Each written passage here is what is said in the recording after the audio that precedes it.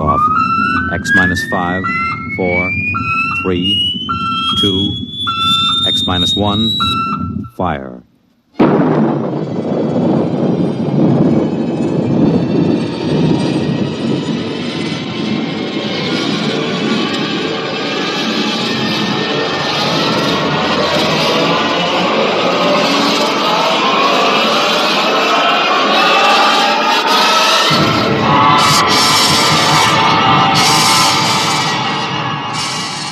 From the far horizon of the unknown come tales of new dimensions in time and space.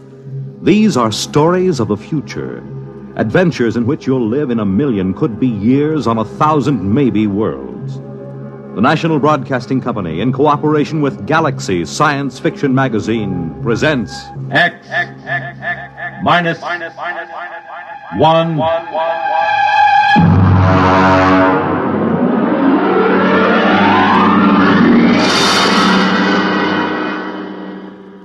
Tonight, The Light by Paul Anderson. But first, hear this. The glamour backstage at Broadway's newest hit musical show, the spectacular West Side Story, the novel experience of accompanying a congressman, Joseph Martin, as he searches out the complaints, compliments, and problems of his constituents on a grassroots tour of his district. The thrill of attending one of the top football games in the nation as Army versus Virginia. The excitement of spending late evening hours with the music of top artists performing in famous nightclubs in New York and Chicago. These are just a few of the highlights of the weekend entertainment Monitor has planned for you. Beginning tomorrow night, Gene Kelly, Milton Berle, Tab Hunter, and Tony Martin are among the celebrities who will be visiting you over the Monitor weekend.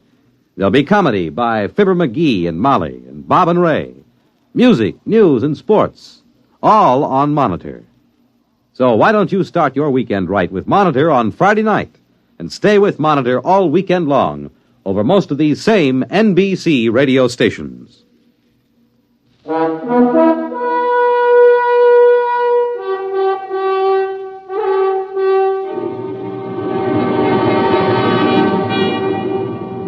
Now, X minus 1, and tonight's story, The Light.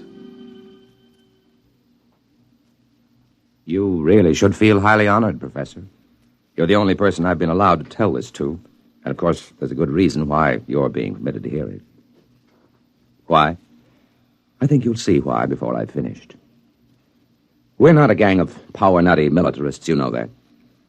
Personally, I'd like to tell it to the whole world, but it could very well touch off a war, and a war would mean the absolute end of civilization. There's one thing you should understand right from the start. Just because I know enough math and physics, just because I could pass the most rigid physical exam ever devised, doesn't mean I don't know anything about culture and art. When they picked me for the three-man crew for the first landing on the moon, they were a little condescending about that side of my background. Baird, the skipper, and Hernandez, the engineer, the other two members of my team, were a little leery of me just because I could talk about art every now and then. They needn't have worried. Once we left the space station and got into orbit, we didn't have much to do for several days but talk. Look at it.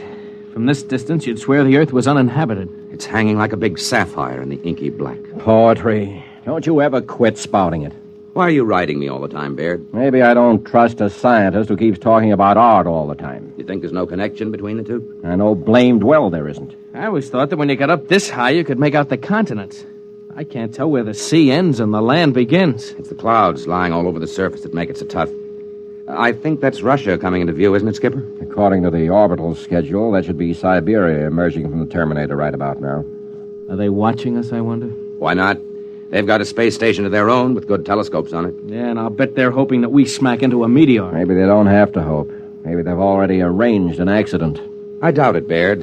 They wouldn't risk sabotaging us. Not on a trip like this with the whole world watching. Because it might start a war? Don't make me laugh.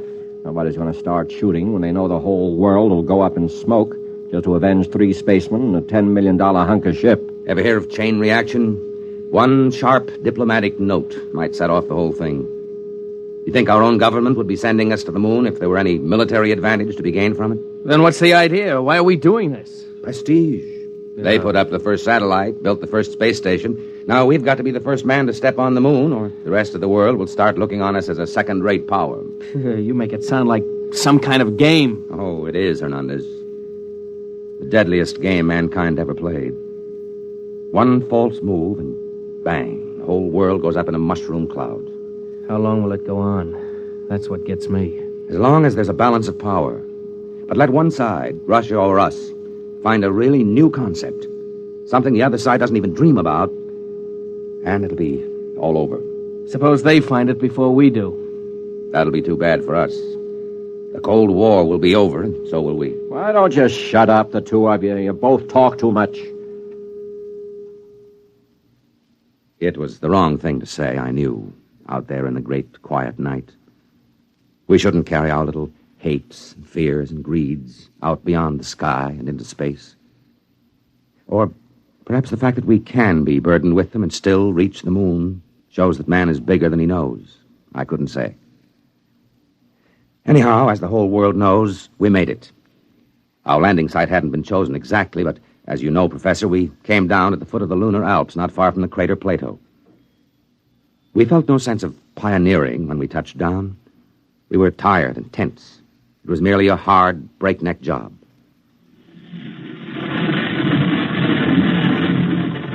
Hot rockets.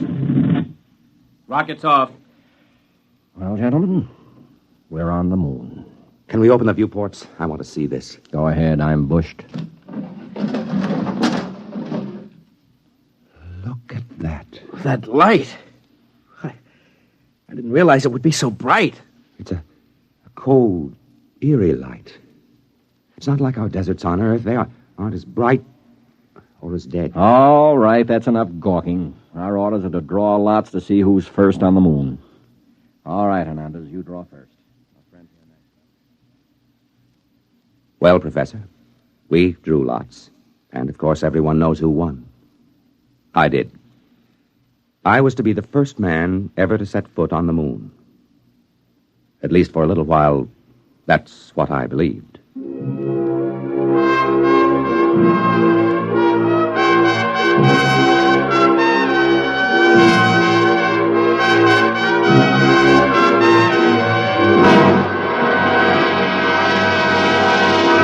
You're listening to The Light, tonight's attraction on X-1.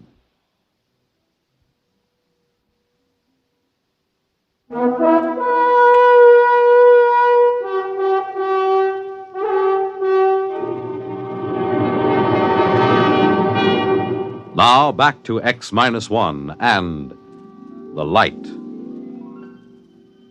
We were in heavy spacesuits, of course, and it wasn't any too easy to move about, even with the light gravity of the moon.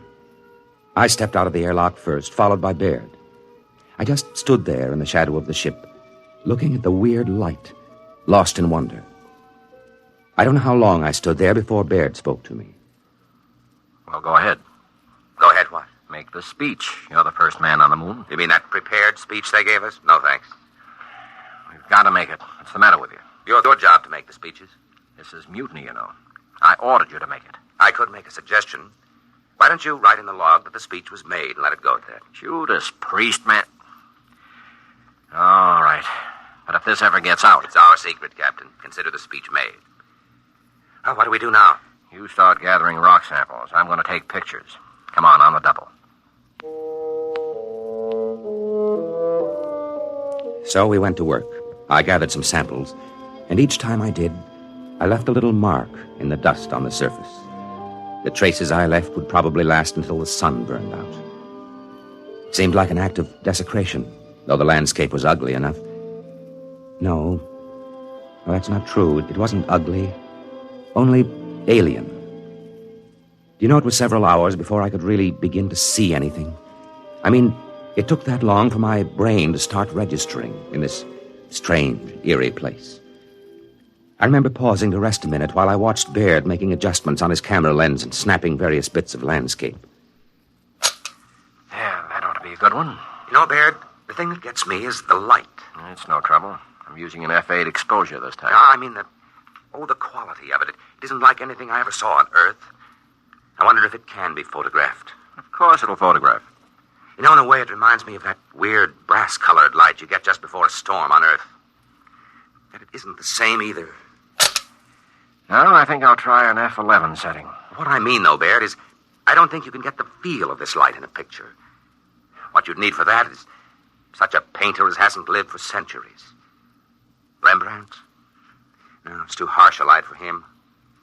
Cold light that's somehow hell hot. Will you shut up?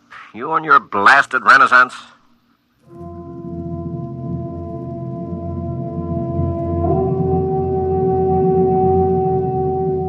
Well, I suppose Baird had a point. This was hardly the place for a chat about art. We went back to the ship after that, had a meal and a nap before setting out for more explorations.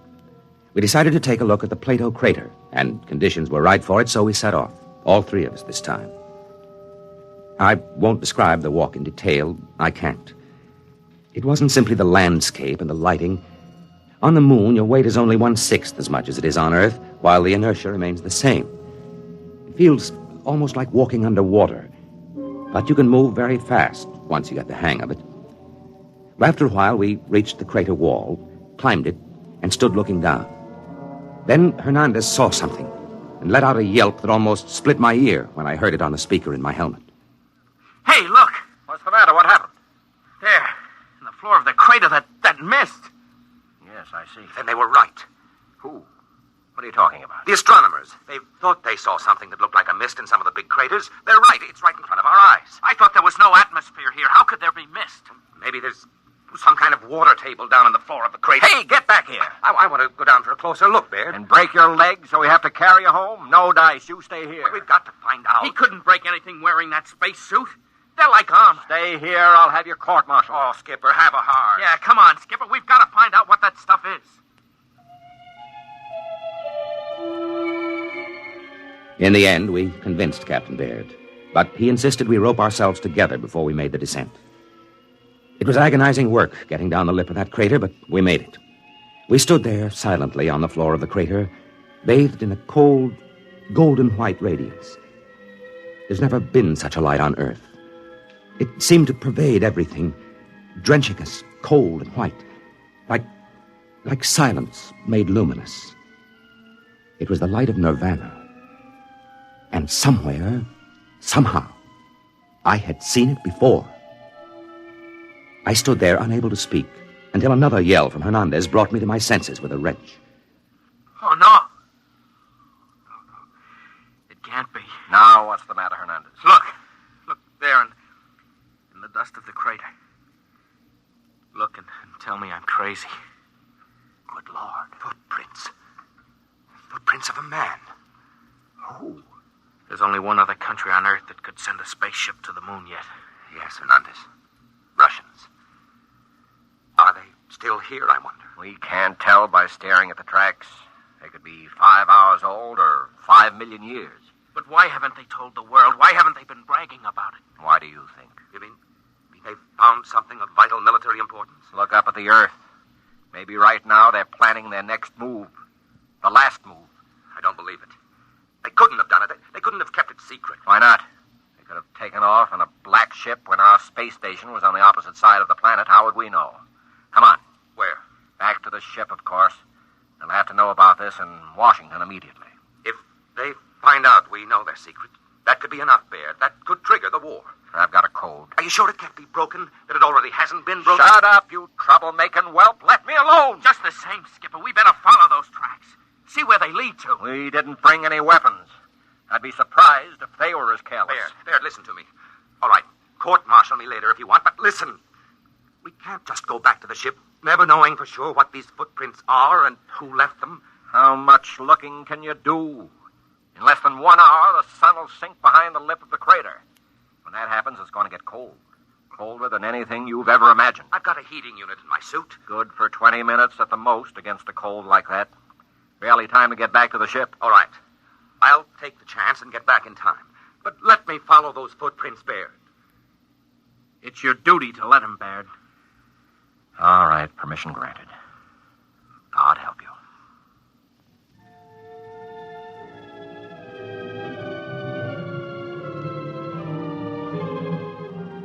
Baird and Hernandez, still roped together, climbed the crater side and disappeared, leaving me alone, staring at the hobnail boot footprints of a man. I had to work fast, knowing that the sun would soon disappear and the awful cold begin. I went on, following the steps in the still, lifeless dust of the moon. At last, I came to the place I was looking for. It wasn't much to see. There was a long track of plowed dust and a chipped stone where something had landed and taken off again. And this was the astonishing thing, there was no sign of a rocket blast. A few scars where a pick had removed samples, footprints, and that's all. Someone, sometime, had landed here without rockets and had never told anyone about it. I looked up at the sky, saw the ruddy speck of Mars, and felt cold. Had the Martians beaten us to our own moon? But I had to get back now. Every second longer that I remained whittled down my chances of ever reaching the ship again. I was about to start back when something caught my eye. A big chunk of rock with something carved on it. Something unmistakable. A cross. A million suns wheeled and glittered above me. Then I knew. I remembered where I had seen that weird light which remained on the wall at sundown. And then I knew the truth. I turned and started to run for the ship. I almost didn't make it. Baird met me halfway, ripped off my pack, and connected another heating unit. Jackass! Puddin'-brained fool!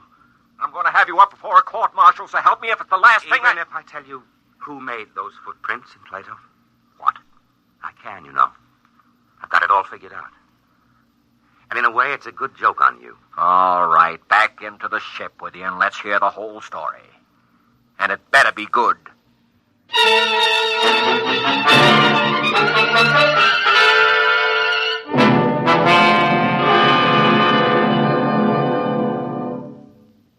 Of course, intelligence has been working night and day ever since we returned and made our report. They know we were telling the truth. And that's why you've been drafted, Professor. We're going overseas together, you and I. Officially, we're tourists. You search the archives, and I'll tell you when you've turned up something we can use. Oh, we'll find it. We'll find something. It couldn't have been done by rockets, you see. Even if the physics had been known, which it wasn't. The chemistry and metallurgy wasn't there. But there was something else. Anti-gravity? Maybe. Whatever it is, when we find it, the Cold War will be over and we'll have won. You don't get it? Professor, I'm shocked and grieved. You're a historian, a cultured man. All right, then. Our first stop is the National Gallery in London, where there's a painting called The Virgin of the Rocks. In that painting, you'll see a light, cold and pale and utterly gentle. A light which never shone on Earth. A light playing over the mother and child. And the artist, Professor, but of course you know the answer now. The artist was Leonardo da Vinci.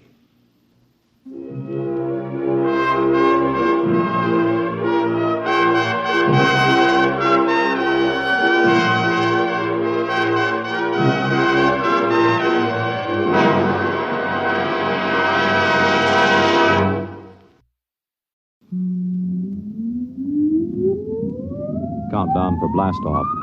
X minus 5, 4, 3, 2, X minus 1, fire.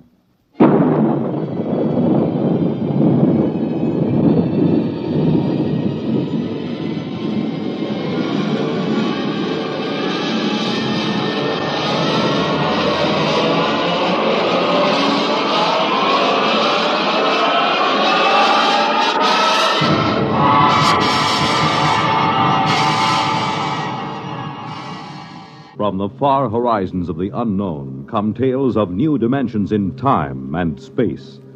These are stories of the future, adventures in which you'll live in a million, could be years, on 1,000 maybe worlds. The National Broadcasting Company, in cooperation with Galaxy Science Fiction Magazine, presents X minus 1.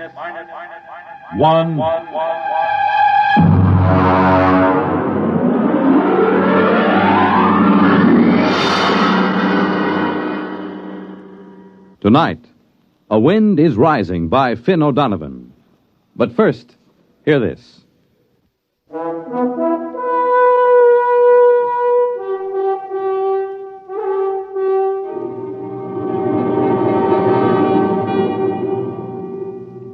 Now, X minus 1. And tonight's story, A Wind is Rising.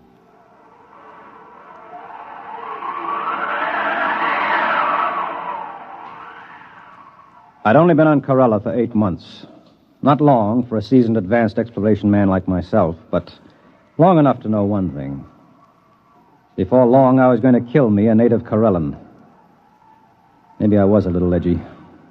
When you have to live inside a steel and concrete capsule just listening to that fantastic wind howl 24 hours a day, it begins to get you. Anyway, it started when Smanik, he was our Corellan radio man, came up to my quarters to get me. Corellans are a dirty brown and look something like big spiders with 5 hairy tentacles. Yeah? Smanik, Earthman. Well? Other Earthman. Tell Smanik, tell this Earthman, come pretty quick. Okay. You got lump sugar. What for? Smanik, do something favor. Get lump sugar. No, I don't have sugar. Now beat it. Maybe you got dead meat? Smanik like dead meat? No meat. Now get your slimy shape out of here. Clayton. Yeah, what's wrong? Come on down with me. Clayton, I don't think it's good to insult these Corellans. They have no feelings, you know that. They have no emotional nervous setup. Just the same, I don't think it's good. For who? For you. When you insult somebody by your own standards, you hurt yourself. Even if the object of your insult is a dead thing. Now, look, Mirishev, I'm an advanced exploration expert. You're an anthropologist. You stick to your stuff, and I'll stick to mine. Sorry. Now, what's the fuss about? The water faucet. What about it? It isn't running. What? I pounded it and put a probe in. It must be blocked out at the storage tank. How could it be blocked out there? I don't know. Maybe the wind rolled a boulder at it. Yeah. More likely one of those spiders like Smanik was fiddling with it. The natives have been told not to tamper with the water line. They don't like us. They might. I thought you said they were incapable of feeling like or dislike or any emotion. I did. I know they can't feel, but still somehow I get the sensation that they resent us. I'm glad we've only got one of them inside the station. Regardless of that, we can't live with our water supply cut off. Oh, listen to that wind. It'll be murder out there. I'll go. It's my turn. You wouldn't know what to do if you got there. It seems quite simple. Well, come to think of it, it could be a 2-man job if there's a boulder. The wind gauge reads 82 miles an hour. Just a light breeze on Corella. Maybe we ought to wait till it drops a little. Let's ask the gink. Why do we take him along? The gink? He knows the terrain, and like all his kind, he's a fantastic sailor. But they take those woven land boats out in 100-mile winds with no qualms at all. The Brute 14 tons, and it has a diesel engine. We don't need any sailors. If we have to use a steadying sail, I can handle it as well as any Spider-Man. Just a suggestion. You stick to anthropology. Open the locks, and we'll get the Brute out. I'll need Smanik to close the locks after us. Smanik? Earthman, call. Clayton and I are going out in the heavy land car. What's the weather going to be like? Wind come up along little more. Not anything to be afraid. You got sugar. Oh, here you are, Smanik. Very good sailing today. You got sail on truck. We have a steadying sail made of steel. Woven reeds. More better. A more easy time. We know all about that. Open the lock, Nerishev.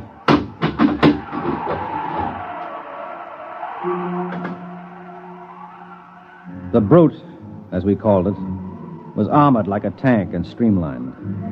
It had vision slits of shatterproof glass, and most of its 14 tons were centered near the ground. It was sealed from dust and had 6 giant tires made of woven steel mesh. It was built to take the rocky terrain of the planet Corella and to navigate in the gale-force winds that battered the planet. I strapped myself into the cockpit, and we were ready. The wind indicator told me that the winds had risen to 94 miles an hour and rising.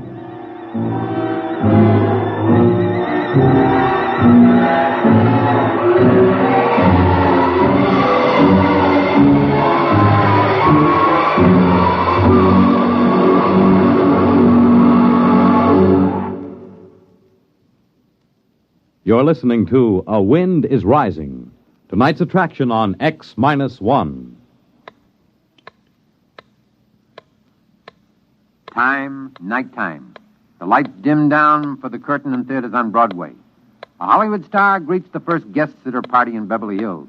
In Chicago, the police plan to close the ring on a band of desperate criminals.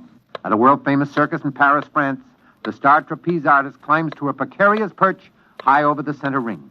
In a Las Vegas nightclub, a hush falls over the tables as one of the great singing stars of our time steps out onto the stage, and in New York's Radio City, the studio warning light flashes, "Stand by."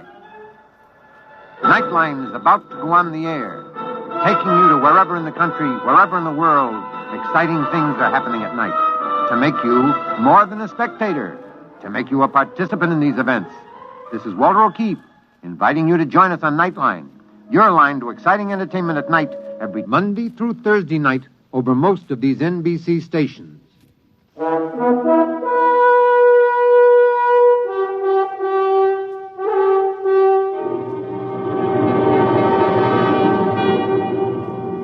Now back to X-1, and a wind is rising.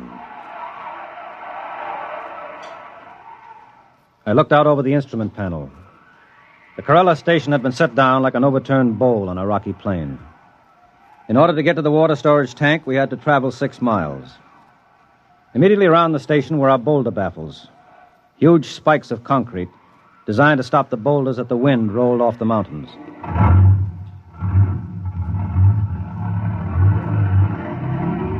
I shoved the brute into gear, and we were on our way. Hang on, Nereshev. Here we go. The wind is up to 97. Do you suppose we're in for a storm?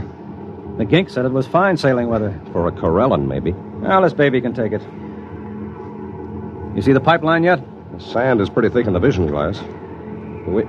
There it is. About 2 points on the starboard bow. I see it now. What's our speed? 3 miles an hour. Give us a little more oxygen in here. Right? Hey, there's something coming toward us. Looks like a boulder. Hard right.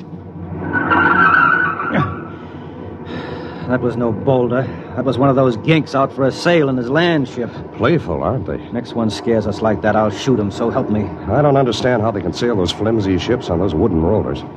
What's our wind speed now? 102 miles an hour. I think it's going to be a storm, Clay. Well, there's no point in turning back now. We can't live without water. I'm game if you are. What's the strongest storm we've ever recorded? Well, let's see. In the 8 months we've been here, about 168 miles an hour. Well, this baby was built to navigate up to 200. We'll be all right.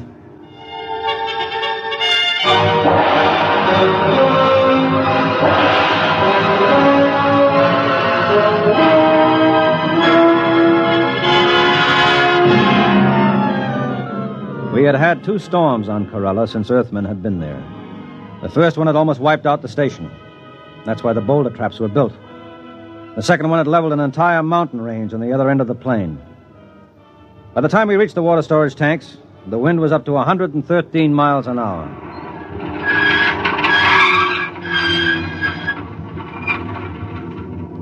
Well, this is it. One of us has got to put on an air suit and repair the damage. Means blowing out the line. It's my turn. What do you know about mechanical things? I'll go out. Fasten that nylon rope to me and winch it as I go along. I'll anchor the brute in the lee of the concrete breaker. Maybe you ought to wait till the wind dies down. It isn't dying down, it's rising. We can radio Smanik at the station and get a report. You think he'll give us a straight answer? I trust him. Hello, Smanik. This is Nereshev calling Smanik. This Smanik, Earthman. How long is this wind going to keep up? Long time. Maybe even longer. More than 2 hours? Yes. Okay. Clayton is going out to fix the pipe. We'll be back in an hour if everything holds. Okay. Well, I'm ready. Lock my helmet. Can you hear me? Yes. Okay. Open the chamber. Here I go.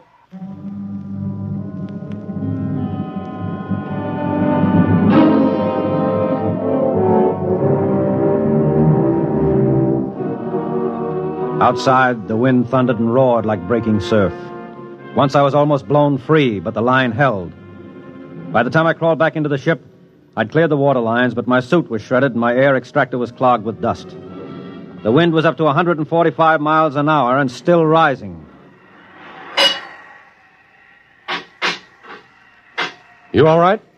Yeah. All right, let's get this thing going. It's starting to shiver in the wind. Right.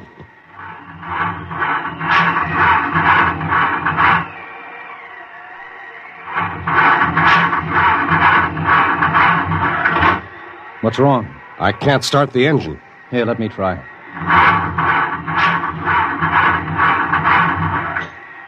Sand.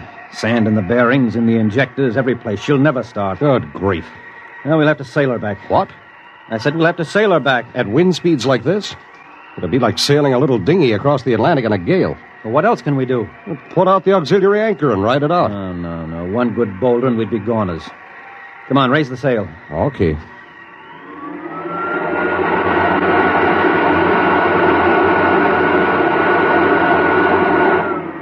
Release anchors.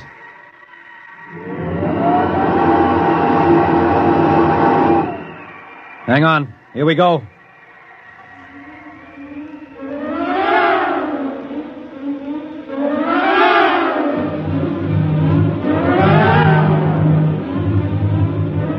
We raised the steel sail and tacked into the wind.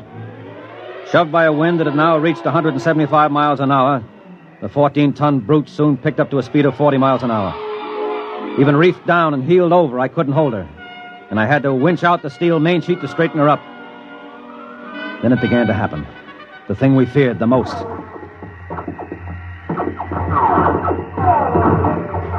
What's that? The wind is tossing rocks at us. Oh. Well, as long as we're not capsized, we'll be okay. She's heeling at 45 now. It's no problem. So rock smashed the visor. Put on your oxygen mask. Wait.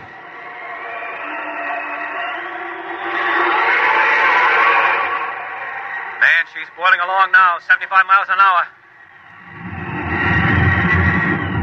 Clay, there's a boulder coming. Down the mountain. I can't head her up. Head off. No use, I'll have to jive. You can't. Hang on! Wait, misters. That boulder's as big as a city block. You're headed for the cliffs. Winch in the sheet again. We'll head up toward the station. No, it's no use. I can't head her up. We'll have to run with the wind. You can't run far. The cliffs are dead ahead. Let's drag the emergency anchor. Maybe it'll slow us down. Suppose it fouls. Worry about that later. Drag it.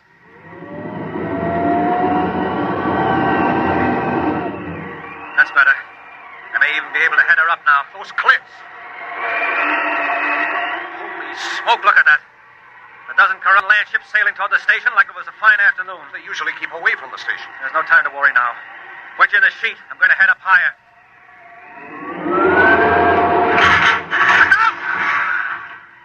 What was that? Boulder. Snap the mast off. Holy mother. We're being blown toward the cliffs. Is that land anchor out? Yes. Oh, pray it'll foul and hold us. Pray. Our Father who art... We're fouled. Yeah. And it's holding. Now if it'll just bite in. I think we're anchored. But listen to those boulders. We won't last 10 minutes anchored here. Move over. Why? I'm going to try the diesel again. I don't know, maybe it's a long shot, but maybe.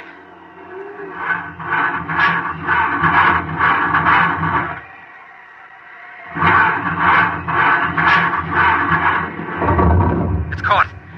It's caught. Come on, baby. Start. Start! That's it. She's running. She's running. All right, let go of that anchor. Warm up that coffee, Smanik. We're coming in.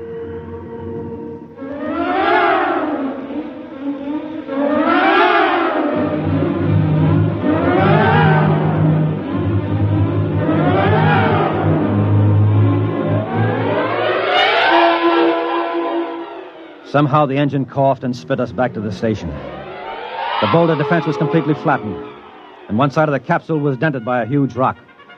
But otherwise it was still holding. The winds were up to 212 miles an hour at the time.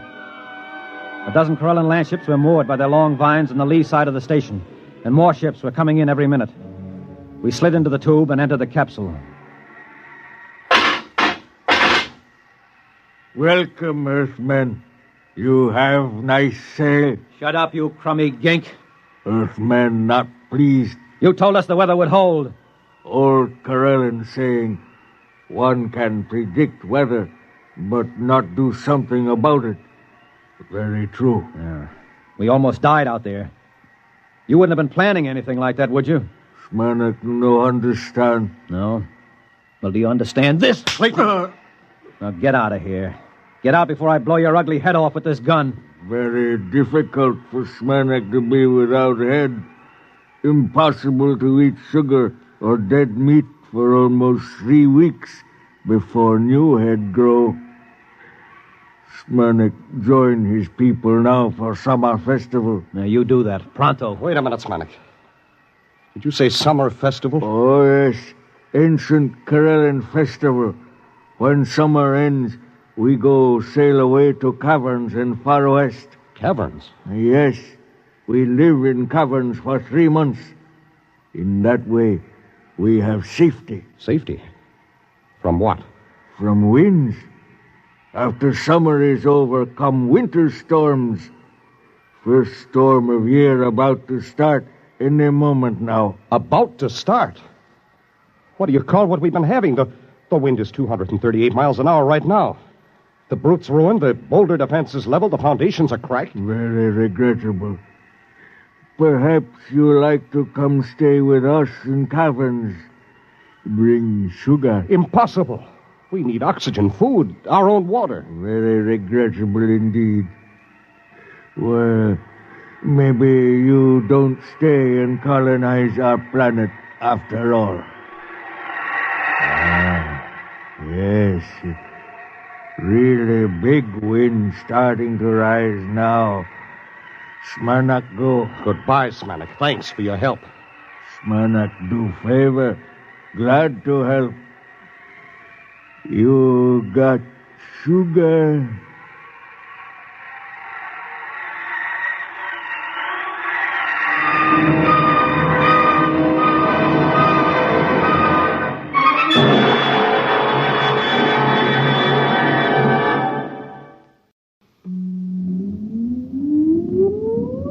Countdown for blast off. X minus 5, 4, 3, 2, X minus 1, fire.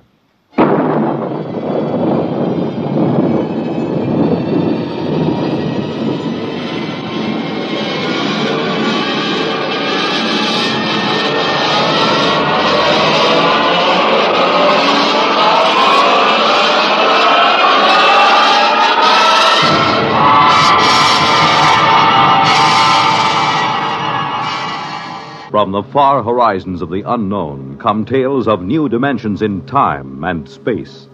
These are stories of the future, adventures in which you'll live in a million, could be years, on 1,000 maybe worlds. The National Broadcasting Company, in cooperation with Galaxy Science Fiction Magazine, presents X minus 1.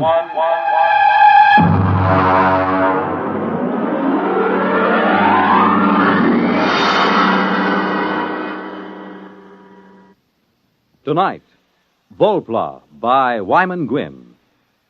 But first, hear this. Hello, I'm Dorothy Olson, singing schoolteacher on NBC's big weekday musical show, Bandstand. But right now, I'd like to talk to you parents. I'd like to ask you a few questions as you're getting ready to send your youngsters back to school.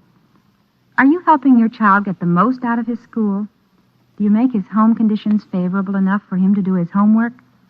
Do you show an interest in his schoolwork? Remember, your child's success in school and later on in life depends to a large degree on your attitude towards his schooling today. And there's another important thing. Everyone needs a good send-off in the morning, and that goes for children, too.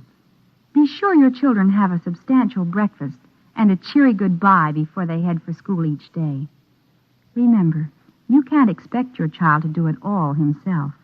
Encourage him in his schooling, both in your attitude and in your actions as he goes back to school this fall.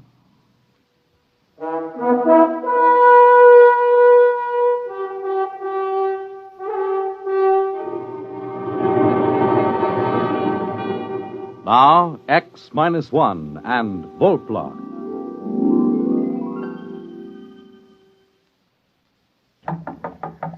Lunch, dear. Oh, I'll be right there. Come on, you old hermit. I have a buffet on the terrace. I'm coming. So, I'm an old hermit, am I? And our daughter says I'm eccentric now. I wonder how the devil she ever found out. From me, of course. But you love me just the same. Oh, Max, what's got into you? Stop it. Oh, I reached the dangerous age. And, lady, I'm going to have fun. Well, come on out to the terrace. The hamburgers will get cold. My dear, I'm going to have a new kind of fun. Oh? It's a joke. I'm going to play a tremendous joke on the whole world.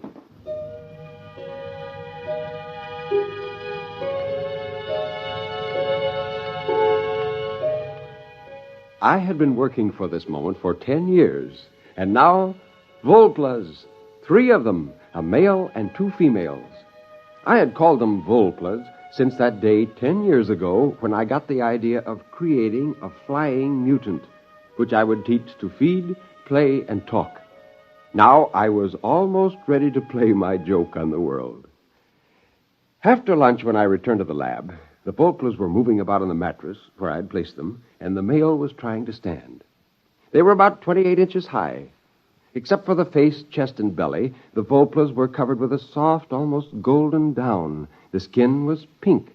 Upon his head and across his shoulders, the male had a shock of fur as soft as a chinchilla. The cranium was in the same proportion to the body as it is in the human. And they were shockingly human-eyed. When the male spread his arms, the span was 48 inches.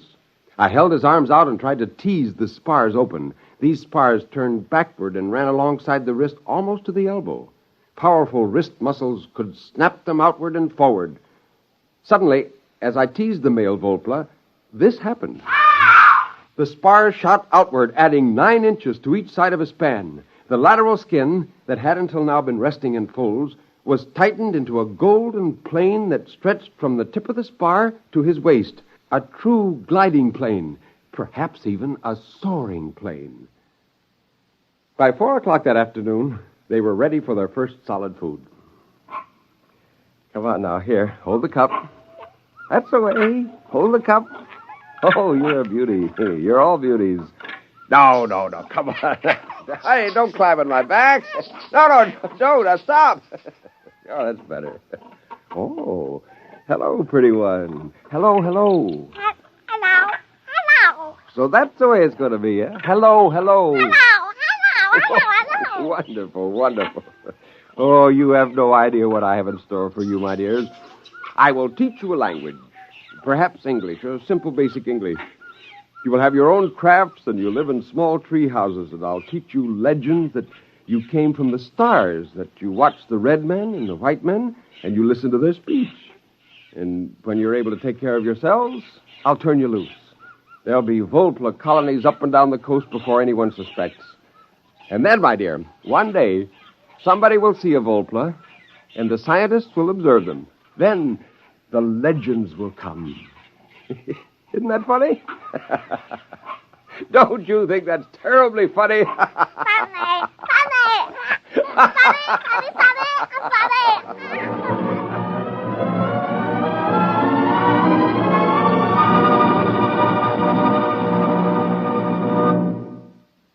You're listening to Volpla.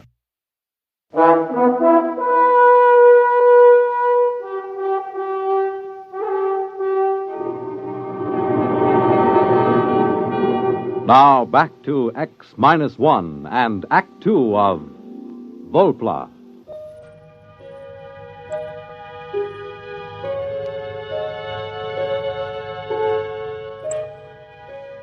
I used the metabolic accelerator to cut the Volpla's gestation down to 1 week, and I used it to bring the infants to maturity in 1 month. By the next spring, I had a colony of over 100 Volplas, and I shut down the accelerator. From now on, they could have their babies in their own way. I had devised a language for them, and I carefully adulterated it with English, as if they had observed us and learned. My Volplas were amazing. They were bilingual. Well, Jane and Susie went down to Santa Barbara for a week, and I took the opportunity to ship the male and the oldest 2 females out of the lab. I put them in a Jeep beside me and drove to a secluded valley about a mile back in the ranch. Tree, rock, sky. That's right, Chief. That's the sky. All right, come on now. Everybody out. Run, jump. Jump, run, sky. That's right. Take off. Go ahead.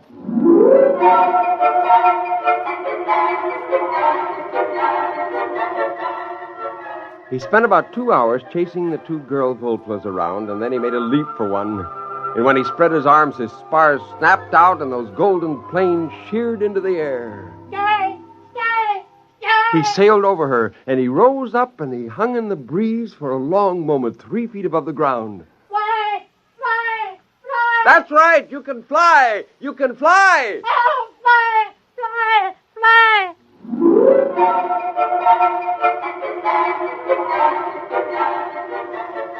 They learned quickly and brilliantly. They were not really flyers. They were gliders and soarers. Before long, they took agilely to the trees and launched themselves in beautiful glides for hundreds of feet, banking and turning and spiraling to a gentle halt. Oh, I laughed out loud with anticipation. Wait until the first pair of these is brought before a sheriff. Wait till the newspaper reporters are routed out into the hills to witness this. When they were tired, the Volplas lay on their backs with their planes stretched out. The oldest one came over to me. He squatted, his elbows resting in the ground, his wrist crossed at his chest. Before the red men, we live here? That's right. In places like these, you lived all along these mountains. Now there are very few of you left. Since you've been staying in my place, you've naturally forgotten the ways of living outdoors. We learn again. We stay here? That's right. Now look. Look, you see up in that tree? That's a bird. That's your food, if you can kill it. How? Well, I don't think you can get at them in the tree. You'll have to soar up above and catch one of them on the wing when they fly away. Go ahead, try.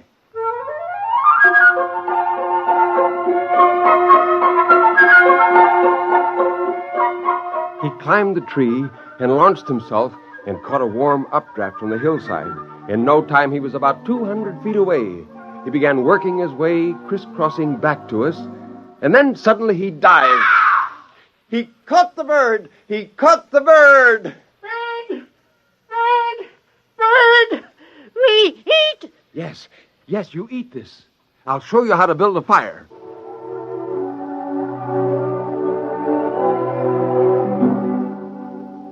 Again, I told them the story I had made up. How they came long before the Red Men in a ship from the stars. I taught them to point to the planet Venus and say that was the star they came from. I grinned to think of the many stories that would be written in the Sunday supplements. Oh, what a great joke I was playing on the world. We came from the star before the red men?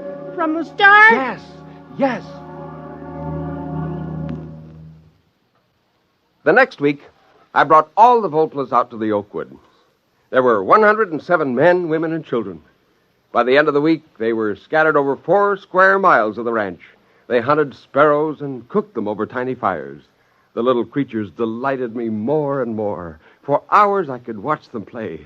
I could sit all afternoon and watch them at work in a treehouse, quite forgetting to go home. Well, how does the mighty hunter who now returns from the forest? Fine. Oh, I've been enjoying the local animal life. So is our daughter. What do you mean? She has 2 of them up in her room. 2 what? I don't know. What do you call them? I went up the stairs 3 at a time and burst into my daughter's room. There she sat in her bed, reading a book to 2 Volplas. Hello there, King Arthur. What's going on here? Oh, nothing, Daddy. We're just reading like we always do. Like always? How long has this been going on? Oh, weeks and weeks. How long is it since that first time you came here to visit me? Weeks and weeks. But you're teaching them to read. Oh, of course. They're such good pupils and so grateful. Daddy, you won't make them go away, will you? Oh, Jane, why didn't you tell me such a thing like this was going on? Now, you listen to me, mister. Your whole life is a secret from us. Just what makes you think your daughter can't have a little secret of her own? Oh, fine secret. Didn't it occur to you that this might be dangerous? Those creatures are... Oh, Max, for heaven's sakes, they're sweet, lovable little creatures without a harm in their furry little bodies. Now, don't get excited.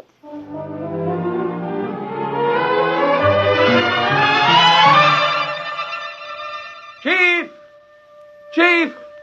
Look, where are you? Here, Bush. Listen. Do you realize there are 2 Volplas in my daughter's bedroom? Yes, they go there every day. Is there anything wrong with that? But she's teaching them the words men put on paper. Yes, you told us men may be enemies. We wish to learn so we can protect.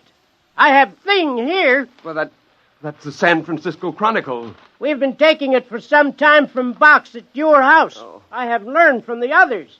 I can read most of this. It was terrible. The whole wonderful joke of the Volplas would be lost. But I knew what I would have to do. I'd have to explain that my family and I had found a colony of them on our ranch and taught them English and taught them to read. I was stuck with that. Men are dangerous. They will shoot us with guns if we leave here. No. Now listen. When they know who you are, they'll leave you alone. Now, you must disperse all your families at once. Send them far away and spread out. No, we cannot leave these woods. Men would shoot us. But I'm telling you... Perhaps you are not a good friend. Perhaps you have lied to us. Why are you saying we should leave these woods? But it's important. The whole... I mean, you'll be safer. We will decide.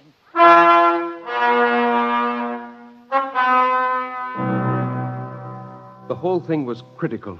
It could be disastrous. I went back to the house and up to Susie's room. I found her talking to two Volplas. Oh, no. I'm sure you didn't come from the stars. That doesn't sound right. The more I think about it, the more I'm sure that my father made you. Susie, what business have you telling them that? I don't want you talking to them that way. Do you hear me? Daddy, you want to play a joke, don't you? Like the time you said I could have a horse for my birthday. You gave me that dried seahorse in the bottle instead of a real one.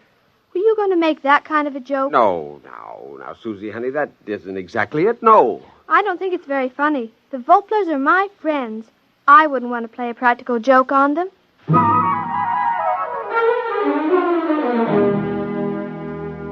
Chief! Chief, where are you? Chief! Oh, confound it, the fires are out, none of them around. Chief! Are you up there in that treehouse? Where are you? Where are all of you? You've got to listen to me. I made you. The joke, the whole joke is spoiled. Where are you? Chief! Volplas! Volplas!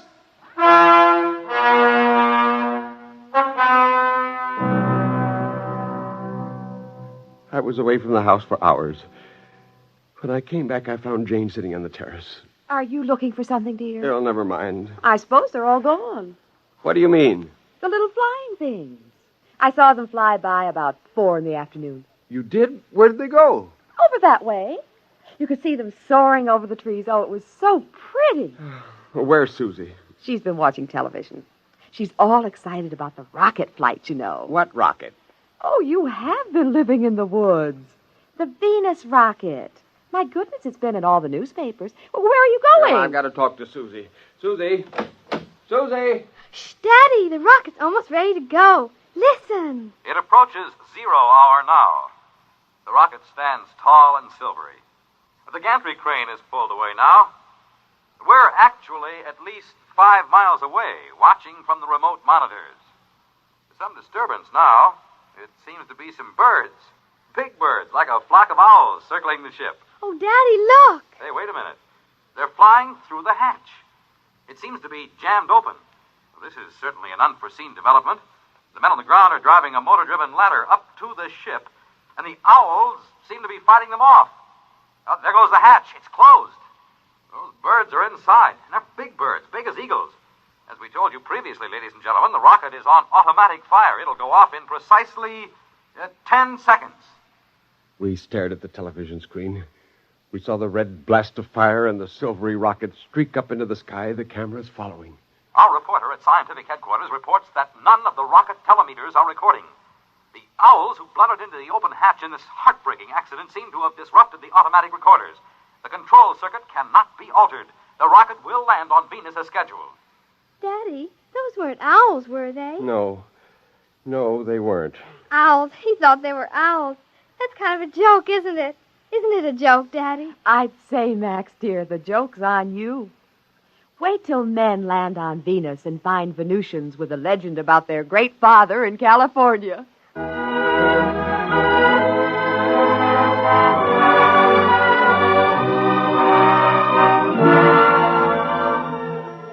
Of course, they left me a note.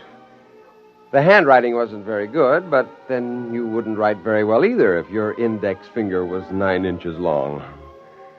I sat on the patio and read the Volpla's farewell. It said, "The man who made us, we forgive you. We know we did not come from the stars, but we go there. I, the chief, give you welcome to visit. We will try not to laugh at you. Goodbye.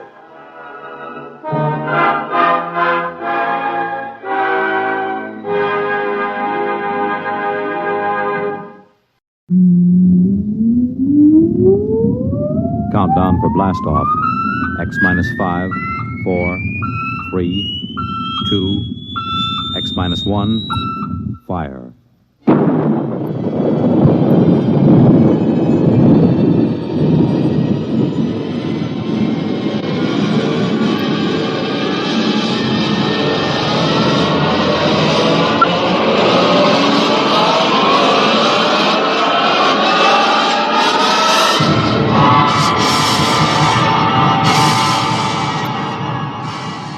From the far horizons of the unknown come tales of new dimensions in time and space. These are stories of the future, adventures in which you'll live in a million, could be years, on 1,000 maybe worlds. The National Broadcasting Company, in cooperation with Galaxy Science Fiction Magazine, presents X minus 1.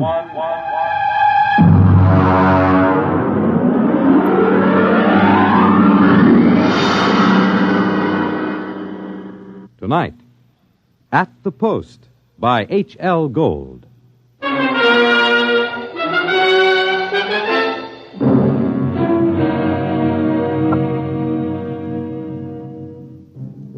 When I come into the Blue Ribbon on 49th Street west of Broadway, I could tell right away nobody told Doc Hawkins about my misfortune. Doc, who ain't one really, writes a daily medical column for the Racing Form, and we're celebrating his being sprung from the alcoholic ward.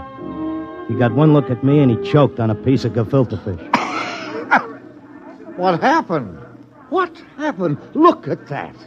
Clocker's become a character. Now, lay off, Doc. Look at that, a gray flannel suit, a black tie. Clocker, where is your purple and green check sports jacket? Where are your two-tone suede shoes? Why, you've become a character. That was Zelda's idea. She wanted to make a gentleman out of him. Wanted to? Why, you two kids got married just before they took, my snakes away. Don't tell me you've, flipped already. You don't know, Doc? No, what happened? Well, it was right after you tried to take the warts off the fire hydrant that Zelda started hearing voices. It got real bad. How bad? Well, she's at Glendale Center upstate. I just came back from visiting her. Well, did the psychiatrist give you a diagnosis? Yeah, I got it memorized. Catatonia dementia precox. Oh, rough. Very rough. The outlook is never good in such cases. Maybe they can't help her, but I will. Now, Clocker, you're a race handicapper. You run the best tip sheet on Broadway. But people are not horses. You've got to think of your public. For instance, what's good at Hialeah, huh? My bar bill is about to be foreclosed, and I can use a long shot. Those couch artists don't know what's wrong with Zelda. I do. You do? Well, almost. I'm so close I can hear the finish line camera clicking. Now, that's very interesting. Perhaps we can collaborate on an article for the Psychiatric Journal. All right, look. Look at these charts. Look, here. Huh? I use the same system I used to dope the races. Look, Zelda's got catatonia. She used to be a hoofer before we got married, and now she does time steps all day. Stereotype movements are typical of catatonia. You don't get it. She does time steps. The first thing you learn in hoofing, over and over. 10 or 15 hours a day. And she keeps talking like she's giving lessons to some jerk kid who can't get it straight. And I hear when these catatonics pull out, they don't remember much or maybe nothing. Protective amnesia. They work harder and longer at what they're doing than they ever did when they were regular citizens. And they don't get a red cent for it. I beg your pardon? I said they were getting stiffed. Anybody who works that hard ought to get paid. I don't understand what you're getting at. What are they knocking themselves out for if it's for free? Doc, I tell you, I miss that mouse. I gotta save her. She can't see or hear us, but she can sure see or hear something. And I'm gonna dope her. Clarker, it's too much for you. Too much for me, huh? Who was it said Warlock had turned into a dog in his third year? Who was it had 7 winners the opening day at Belmont? You take my word for it, Doc. I'll beat the schizophrenia handicap.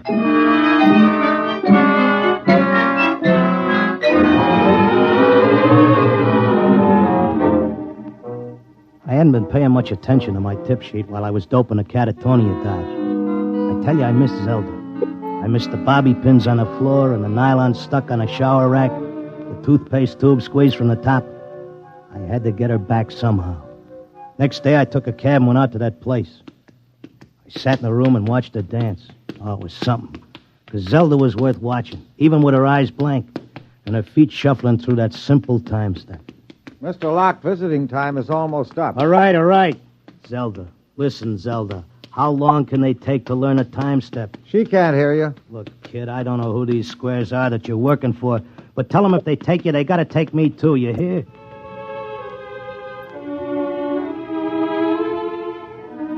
I had an idea now. I had it doped that Zelda was showing them how to dance, whoever they are. And the only way I could spring her was to find out who was controlling her and what they were after. The first step was to get them interested in me, and what I know about racing, doping horses. So I stood there next to Zelda, and I started to talk. Now, the first thing you gotta figure is bloodlines. You take a horse, you gotta know back maybe 4 or 5 generations on both sides. Then you gotta know where the coat was foaled, what time of year, because all horses are 1 year old on the 1st of January. And there's confirmation, training. You take a horse with good bloodlines, break him in a spring on a hard training surface track, and the first thing you know, you got a horse with a shin splint. Well, they may cover it up, but if you know it's there. I once knew a horse ran in Hialeah who was scared of flamingos. What are you doing? Had a fine record at Gulfstream and Bowie. But when he got down to Hialeah and got one look at the flamingos, he wouldn't run for beans. Mr. Locke, are you all right? Shut up, I'm Mr. busy. Locke. You bet on a horse that's scared of flamingos at Hialeah, and you're going to come in with your tail between your legs.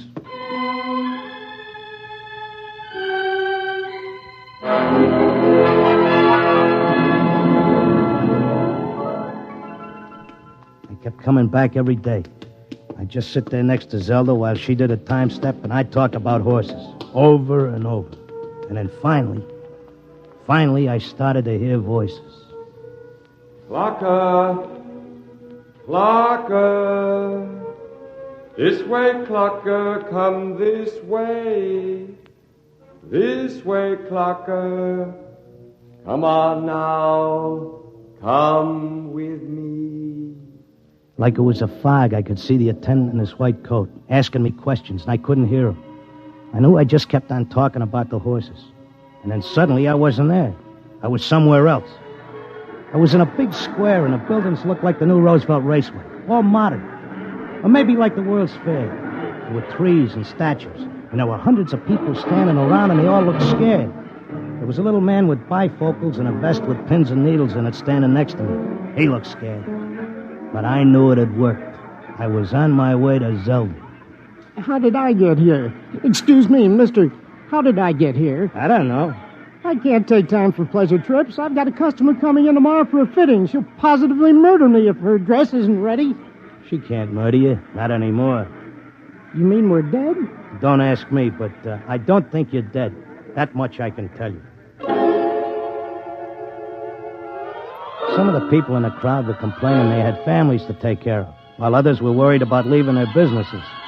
And they all grew quiet when a man climbed up on a big platform in front. He was a very tall and dignified guy, and he had formal clothes and a white beard like the chief mourner at a politician's funeral.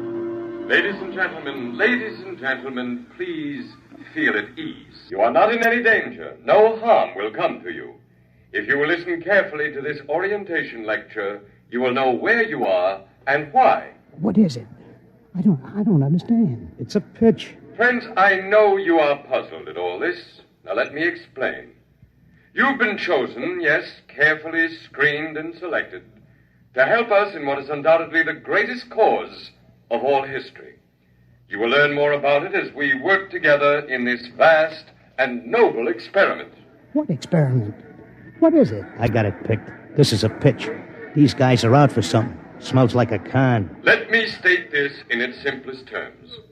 Now, you know that there are billions of stars in the universe and that the stars have planets.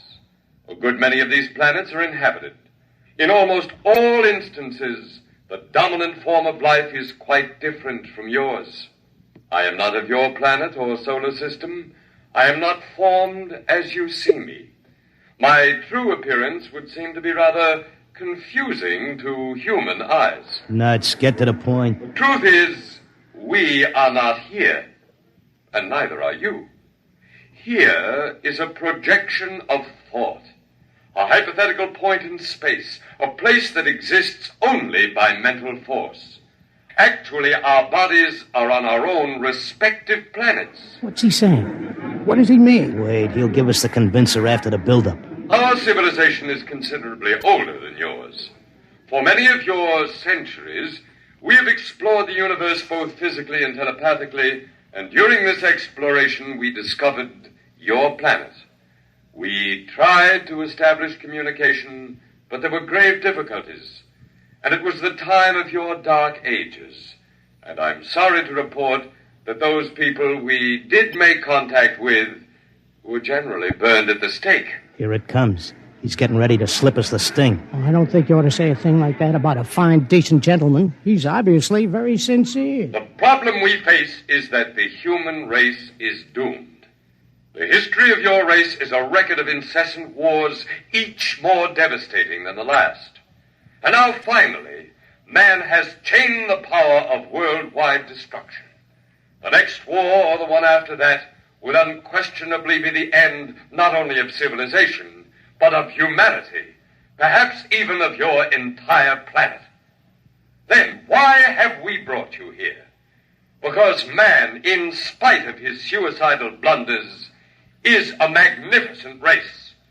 He must not vanish without leaving a complete record of his achievements. Now, this is the task we must work together on. Each of you has a skill, a talent, a special knowledge we need for the immense record we're compiling. Every area of human society must be covered. And so we need you urgently. Your data will become part of an imperishable social document that shall exist untold eons after mankind has vanished.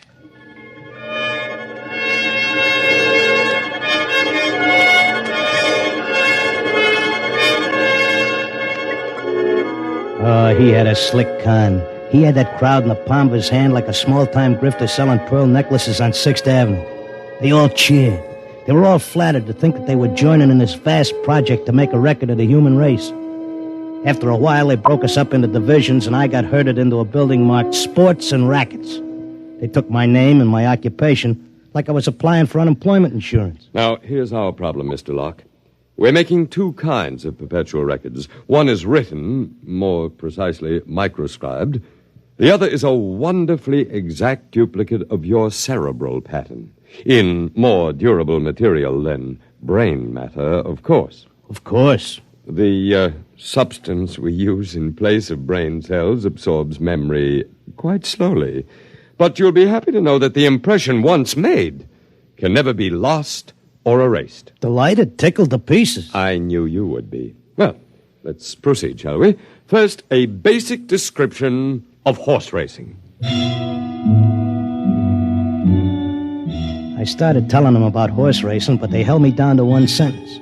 They said I had to repeat it over and over so that recording thing could get it.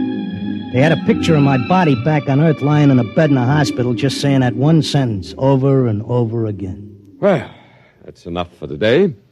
Isn't it amazing? We have a more detailed record of human society than man himself ever had. Your life, my life, the life of this Zelda, whom you came here to rescue, all are trivial, for we must all die eventually. But the project will last eternally. You're telling me you know what I'm here for? To secure the return of your wife. I would naturally be aware that you'd submitted yourself to our control voluntarily. It was in your file that was sent to me by admissions. Then why did you let me in? Because, my dear friend, we also... Leave out the friend pitch. I'm here on business. As you wish.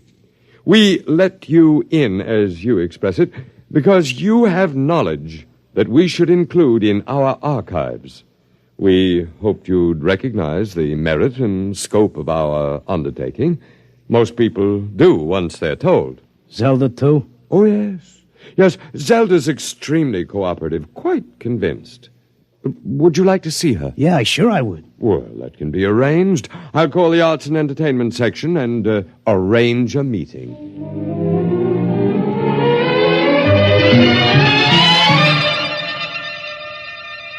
Zelda, baby. Clocker. Let's get out of here. Oh, hello, Clocker. Aren't you glad to see me? I spent months and shot every dime I've got just to find you. For sure I'm glad to see you, hon, but I can't waste any time. This work is so important. I want to talk to you. That con artist with the white beard said... isn't he wonderful, Clocker? Aren't they all wonderful? Regular scientists devoting their whole lives to this terrific cause. What's so wonderful about that? They could let the Earth go boom. It wouldn't mean a thing to them. Everybody wiped out, just like there never were any people. Not even as much record of us as the dinosaurs. Gee, wouldn't that make you feel simply awful? I wouldn't feel a thing. All I'm worried about is us, baby. Who cares about the rest of the world doing a disappearing act? I do, and so do they. They aren't selfish like some people I could mention. Selfish? You're darn right I am. Zelda, listen. I'm selfish because I got a wife and I'm nuts about her and I want her back. I have to help out on this project. It's the least I can do for history. History? What did history ever do for us? Go turn in your time card, baby. Tell them you got a date with me back on Earth. No, this is my job as much as theirs. More even. They don't keep anybody here against their will. I'm staying because I want to, Clocker. But, honey... Excuse me, I've got to get back. I'm teaching them the soft shoe now.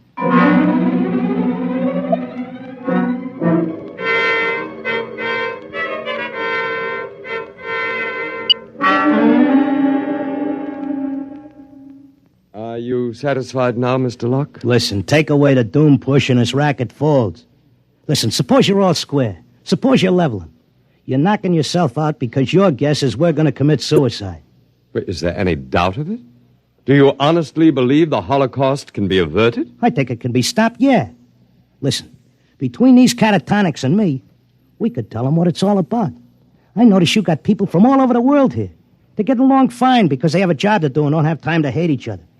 Well, it could be like that back on Earth. Mr. Locke, we have experimented in the manner you suggest, but a human psychological mechanism defeated us. Yeah? What was that?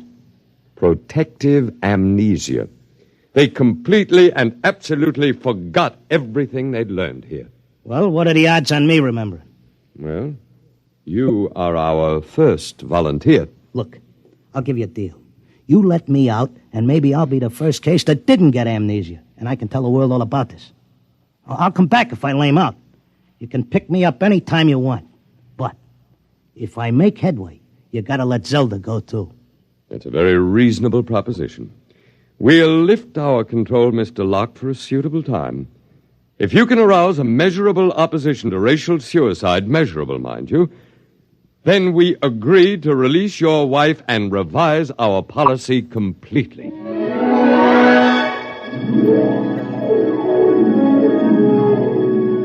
I came to at Glendale. It took me about 2 weeks to convince them that I was all right again. But I had to convince the world that they were throwing a race and that they needed a saliva test. So I started to write it all out in my tip sheet, in and around the horses. Around that time, I ran into Doc.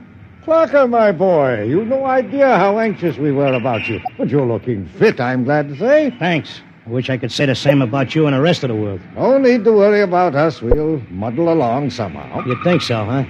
I'm glad to see you've got your tip sheet going again. As long as the bobtails run, who cares what happens to anything else?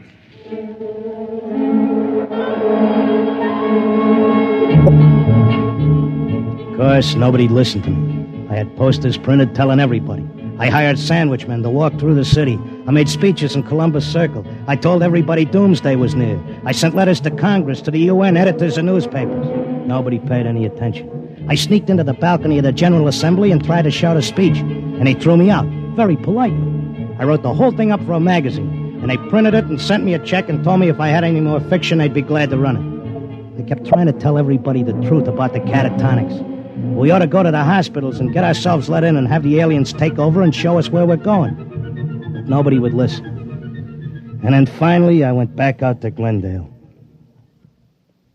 Oh, Mr. Locke, we were wondering when you'd come visit your wife. You been away? I want my old room back. But you're perfectly normal. Give me half hour alone, and you'll be glad to give me my room.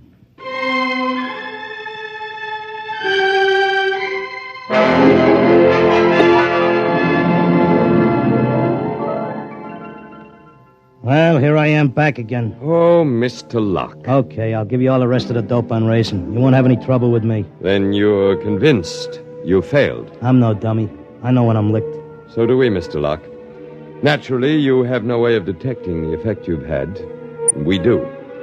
The result is that because of your experiment, we're gladly revising our policy. Huh? Is this a rib? Nobody listened to me. Oh, but they did. Visits to catatonics have increased considerably. When the visitors are alone with our human associates, they tentatively follow the directions you gave them in your article. Not all do, to be sure. Only those who feel as strongly about being with their loved ones as you do about your wife. We've accepted 4 voluntary applicants. You mean I made it? That's right. Before long, we shall have to increase our staff as the numbers of voluntary applicants increases geometrically, and then we'll be able to release the first group to go back and carry the message. Whenever you care to, Mr. Locke, you and your wife are free to leave. Okay, but I'll tell you what. I owe you plenty. I'll help make that record before I go. I'll teach you how to dope the horses. Is that what you want? Why, yes. All right, then let's go. The quicker we get started, the quicker we can get back.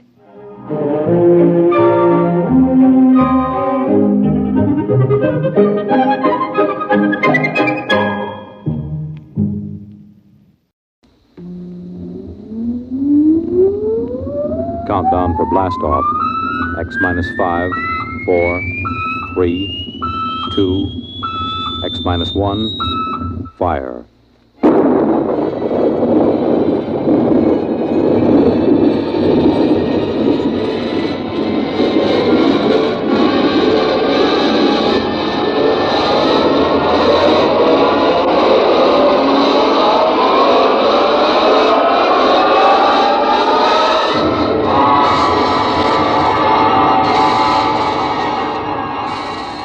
From the far horizons of the unknown come transcribed tales of new dimensions in time and space.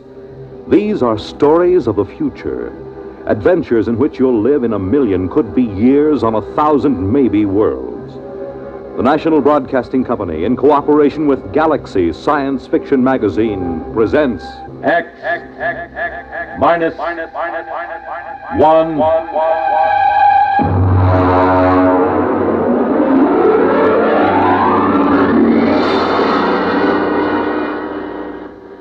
Tonight's story, A Pail of Air, by Fritz Leiber.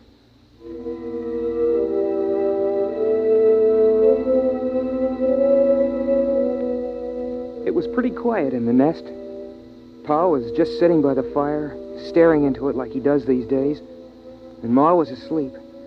That's why it was so quiet. Ma has some pretty bad times when she just screams and huddles back against the blankets that line the nest. Sis was looking at herself in the mirror that hangs next to the bookshelf. I don't know what she finds to look at so long, but then she's a girl. She just looks at herself. Saturdays, when Pa puts a couple of extra lumps of coal on the fire and we take a bath, she looks at herself in the mirror and sometimes she cries. I dropped the book I was reading, and I guess that woke Ma. Huh? What? What? Pick up the book, Bud. I'm sorry, Pa. It's come back.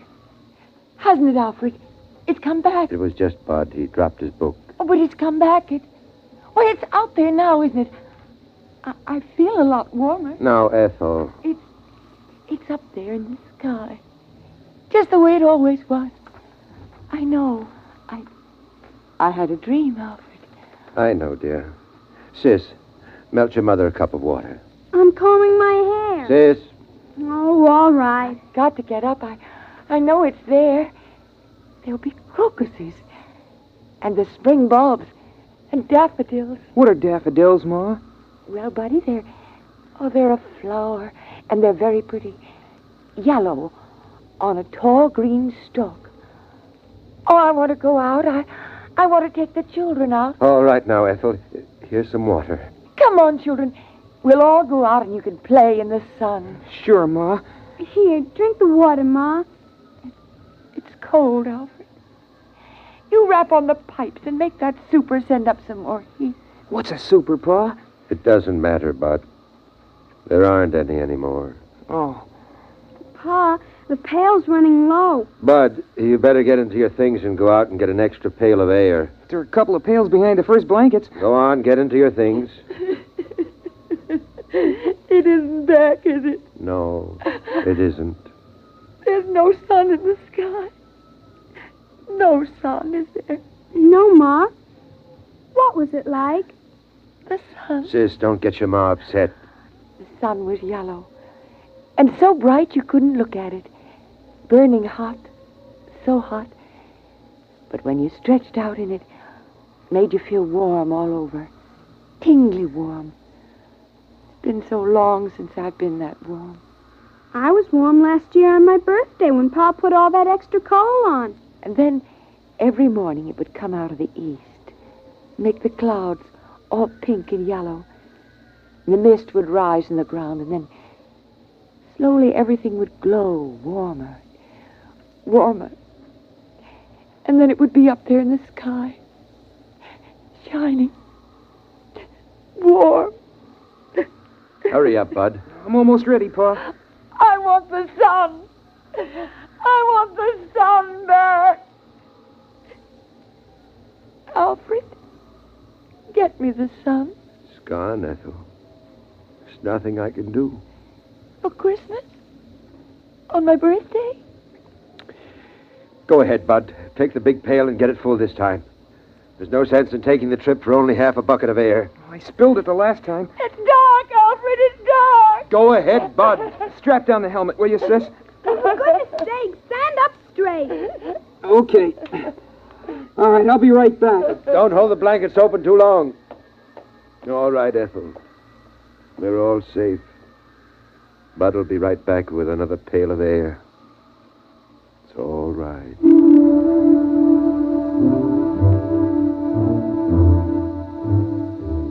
I went through the 30 or so blankets that Pa hung up to slow down the air escaping from the nest. Of course, I knew the way. I've been going out for air since I was a kid. Still, I get a funny, crawly feeling every time I go out of the nest. You gotta go up to the 5th floor, which is just above the blanket of frozen air. You see, when the earth got cold, all the water in the air froze first and made a blanket about 10 feet thick or so, and then down on top of that dropped all the crystals of frozen air, making another blanket 60 or 70 feet thick. I came out of the window we use on the 5th floor and started to scoop up the air into my pail. I had it about full. Boy, my fingers are getting pretty cold when I saw something.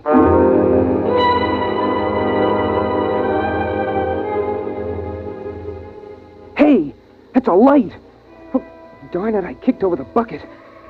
Oh, there can't be a light. Not moving around in a window like that.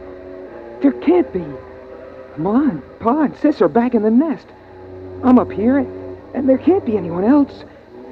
Everybody on Earth is dead except us.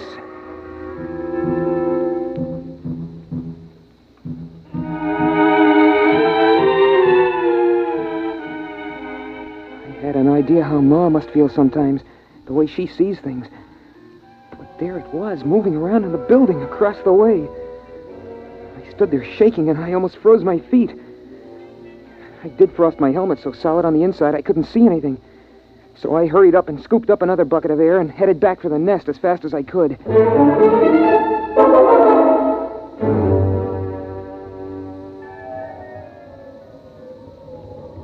Pa, I saw something. Go on, hang those outside clothes up by the fire. Phew. Pa, I saw something, I did. Your mother's quiet now. Don't upset her. Pa, it was a light. Wait till I get this air next to the fire. Give me the cloth, sis. Shall I put another lump of coal on, Pa? No. The oxygen from this bucket will get the fire up when it begins to melt. There. Pa, I'm trying to tell you, I saw something up there. Light. There's lots of lights. Stars. I know what stars look like, Dopey. They're big, steady white lights in the sky. This was down here in a building. What is it? Alfred, what is it? Nothing, Ethel.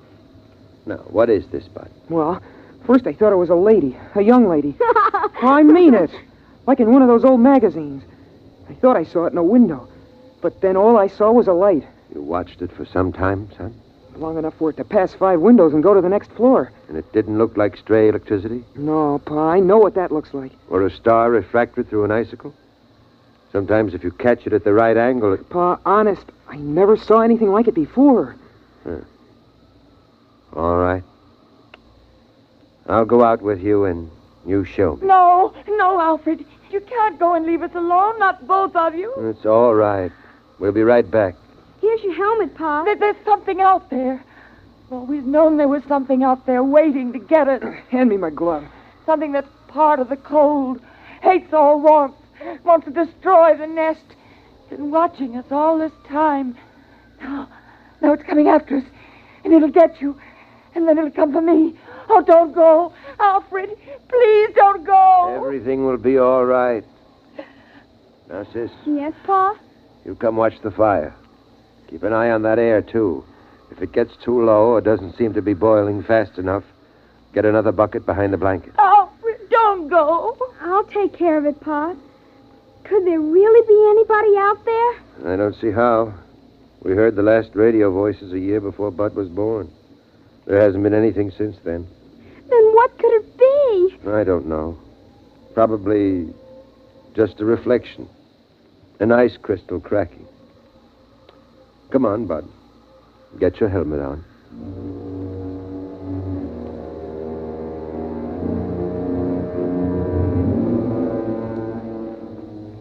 It's funny. When I go out alone, I'm not scared or anything. But when I go out with Pa, I always hang on to his belt like I used to when I was a little kid. Habit, I guess. It's the same no matter what trip we take. On the 5th floor, we stopped to rest just before we went out. We were in the room with the frozen people. The lady sitting looking at the door. The man holding his hands over that funny metal thing Pa calls a radiator. It was like a fire, I guess, but I don't see any place for the cold. We put our helmets together so we could talk. Catch your breath, son. Pa, would it be possible, for any of the frozen people to come to life? Like the ones down in the basement around the furnace when we go for water? No, they're dead. They were caught too quickly when it happened. Oh, Pa, how do we know we're the only ones? We don't, but, well, there's a feeling you get. Because it's always night. There used to be some of that feeling every night in the old days. But the sun chased it away every morning. You wouldn't know about that. You weren't born when the dark star pulled us away from the sun. You wouldn't know unless you'd seen the sun. I've seen the sun. It's that big star at the end of the Big Dipper. I've seen it. It isn't the same. Come on. We're wasting time.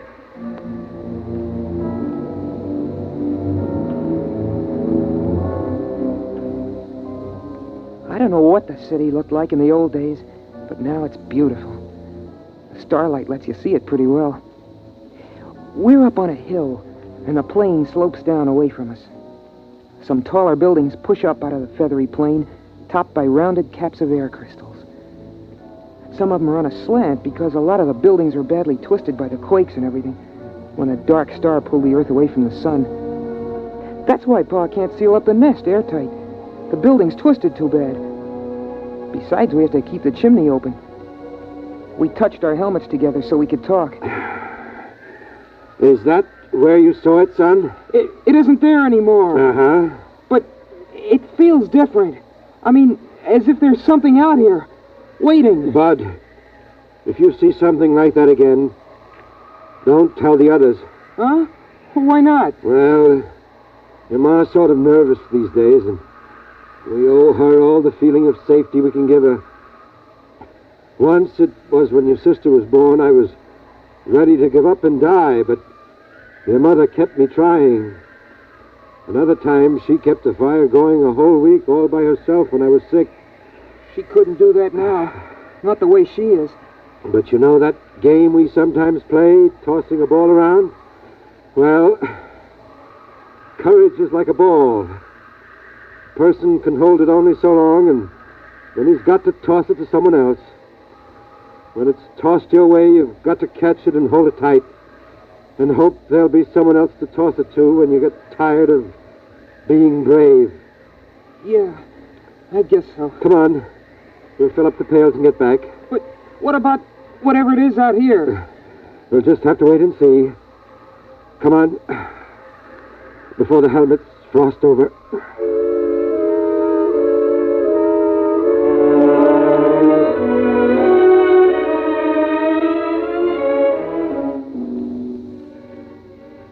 pretty hard to hide your feelings in the nest. I mean, there's just room for the four of us. The blanket overhead just touches when Pa stands up straight. The floor's all covered with thick, woolly rugs. Pa says it's inside a much bigger room, but I've never seen the real walls or ceiling. Well, anyway, Pa laughed and kidded about what I'd seen. He said I had an imagination, but we could tell he took it serious. It was Sunday morning by the clocks that Pa kept all wound up on the shelf. So it was time for the story. We all sat around in a circle the way we always do, except I noticed that Pa casually took a hammer from the shelf and put it beside him. I always liked the story. Of course, Sis and I know it by heart by now. I mean, every Sunday since we were kids. But every once in a while, Pa surprises us by telling it a little different, or throwing in some extras. It starts out with a song. Ma used to sing it, but she forgets the words sometimes. And now Pa sings it mostly. Oh, beautiful for spacious skies, for amber waves of grain, thy purple mountain majesties above the fruited plain. Of course, the words don't mean anything. I mean, the skies are spacious enough, but there aren't any waves of grain, and the plain is all covered with a blanket of frozen air. But it's part of the story ceremony, and Pa likes it. He says it reminds him of the old days. After the song, Pa starts the story. In the days of my youth, the sun hung above, golden and warm, and the earth was fruitful and multiplied, and the fields were green, and the day was glorious, and the wind blew across the hilltops, and the air was free and good to breathe.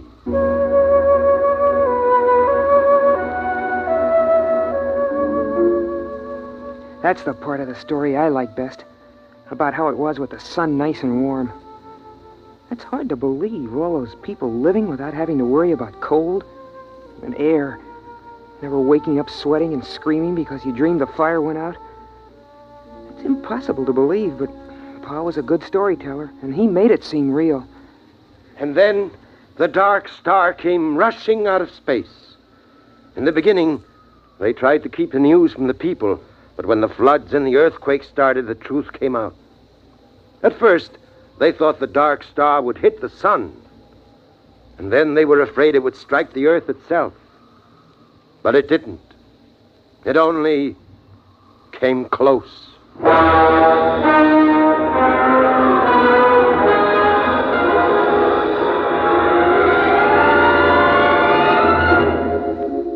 Pa tells it like the sun and the dark star fought for the earth like two dogs over a bone.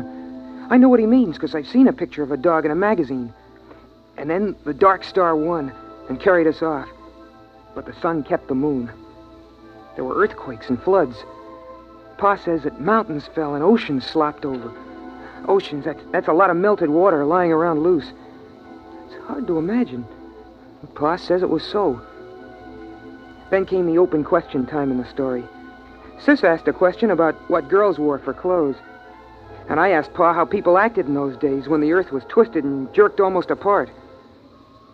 Well, Bud, I was too busy to notice much. A friend of mine, Dr. Weisbrot, and Kelly, the geophysicist, and Walters, the astronomer, we knew what was going to happen. And we were working to fix up a place with airtight walls and insulation and big supplies of food and bottled air. But the place got smashed up in the earthquakes, and they were all killed.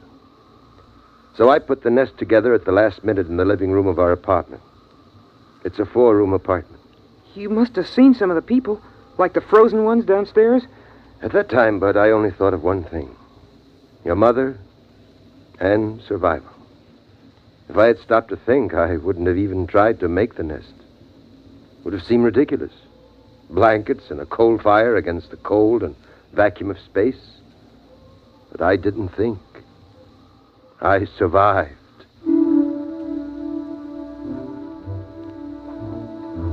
I wasn't listening carefully as Pa went on about the building of the nest. I kept thinking about something else. About that light I'd seen outside. I kept asking myself, what if the frozen people were coming to life? What if they were like the liquid helium that crawls toward heat when it should be frozen solid? What if something were coming from the dark star to get us? Something making the frozen people move, not by themselves. That would fit with what I'd seen. A young lady's face and the moving light. I sat there and shivered, thinking of the frozen people with minds from the dark star creeping, crawling, snuffing their way, following the heat to the nest. And then, over from beyond the blankets, I thought I heard a tiny noise. So I asked myself then, what's the use of going on? Why prolong a doomed existence of hard work and cold and loneliness? The human race is done. The earth is done. Why not give up, I asked myself. And then I did hear the noise, louder this time, a kind of shuffling tread coming closer. And then I got the answer. The Earth's always been a lonely place millions of miles from the next planet.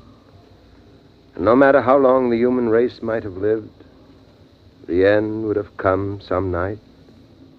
Those things don't matter. What matters is that life is good, has a lovely texture, like some rich cloth of fur or the petals of flowers, crocuses, daffodils, or the fire's glow. And that's as true for the last man as the first. Still, those steps kept shuffling closer. Pa was talking and Ma was dreaming with her eyes closed, and Sis was looking at herself sideways in the mirror. And I was the only one who heard the noise. A noise outside. So right then and there I told myself that I was going on as if we had all eternity ahead of us. I'd have children, and I'd teach them all I could.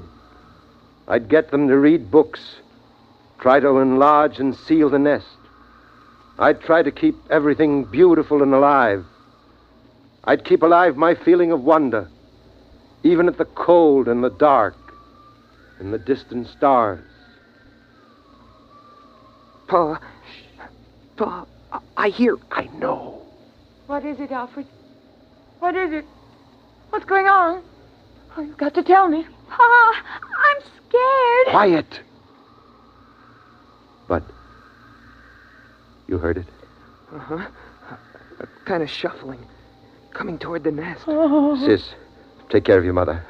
It's all right, Ma. Lie down. Come on. I'll take the hammer. You take the hatchet. What is it, Pa? What is it? I don't know. Listen. It's closer. Mush. Pa, the blanket is moving. Ready with your axe. Hello? Who's there? Is there somebody in there? Come in. It's all right. They're alive. Alive. Who are you? Alfred.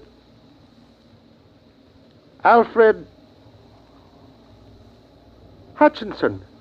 Dr. Alfred Hutchinson. You can take off your helmets in here. But the air. We have air. We bring it in pails. Come on, Ralph. Let's take off the helmets.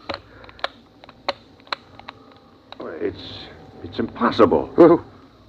Where are you from? We thought we were the only ones. Los Alamos. The nuclear laboratory. Yes, that's right.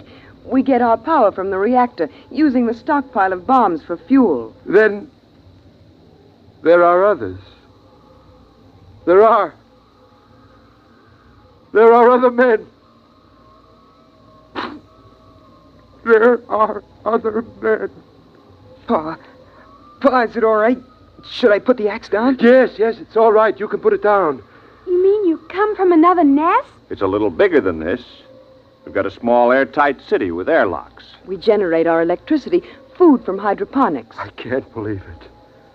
I can't. I can't believe this. It's impossible. You can't maintain an air supply without hermetic sealing. It's impossible. Oh, No, it's simple. As long as you keep the fire going to melt the air, and enough air boiling to keep the fire burning. How did you come here? Why? Well, we keep scouting around for survivors. There are a number of colonies: Brookhaven, Oak Ridge, and Harwell in England, and the Argonne Laboratory in France. We didn't expect to find anything in this city, though. But our detectors picked up a heat trace, so we tracked it down. Alfred, you're forgetting your manners. We have company. Of course. Sis, throw a handful of coal on the fire. Pa, a whole handful? Doesn't matter now. And Bud, bring out another pail of air. Well, it's incredible. And you have laboratories and transport? We only have a two-seater Scout, but if we rip out the bulkhead to the storage compartment, we can make it all right. We can have you back at Los Alamos in 4 hours. What's the matter? I guess we really hadn't thought about it that way. But, I wouldn't know how to act there. And besides, I haven't any clothes. Just doesn't seem right to let this fire go out.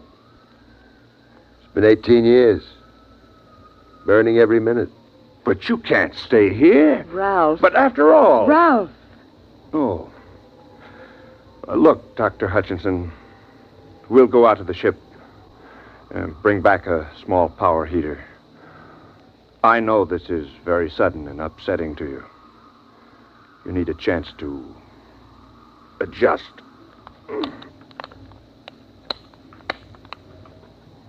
We'll be back in a few minutes. It's incredible. In buckets, air in buckets.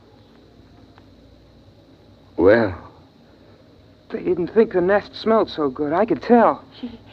She had a wave in her hair. Did you see that? And lipstick. I suppose we have to decide what to do.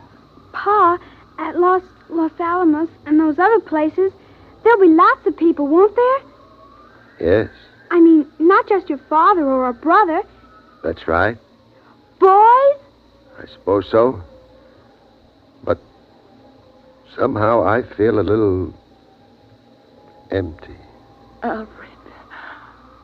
Alfred, it's different now that we know others are alive. You don't have to feel the responsibility for keeping the human race going. Pa, I'd like to see those rockets and laboratories. Wouldn't you, Pa? I suppose so. It won't be easy leaving the nest. I mean, it's just right, and there's only 4 of us. It's kind of a scary idea. Big place with a lot of strangers. You'll get over that feeling, son. The trouble with the world was that it kept getting smaller and smaller till it ended with just the nest. Now it'll be good to have a real, huge world again. The way it was in the beginning.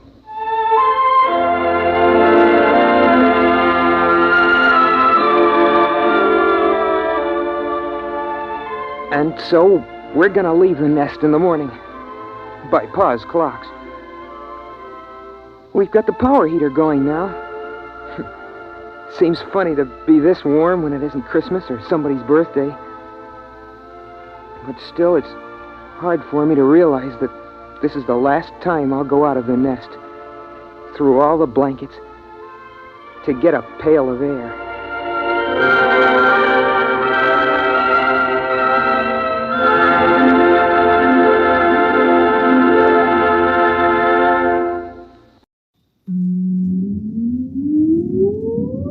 Countdown for blast off. X minus 5, 4, 3, 2, X minus 1, fire.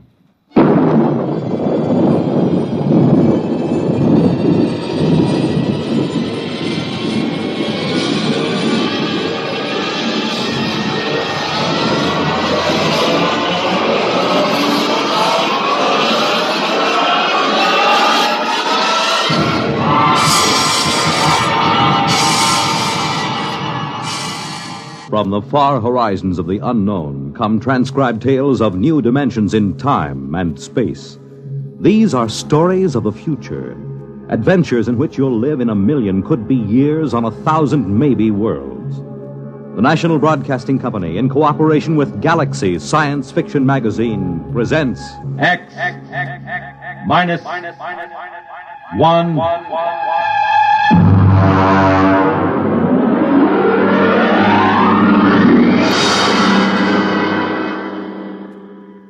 Tonight's story, $1,000 a Plate by Jack McKenty.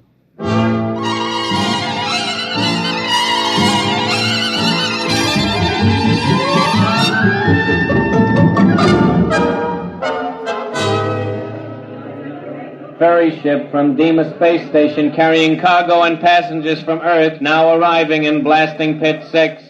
Radiation clearance and quarantine officers report to passenger conveyor. Mars Airways to New Chicago, Port Kelly, Marsport, Marsport Park, New Amityville, and Nova Massapequa take off in 15 minutes. All aboard. Excuse me, sir. Could you help me? Sure, buddy. What'll it be? Cards? Dice? A little shot of distilled huckleberry? No, I just wondered if you could direct me Brother, you came to the right man. I can direct you anywhere you want to go. That's what I'm here for. You just get off the ferry? Yes, I came on the Phobos Queen. Yeah. You know you can spot him in my business. All right, what'll it be now? Well, I want to know how I can get to the observatory. The what? The Mars Observatory. You know, the Astronomical Research Center. What do you want to go there for? I work there, or at least I will. No kidding. Mm-hmm. You're one of them double-dome stargazers, huh? Yes, I'm an astronomer. Yeah, I heard there was a lot of you guys out there under glass, but I don't get out of town much. I got to keep my hand in, you know. Are you sure you wouldn't like a little flutter before you settle down in your rut? No, I never play cards. Occasionally a little chess. Uh-huh. I don't know if they got any chess in any of the casinos, but if you want, I could arrange it. You know, play against the house, $5 apiece for the kitty, and a C-note for checkmate. No, thank you. Can you direct me to the observatory? Well, you'll have to get a sand hack. None of the regular buses go by there. They just hit the casinos on the strip. Hey, I'll tell you what. The next ferry won't clear for another half hour. I'll walk you over to the hack stand. Well, thank you. That's very kind of you, Mr. Just call me Pusher. It's on account of my occupation, you know. Oh, I see. I'm Enright C. Bensinger, Dr. Bensinger. Well, it's a pleasure, Doc. Right this way. Well, this isn't exactly what I expected. Your first trip to Mars, huh? Yes, it is. Well, you'll get used to it. Out this way. Adjust your gills. Gills? Sure. But what do you think you're going to breathe outside that door? There isn't enough oxygen on Mars to keep a mouse alive. They give you a standard issue when you got off the ferry. It's in that bag. Oh. Yes, I'm afraid I was reading when they explained it. The quarterly journal from the Harvard Observatory, you know. Hmm? Oh, yeah. I never miss a copy. Now, look, you put the nose clip in, see, and crack the valve. This way it compresses enough air to keep you going. Okay? All right, let's go. Cold. Sure, it's cold. Sand hacks are right up the street there. Beautiful. All the colors in the sky. I am surprised, though, in an atmosphere this thin, the sunset shouldn't be as spectacular. That ain't the sunset, Chief. That's the new sign on top of the Canal Casino. Right there behind you, see? Fun. Yeah, but if you want a square shake with the dice, you go to Harry Harvey's place, the Red Sands Hotel. I suppose the seeing is excellent. You're telling me. You know, he's got a line of girls like you never see nowhere else. Oh, I'm afraid I meant astronomical seeing. The telescopes, you know. Hey, you got an idea there. Telescopes. What's that? Nothing. Fireworks. It's a Mardi Gras. A what? Mardi Gras. You know, big party all over town. Parades, costumes, liquor, fireworks, gambling. You know, big celebration. Well, what's the occasion? An eclipse of the two moons. Oh, but that occurs very frequently. Oh, sure. You'd be surprised how much a Mardi Gras ups the take on the strip. Well, here are the sand hacks, and look, don't let them hackies charge you more than $15 for the trip. Just tell them you know me. Just tell them Pusher sent you.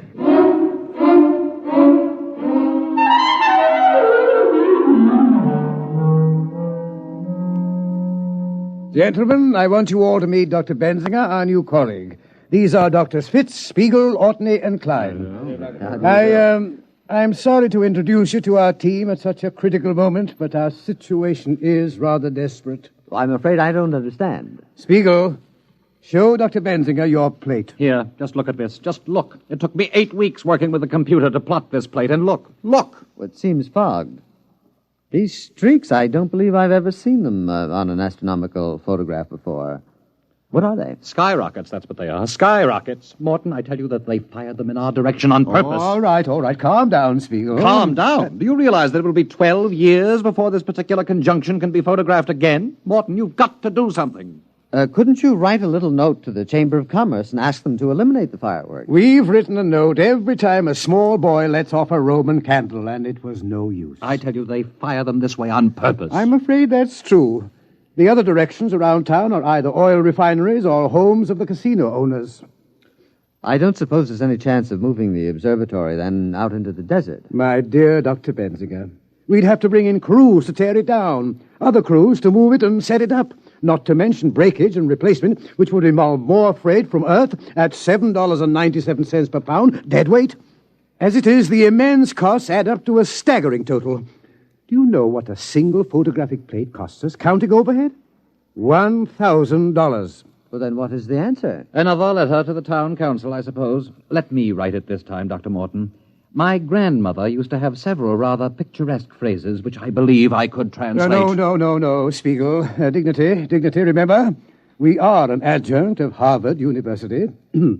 Dr. Spiegel, I shall ask you and Dr. Benziger to accompany me in person to the town council.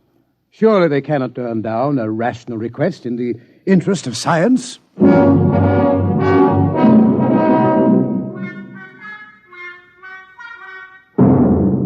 Well, gentlemen, the town council appreciates the problem. Yes, I felt certain it would. Naturally, you're aware of the importance of astronomical research, Mr. Harvey. Well, I can see your point, Doc. You sit out there in your little glass hut, pointing your brownie camera up at the stars, snapping away. But you got to look at our point of view. Oh? Now you take my place. Harvey's Red Sands. I got a heavy investment. 14 crap tables, a half a dozen roulette wheels, and the rest of the overhead. I got to keep them wheels running. It's the Mardi Gras that drags the suckers in. But really, Mr. Harvey, we were just asking you to curtail the pyrotechnic display. Now, wait just a minute. I'm as clean living as the next guy. Oh, Dr. Benziger means the fireworks. Oh. Well, I'd like to help you out, boys, but I look at it this way. Those stars you're looking at are going to be up there for a couple of 1,000 years. But a sucker is different. You got to grab him while he's still healthy. But in the interest of science, surely the town council can't agree with you. Doc, the town council is made up of Joe Rocco, Pete Carney, Alex the Armenian, and me. We own the 4 biggest houses in town. So go ahead, fellas. Take all them snapshots you want to. And if you happen to lower your telescope, get a couple of good ones through a window of the Grand Canal Hotel. I'll take a couple of 8x10 enlargements. I'll see you around, Doc.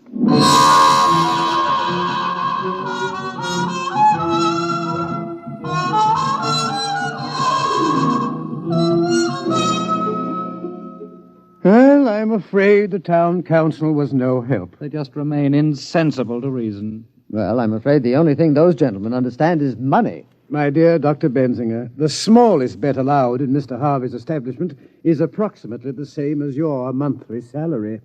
Oh. Dr. Morton, suppose the gambling operators were suddenly to lose a great deal of money. They never do. Of course, with the ordinary layman playing against them. But suppose the best scientific brains were to concentrate on a simple matter like the probabilities of a given roulette wheel, or the combinations and permutations applicable to a game of poker. We could put the main computer on it. Doctor, are you seriously suggesting... Well, I think he's got a point. If we could give those casinos a shellacking, they might stop the fireworks just to get rid of us.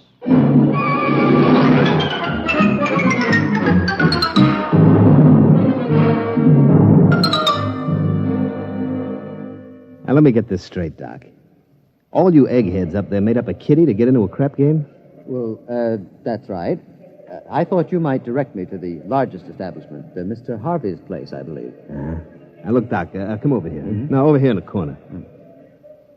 Now, look, I'm a pusher. See, my job is to take these tourists by the lapel and shove them in front of a dice table quick, before they spend any of their lettuce foolishly on food and lodging. But these rubes, they come here expecting to get took. They don't miss it, you understand? It's all part of a good time. But you guys out there running your Harvard peekaboo racket, you're different. Now, what do you want to get mixed up in this for? You take your peanuts home and shove it in a piggy bank. Save up and buy yourself a new telescope or something. I appreciate your solicitude, Mr. Pusher, but I'm quite determined. Which way is Mr. Harvey's place? Well, if you've made up your mind, the bus leaves from right over there in about 15 minutes. Get a round-trip ticket, because Mr. Harvey don't want no suckers stuck without they got car fare away from his place. I shouldn't worry about that. Frankly, I expect to leave Mr. Harvey flat broke. I'll see you just before dawn.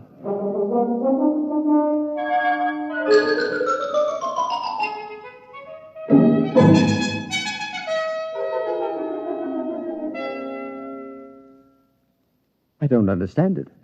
I just don't understand it. But what happened?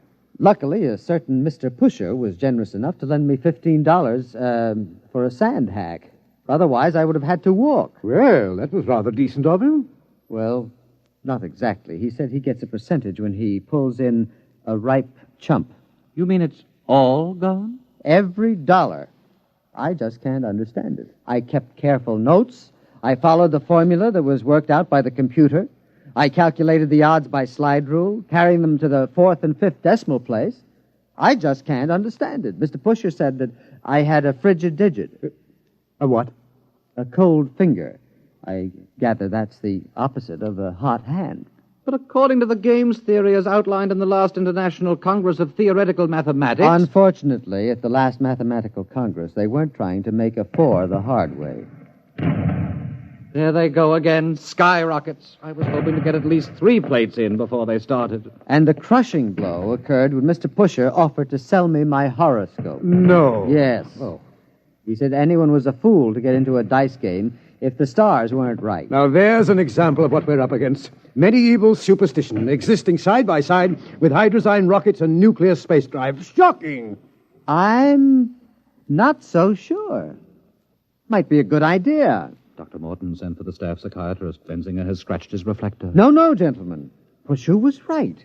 Every man who's going to gamble should have a horoscope. It's very important to know what the stars say. What are you talking about? And where on Mars is the place best equipped to tell you what the stars say? Oh, no. Dr. Benzinger. Gentlemen, I tell you, it may be a stroke of genius.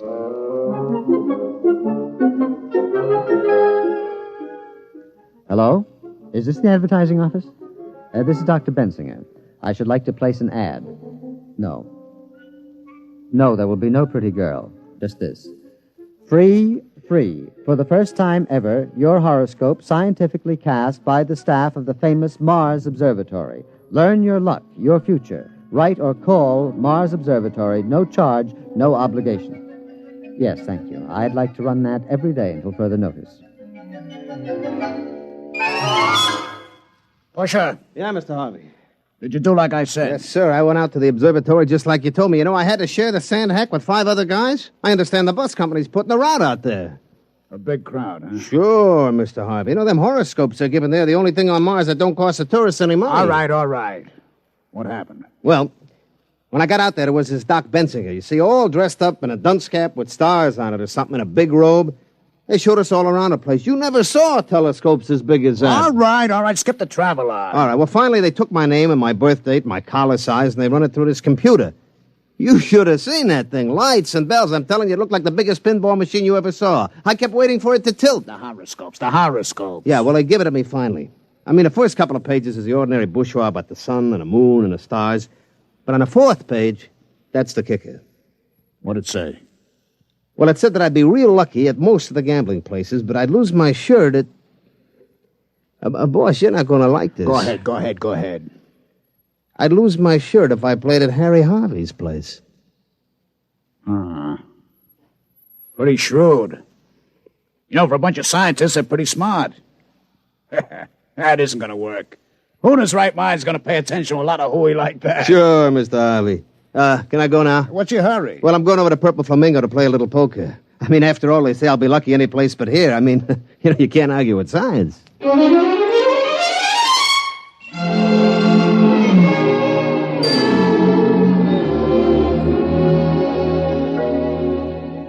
Gentlemen, I think we're on our way. I checked Mr. Harvey's establishment. You could shoot an elk in the gambling room. Empty, eh? There was nobody playing but an elderly masochist who likes to lose. Dr. Morton, we have a visitor. Bensinger, I have asked you please to take off that confounded astrologer's hat when you come into my office. It embarrasses me. Oh, I'm sorry. But, Doctor, allow me to present Mr. Harry Harvey. Hiya. How's business, Mr. Harvey? Yeah. Well, look, gentlemen, let's put our cards on the table. You put a hole in my pocket like I haven't had since I once ran into an honest police lieutenant in Cincinnati. I presume you've come about our horoscopes? Yeah. Let's shoot or get off the foul line. How much? I beg your pardon? How much will it take to lay off? Mr. Harvey, just a promise. What? You're on the town council, Mr. Harvey. Now, the next time the question of tourist entertainment is discussed, we want you to vote against any fireworks display. Well, sure, that's no problem, but look, I'm only one vote. Oh, don't worry, Mr. Harvey. Every one of the casino owners on the council will have his turn to be, mentioned in the stars. Yeah? You gonna knock us off one by one like a flight of ducks? Well, that's the general idea. I gotta hand it to you. I gotta take off my hat to you. Mr. Harvey, we're desperate. We cannot afford to let valuable and irreplaceable photographic plates be spoiled by fireworks. Okay, you win. But listen, here's 5 bills. $500? But we couldn't take it, Mr. Harvey. I've already explained. It's not for me. I want you to take a full-page ad and do the purple flamingo in your next horoscope. I'd like to see Joe Rocco's face when he gets a load of it. All right, Mr. Harvey. We'd be glad to take him next. Oh, and one more thing before I go. Can I look through the telescope? I never looked through one before.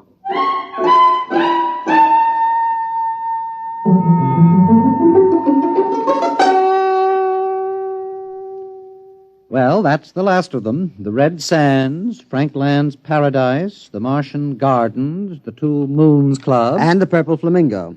Dr. Morton, we've got them all. There will be a meeting of the town council a week from now, and after that, no more fireworks. All those beautiful stars and nebulae and not a misbegotten skyrocket to stand between us. Oh, it's beautiful. Gentlemen, I have some news for you. You have? I am in receipt of an interplanetary radiogram from our parent organization, the Harvard Observatory. Are they going to send the new mass spectroscope? Please. Morton, Earth newspapers carrying accounts of horoscopes published by your organization. Very unscientific. Harvard Board of Overseers aghast. Must stop at once. Find other solution. Signed, L.K. Bell, Director. Well, I thought Thursday was the regular day for personal message delivery. It is. Oh, Mr. Harvey. I asked Mr. Harvey to wait in the washroom. He brought the message down. Oh, sure. All of us have contacts in the radio office. We can get a hold of messages a couple of days before they clear. Did you come down to gloat over our misfortune, Mr. Harvey? No. You got my promise to help you boys, and I'll stick by you. But the rest of them, well, it's tough, fellas, but business is business. I'm afraid the fireworks will go on as usual. Thank you, Mr. Harvey. Look, what would happen if you brought all the boys out here, showed them around, and then you could offer to name a star after them or something? I'd sure like to be able to point in the sky and say, that's Harvey's star. Well, Mr. Harvey, I'm afraid any stars worth looking at with the naked eye already have names. Besides, Harvard Observatory wouldn't stand for this idea either. It would make as much sense to them as you naming a poker chip after me. But, Dr. Morton, we've got to think of something. We tried rigging up a photoelectric cell. It closes the shutter when a rocket goes up, but it cuts the exposure time too much. But if we can't get these plates, we may not be able to duplicate them for years. Why, right now they're preparing the first trip to a newly discovered planet.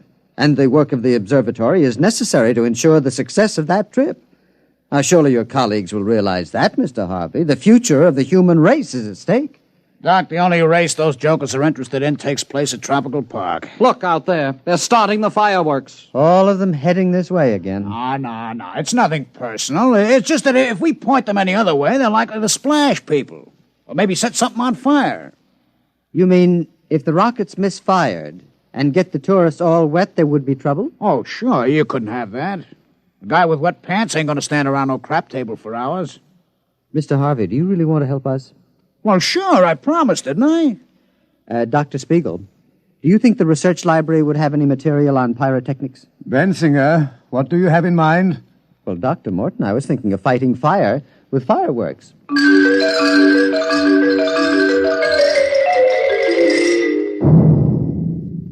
Careful with that match, Harvey. Oh, don't worry. With the oxygen around here, you need a blowtorch to light a cigarette. Have you got the rockets ready, Dr. Benzinger? Well, here they are in the launching racks. I've got all my instruments, compass, a clinometer, an azimuthal radioscope, and a blowtorch. Well, what are we waiting for? Spiegel. He's bringing the calculated trajectories from the computer. Say, I don't know if I like this. What if they miss? Or they go off too soon or something? Oh, nonsense, Mr. Harvey. You forget. We're scientists. Here are the figures, Bensinger. We double-checked them on the master computer. All right, then, let's go. They'll be starting the official fireworks any minute. Azimuth 360.3570. Check. Elevation 49.3740. Check. That's corrected for wind, velocity, temperature change, and magnetic eddy currents. Are you sure you guys know what you're doing with them skyrockets? Don't worry, Mr. Harvey. They're going to explode in the Grand Canal and get everybody in the Canal Casino all wet. You shouldn't object. After all, it's your competition. Coming up to 0 hour, Bensinger. Light the torch. 5 seconds. 4, 3, 2, 1. Fire. There they go. Oh, interesting effect. That's the purple color. Oh, do you like it? Yes. That was my idea. Radioactive fluorides. They're up over the town now. Hey, one of them's beginning to wobble. Oh, I can't understand that. The computer was absolutely certain. It's going over the south of town. The other one's tracking correctly on the radar. It'll hit the Canal Square. Yeah, but look, the purple one. There it goes. It hit. Looks like it's starting a fire. Hey, must have hit somebody's house. Hey, you can see it now. It's a house burning. Oh, dear, dear. There must have been a weak tube in the computer. Yeah, some guy's going to be real sore. I can see it real clear with the glasses now. That house on top of the hill there by the gecko bush. Boy, it's burning like... Mr. Harvey, what's the matter? That's my house!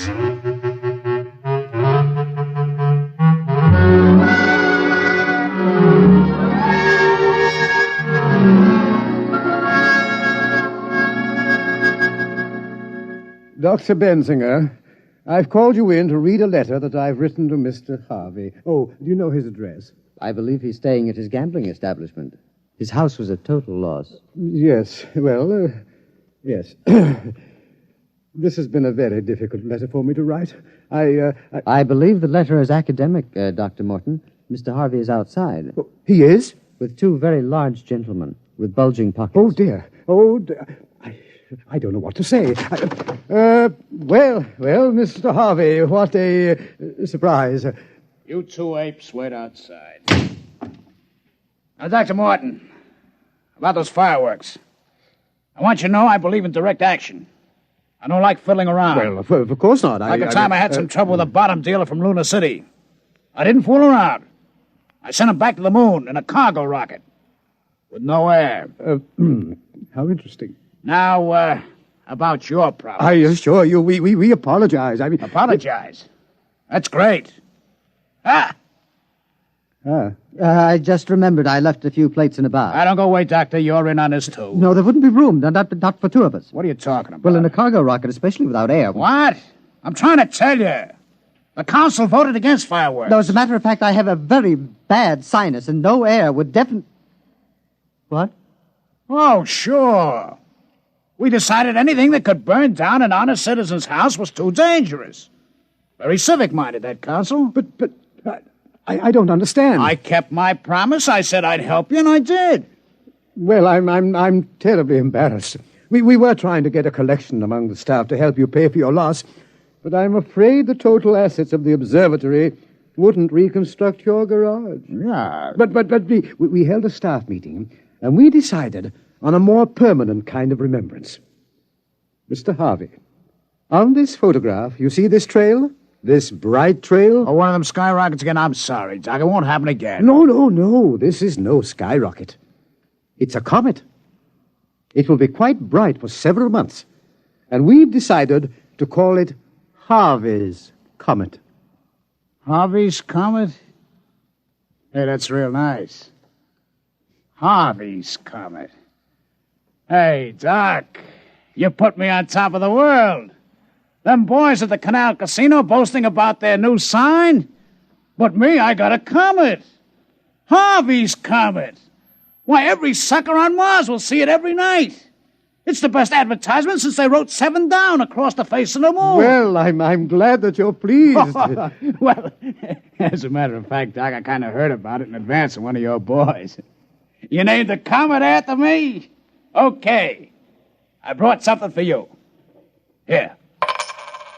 What is it? A poker chip from my place. Go ahead, read it. Harvey's Club. Dr. Morton's poker chip. 5,000. That's dollars, Doc. Don't spend it all in one place.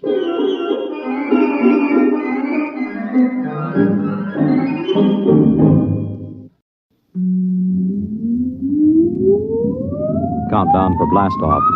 X minus 5, 4, 3, 2, X minus 1, fire.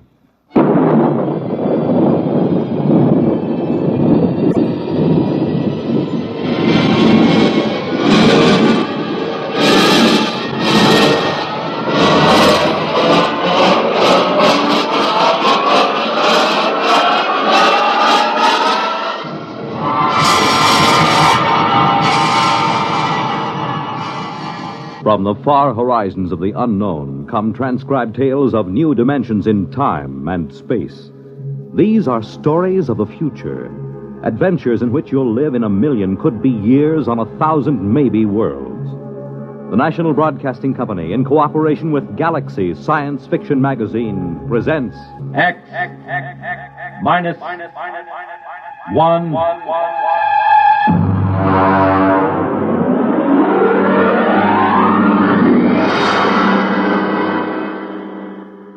Tonight, a story by Frederick Pohl, Tunnel Under the World.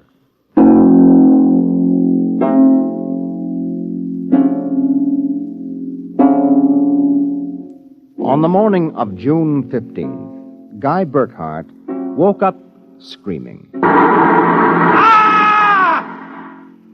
It was more real than any dream he had ever had in his life. He could still hear and feel that sharp, metal-ripping explosion, that searing wave of heat. He sat up. Mary! Mary! Mary! Mary! Where are you? Guy, what's wrong? You're trembling. Where were you? In the kitchen cooking breakfast. What is it? I don't know, a dream, I guess. An explosion. Did you say an explosion? Yes. But that's the dream I had. What? I dreamed there was a big explosion, and then something sort of hit me on the head. Holy smokes me. Maybe there really was some sort of explosion, and it started us dreaming. Well, there'll be an explosion down at your office if you don't hurry and get to work.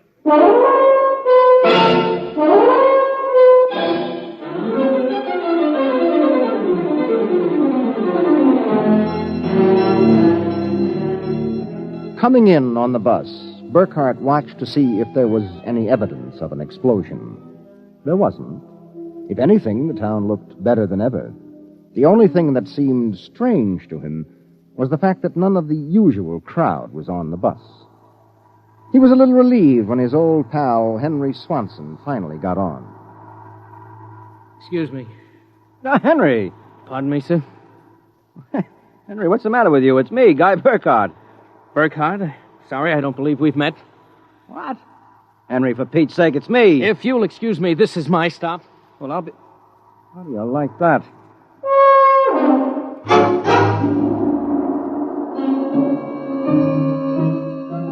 Guy Burkhart got off in front of the gigantic Contro Chemical Building, took the elevator to the 98th floor where he had worked in the accounting department for 12 years. It wasn't until he was almost at his floor that he realized the speaker was not playing the usual commercials. Friends, are you happy with your present home freezer? Of course not. Well, the answer to your problems is a Fecco freezer. Fecco freezers are better freezers. Most wives would do anything for a Fecco freezer. Friends, are you happy with your present home freezer?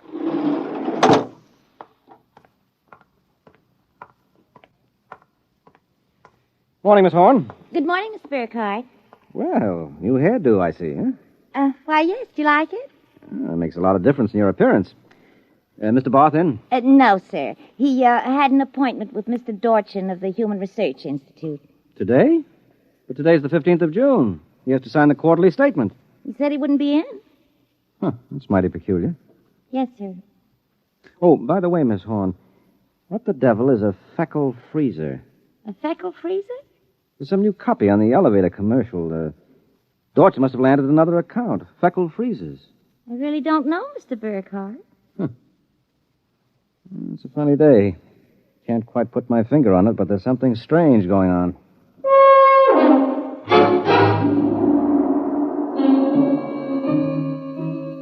He couldn't shake the thought out of his mind.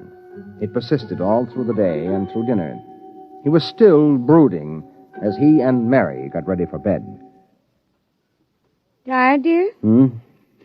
Oh, no. Anything wrong? I don't know. Well, I guess I'll get a good night's sleep. Coming? I think I'll sit up and read for a while. Well, good night, darling. Night, dear.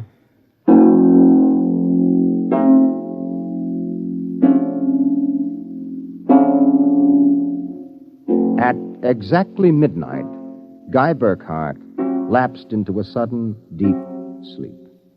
And the following morning, he woke up, screaming.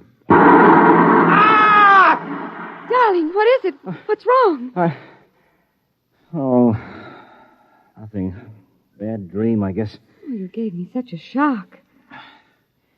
I seem to be having a lot of nightmares lately. Really? Yes, the one I had yesterday. This was the same. A big explosion and then nothing. You had a dream yesterday? Well, of course I did. You had the same sort of dream. I? Guy, you're mistaken. I don't remember dreaming. Oh, now, Mary, you told me. Guy, you're mistaken. But, Mary... Maybe you dreamed I had a dream. Maybe... Well, yes, I might have done that, I suppose. Everything did seem sort of strange yesterday. Oh, that's probably it. You better get dressed, dear. Today's the 15th. That's when the quarterly statement... 15th? Yes. Well, it must have been a dream, because yesterday was the 15th.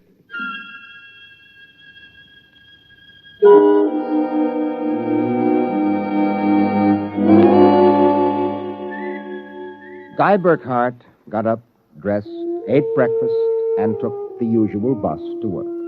Once again, everything seemed even brighter and newer than usual. And once again, he was puzzled when he noticed none of the old crowd on the bus. Pardon me, please. Well, look, don't shove so. Oh, morning, Henry. Morning. For God's sake, don't talk to me. What is it? You being followed or something? Don't you know? I was sure you remembered. Remembered what? I can't talk. This is my stuff. Will you excuse me, please? Well, Henry, for Pete's sake.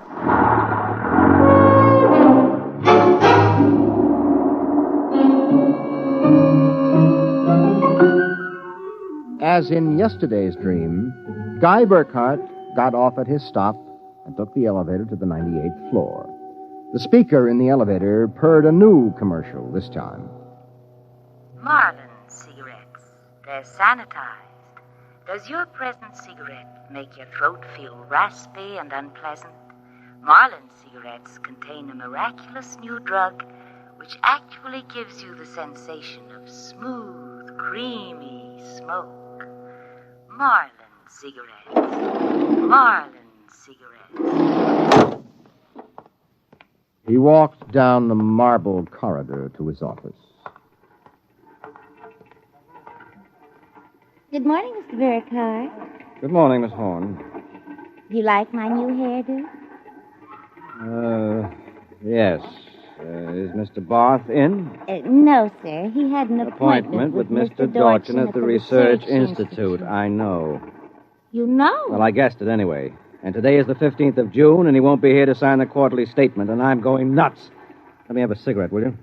Yes, sir. Try one of these. They're Marlins. I never heard of Marlins before today. What are we, a bunch of guinea pigs? Something wrong, Mr. Burkhardt? Wrong? Perish the thought, Miss Horn. Perish the thought.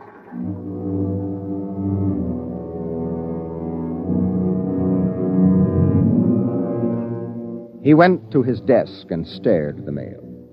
Before he opened it, he knew that the factory distributor's envelope contained an order for 12 new electronic computers. He knew that the Development Journal contained an article about a new method of transprinting selective brain circuits of human engineers onto the electric brain circuits of robot engineers to facilitate the operation of automatic factories. He knew that there was a complaint from Feinbeck & Sons about the Contro Chemicals' newest household robot circuit. After a long while, he forced himself to open them. They were exactly as he suspected. Hello. This is Swanson, Henry Swanson. What is it? Do you remember? Remember what? Just remember. All right, now listen, Henry, let's stop playing games. Yesterday, either I was dreaming or you snubbed me on the bus. Today, the same thing happens. Oh, you do remember, thank heavens. I thought so when I saw you, but I couldn't be sure. Well, what is it you want? Listen, tomorrow morning, when I get off the bus, you get off with me. Be casual. They may be watching. Who may be watching? Swanson! Hello!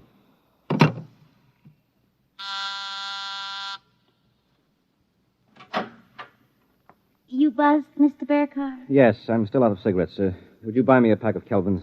Wouldn't you rather have Marlins? I smoke Kelvins.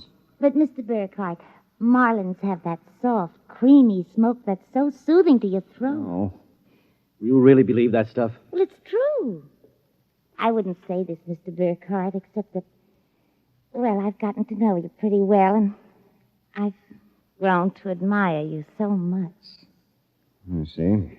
Would you mind, Mr. Burkhardt, if I told you that for months now I've wanted to, well, just comfort you? I know how troubled you've been. Well, you've never mentioned your feelings before, Miss Horn. April.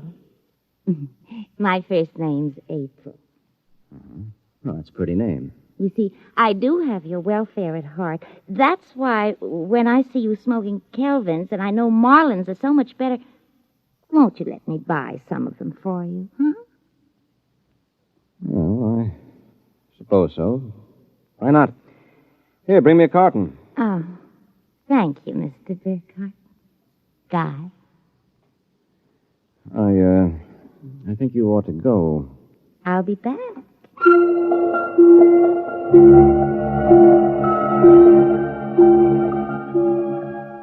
There was something wrong. Something definitely peculiar about what was happening. The call from Henry Swanson. The strange behavior of his secretary, Miss Horn. These new products, the dream. Guy Burkhardt went home that night feeling like a man in a nightmare. That you, dear? It's me. Did you have a good day? Fair. Oh, before you sit down, will you go down in the cellar and put in a new fuse? The switch in the hall closet blew out. I shut it off. Okay. Supper will be ready in a minute, so don't start fooling around with that old boat hull you've been building. I won't.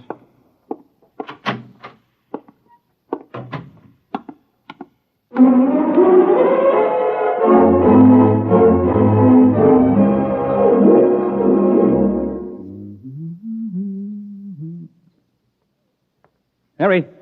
Mary! What is it? Come down here. Hurry up. What is it?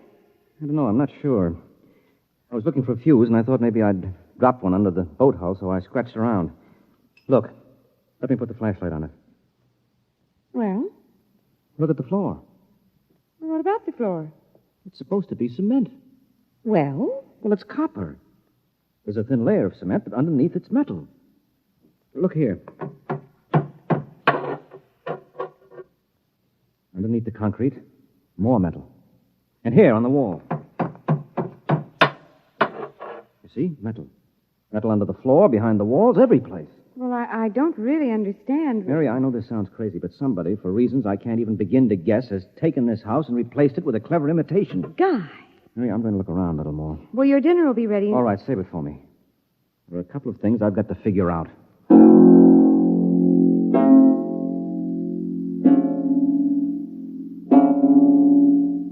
The following morning, Guy Burkhardt woke up screaming. He dragged himself into the kitchen where his wife Mary was preparing breakfast and discovered it was still June 15th. Mary, where's the morning paper? Where is it? It's outside the door, I guess. Uh-huh. June 15th. You'd better hurry, dear. Today's the day Mr. Barth fills out the quarterly tax return. Oh, no, it isn't. What? He won't be there. He'll be at a meeting with that crackpot Dorchin at the Human Research Institute. Mr. Dorchin? He'll be there. And Miss Horn will have a new hairdo, and the elevator will be selling some new product, and Swanson... What about Swanson? Swanson, he said... I wonder if it's going to be the same today, or whether... Guy, what in the world are you talking about? Nothing. Never mind. Where's my coat? You haven't had any breakfast. I don't want to miss my bus. I'll see you tonight. Guy Burkhart got on his bus. There were the same unfamiliar faces, the same unusually new-looking buildings, the same unusually bright sunshine.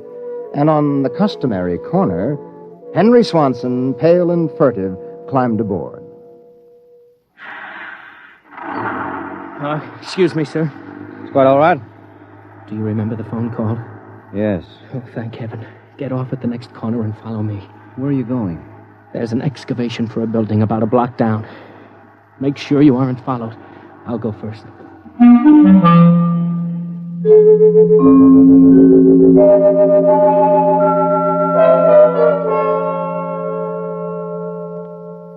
Burkhart.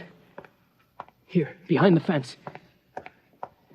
All right now, Henry, what's this all about? I'm not sure. At first I thought perhaps they were Russians. Now I'm beginning to think they're Martians. No humans could have accomplished what they've accomplished. Now, wait a minute. Start from the beginning, Henry. What's going on? Look, Burkhart, peculiar things have been happening to you, right? Yes? A lot of your friends are missing. Your house seems changed. Yeah. There's something stranger than that. The date. Today is June 15th. Yet I could swear yesterday was June 15th and the day before that. You got it, friend. It's always June 15th. And you and I are the only ones who know it. But why, Henry? How? I'm not sure. I think it's some sort of mass hypnosis or something. Well, why doesn't it work for us? My wife, Mary, doesn't remember a thing. Somehow, when it happened, they missed us. We were protected from the full force of the rays or whatever they used. Burkhart, where were you on the night of the 14th, about midnight? Let me see, that was Sunday night. Yes. Yeah, I was down in the cellar under the boat I'm building. I was in my darkroom developing some pictures. This just doesn't make any sense to me. Russians, Martians. What makes you think that? I've seen them. Where? At the end of the tunnel. What tunnel? The one they built under Tylertown. A tunnel under Tylertown? Yes, that's right. It's made out of copper or some alloy. Copper? Wait a minute. I found a copper layer under my cellar floor last night. So did I. That's how I discovered it. I found a way to get in, too. It's at the bottom of this excavation. Holy mackerel. Henry, why don't we tell the police? Because we can't trust them. Even the police may be Martians in disguise. Oh, come on now. You're being melodramatic. Oh, am I? Well, you just come with me. Where? Into the tunnel. I'll show you.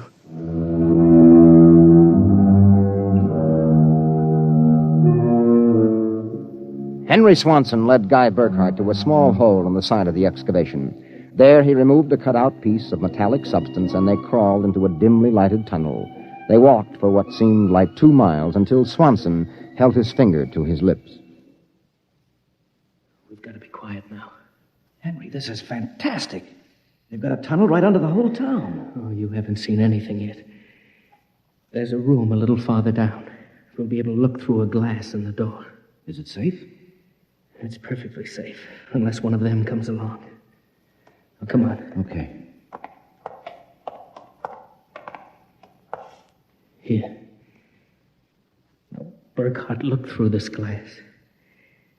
Now, just so I know I'm not completely insane, tell me what you see. Good Lord. Well? A tremendous panel with dozens of telescreens. And in front of each a servo robot. They seem to be computing something. Yes, I've watched them. They're evaluating data from the screens. Have you gotten a chance to look at the data on those screens? No. I've been afraid to go in. There might be a warning circuit somewhere. Well, if we knew what those robots were working on, we could go to the authorities. I'll risk it if you will. All right, it's worth a chance. We're lost anyway. Okay. Open the door.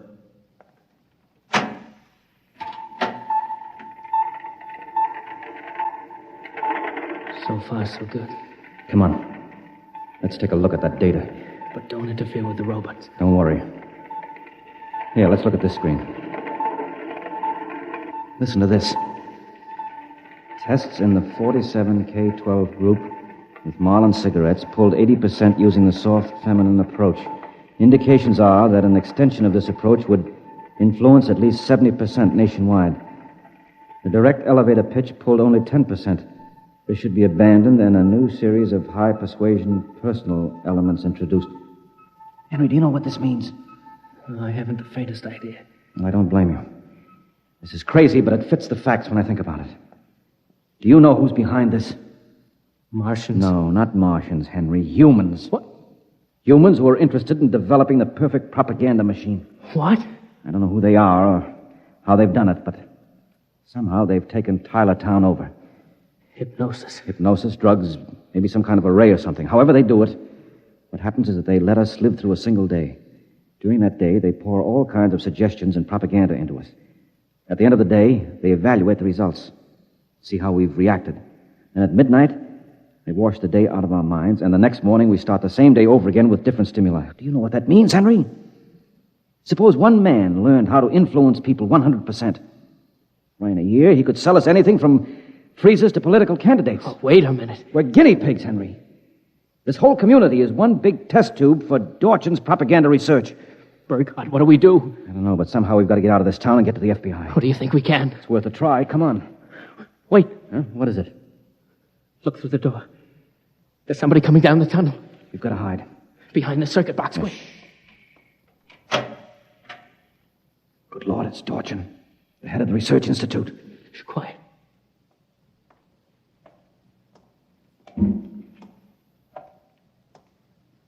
All right, Burkhardt, come out.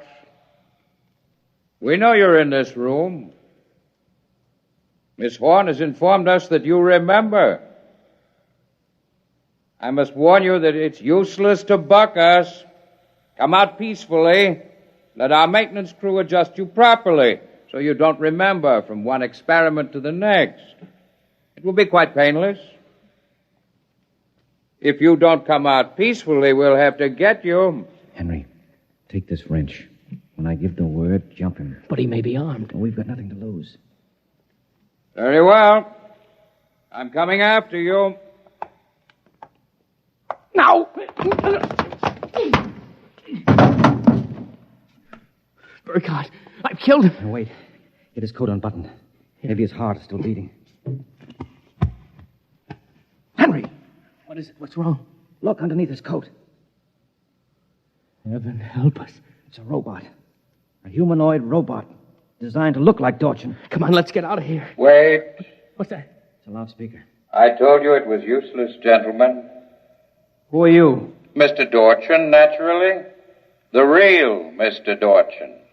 What are you trying to do to us? Merely trying to prevent you from damaging my experiment, gentlemen. You can't get away with this, Dorchin. Sooner or later, somebody, the FBI or somebody, is going to get wind of this madness. Really, Burkhardt, you're quite naive. Now, why not be reasonable and let the maintenance crews adjust you? And if I refuse, I suppose you'll kill me. That would be quite impossible. Oh?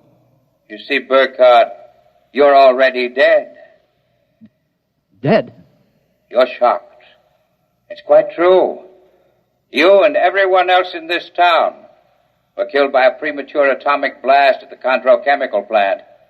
The blast occurred at 7 a.m. on June 15th.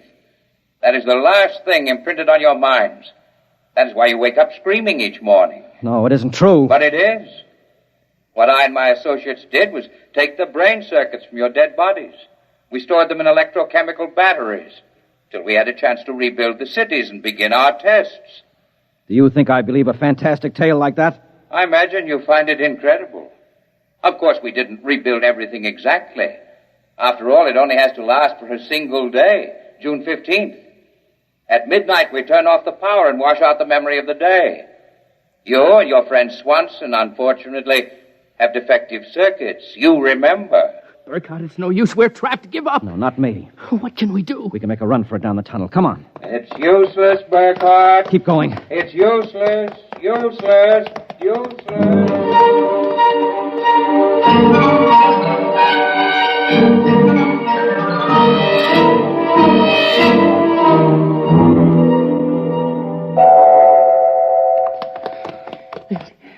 Now, this door is open. It opens. Oh, no. No, I don't believe it. Swanson, look!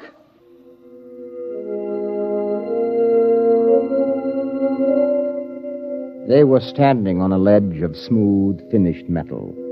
At their feet, the ledge dropped away into a chasm so deep they could not see the bottom. Beyond was only a glare so bright that their eyes could not stand to look into it. And yet, just at the limit of their vision, something towered. Something so huge it was almost inconceivable. Something. Burkhardt? Yes? This is Dorchin. Now do you understand why it's useless? The great looming figure moved closer. It seemed to take shape now, and yet it was so gigantic as to be unbelievable. It came closer. The glare was partially blocked. And then, Guy Burkhardt knew that the towering shape was none other than Dorchin himself. You see how I did it, Burkhardt? I took your brain circuits and had them reduced so they could be transferred to tiny humanoid mannequins. That's what you are, Burkhardt. A tiny miniature of yourself. And this city, this whole experiment I'm conducting, is built on a tabletop.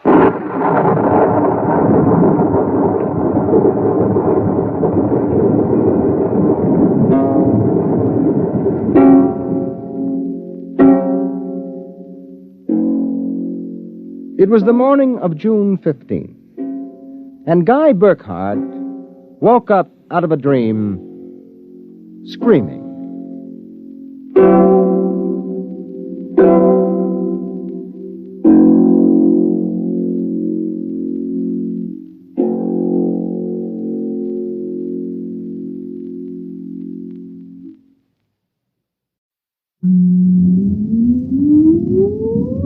Countdown for blast off.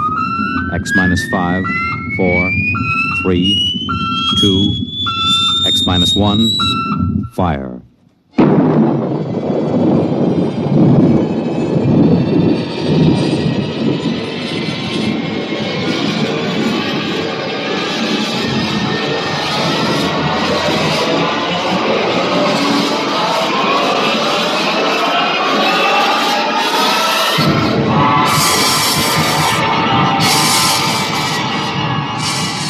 From the far horizons of the unknown come transcribed tales of new dimensions in time and space. These are stories of the future, adventures in which you'll live in a million, could be years, on 1,000 maybe worlds. The National Broadcasting Company, in cooperation with Galaxy Science Fiction Magazine, presents X minus 1.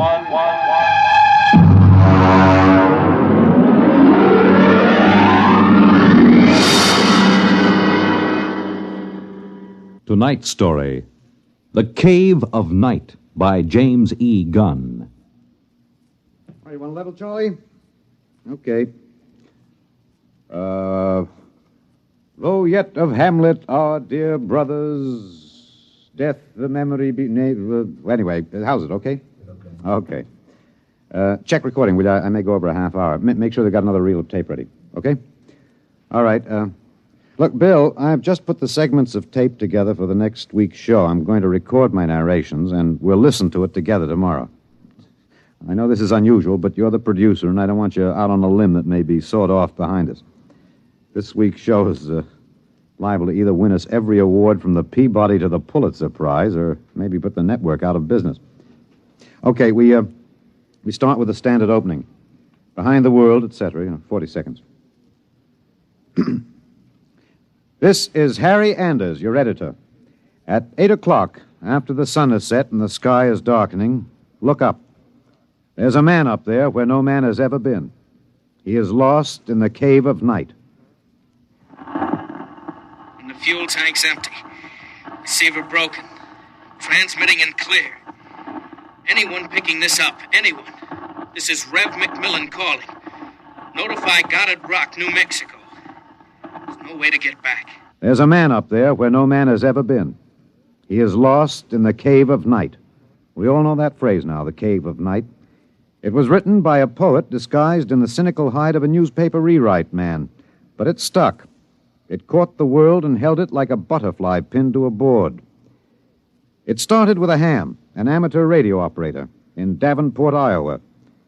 All right, Eddie. Roll the first tape in here. It's marked. Am I too close? I was up in the attic. I usually have a talk with WG73. He's in Buenos Aires. We play chess. Well, there was some kind of interference. And then all of a sudden, I heard this voice. I record most of my listening anyway, so I had the tape machine running. After I heard it, I called civil defense. That's what we're supposed to. Look, Bill, I haven't done the final editing on these tapes, so don't worry if they're a little rough. Down out of the night, flung from the darkness, came these words, the first of so many that electrified the world. Notify Goddard Rock, New Mexico.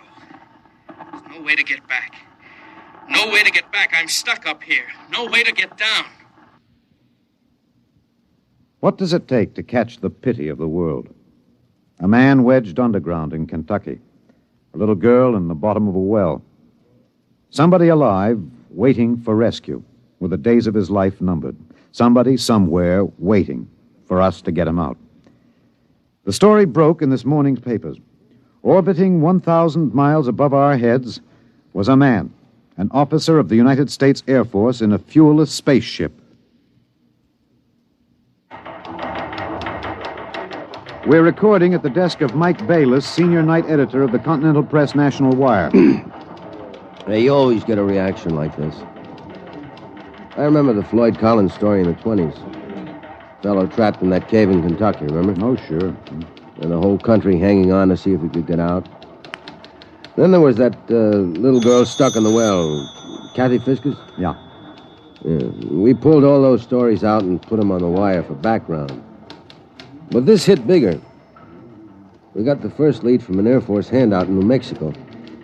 They just said an experimental rocket failed to return to base. But by that time, the cat was out of the bag. Ham operators picked up those messages from Boston to Fairbanks, Alaska. Mr. Bayless, you first used the phrase the cave of night, didn't you? Yeah, I guess so. I mean, you know, you got to get a little purple on a thing like this. People eat it up. You can't spread it on too thick. Anyway, I was lost in a cave once when I was a kid in upstate New York. I waited around for a couple of hours in the dark until they came for me. It kind of reminded me of that. It reminded the world of terrors at night, of struggling awake through nightmares. The fears of loneliness, darkness, falling, suffocation, thirst. It reminded me of Rev McMillan.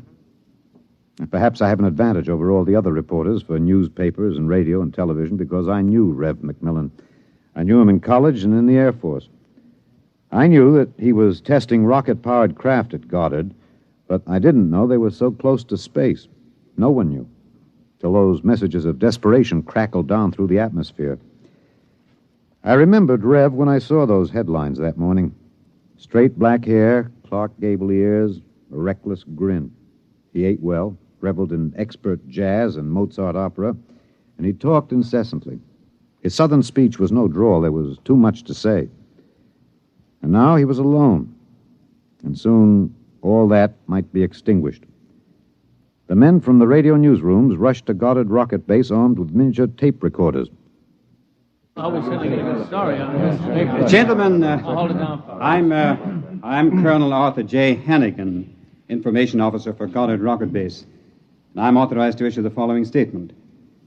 First Lieutenant Reverty L. McMillan, United States Air Force pilot, Experimental Rocket Division, took off from Goddard Base at 22:34 Rocky Mountain time. His craft, the XR-37 Mark II, a hydrazine nitric three-stage rocket. I'm sorry I can't describe it, boys. Classified.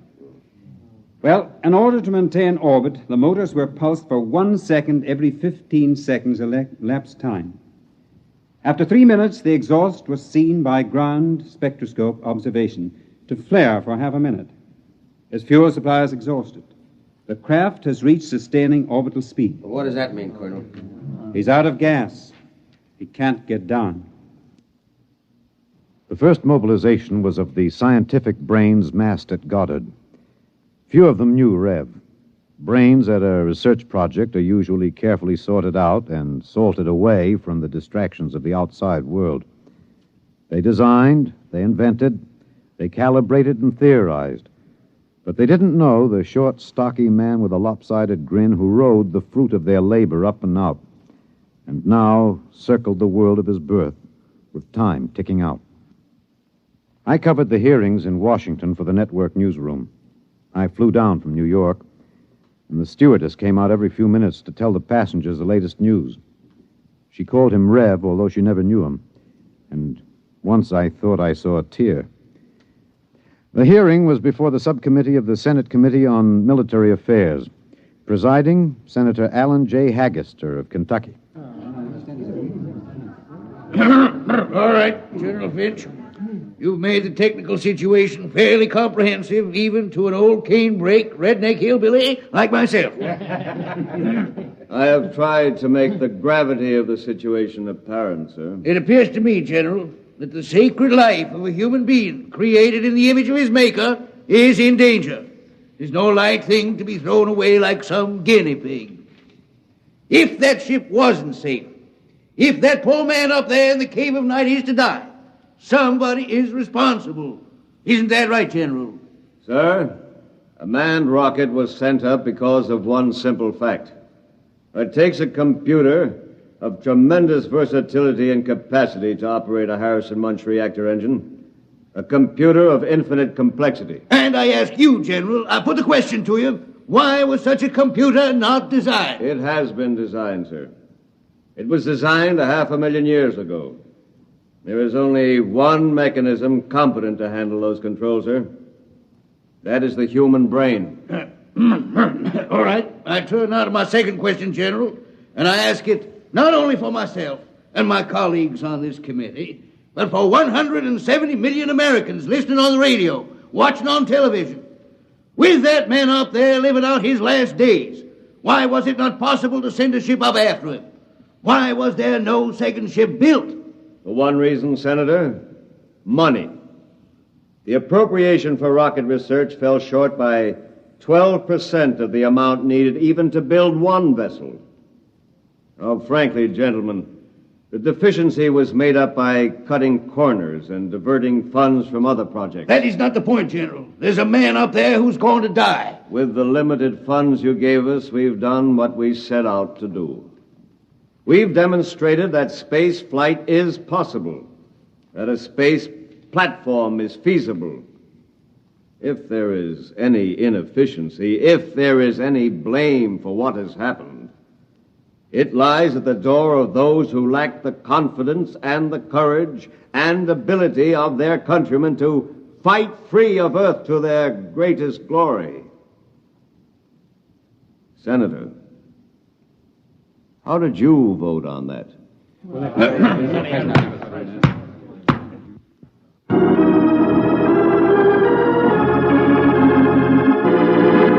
This is Harry Anders in the gallery of the Washington National Cathedral. This is a special prayer service called by the Dean of the Cathedral for the safety of Lieutenant Macmillan and for the success of the recently announced rescue plan. The church is filled. There's a sprinkling of high Navy, Army, and Air Force uniforms. I see General Finch in the second row, next to the Secretary of the Air Force and the newly appointed Undersecretary of Defense, Mr. Winokur. Prominently displayed in the center aisle, below the ornate railing separating the pews from the altar, is the small model of Macmillan's ship. One by one now, the congregation is filing past, dropping checks, bills. I saw one child drop in 12 pennies, one by one.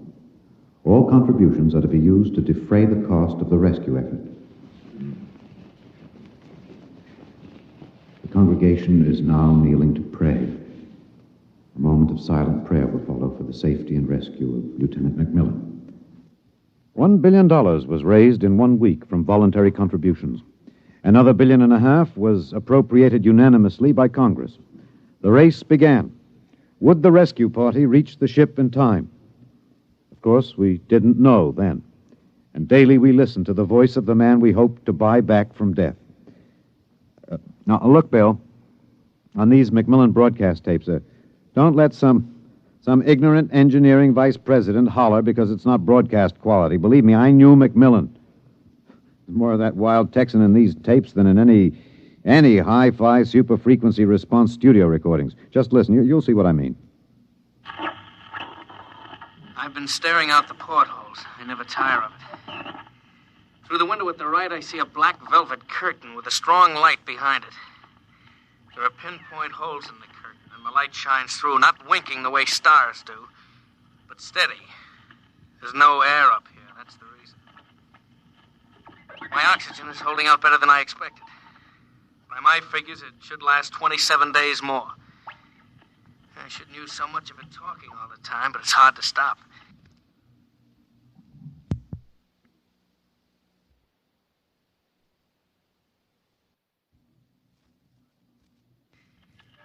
Talking, I feel as if I was still in touch with the Earth. Still one of you. Even though I am way up here. Too bad the receiver is broken, but if it had to be one or the other, I'm glad it was the transmitter that came through all right. There's only one of me. There are billions of you to talk to. You can't see me now. You'll have to wait hours for the dawn. I'll have mine in a few minutes. That's the way he talked. And as we listened to the lonely voice from the night, the engineers, the scientists, the construction men worked round the clock. General Finch presented the problem in the pool interview. I asked the questions for the combined networks that afternoon. Most of you heard the complete broadcast live as he briefed the world with the clipped, laconic delivery of a soldier. There are two basic problems. We've recovered the first and second stages of the rocket. We've only to construct the third stage. The second problem is more difficult. The pilot. Lieutenant Macmillan was the only man physically and psychologically qualified. We discovered that in our first program. His training and orientation took 18 months. We have now to duplicate this in 27 days. You think it's possible, General? I don't know. That's all, Mr. Anders. Stevenson, get me some coffee, will you? Black and some kind of sandwich, no butter, no mayonnaise. And then the voice from the cave asked a question and expected no answer. Do you hear me down there? Sometimes I wonder. I wish there was some way I could be sure you were hearing me. Just that one thing might keep me from going crazy. I was there the night we answered that question. I was there in a helicopter over Kansas City. This is Harry Anders speaking to you from a helicopter over Kansas City. There are 15 seconds till midnight. The plan was developed by General Finch. At precisely midnight, every light in the city will be out and then flashed on in 2-second intervals. This will be the exact moment that Macmillan's ship is calculated to pass overhead. It's almost time now. 5, 4, 3, 2, 1. There they go. Off. On. Off. On. Off. On. I see it. I see it. Kansas City winking at me. Oh, yes, I can see it. Thanks. Thanks. You're listening. I know that now. I'm not alone. I'll never forget. I'm waiting for you. We're recording in the press gallery of the Goddard Rocket Base main construction hangar. The vast third stage component stands before us, men swarming up and down the gantry cranes. The Mark III is being built to carry 5 men instead of 1. The pilot selection has been kept a top secret to avoid unnecessary strain on the men selected. The latest progress report gives a possible margin of 6 hours between the launching of the rescue ship and the estimated exhaustion supply of oxygen to Lieutenant Macmillan. The shift is changing now. The expert construction workers recruited from across the country by the combined efforts of the Air Force Personnel Service, the Atomic Energy Commission, and the International United Electrical Workers and United Auto Workers of the AFL-CIO. The margin is 6 hours. 6 hours between life and death for Lieutenant Reverdy L. McMillan. An hour ago, I saw the sun rise over Russia. Looks like any other land from here. The green where it should be green. Farther north, a sort of mud color. And then white where the snow is still deep. Up here, you wonder why we're so different when the land is the same. You think we're all the same children of the same mother planet. Who says we're different?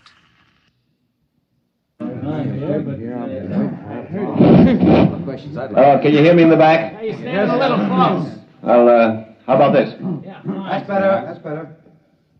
All right, gentlemen, I have exactly 5 minutes for the press conference. Therefore, I'm not going to answer any questions. Progress report is as follows. As a safety factor, we're constructing 2 complete 3-stage rockets and 6 additional 3rd-stage components. The telemetered reports from McMillan's ship have added important additional information, and the first of the rescue vessels should be ready to be launched at the estimated time, weather permitting. Now, don't ask a question. Within certain limitations of air turbulence, the rocket will be ready to lift in time to save Lieutenant McMillan. 21 days. The air is bad tonight. Can't seem to get a full breath. It seems to stick in the lungs. It doesn't matter, though. But I wish you could see what I've seen. The vast, spreading universe around Earth like a bride in a soft veil. You'd know then that we belong out here. Come out, mankind. Come out and see what I have seen.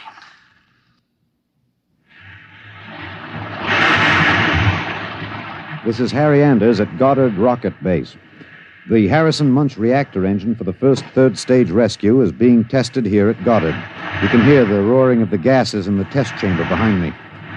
The work has been stepped up as a new calculation based on the increased temperature reading from McMillan's ship indicates that the exhaustion time will be some 6 hours earlier than originally estimated. The margin of rescue will be in minutes. Air very bad. Better hurry. Can't last much longer. It's silly, of course you'll hurry. But I don't want anyone feeling sorry for me. I've seen the stars clearly. But more than this, I've seen the earth. There where I have lived and loved. I have known it better than any man. And loved it better. And known its children better. Goodbye.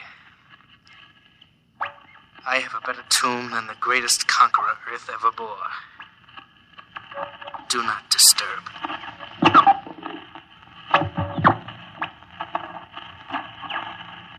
Countdown for blastoff.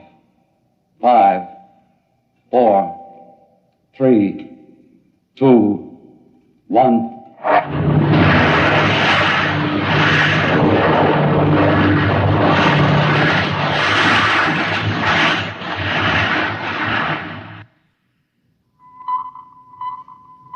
Anders, tape 323.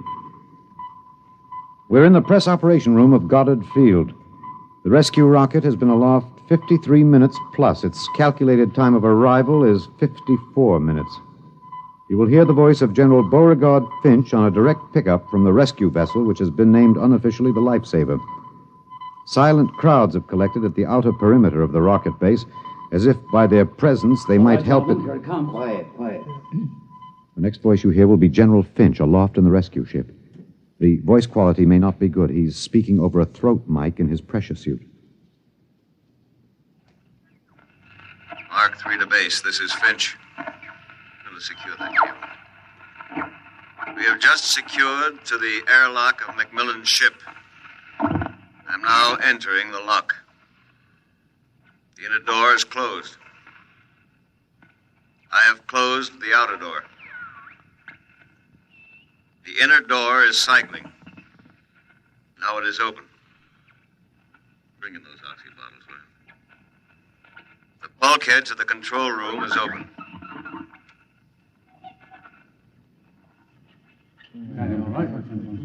Is he all right? Come on, will you? What's happening?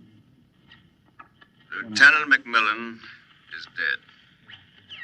He died heroically, waiting till all hope was gone. Until every oxygen gauge stood at 0. And then, well, the airlock was open when we arrived. In accordance with his own wish, his body will be left here in its eternal orbit. I'm going to leave now. My feet will be the last to touch this deck. Lieutenant McMillan is in his control chair, staring out towards the stars. I'll leave the airlock doors open behind me. Let the airless, frigid arms of space protect and preserve for all eternity this man they would not let go. Well, that's the show, Bill. Bill, you remember at the conference we hadn't made up our mind whether to pick anything up from the celebration last night after the news of the Mars landing? I said it was the right end for Rev McMillan's story. You said it was old stuff. Every kid knew the sequence. The ships built to rescue Rev, used to set up the satellite base, from the base to the moon and now to Mars. Well, I went out with a mini-tape last night, and I've got the end of the story. Here it is. This is Harry Anders in Times Square. The neon rocket ship at the top of the Times building has just flashed into brilliant light. The signal that the landing signal has been received from the rocket Rev McMillan III. Man has landed on Mars. And a holiday crowd here in Times Square is celebrating like 1,000 New Years rolled into one. I'm being tossed and pushed and clapped on the back all at once. Let's see what the man on the street thinks about man on Mars. You, sir. I'm broadcasting. No. How do you feel about it, sir? How do you feel tonight about man's conquest of space, of the planet? Leave me alone. I'm in a hurry. Just a few words of the... Look, you get your hands off me. Let go of me. I'm not interested. Wait a minute, sir. Wait. Rev! Rev, come back here. Rev! You think I could listen to that voice over and over in a tape editing room and not know every vowel, every consonant? I'm telling you, Bill, I saw him. Rev McMillan. The black hair was gray and those Clark Gable ears were pinned back, but that's a simple operation. I played that piece of tape over and over. It was Rev, I know it. He isn't up there. He's alive. We've got it, Bill. We've got it on our show. We'll break it. Rev McMillan is alive. I haven't written it yet, but we finish it off with this, with a question. Why did they announce he was dead? I'm in the tape editing room now. I've got the reel ready to record the answer. Excuse me, Mr. Anders. I'm... Hey, just a minute. I'm recording. You better see the page outside Mr. at the... Anders, I'd like to talk to you for a moment, if I may. I have a letter of authorization... Just a minute. I'll be through in a minute. Look, Bill, I've got the answer now. Last night, they landed on Mars. But that first ship, the one that circles up there now, there isn't anybody on it. There never was, except a 30 days recording and a transmitter. That's all. He was never up there. They didn't have the money for a manned rocket. They wanted a crash program all out, so they sent a decoy up. And we all broke our hearts to rescue the man who wasn't there. Oh, he must be laughing, General Finch and the rest of them, the ones that knew. I guess they had a problem. What to do with Rev? I wonder if he slipped away from whatever guards they have around him to see the celebration. He looked a little sad.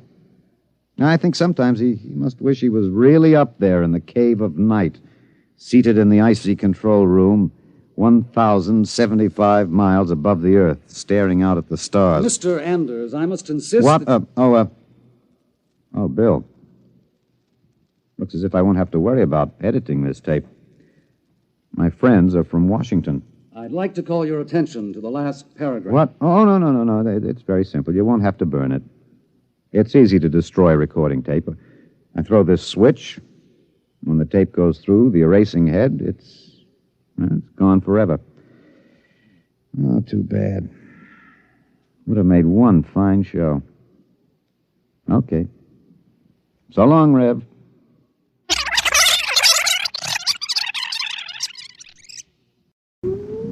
Countdown for blast off. X minus 5, 4, 3, 2, X minus 1, fire.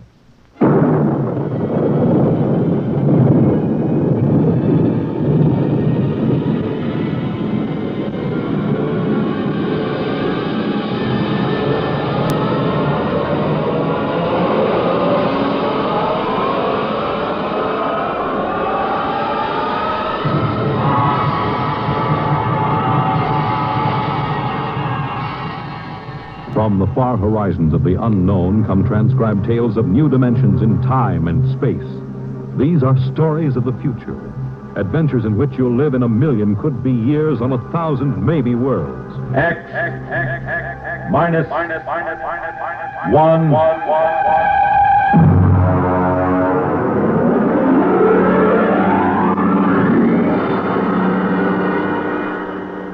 Tonight's story, The Parade, by George Lefferts.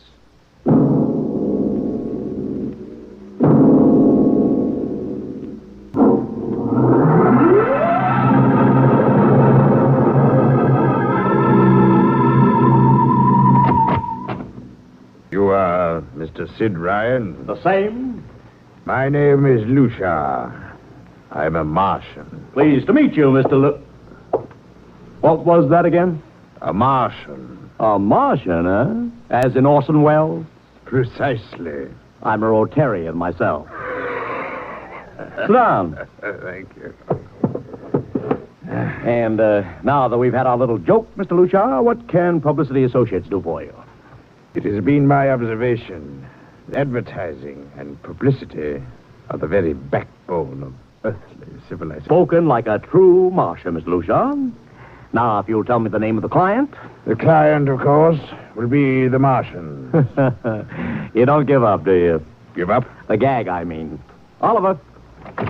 Oh, yes, Mr. Ryan? This is Mr. Lucia. How do you do, Mr. Mr. Lucia Lucia? claims to be a Martian. Take him outside, will you, Oliver? Get the name of the sanatorium he escaped from and tell them to bring the butterfly net. Wait, sir. I'm happy to see, Mr. Ryan, that my telling you I am a Martian has approximately the effect I supposed it would have. I believe we can do business. I have here the cash retainer of $5,000. Sit down, Mr. Lucia. Oliver, get the client a cigar. Yes, sir. No, the other box. Thank you. No. Well, now, what can I do for you, sir? I wish you to manage a publicity campaign. A very large, a very important campaign. Is the product established, or is it something brand new? Oh, something quite new. Now, what would you judge to be the most effective type of campaign? Well, if the client has a lot of dough to throw around, a suspense campaign is best. First, you place ads in the paper saying, watch this space. Then, about a week later, you run an ad saying XYZ or PDQ, and you get people guessing what it means. Then, finally, when you've teased them enough, you bust loose and unveil the product. Excellent. Very well, sir. We shall conduct a suspense campaign. Of course, in this kind of campaign, secrecy is very important. Once the name of the product leaks out, it spreads like wildfire, and the whole campaign is kerfloppo. Yes, quite so. Utmost secrecy. That's right. You realize, of course, these things cost like crazy. Would, say, $1 million cover the expense? Come again? I said, would $1 million cover it? Yes, I imagine. You did say $1 million. I understood that you had handled some very large accounts. Of course, if this is too big... Oh, not at all. As a matter of fact, I seldom touch anything less. Right, Oliver? Huh? Oh, of course. That's right, Mr. Ryan. Absolutely right. Good. You will begin, then, by saturating the newspapers, the radio, streetcars, with a very simple statement. What's that? I shall write it for you. The Martians are coming. Say, that's not a bad teaser. Got that, Oliver? Yes, sir. The next ad will read, June 1st is Martian Day. June 1st is Martian Day. What happens on June 1st? The parade takes place. What parade? I wish you to arrange a parade up Fifth Avenue. You mean like the Macy parade? Exactly. except that the theme will be the world of tomorrow. The Martian world. My client would like it to be a gay affair. Balloons, clowns, pennants, pretty drum majorettes. Say, that sounds terrific. I might be able to interest the department stores in a tie-in. Fine.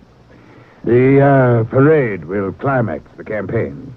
On June 1st, the product will be unveiled. Good enough. By the way, Mr. Lucia, just what is the product? What are we selling? Oh, no, Mr. Ryan. Secrecy, remember. Oh, but after all all... will be revealed to you in good time, Mr. Ryan. Moment, let us say we are selling a concept. Concept? Precisely. Concept of invasion from Mars.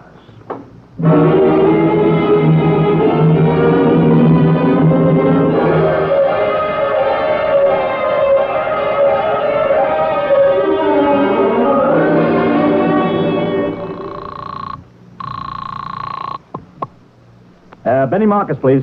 This is Benny. Benny, this is Sid Ryan over at Publicity Associates. Listen, Benny, how you fixed for midgets? I got midgets. Fine. I need 40 midgets for a parade. 40. June 1st. And listen, Benny, I want them dressed in little spacesuits. What? You know, like men from Mars, okay? Midgets. And I want some movie extras, maybe 50 of them. Also rigged up like men from Mars. Make them look gruesome. Got that? Gruesome. Also, I need some horses with pretty girls on top of them. Maybe you can get that bunch from Maroney's Traveling Circus. The ones we booked for the Fireman's Parade in Albany last year. Oh, try, Sid. And never mind the expense. Just get me the talent, okay? I gotta hang up now. Call me back, Benny. How you doing, Oliver? Oh, fine, Mr. Ryan, just fine. We got full-page ads in all the dailies and 10-second spot announcements on every local station, but it's costing a fortune. The more it costs, the bigger our percentage. Spend like you are going to the electric chair, Oliver. Yes, sir. How you making out on the parade? If it comes off, it'll be the biggest thing since Barnum invented the midget. I've got Macy's, gimbals, and sacks to contribute floats. Everything is built around the Martian theme, see? Even the horses will have long feelers attached to them and funny-looking extra legs. It'll be sensational. Oh, yeah, it sounds fine, only... Only what? Oh, Mr. Ryan, we don't even know what we're selling. Oliver, my boy, do you think old Sid Ryan has been sitting here spending all this moolah and not putting two and two together? You mean you know who Lucia represents? Just by accident, understand? I have learned that Century Pictures is making a big new epic. A space opera entitled Invasion from Mars. Get it? Oh, I begin to see. Also, by mere coincidence, it happens to be the premiere sometime around June 1st. You follow me? But, Mr. Ryan, Century has an exclusive contract with New Features Syndicate for all their publicity. Suppose Century Pictures doesn't like the way New Features is handling their stuff. They want to get out of the contract, but New Features says no. So they have to get around the contract. A man named Lucia, client unknown, starts publicizing the Martian invasion. Need I go further? Oh, I get it, Mr. Ryan. Gee, I suppose I should have thought of that. No, Oliver, that's what I like about you. You're so innocent.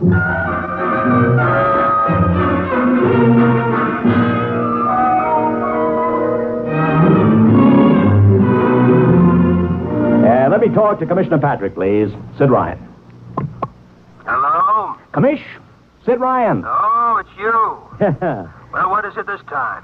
If you want to drop a man off the Empire State Building into a teacup full of water, the answer is no. Also, we are not arresting any fan dancers. You know I don't handle fan dances. I want a permit for a parade, June 1st, 5th Avenue. It's a Sunday. There's no traffic. Oh, come now. Look, Ryan. Macy's gets a permit. Gimbals gets a permit. The American Legion gets a permit.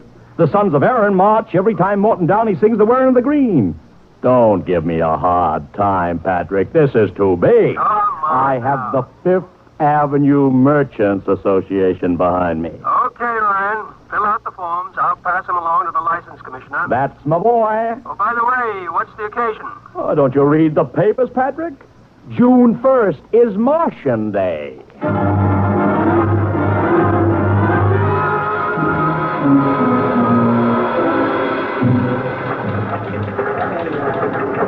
Well, Mr. Ryan. How is the campaign going? Like fire, Mr. Lucia, like fire. Everybody and his brother is going along with the gag. Yesterday, we distributed 50,000 Martian hats to school kids. I even arranged for Commissioner Patrick to accept a $50,000 check for the Policeman's Benevolent Fund from the man from Mars. Excellent. I understand Century Pictures spent over $1 million making that space opera. I beg pardon? Oh, come, Mr. Lucia. Sid Ryan wasn't born yesterday, you know. I know who our client is, even if you don't admit it. You do? Always thinking that's me. Well, as long as you know, let's keep it to ourselves, shall we, Mr. Ryan?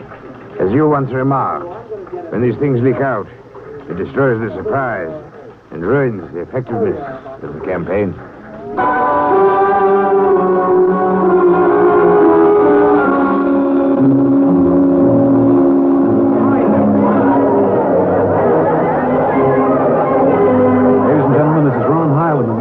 Speaking to you from our portable transmitter atop the reviewing stand for the much-heralded Martian Parade on Fifth Avenue. It's a beautiful sunlit day here in New York. Perfect day for a parade. And the streets are packed with thousands of spectators, all eager to find out what this is all about. There's an air of shrill expectancy. Come on, over here! Okay, tell them all right. I've just had word from Sol Brown up at Central Park Mall that the Martians have landed from big pink balloons. And while we're waiting here for the arrival of the parade, we brought some people up to our microphone to tell you their reactions to this spectacular affair. What's your name, madam? Miss Ada Shackley. A little louder, please. Miss Ada Shackley. And where are you from, Mrs. Shackley? Columbus, Ohio. I see. And I see you have your family with you. Two little curly-headed boys. Are you in New York for your vacation? Yeah, we came for the Shriners Convention with their daddy. Well, what do you think of Martian Day, Mrs. Shackley? Well, it all seems very strange to me, but the boys have been pestering me to watch it, so we've been standing here for 2 hours. I can't make head or tail of it. Well, neither can a lot of other people, Mrs. Shackley, but judging by the thousands here already, there's a lot of curiosity. Curiosity killed a cat, folks say. Let's hope not. Thank you, Mrs. Shackley. And now Here they come, ladies and gentlemen. The first units of the big Martian Parade swinging down Fifth Avenue. With fanfare, colored streamers, music, confetti, floats, all the attractions of the Mardi Gras. Let's listen to the band for a minute.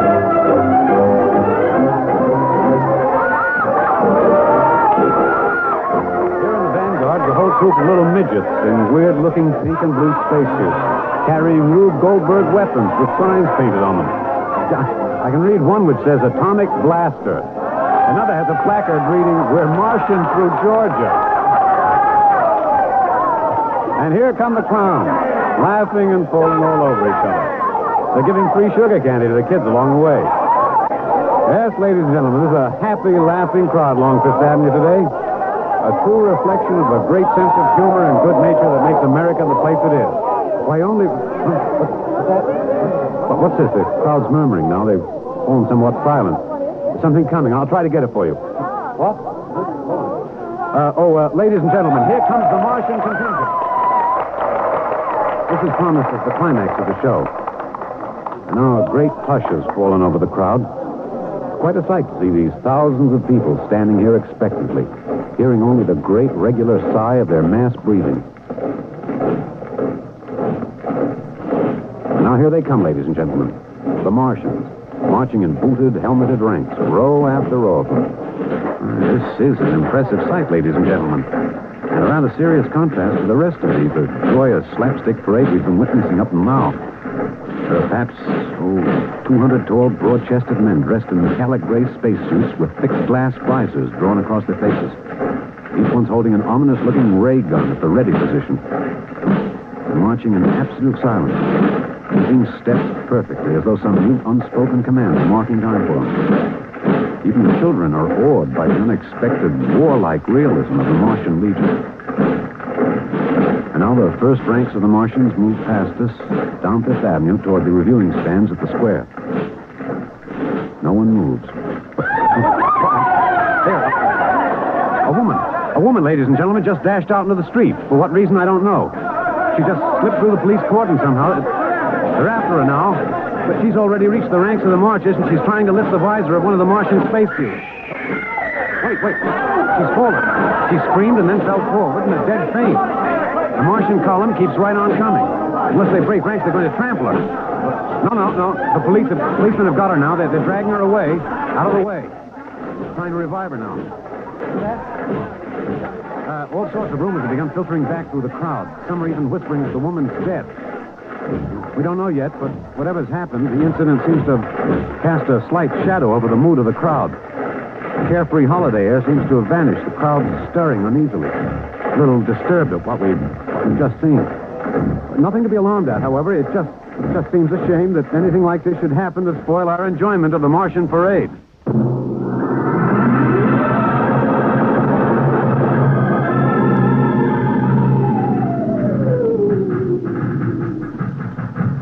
Mr. Ryan, did you see that? A woman fainted. She ran out into the street to get a close look at the Martians, then she screamed and fainted dead away. I'm well aware of that, Oliver, since I paid her $50 to do it. What? The dramatic moment, Oliver. The stock and trade of the good publicity man. Relax. Holy smokes, you sure think of everything. For my share of this deal, roughly $100,000, I can afford to think of everything. Shut the window. Oh, okay, but don't you want to see the finish? We'll go down to the reviewing stand for the finish. Right now, I want to make a phone call. By the way, where's Lucia? Oh, I haven't seen him. Well, close the window, Oliver. Well, okay, Mr. Ryan.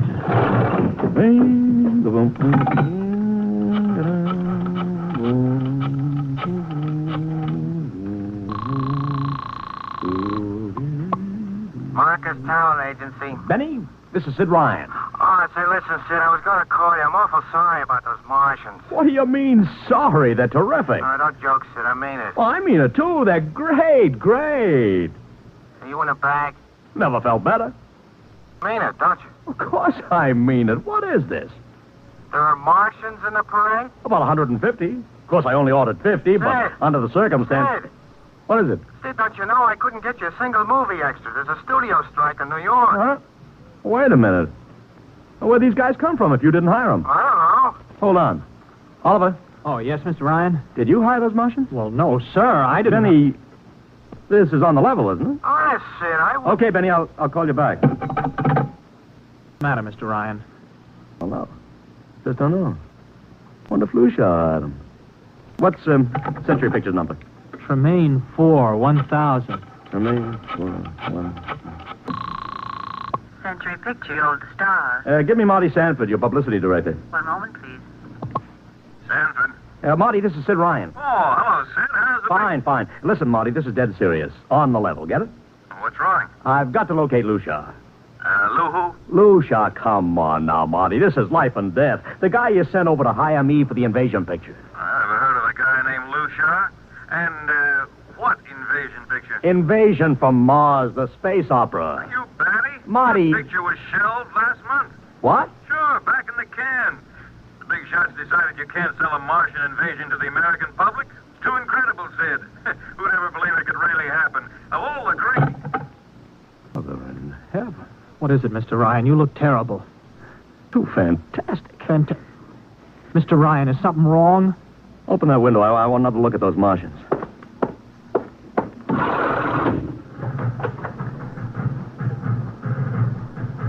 Look at them. Oliver, you were in the Army.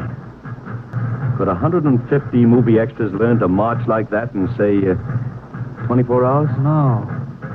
Not in 24 days, Mr. Ryan. Not a second's hesitation. Not one out of step. Look at the way they carry those ray guns at the ready. The only other time I've seen troops march like that was on a film of the Nazi SS troops marching through the streets of Paris. Mr. Ryan. Oliver, get down there. Find that woman who fainted. Her name's Gloria Montez. Get her up here. Make it fast.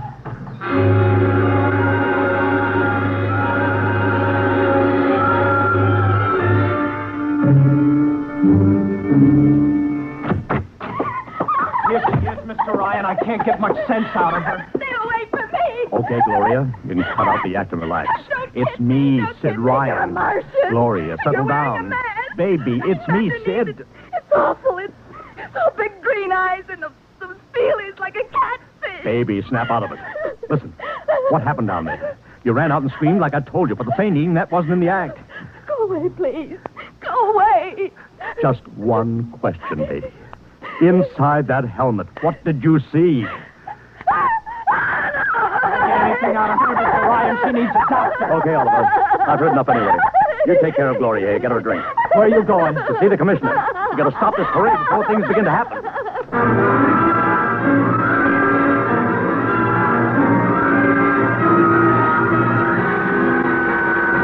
Okay, Ryan, what's the beef? Listen, Patrick, I don't know what it is, see, but something's wrong. You've got to stop that parade. I suppose you'd like the riot squad. That would get you a front-page spread on every paper in town. Now, look, Ryan, I've got no time for your cheap publicity gags. I'm a busy man. Listen, I'm trying to tell you I don't know where those Martians came from, who they are, anything about them. Oh, Ryan, I'm wise to your tricks. Now, if you let the sergeant show you out... You won't do it, huh? An honest citizen appeals for protection and you refuse? I most emphatically do. Now, beat it. All right, Patrick. I'll go right to the mayor's office. I'll have you busted flatter than the fried egg. Go ahead. I'm sure His Honor will be glad to toss you out on that phony nickel-plated skull of yours.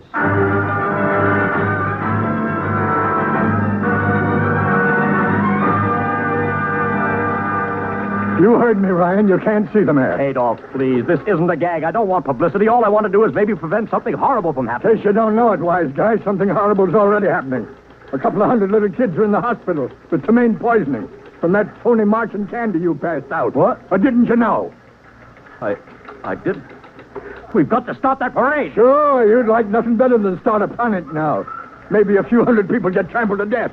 Think of the newspaper space. That'd get you and your phony product. I won't stand for this, Adolf. This may be a matter of life and death. Get out of here quick. It'll be your death. Go on, beat it. Get out. You and your publicity stunts. Make me sick to my stomach.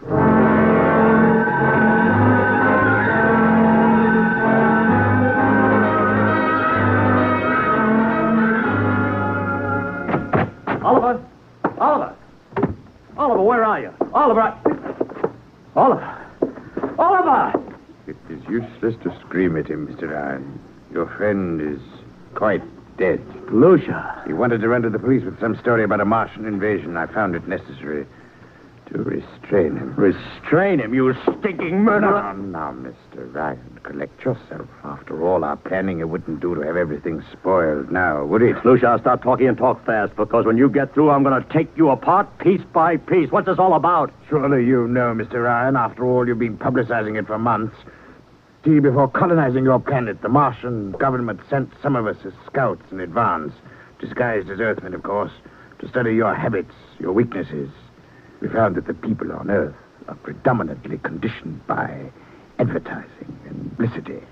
So we conceived the idea of treating our entire invasion as a vast publicity stunt. Clever, yes?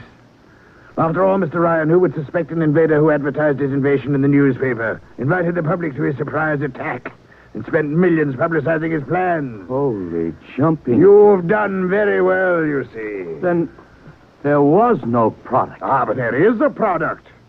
The product is death. What are you trying, Lucia?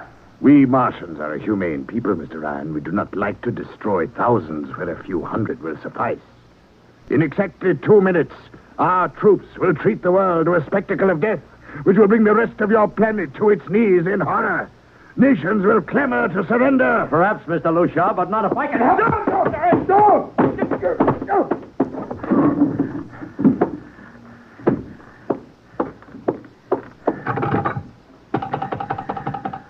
Yes, please. Operator, this is Mr. Ryan. Get me the field telephone on the reviewing stand of the Martian Day Parade. Hurry. Anyone in particular? Just hurry. Reviewing stand. Hello? Get me Commissioner Patrick. Hello? Hello. You have to talk louder. I want Commissioner Patrick. Patrick! Wait a minute. Things are quieting down. Hey, what was that you wanted? This is Ryan. I have to talk to the Commissioner. It's a matter of life and death. Oh, you can't talk to him now. The Chief Martian is presenting the PBA check to him. The Martians are going to fire a salute. Listen, you got to stop him. What? Stop him! I'm sorry, Mr. Ryan. I can't. You idiot! The worst is going!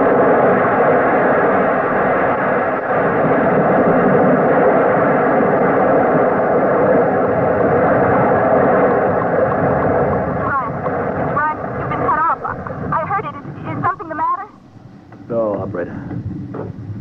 Doesn't matter. Nothing matters now.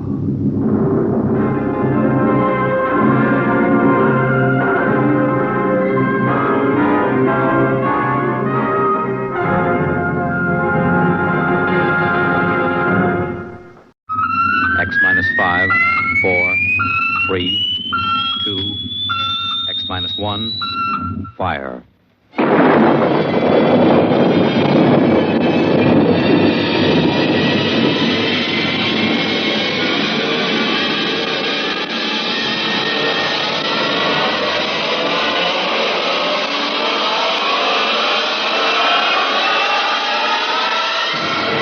Tonight, George Lefferts' original radio drama of the 21st century, Perigi's Wonderful Dolls. The doll shop stood on a quiet Washington side street, not too far from the sprawling Pentagon building. A woman and a child waited outside, the little girl peering eagerly through the window at the dolls inside, and the woman glancing impatiently at her wristwatch, as if expecting someone who was late for an appointment. And there was nothing about the doll shop to warn them that they were waiting to keep an appointment with doom. Oh, Mommy, look! Yes, what is it, dear? In the window of the shop, the tiny dolls. Oh, Mommy, do you think Daddy will buy me one? Well, we'll ask him when he comes, dear. He said 3 o'clock on this corner. I see him, Mommy. There he is. Oh, Henry, here we are. Hello, dear. Hi. Sorry I'm late. Well, we've been waiting for you. Cindy's been Yes, I'm telling... afraid I'll have to call off the shopping, Alma. Oh, Henry, we promised. Yes, I know. Cindy. I'm sorry. It's just one of those things. You've been the wife of an army colonel long enough to know his life isn't his own. What is it this time? Oh, some more of that flying sphere nonsense. The pilot who says he sighted it last month crashed and was killed today, so the general wants a full report. Dear, what next? Daddy. We'll have a staff meeting at the Pentagon at 3:15. Daddy, look in this window. Oh, I haven't time, dear. Just for a minute, Daddy, please. Indeed. I haven't time to stop and watch a bunch of 6-inch dolls parading around the shop. Say, they are lifelike, aren't they? Look at that, Alma. Dolls are marching around like a regular review. They've even got their own little band. Henry, your staff meeting. Oh, yeah. Yes, I've got to run. Now, look, don't go spending a lot of money on that nonsense, Alma. No, dear. Bye. Bye, dear. Bye, Cindy. Bye, Daddy. Oh, Mommy, look. Look, the band's going to play.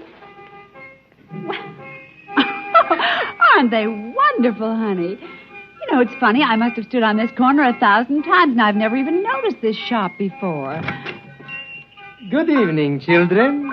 Oh, well, good evening. Mommy, he talks awful funny. Hush, Cindy. Would you like to step inside the shop of Santor Perigi? Well, yes, we would. This way. Oh, Mommy, it's like beer. Here in the shop of Santor Perigi, creator of Perigi's Universal Wonderful Dolls, the world of adult reality is blended with the world of child's fantasy. This is a new shop, isn't it, Mr. Perigi? What is new and what is old? Come, this way. Would you like to meet one of my little ones? Oh, yes. This one in the red jacket is Toto. Speak, little one. Oh, isn't that wonderful? Mommy, he talks. The doll talks. Amazing. It's absolutely amazing. That is nothing for Perigi's Wonderful Dolls. Listen, sing, Toto. Sing for the little girl. My name is Toto. Cindy, listen. Sing, Toto. Men are big and tall. Dolls are very small. When men begin to fall, the dolls will rule them all. Oh, Lord, Toto, more. Well, how do they work, Mr. Perigi? How do they work? That is the secret of the great Perigi, greatest of all doll masters. To make an ordinary doll is nothing. To make a perfect replica, that is something. But to make a doll with intelligence, that is the work of an artist, huh? Well, yes. Well, they must be very expensive. Madame, when I construct a doll like Toto, I cannot bear to be parted from him permanently. So instead of selling, I rent my little people. You rent dolls? Precisely. $10. I have but one request. When you grow tired of my dolls, you must return them to me in good condition. Oh, Mommy, could we take him home? Take him home. Take him home. Take him home. Oh, look, Mommy, look. He's bowing and dancing. Oh, Mommy, he wants to come. Please, I'll take such good care of it, please. Well, honey, we'll have to deal with your father later, but... Well... Oh, Mommy! All right, wrap him up, Mr. Perigi. Oh, dear, I have a feeling when your father comes home, we'll be sorry. Be sorry. Be sorry. Be sorry. Be sorry.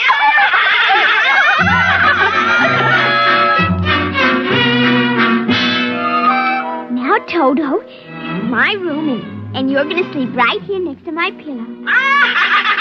Oh, Toto, don't laugh like that. I'm going to have to teach you some manners. You be quiet, because my daddy will be home soon, and he's a colonel in the army, and he'll bust you to private if you don't behave. Now, you wait here. I'm going to introduce you to my puppy dog, Mr. Blister. So be good now. Here, Blister. Here, Blister. Come on, Blister. Come here. Mr. Blister, now this is Toto. Oh, dear, I don't think Mr. Blister likes you, Toto. Stop it, Mr. Blister. Come over here and shake hands with Toto, Mr. Blister. Come on now. Mr. Blister, let him go. Let go. Let go. Cindy, Mr. Blister, come over here. Why, what happened, dear? Mr. Blister tried to bite my doll. Look how frightened Toto is. Dolls don't get frightened, Cindy. But he is, Mommy. He screamed. You just imagined it, honey. But he did. He did. Well, Mr. Blister didn't mean it. You know he's the gentlest little pup alive. He isn't. He's nasty and I hate him. Cindy, you've hurt his feelings. Okay. He tried to buy my new doll, and I don't ever want to see him again. Ever. Oh, dear. All right, Mr. Blister. You come downstairs with me. Come on now. Cindy's angry at you tonight. I'll kill him. Why, Cindy, where did you hear a thing like that? Toto said it.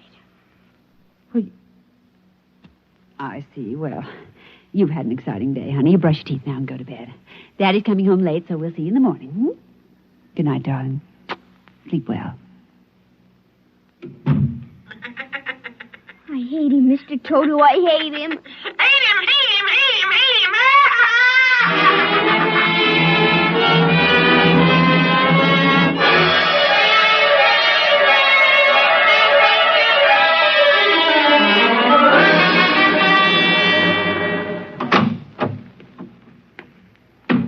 Morning, Alma. Breakfast ready? Just a minute. How was the staff meeting last night, dear? Oh, horrible bore as usual. Where's the little one? Up in her room. She'll be down in a minute. Oh, say, remind me to take some papers back to the War Department, will you? I left them in my strong box. Henry, you told me it was against regulations to bring secret papers home. Well, I had to finish some work for the old man. Nobody will ever know the difference. Well, I suppose not. Oh, dear, would you feed the puppy before we sit down? His bowl's under the sink. Where is he?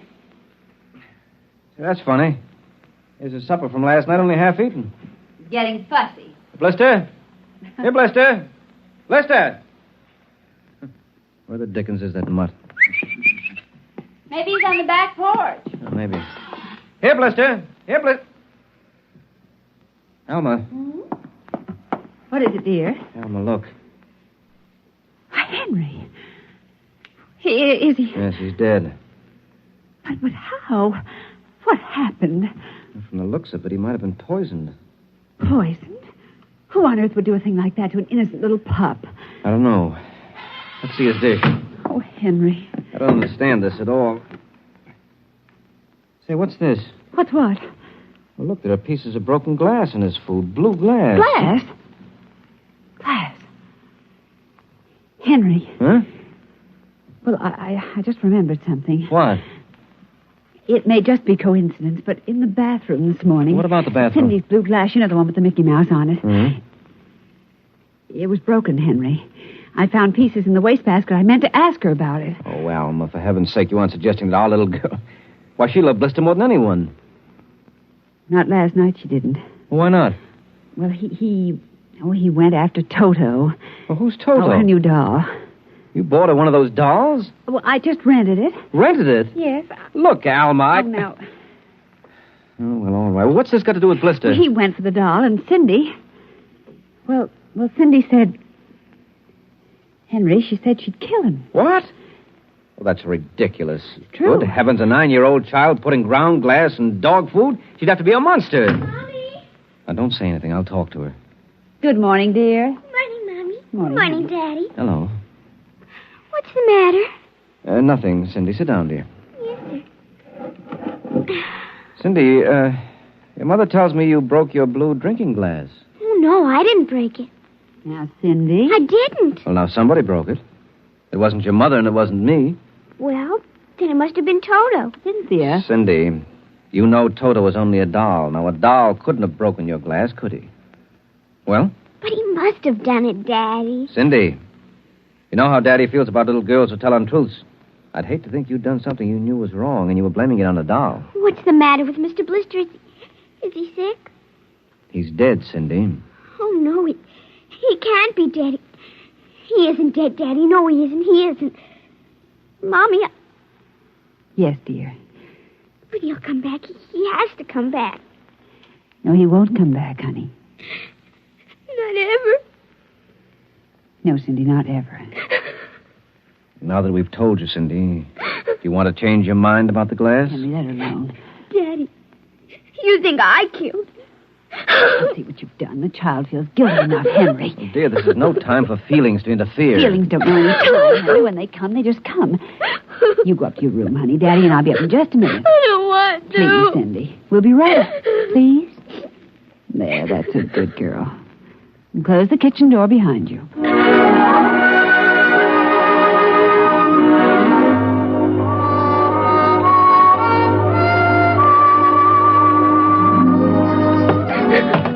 Mr. Blister's dead. And he isn't coming back. Ever. Ever. Daddy thinks it was me, but it was you. It was you!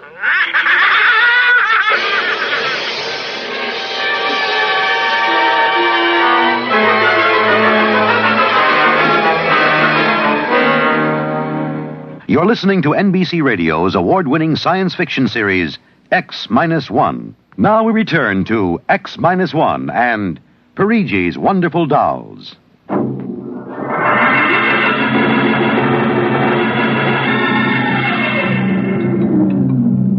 Eat your supper, dear.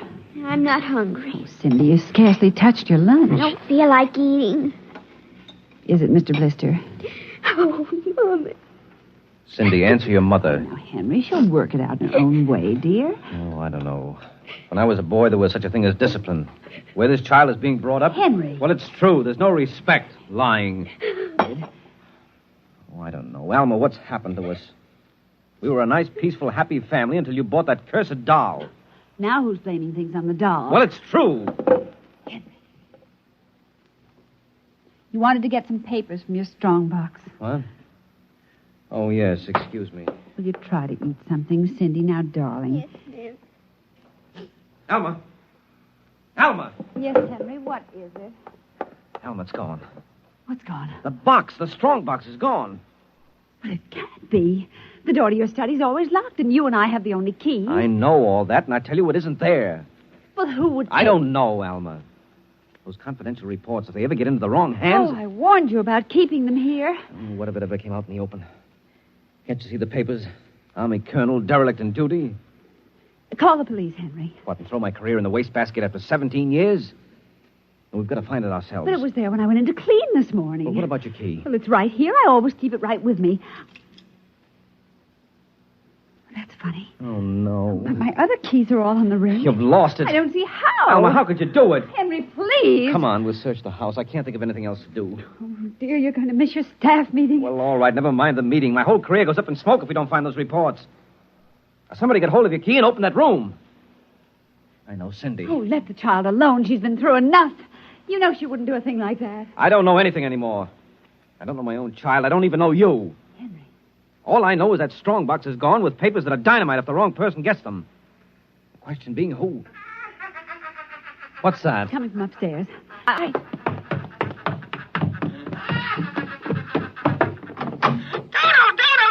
kill him. How do you do? Stop it. How do you do? Blasted little imp! There. Henry. But since we've got this thing... Henry. What? Look, Where? What? around the doll's neck. The key. The key to your study. It was Cindy, after all. I don't believe it. Ever since she got this fool doll, she's been acting half insane. First the dog, now this. I think she hates us, Alma. Henry, Cindy is my child, and I know her. I know she's a good, sensitive little person with no malice in her. You're just simply refusing to face the facts, dear. What are you going to do? I'm going downstairs and have a talk with that young lady.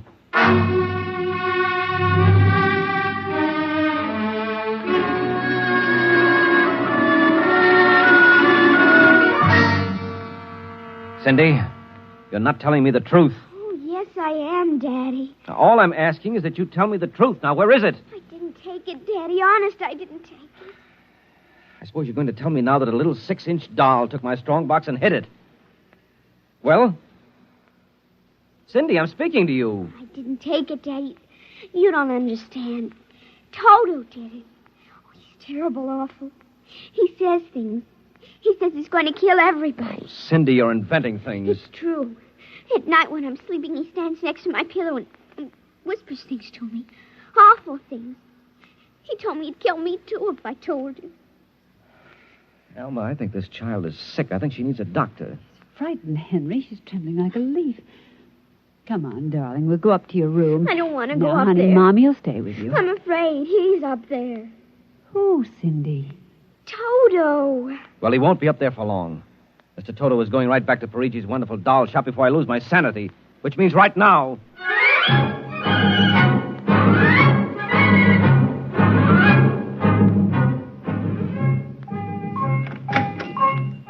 Ah, Colonel Grayson.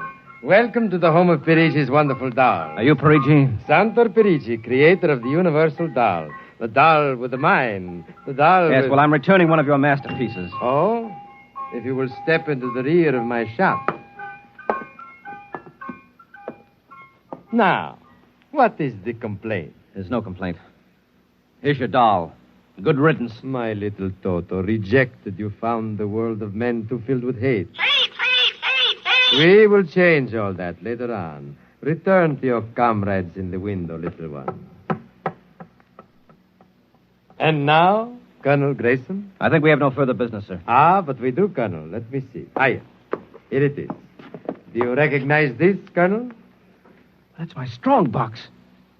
My little Toto is very clever, sir. Are you trying to tell me your doll stole that from me? Let us not say stole. I'm merely keeping it in custody. What's your game, Perigi? Blackmail. You give me what I want, I do not ruin your career. What do you want? Information. We already know something from the reports of the War Department, reported by one of your pilots. What government do you represent? I represent Perigi's wonderful dolls, none other. I'm not so naive, sir. Perhaps I should explain. Each man hides something from the world. Each man loves something more than life. With the help of my wonderful dolls, I obtain personal information which enables me to control the men who control the world. Men like you. Hand over that strongbox. I warn you, I have a gun. Give it to me. You are being foolish. Put down that walking stick. Now. No closer. Now.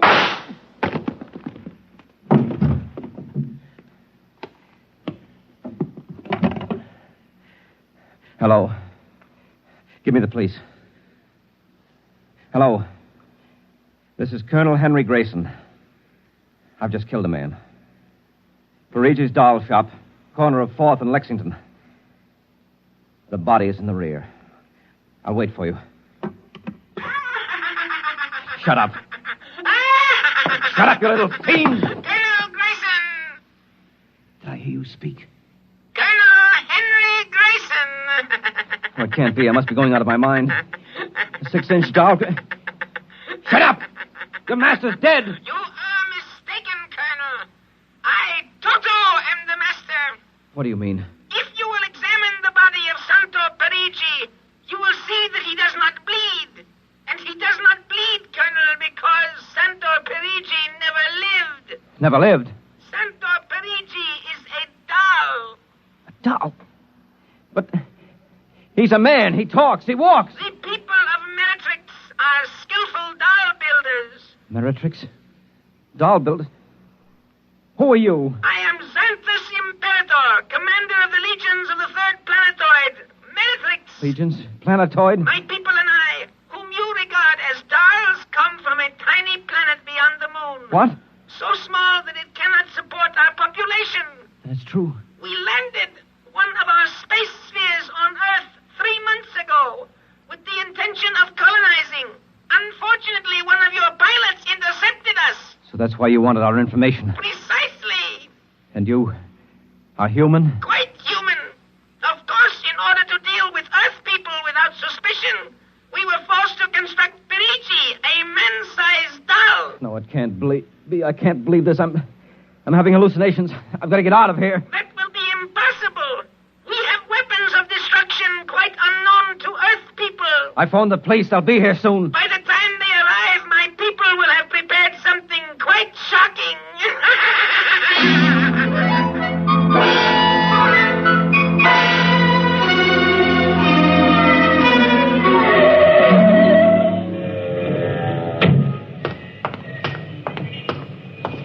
Keep me covered, Ryan. Okay, Sarge. All right.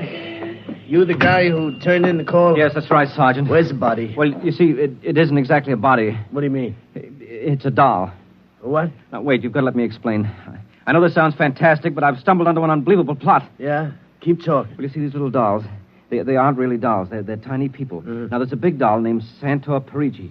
They're using him as a front to run the shop. He's off his trolley, Sarge. Now, look here. Now, listen, mister, we got to call it there was a murder here. Now, if there was one, where is the body? Well, it's behind the curtains in the back. Only, you see, it isn't really a body. It's a big wax dummy. It's all part of their plot to gain control of the world. Holy smoke, he's really off his rocker. Now, look, if you don't believe me, I'll prove it to you. Come here. Look behind this curtain, and you'll see the dummy lying on the floor. Welcome, gentlemen. Are you looking for something? Perigi! This is impossible. I smashed his skull. Do you know this guy? That's the one, the doll. What's your name, mister? Perigi, Santor Perigi, creator of the Universal Doll. Uh-huh. Did you ever see this man? Never until just now. That's not true. He's lying. I tell you, he's nothing but a big doll. The real masters are the little dolls. Ryan, are you getting this? He's wacko, Sarge. No, He's a fruitcake. I'm not crazy, I tell you. I can prove it. They must have fixed up his head where I smashed it in. Touch him and you'll see. Mr. Perigi, you know what this guy is talking about? The man is demented, obviously. No, that's not true. I tell you, there's a plot to control the Earth. I've got to call the War Department. They want to know about the flying sphere. Holy mackerel, this gets worse every minute. Ryan. Take him to headquarters? No, save some time. Take him down to Psycho Ward. Okay, all right, Buck. wait. Just come along nice and quiet. No, don't you see? He's nothing but a man-sized doll. Sure, and the little ones are going to take over the Earth, and you're going wait and cut out some... Listen to me. You've got to... Sorry you had all this trouble, Mr. Perigi. Poor chap. He is obviously suffering from delusions. Well, he's not the only one in Washington today. You know, we've been getting a whole string of crack-ups lately. Bigwigs blowing their tops under pressure. If you could see some of the names in our confidential files... You keep confidential files on cases like this? Certainly. Believe me, they'd be dynamite if they ever got in the wrong hands. Well, I better be running along. I'll be. My little girl would be nuts for that. So? Then please accept the doll for saving my life. That madman might have killed me. Yes, but Take Toto home with you as a gift. Well, now, I don't know, Mr. Perigi. It's against regulations for us to accept favors. But this is not for you. It is for your little daughter. And if you will only take the doll and give him a good home, you will be doing me a great favor. Well, then, if you insist, and thanks very much. When my kid sees this, will she be surprised? Yes, Toto will come as a great surprise. A very great surprise. Eh, Toto?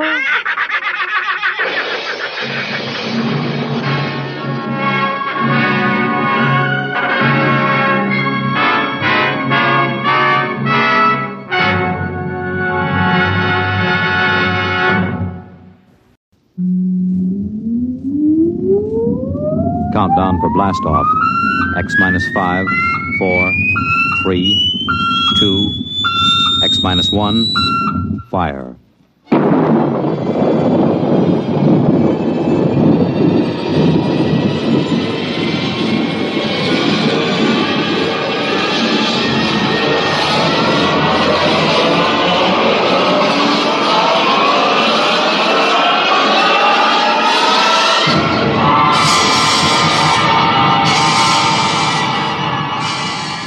From the far horizons of the unknown come transcribed tales of new dimensions in time and space. These are stories of the future, adventures in which you'll live in a million could-be years on 1,000 maybe worlds. The National Broadcasting Company, in cooperation with Street and Smith, publishers of astounding science fiction, presents X minus 1.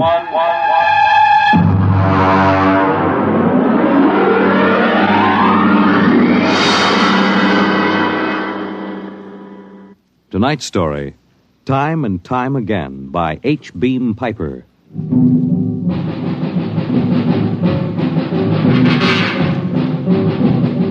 It happened during a routine skirmish in the Great War. Patrols advanced from the defense perimeter under jet cover and preceded by napalm throwers. The enemy defended in depth and mopped up with guided 98s fired from 40 miles to the rear. The blast area was 10 miles in circumference, and the medics didn't find much to pick up over 500 yards in. Come on. All right, now back it in here. Look out, it's lousy with mud. More. Now, cut left. More, hold it. Stretches. Come on, Travers, get those men out. Yes, sir. Get a move on. Line them up. Come on. Easy.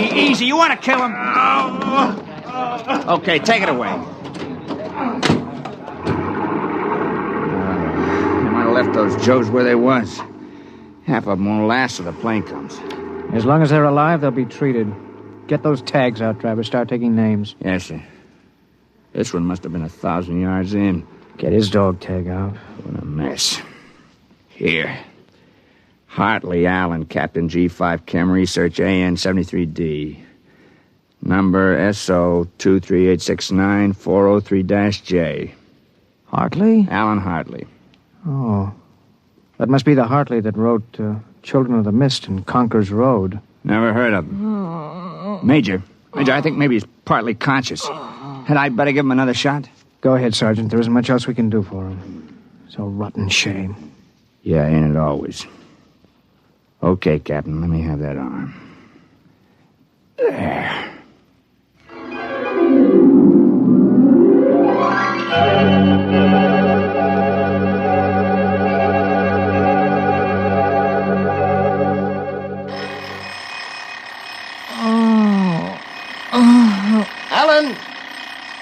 Alan! Oh, God. Down. Get up, Alan. Can't stay in bed all day. I remember that. Clear as if it were real. Up and at him. Hit the deck. Remarkably vivid. It's strange. Alan, are you all right? I'm all right. What's wrong with my voice?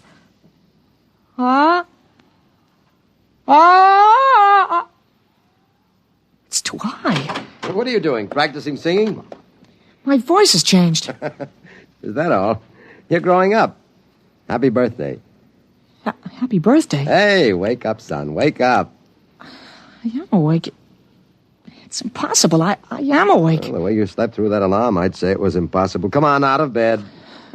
I don't understand. You went to bed at a decent hour. You could wake up the next morning. Come on, son. Breakfast waiting. Out of bed or I'll turn it over. All right. It's a dream. Maybe, but you're wide awake now. I am. I'm awake. Well, half awake anyway. That's the bell at St. Boniface, isn't it? What day is it? Are you kidding? You forget today's your birthday? No, I didn't forget. Neither did I. Here, son. Happy 13th birthday. You won't guess what's in here. A rifle. A light .22 rifle. Oh, now how did you know that? I remembered. Did I spill the beans sometime? No. I could have sworn it would be a surprise. Well, go on. Open it.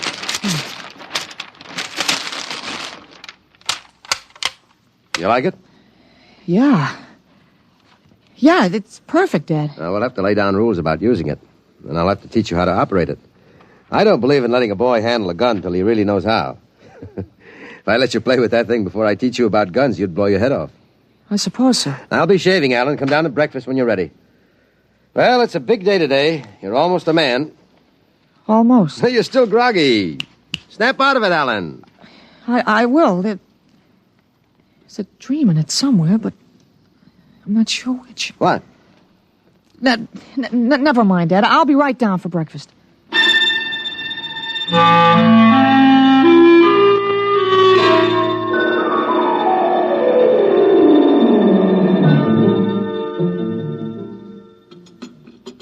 What you going to do today, son?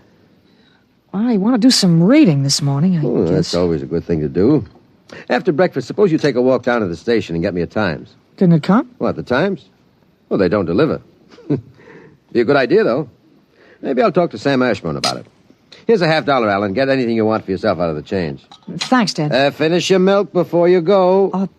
Sure, Dad. Thanks for the money. You're big enough to handle it now. Hurry back. I'd like to finish the crossword puzzle before lunch.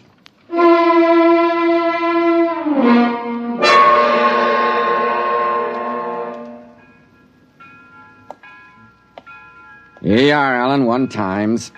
Tell your father the puzzle's a stinker this week. Yeah, thanks, Mr. Ashburn. Look out for the trucks when you cross the highway.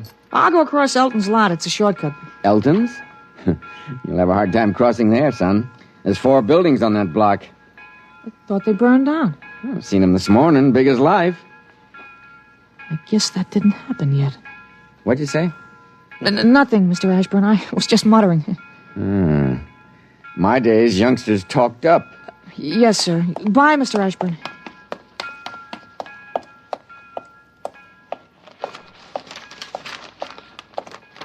Monday, August 6th, 1945. Okinawa 1. Bombing Japan. Hey, Alan. Huh? Alan, wait up. Hey, Larry Morton. Hi, Larry. Hi, Al. You going to Sunday school? No, I have some things I want to do at home. Oh, get him. Fancy pants talk. Things I want to do at home. Oh, go chase yourself around the block. Go jump in a garbage can. Go take a flying jet to the moon. Hey, that's a new one. Flying jet to the moon. You thought up a new one, Al. Yeah. I wish I could stay home from Sunday school when I wanted to. How about us going swimming at the canoe club after? Oh, I wish I could. I gotta stay home. We're expecting company. A couple of aunts of mine. Dad wants me to stay home when they come. Aunts are a pain. Nothing I can do. You see the football movie at the Grand? Boy, what a team. Notre Dame. I thought you'd like Cornell. Cornell? Huh. They couldn't beat Vassar. Well, you're gonna go to Cornell, aren't you? Me, Cornell? Fat chance. I'll bet you do. I wouldn't take your money. Well, I know you wouldn't, but you'll go to Cornell, all right. Cornell. Far above Cayuga's waters, there's an awful smell. Just the same, you'll go to Cornell. Larry, I gotta go. Well, so long, Al. I'll see you. So long, Larry. See you.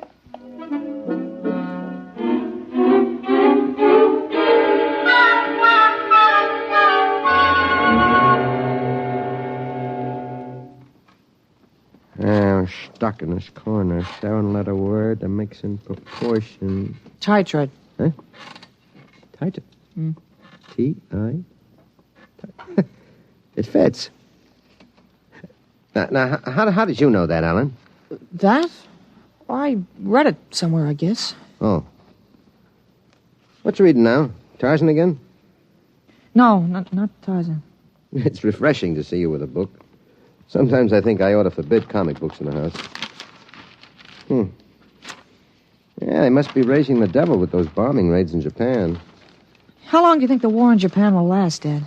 Oh? I'd say to the middle of 1946. They'll have to invade those islands foot by foot. I don't think so, Dad. I wouldn't be surprised if the war was over very suddenly. How, by magic? There isn't a thing on earth will make those Japanese surrender. You expect somebody to make a pass and it'll be all over by this afternoon? Something like that. I wish it could. A lot of boys dead in the invasion of Japan. Mr. Hartley, excuse me, please. Oh, hello, Mr. Gutchell. That's Frank Gutchell, Dad? That's right. Excuse me. I didn't mean to disturb you, Mr. Hartley. It's all right. Lovely day, isn't it, Mr. Gutchell? Mr. Hartley, the Lord's Day is always beautiful. Of course, Mr. Gutchell. Mr. Hartley, I wonder if you could lend me a gun and some bullets. My little dog's been hurt, and it's been suffering something terrible. Oh, that's too bad. I want a gun to put the poor thing out of its pain. Of course. How would a 20-gauge shotgun do? You wouldn't want anything heavy. I was hoping you'd let me have a little gun. Maybe, so big. Pistol? So I could put it in my pocket. It wouldn't look right to carry a hunting gun on the Lord's Day. And people wouldn't understand that it was for a work of mercy. Of course, I understand. You're a very religious man. The whole world is evil, Mr. Hartley. Yeah, sometimes it certainly looks like it. Well, I have a Colt 38 Special from the auxiliary police outfit. Well, that's fine. You've got to bring it right back, Mr. Gutchell. I might be called out. Now, you'll have to promise to get it right back. Dad, wait a minute. I just remembered. Remembered what? Well, aren't there some cartridges left for the Luger? Then you wouldn't be without the Colt. That's right. I have got a German automatic I could let you have. That way I wouldn't get stuck. You'd have to return it promptly, though. Oh, wait, Dad, I'll get it. I know where the cartridges Be are. careful, son. Well, Mr. Gutschel, it sure turned out nice after all that.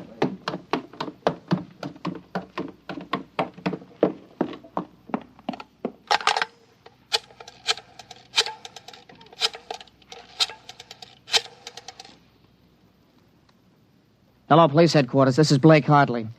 Frank Gutschel, who lives on Campbell Street, has just borrowed a gun from me, ostensibly to shoot a dog. What? No, he has no dog. He intends shooting his wife. Now, listen, he'll walk home. If you hurry, you can get a man there on time. What? No, but I wish you'd get my pistol back to me. It's from the First World War.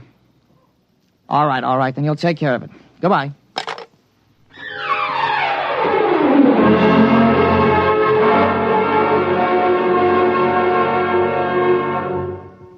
There you are. What kept you, Alan? Well, I couldn't find the cartridges at first. I'll show Mr. Gutschel how it works. It's all loaded, ready to shoot. This is the safety. Just push it forward and up. There are 8 shots in it. Did you load the chamber, Ellen? Sure, it's on safe now. You understand how it works, Mr. Gutschel? Oh, yes, I understand. Thank you, Mr. Hartley. Thank you, Sonny. Goodbye. Goodbye, Mr. Gutschel. Return the gun when you're done. Yes, I'll be done with it soon. Goodbye. Alan, you shouldn't have loaded that gun. I guess it's all over now. I had to keep you from fooling with it. I didn't want you to see I took out the firing pin. You what? Gutschel didn't want that gun to shoot a dog. He's a fanatic. He sees visions, hears voices. The voices probably put him up to this. Well, I'll submit that any man who holds intimate conversations with disembodied spirits isn't to be trusted with a gun. What are you talking about? While I was at it, I called the police upstairs. I put a handkerchief over my mouth and told them I was you. You? Well, why did you have to do that? I couldn't have told them this is little Alan Hartley, 13 years old. And suppose he really wants to shoot a dog. What kind of a mess will I be in then? No mess. If I'm wrong, which I'm not, I'll take the rap for it. Dumb kid trick, you know. But if I'm right, you'll have to front for me. You give me a lot of cheap boy hero publicity, which I don't want. This is crazy, Alan. This is absolutely crazy. Maybe. We'll have the complete returns in 20 minutes.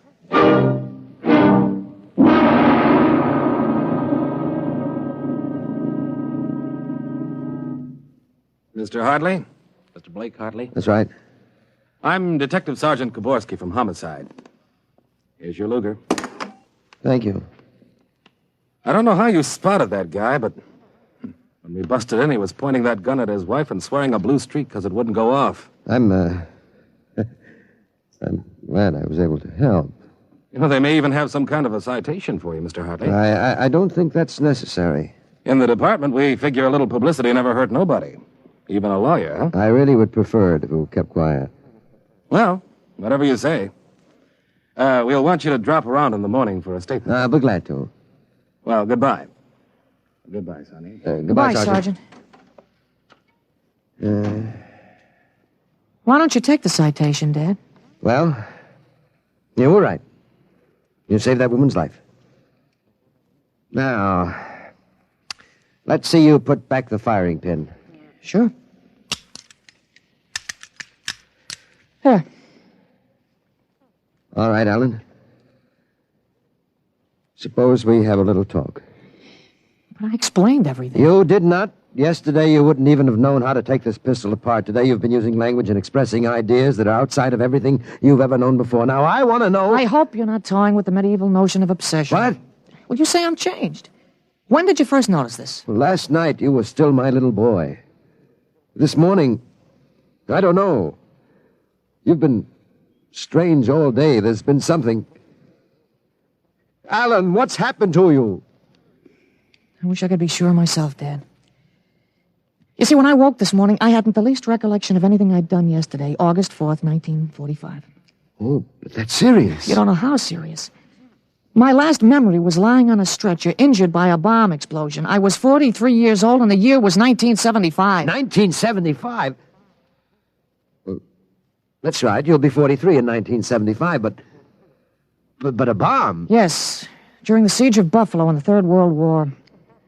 I was a captain in G5, Scientific Warfare, General Staff. Buffalo? You mean Buffalo, New York? There'd been a transpolar invasion of Canada. I was sent to the front to check on service failures of a new lubricating oil. A week after I got there, Ottawa fell and the retreat started. We made a stand at Buffalo, and that was where I got it. I remember being picked up and getting a narcotic injection. The next thing I knew, I was in bed upstairs, and it was 1945 again. And I was back in my own 13-year-old body. Oh, Alan, you just had a nightmare to end all nightmares, that's all. I thought it might be that at first, but I rejected it. It won't fit the facts. But it's ridiculous, all this Battle of Buffalo stuff. You picked up something listening to the radio. All the commentators have been going on about another war after this one. You've just got an undigested hunk of H.V. Callan born in your subconscious, that's all. But that isn't everything. I remember 4 years of high school, 4 years at Cornell, 7 years as a reporter on the Philadelphia Record, 3 novels, Children of the Mist, Rose of Death, Conqueror's Road. You think a 13-year-old can dream up all that stuff? But it's the only possible explanation. Maybe, but I can speak 5 languages today that I couldn't yesterday. French, German, Chinese, Russian, and a little Spanish. Although I've got a Mexican accent you could cut with a knife. But how did it happen? Alan, I can't believe it. All I know is here I am. I've been reading up on time theories. Nobody seems to know much about them. Evidently, time exists parallel as another dimension, and I got kicked backwards along it. But how? Oh, it may have been the radiations from the bomb or the narcotic injection, or both together. But the fact remains I'm here with full knowledge of my future identity. This is quite a shock, Alan. But you do believe me, don't you? Yes, I suppose I must. You seem so strange, as if you weren't my son. I'm your son, all right. Same body as yesterday. I've just had an educational shortcut.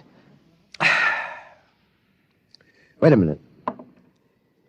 If you can remember the next 30 years, suppose you tell me when the war is going to end. This one against the Japs, I mean. Oh, sure. Well, the Japanese surrender will be announced at exactly 7:01 p.m. on August 14th. That's a week from Tuesday. You better make sure we have plenty of grub in the house by then. Everything will be closed up tight till Thursday morning, even the restaurants. I remember we had nothing to eat in the house but some scraps. A week from Tuesday. And that's pretty sudden, isn't it? Not after today. What do you mean? What happened today? Oh, plenty. What time is it, Dad?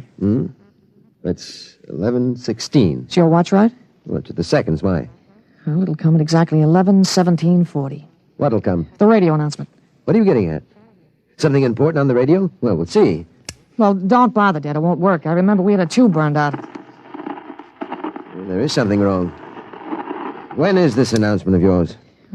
Now I remember it. I memorized it in journalism school in 1954. What time is it? 11:18 o'clock. We're breaking into the program now.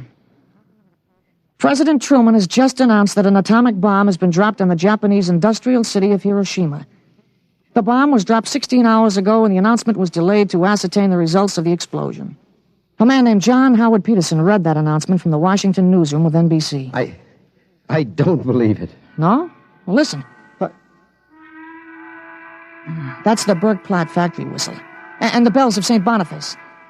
Now, next, the whistle at the volunteer firehouse. Well, then it's true. It's true. Sure. Then Larry Morton came by on his bicycle. Hey, Al. Al, you hear? You hear about the bomb? An atomic bomb. Yeah, we heard. Boy, atomic bomb. Oh, boy. I gotta go find my pop. He's on the golf course. Bye, Al. Bye, Mr. Hartley. You knew. You knew about it. The next bomb hits Nagasaki. I thought that stuff about atomic energy was so much fantasy. Was that the kind of bomb that got you? Oh, that was a firecracker to the one that got me. It was a guided 98. Exploded 10 miles away. And that's going to happen in 30 years? I remember it. How about... Well, how about me? Oh, wait. Never mind. I don't think I'd better know when I'm going to die. I couldn't tell you anyway. I had a letter from you just before I left for the front. You were 78 then, and you were still hunting and fishing and flying your own plane. But another war. And fought on American soil. Oh, Ellen, I wish this hadn't happened to you. It happened. I remember it. But if I can help it, I'm not going to get killed in any Battle of Buffalo. But if you remember it, if time exists as a parallel dimension, then every tick we're getting closer to that Third World War. Dad, you know what I remembered when Gutschall came to borrow that gun? No, I suppose that you suspected him and warned me. No, that wasn't it. The first time when I was really 13, I wasn't home. I'd been swimming at the canoe club with Larry Morton. When I get home about a half an hour from now, I found the house full of cops. But if the gun didn't fire... What makes you think it didn't? Gutschel talked the .38 out of you. He went home, shot his wife 4 times in the body, once behind the ear, and used the 6th shot to blow his own brains out. That's what you remember? Yes. The cops traced the gun. They took a very poor view of your lending it to him. You never got it back. But here it is. Oh, not the way I remember it. But I didn't want you in trouble, so I warned you. Dad, I found out the future can be changed. One man can't change the whole future. I stopped a murder and a suicide. I know, but... With 30 years to work, I can stop a world war. I'll have the means, too. The means? Unlimited wealth and influence. I've got a good memory, Dad. I wrote a list out this afternoon. Assault, jet pilot, citation, ponder, middle ground. What is this, a code? Horses. That's a list of Kentucky Derby winners from 1946 to 1970. Huh? You sure? Oh, I learned that list on a bet at the Officers Club in Cincinnati in 1971. Assault paid 8 to 1. You figure out what we can take in. But gambling. Oh, this isn't gambling. It's a sure thing. When we get rolling, we'll make the Rockefellers look like pikers. Assault at 8 to 1. Mm-hmm. I suppose I could scrape up $5,000. In 10 years, that'll make a lot of money. Any other little thing you have in mind, Ellen? Well, by 1952, we start building a political organization here in Pennsylvania. In 1960, I think we can elect you president. President? Isn't that going a little too far? Well, why not? Who wouldn't vote for a politician who was always right? Besides, that's the one thing we've got to change. In 1960, we had a man in the White House who was good to his wife and sang a nice tenor, and that's about all. He fouled up so completely, we ended up at war. Now, I think President Hartley might be a little more trusted to take a strong line. But I don't know anything about international decisions. I do. I know all the wrong ones. If we can stop one murder, we can stop a war. It's worth a try, isn't it? I guess so. How do I start? Well, as I remember, just after the bomb announcement, you got a phone call from the City Fusion Party about the next election. There's a lot of talk about a reform ticket. Well, that call is going to be important, Dad. It's the turning point. Now you've got to know. There it is. Well, what do I do? Well, answer it. Go ahead. But... Don't worry. I'll tell you what to do. Go ahead. Hello? Yes, this is Blake Hartley. Judge Cribbins. Yes. Just a moment. Alan, he's asking me to run. Oh, my head. Alan. Oh. Alan, what's the matter? Oh. Alan. He passed out.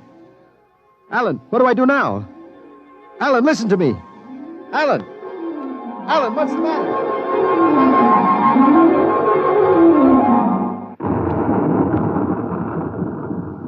Captain Hartley. Captain Hartley. He was all right, Doctor. I gave him a shot and he was all right. Well, he's dead. All right, Sergeant. Make out the tag. Hartley Allen. Captain. Dead April 8th, 1975.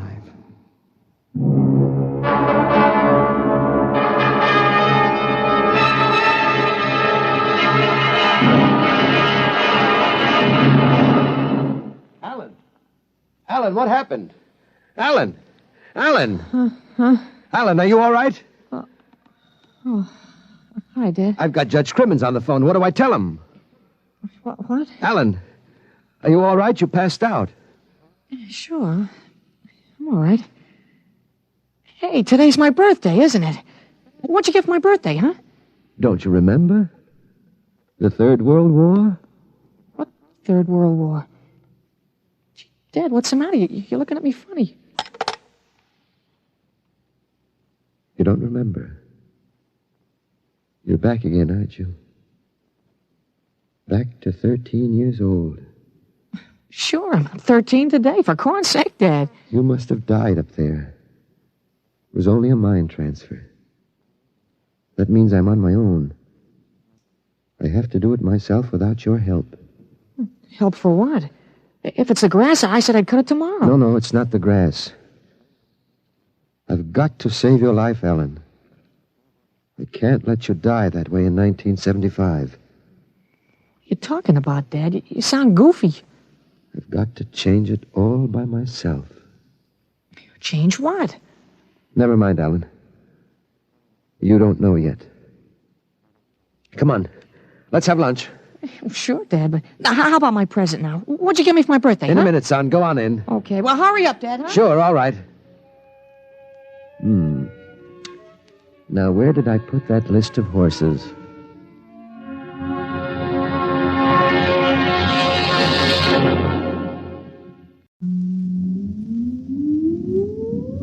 Countdown for blast off. X minus 5, 4, 3, 2, X minus 1, fire.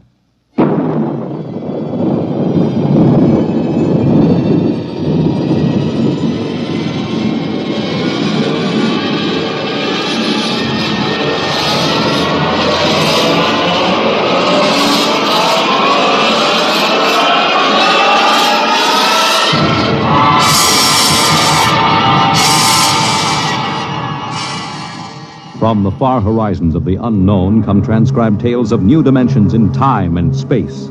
These are stories of the future, adventures in which you'll live in a million could-be years on 1,000 maybe worlds. The National Broadcasting Company, in cooperation with Street and Smith, publishers of astounding science fiction, presents X minus 1.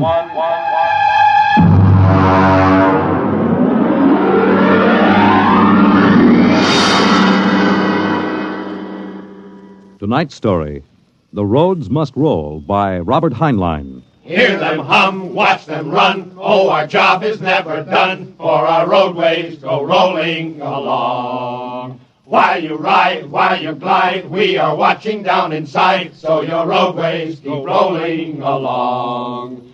Oh, it's high, high, he, the rotor men are we. Check off the sectors loud and strong. 1, 2, anywhere you go. You are bound to know that your roadways keep rolling along. Keep them rolling! That your roadways keep rolling along.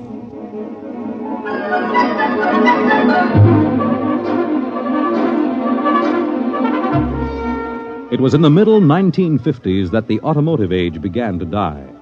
The traffic engineers had long expected it. For years, they had watched our vast cities sprawl and spread out, spill over into the countryside, become more and more dependent on motor transportation. And then, finally, the inevitable breaking point was reached. The growing flood of cars and buses and trucks began to swamp the streets and arterial highways. The building of roads could no longer keep pace.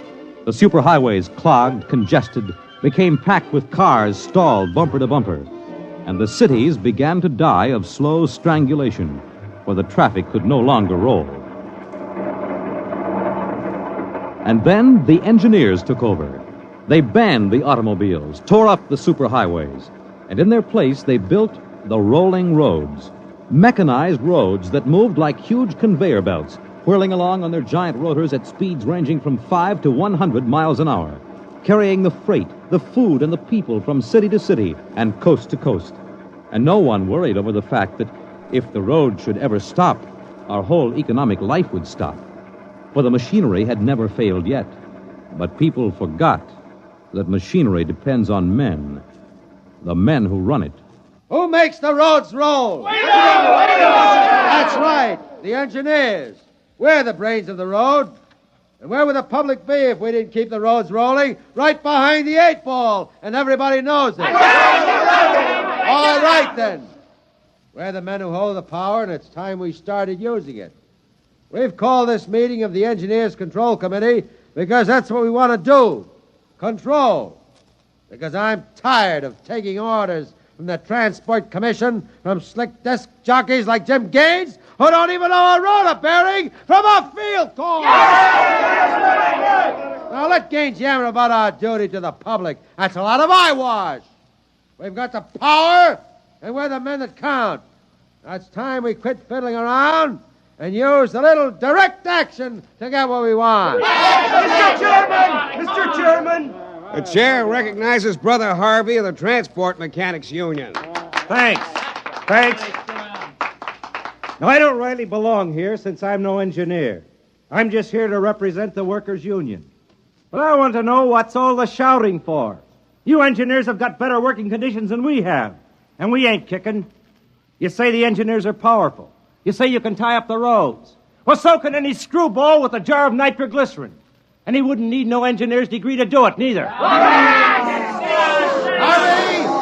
Harvey, are you speaking for your union now, or are you here as a stooge for the Transport Commission? Listen, Van Cleek, I helped found my union. I led the strike in 75 for decent working conditions. Where were you engineers then? With the Finks! Brother Harvey, remember, you're only a guest at this meeting. Go on, Van. Now listen, man. I'm one of the old engineers on the roads. You all are, worked up the hard way. We didn't go to the fancy technical institutes like those young punk cadet engineers the commission is training to take over our jobs unless we do something to stop them. Jim Gaines hasn't been able to fill us full of the old school spirit and that baloney about how the roads must roll. So all right then. Why don't we get smart for a change? What would happen if the roads stopped rolling? Maybe the country would begin to realize that they can't do without us. Maybe we'd begin to get the things we want. Who says the roads must roll?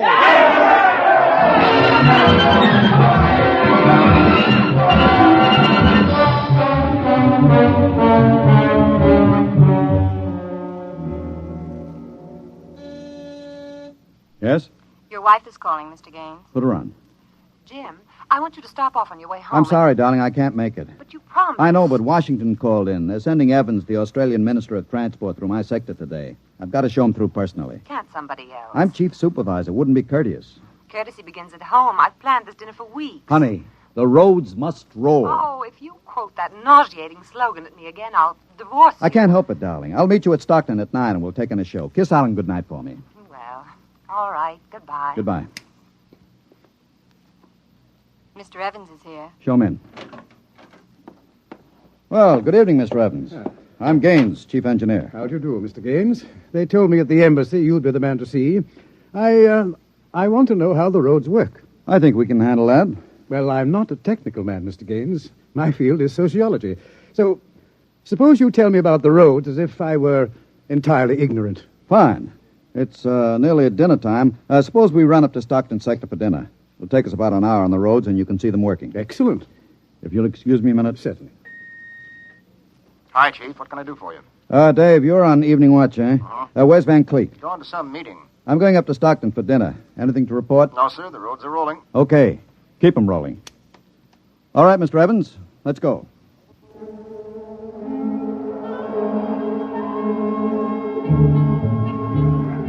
This is the low-speed strip. Ever ridden a conveyor before? No. It's quite simple. Remember to face the motion of the strip as you get on. There. We'll go right across. Each adjoining strip is a few miles an hour faster than the one next to it. Freight is carried on the 50-mile strip, most passenger traffic on the express strip. All right, now watch your step.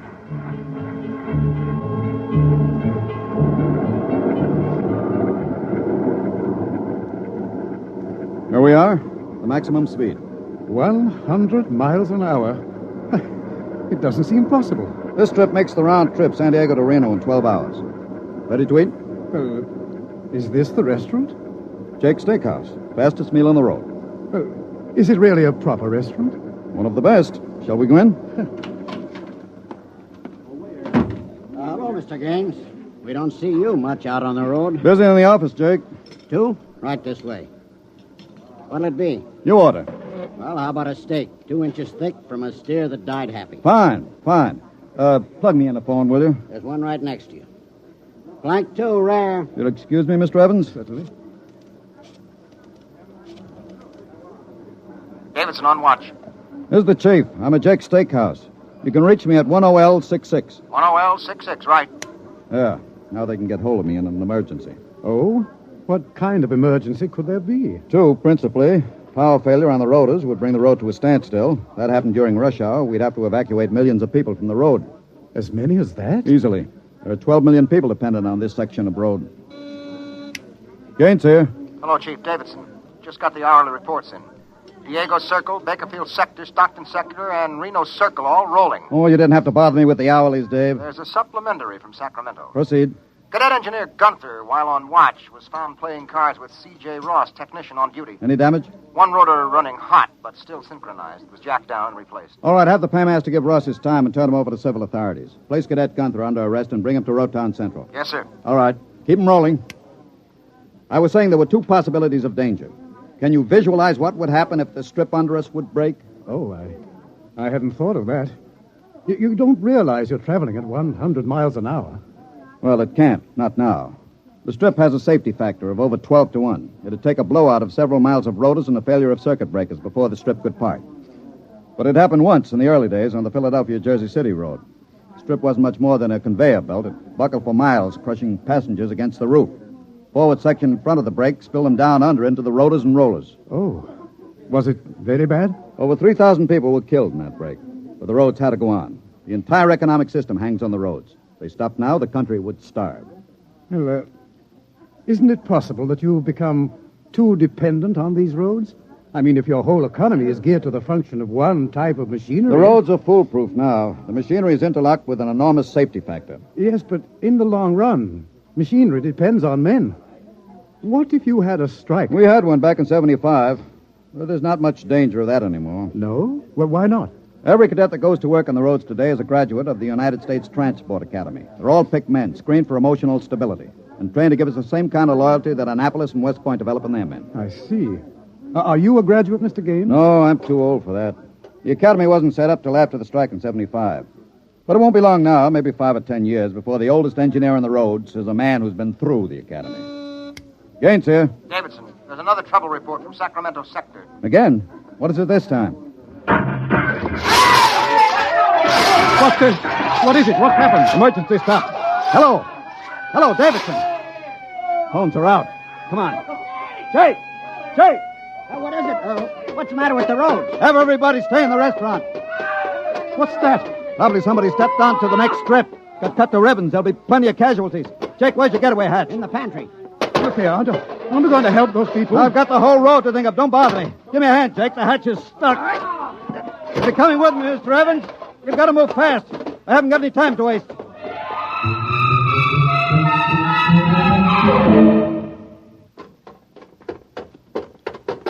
Where are we now? Freeway on top of the inner road ceiling. That's the outer shell over us. Are we going outside? No, there'll be an access down manhole over here. They're spaced every 100 feet. There, by the green light. Now, this will get us down on the northbound road. Careful, it's dark. Now stand away from the door, Evans. Yes.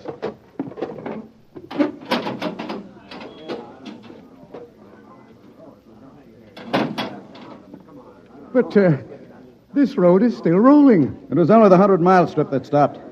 That's what I want, a phone booth. Look out, excuse me. Look out. Hey, out. Hey, I'm talking to my wife. What's the idea Don't of argue. busting in here? Out. Yeah, but Emergency priority, division office. Davidson. Gaines here, report. Chief, where have you been? I've been calling you. Never mind that, report. 709, Consolidated Tension. Report strip 20, Sacramento Sector, past emergency level. Interlocks acted and cut the strip out. Cause of failure unknown. Direct communication cut to Sacramento Control Office. Evacuation of strip 20 commenced. No casualties. There are casualties. I saw them. Put police and hospital routine A into operation. Get me Van Cleek. I want him to take over for me till I report in. We can't reach him, Chief. Shall I cut out the rest of the road? No. Keep those other strips rolling or we'll have a traffic jam the devil himself couldn't untangle. There are 5 million passengers on the road now. Notify the governor that I have assumed emergency authority. Arm all cadets available and await orders. Shall I recall technicians off No. watch? This isn't an engineering failure. That whole sector went out simultaneously. Somebody cut those rotors by hand. I want all available senior class cadets to report to Stockton Subsector, Office 10, with pistols and tear gas. Yes, sir. The governor wants to talk to you. He called in. Refer him to someone else. I'm busy. I'll get back to you. I'm going down under.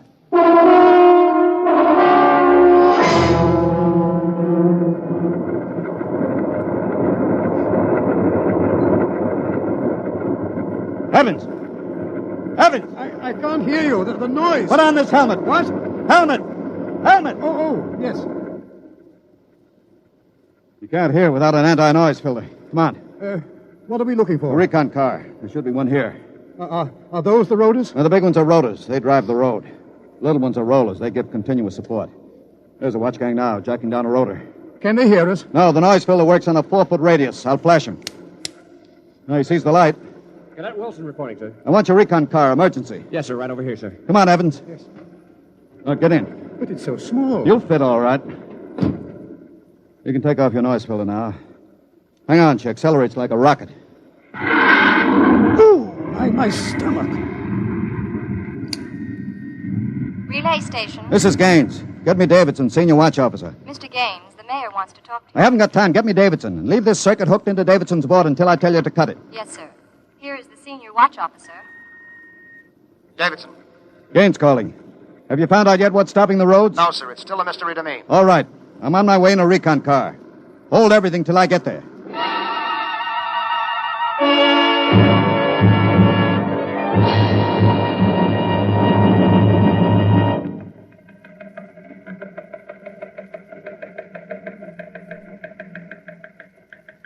Cadet Edmonds reporting, sir.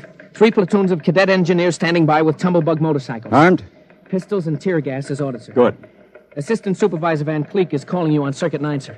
Van Cleek. It's about time. Cut me in. Yes, sir. Hello, Van. Where are you? Sacramento office. Now listen, Sacramento.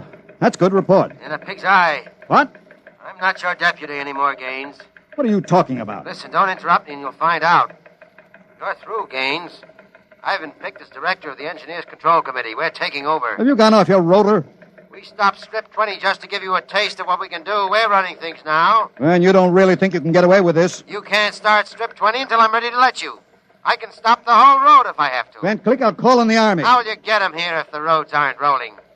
Now listen, Gaines. Whoever controls the roads controls the country. And right now, that happens to be me. Now sign off, Gaines. Gotta call the White House. You behave yourself and you won't get hurt.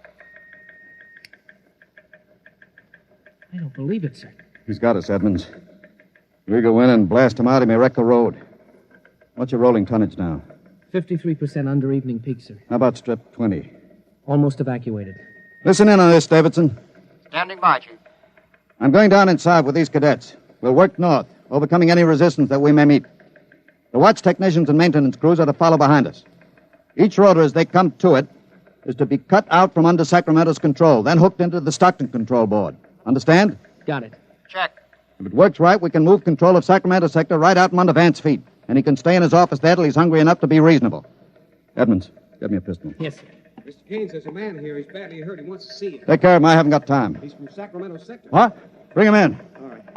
Easy. Come on. Easy. Mr. Gaines, You're Harvey from the Mechanics Union, aren't you? I tried to warn you.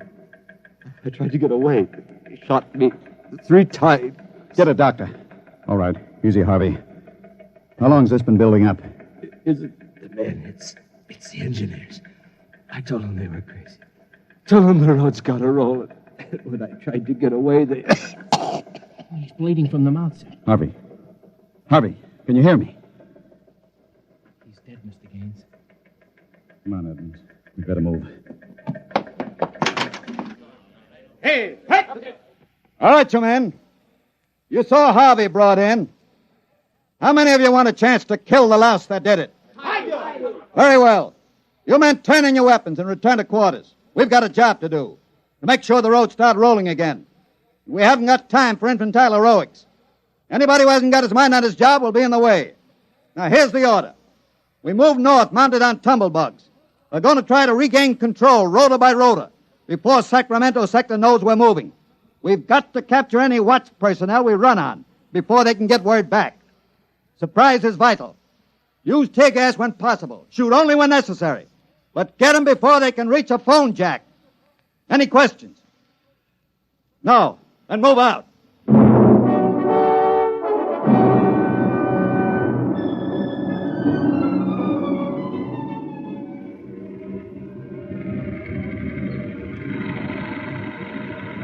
What's the score, Edmonds? 33 prisoners so far, nobody killed. Whoops.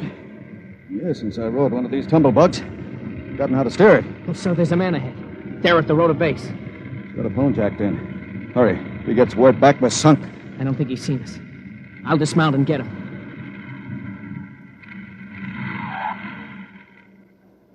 Quick, he sees us. Here, you. Look out, he's got a gun. I got him. Grab his gun. Yes, sir. You had a phone jacked in all right. If he got through to Sacramento office, it's going to be tough. I don't know, sir. Maybe he didn't get the call through. Wait a minute. Listen. The road. Take off your noise filter. There.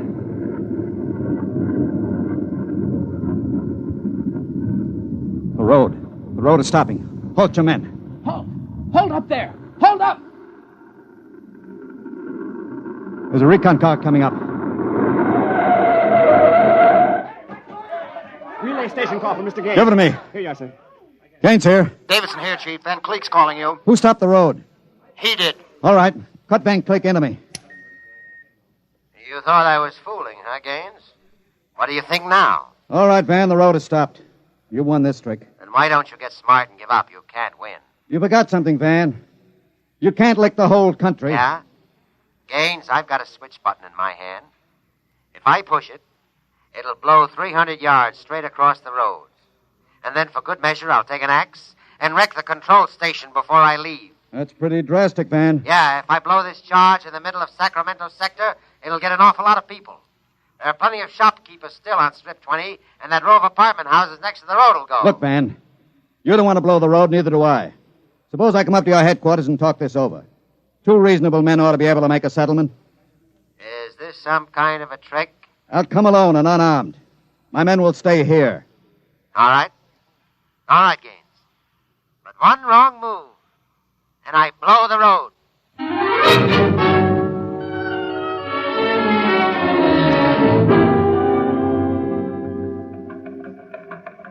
We've got to hurry, Dave. If I take too long, Van Cleek will get edgy and set off that charge. Failure report notes? 1, strips must be cross-connected with safety interlocks, so that when one dies, the others slow down. 2, the men. I can't understand it. Psych tests are rigid. We've never had a failure in the Hum-Wadsworth-Burton method. And then suddenly a whole sector goes sour. How could Van Cleek get a whole crew of psych-cleared men to revolt? It's easy, Dave. As my deputy, he was ex-officio personnel officer for the whole road.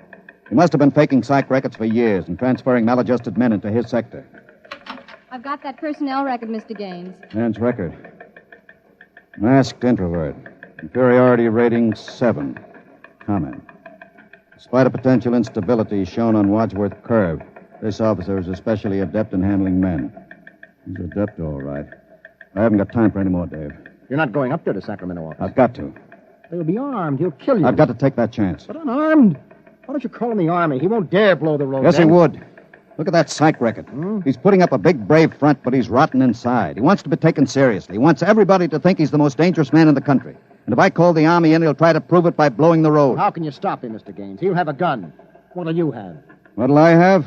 Only a prayer. And what I know about Mr. Van Cleek.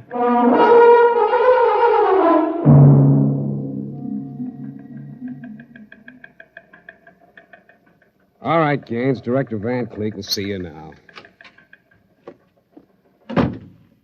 Gaines is here, Director Van Cleek. Come in, Gaines.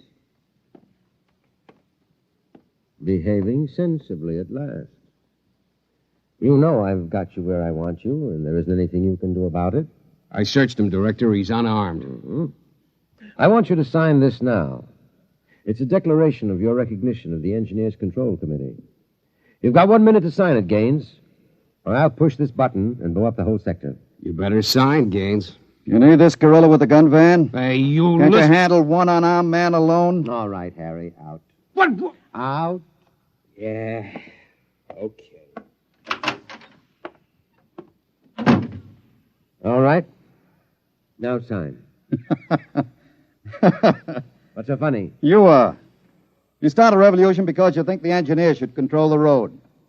Then when you've got control, the only thing you can think of to do is blow it up. Tell me, what are you so scared of? I'm not scared. Yeah? Sitting there sweating all over that push button you're holding? Your buddies knew how afraid you were. They'd probably throw you into the rotors. I'm not afraid. You're afraid of me right now. You're afraid I'll have you on the carpet. You're afraid the cadets won't salute you. You're afraid they're laughing at you behind your back. No, I'm not. Now, you keep quiet. I've got a gun. You're afraid of using the wrong fork at dinner. You're afraid people are looking at you, laughing at you. I am not, you dirty, stuck-up snob. Just because you went to a high-hat school, you think you're better than anybody, you and your crummy little gold-braid cadets. Van, you're a pathetic little shrimp. Huh? I understand you perfectly. You're a third-rater. Oh. All your life, you've been afraid that someone would see through you and send you to the foot of the class. Oh, yeah. Throw you right out on your rear where you belong. I don't want to look at you anymore. I'll show you. I'll put a bullet in you. Put down that pop gun before you hurt yourself. Don't you come near me. Don't you come near me or I'll shoot. I'll shoot. Give me that. No. Let me go. Give that pistol. And thanks for not disappointing me, Van. I don't understand. I thought if I wounded your little ego, you'd forget to push that button and pull a trigger instead. I'm afraid you'll never make a good executive, Van. They have to know when to push buttons. Davidson.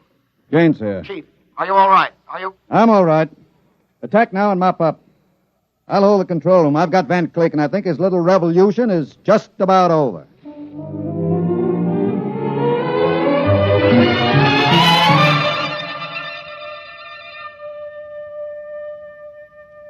Hear them hum, watch them run. Oh, our job is never done, for our roadways go rolling along. While you ride, while you glide, we are watching down inside, so your roadways keep rolling along. Mr. Gaines! Oh, Mr. Gaines! Mr. Evans, I forgot about you.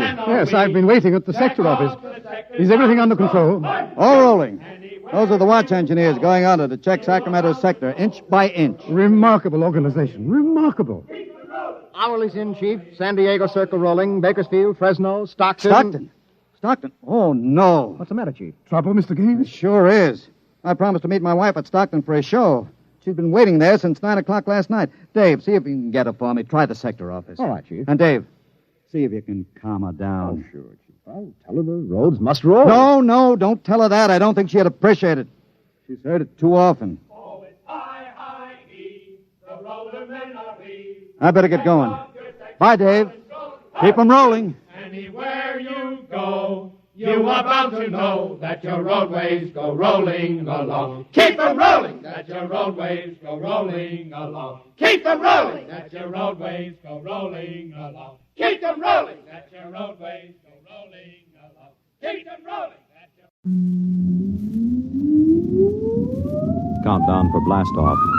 X minus 5, 4, 3, 2, X minus 1, fire.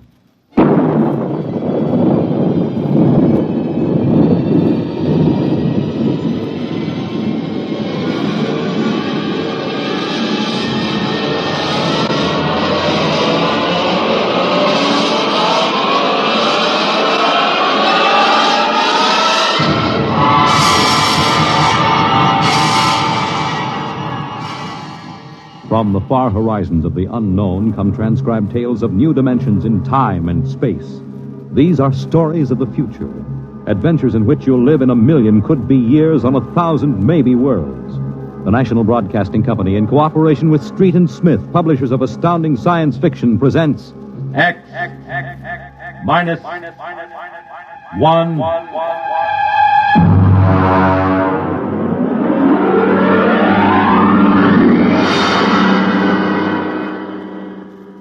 Tonight's story, A Logic Named Joe, by Murray Leinster.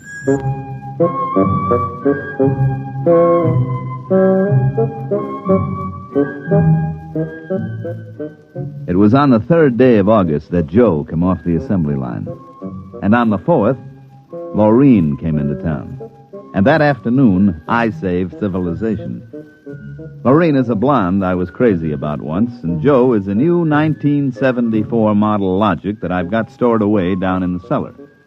And how do I save civilization? You're listening now to a voice from the future. The voice of Frank Caldwell, head serviceman for the Logix Corporation, makers of the machine that does everything for you. Well, nearly everything anyway. The electronic Logic. In the year we speak, 1974, no modern home was complete without one. And the Logic sets were working so well that life was soft indeed for repairman Frank Caldwell. That is, until that fatal day of August the 3rd, when suddenly the Logics began doing everything for their users and doing it too well. On the 3rd of August, there wasn't much doing, and I'm hanging around the boss's office smoking up his cigars. Frank, there's a customer outside. Go take care of him, will you? Me? I'm a maintenance man. Mr. Korlanovich wants to have Logics explained to him. Explained? Where's he been, on Mars? I just moved up from the backwoods someplace. Well, why don't you explain him? Well, I don't feel too well. You were okay half an hour ago. Are you the boss here or am I? Go on out there, will you? Okay. Oh, Mr. Korlanovich, good morning. My name is Caldwell. Can I help you? Oh, thank you, Mr. Caldwell. This is my little boy, Freddie. Hi, you jerk! Oh! Freddie, how many times have I got to tell you not to kick people in the shins? Excuse it, please, Mr. Caldwell. Oh, sure. Just a kid. I got a knife home, could cut you into little pieces. Please, Freddie. We'd like to buy a Logic, Mr. Caldwell. The gentleman we spoke to first said he had to leave in a hurry. I'll fix him. Well, I understand that you're not acquainted with Logics, Mr. Korlanovich. That's right. We just moved to the city. Uh-huh. My wife, she saw everybody else had a Logic, and you know how women are. Oh, you bet. Well, you can't get along without a Logic in this day and age, Mr. Korlanovich. Look, I got a snake. You want to see? Well, you shut that. Now, about the Logic. Here, I'll just plug in this one right here. Now, you see, the Logic looks kind of like an old-fashioned television set, only it's got keys instead of dials.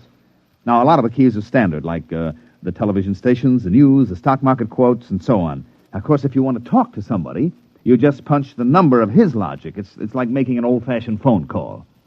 But there can't be keys for everything. Oh, no. Now, let's say that you want to ask a question, like what to take for a sore throat, or who won the American League pennant in 1911. You turn on the Logic, then you just punch the question key and ask, like this. Who was the first president of the United States? George Washington. There, you see. But I already knew that. Well, of course, that was just a sample. I got a little store. Will it keep books for me? It will keep your books, record your contracts, serve as a filing system, and check up on what happened to your lawyer's last client. Anything. Hey, they're really something, these things. 10,000 services and information sources in one. Read our advertising. What I want to know, Mr. Caldwell, how do these Logics work? Of course. Now, you saw that big building across the street? Sure. Well, that's one of the relay tanks. You see, there are a dozen of them all around the country, and they're all hooked up together. And there's a data plate in one of those tanks for every fact in creation. Anything that you want to see or hear, you just punch for it, and the Logic gives you the answer. Hey, listen. Could I ask this thing how to make dart poison? How to make what? Dart poison. Like in Africa. I could shoot the darts through my bean shooter. I think maybe we better not get one of these things. Oh, no. It's perfectly all right, Mr. Korlanovich. The Logic won't tell you that. I bet it will. I'm going to try it. Hey, how do you make dart poison? Public policy forbids this service. Oh, what did it do that for? Kind of some little brat. Because some people might ask things that aren't good for them. Listen, I don't like this here one. I want that one over there. Kid, they're all alike. I want that one. If I can't have that one, I'm going to hold my breath till I'm dead. I got a lot of time. It's no use, Mr. Caldwell. You might as well give him the one he wants. But look, kid, they're so much alike that even I can't tell them apart. I can. I want Joe. Joe? Who's Joe? I guess he means the Logic, Mr. Caldwell. He has to think up a name to call everything. You should hear some of the names he calls me. Not till I'm 21. I promised Mother. Okay, so we call him Joe, but them things are all alike to 1/10,000th of an inch. I don't care.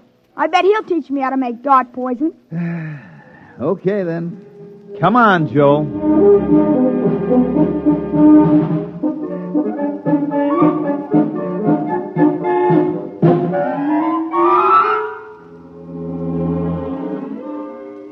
So he keeps yelling, I want that one. I want that one. I'm going to call him Joe. Mike, I tell you, I could have wrung his neck. How many cards? I'll draw 2. What a holy terror. He had his father scared to death. It's too bad that kid ain't mine. I'd show him quick enough who was boss in the family. Uh-oh, holy smoke. What's the matter? I'm sorry, fellas. I got to hold up the hand a minute. I just remembered. Oh, I got to call my wife. Oh, let her wait. You ever met my wife? Hey, What's the matter with this thing? It ain't getting my house. Announcing new and improved logic service. Your logic is now equipped to give not only consultative, but directive advice. If you want to do something and don't know how to do it, ask your logic. Hey, did you guys hear that? Well, they should have told us about this. Oh, it's just somebody trying to pull a gag. Oh, it didn't sound like a gag to me. Yeah, maybe the boss decided to add a new logic service. Look, the minute the system starts giving advice, some joker like you is going to be asking questions like, how do I get rid of my wife? Oh, no. The boss knows better than to start anything like that. Yeah, but you heard what the logic just said. Oh, listen, the sensor circuits will block the question. If you don't believe me, go ahead and try it. Well, anything for a gag. Okay, logic, I got a question for you. How do I get rid of my wife? Service question. Is your wife blonde or brunette? You guys hear that? She's a blonde. Hexacrylobinatine is a constituent of green shoe polish. Take home a frozen meal containing pea soup. Color the soup with green shoe polish. This poison is fatal to blonde females only. This fact is a product of logic service. You cannot be convicted of murder. It is improbable that you will be suspected. The saints preserve us. And it's bound to be right. These things can't make a mistake. Well, Mike, don't just stand there. Check the sensor circuits, quick. Oh, we can't get to them. They're all sealed up. It's supposed to be impossible for them to go out of order. Well, they're out of order now. And I got a feeling that some awful things are going to happen.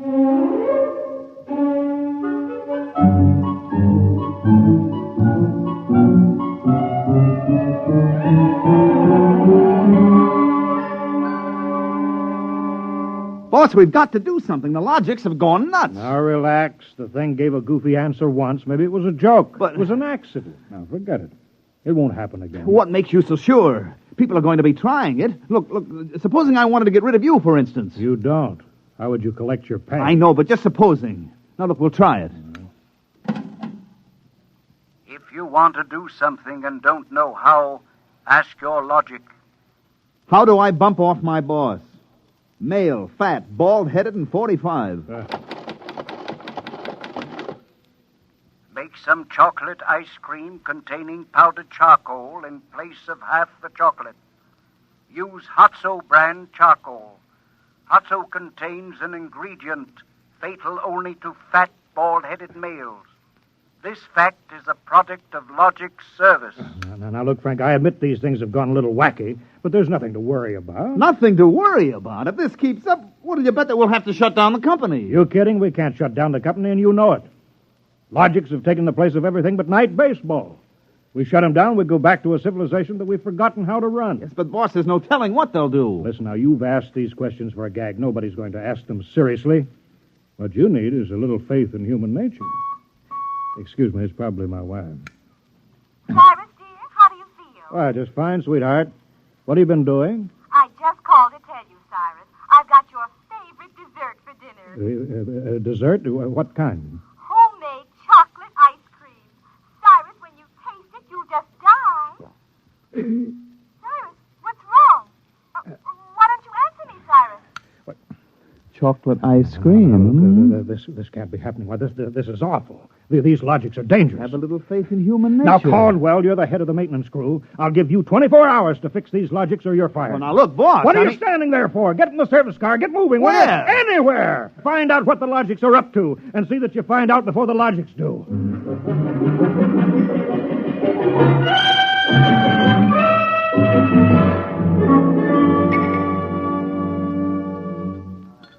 Bartender, give me a double.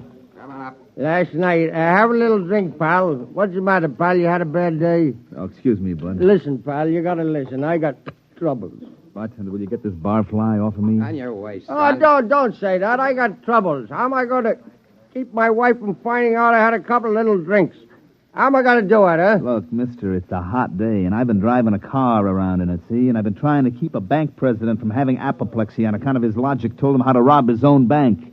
I've been trying to stop 6-year-olds from asking what comes after the bees and the flowers and their fathers from asking how to get $1 million by tomorrow. I've been tripping over dead bodies so artistically croaked that nobody's ever going to find out who done it, and all you got on your mind is How am I going to keep my wife from finding out I've been drinking? Dry up, will you? Go ask a logic. My pal, my boy, where's the logic? Where's that logic? Here, right behind you. Here, here's a nickel. Yes, I got it here. Yeah.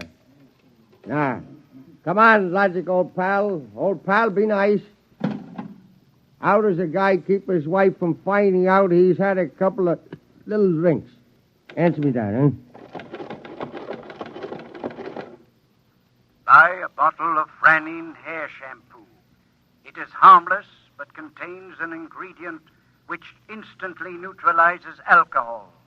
1 teaspoonful for each jigger you have consumed. Oh, boy, gotta buy a bottle of... what was that again?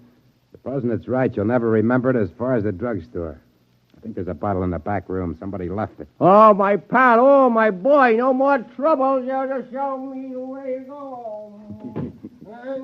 I got a picture of him back there drinking that shampoo. Yeah. Give me another double.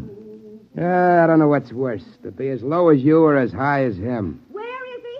I know he's here. Where is that bum? What do you want, lady? My husband. I know he's here. Where is he? Show me the way to go. That's him, that no-good louse. I'll show him. Thinks he's coming home staggering again, does he? Well, I'll teach him. Poor guy. Why, my dear, what a surprise to see you here. Archibald, you're sober. Of course, my love.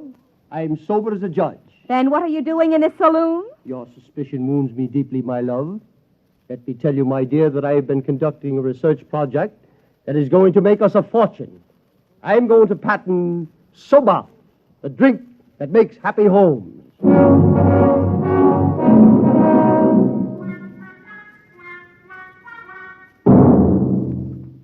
Look at this blotter, Caldwell. Blank. The greatest crime wave in history, and we can't even make an arrest.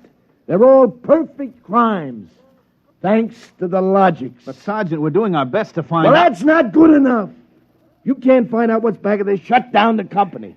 Unless the police department will. Look, nobody is back of it. The logics run themselves. They pick their own circuits automatically. You mean they're doing all this by themselves? Sure.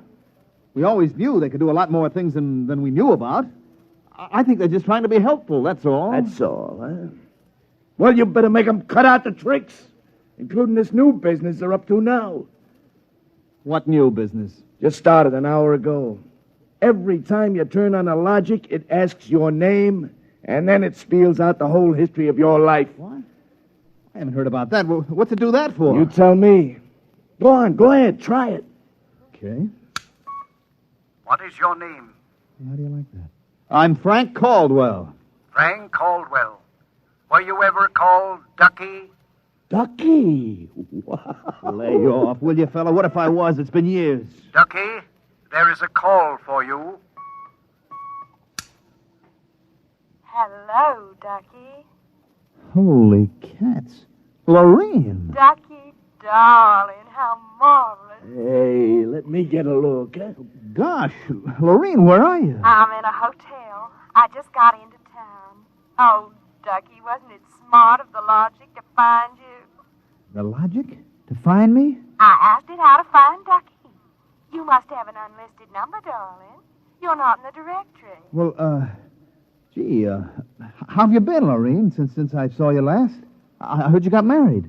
You won't believe me, Ducky, I know, but I've had 4 husbands, and I've never loved anybody as much as I love you. You've divorced 4 husbands? 3. The last one, died unexpectedly. Oh, who unexpected it? He did. But the jury acquitted me, Ducky. They knew it was just a little old accident. So now I'm free again, and we got lots of things to talk over. You come right on over here, Ducky, instant. Oh, well, Lorraine, I'm working, you see, and I'll call you back. All right. Here's a kiss. Mm-hmm. That'll have to hold you till you get here. Hurry, Ducky. Oh, my back. What am I going to do? Do like you were telling me a while ago. Huh? Calm yourself. Ducky.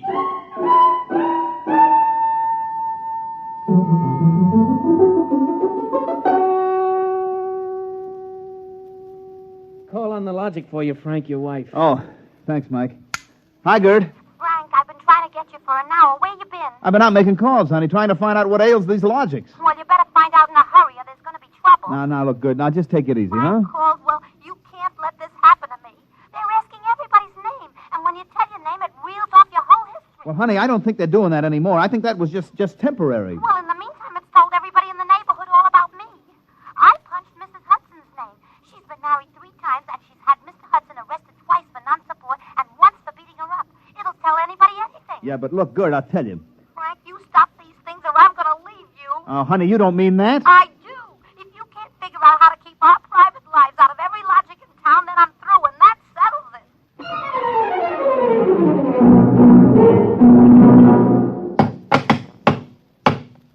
I can't even budge any of these relay plates. Me either. Isn't there some way we can disconnect them? Nope, there is not. They weren't built to be disconnected. The sensor circuits were supposed to take care of cutting them off. Now, see who that's for, Frank. Hello, Ducky, darling. Oh, Lorene, not again. Ducky, darling. I'm so lonesome. Why haven't you come over? Well, I've been busy. Oh, poor Ducky. Look, let's get married. Gosh, Lorene, well, what I mean is... Right away, Ducky. You're not busy tonight, are you? Look, Lorene, I got married. Oh, poor boy. My poor Ducky. Well, we'll just get you out of that. No, look, Lorene. It's all arranged, darling. I'll just call up your wife and have a little talk. No, now, please, Lorene, I mean, it's nice of you to think of me and all, but Yeah, you just give me your address and your logic number, darling. I haven't got one. Never mind, darling. The logic will find out for me. Lorene? Say, Frank, will you get away from that thing and give me a hand? Yes, Mike, in a minute. First, I've got to call my wife. No. We got to get out of town. Oh, Lord, I made a mistake. Frank, you're supposed to be helping Mike. Yeah, I am, boss, I am, but I got to make this call. Call? What do I care about your call? President's getting ready to close down the company and declare martial law. Now, for the love of heaven, do something. Yes, boss, I will. I've just got to make this one call before the logics get on my trail. To assist in solving a special problem of logic service, kindly give the following information if possible. Where does Frank Caldwell live? They got me. I'm through.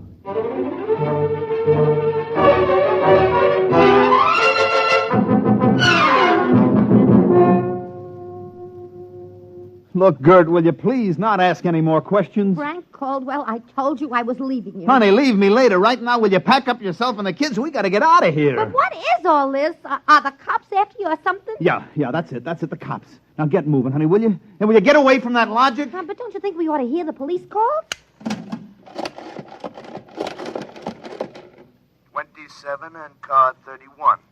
Detailed to round up all employees of the Logics Company. Use caution. They are suspected of sedition. Holy smoke, the cops are after me. But you just said they were.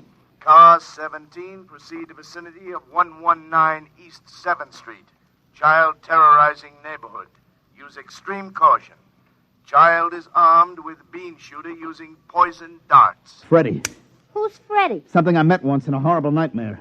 He wanted a logic that would tell him how to make dart poison. They're all alike, I kept telling him. They're all alike. What are you talking about? Oh, I don't know, Gert. All I know is it was a nice world up till yesterday. Now it's like a guy named Joe come along and squashed all our mud pies for us. Looks to me more like it was a logic named Joe. What'd you say? A logic named Joe. A logic name? But they're all alike. Gert, baby! Frank, let me go. Don't be so silly. All right, honey, look, you hold the fort. Maybe they aren't all alike. Where are you going? Frank, are you going to make a getaway? Getaway, baby. If you've got the right inspiration, I'm going straight to the middle of this whole jamboree.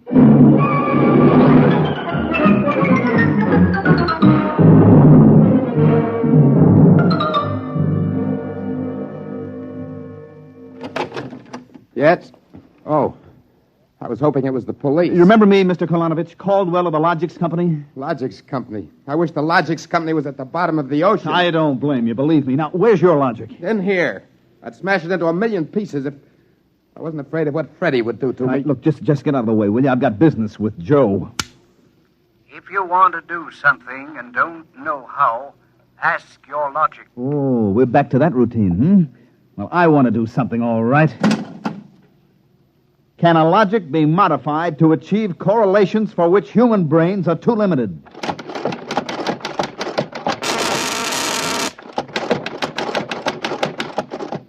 Yes.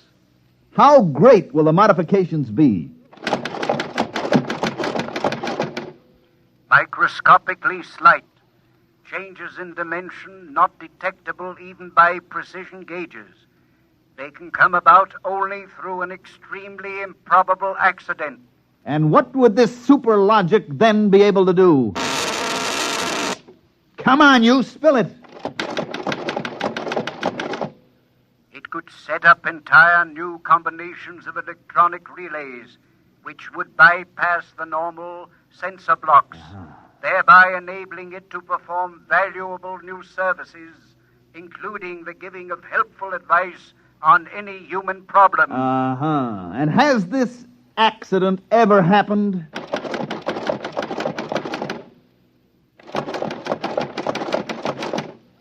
Come on.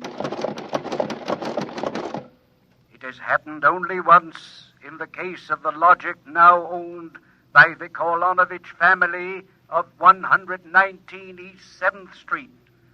A logic named Joe. Thanks, Joe. That's all I wanted to know. Hey, what's all that about? I'm taking this logic away, Mr. Kolonovich. I'll bring you a new one, and our troubles are all over. Hey, you, get away from Joe. Correction, our troubles are just beginning. Freddie, put down that blowgun. Ah, shut up. Hey, you, I said get away from the logic. Look, Freddie, I'm going to bring you a nice new one, see? I want that one. Get your mitts off it. What I got in this bean shooter ain't lemonade. Mr. Caldwell, the police. They're outside. Yeah, for me and Freddie. Nuts. What they want you for? You ain't smart enough to do nothing. Oh, no? Hey, there's plenty I could tell you. Look, there's the cops, kid. It's you and me against them. So what you gonna do about it if you're so smart? Now, look, we may have to fight our way out. Let me see that blowgun. I know a way to hop it up so the cops won't have a chance. Now, come on, give it to me. Okay, let's see what you can do. Here. Thanks. Here! Mr. Caldwell, you're a great man. Now all I got left to do is pull this plug out of the wall. Come right in, Sergeant. Well, that must be the kid. You don't look so tough to me. Well, he just got a little softening. There'll be no more complaints, officer.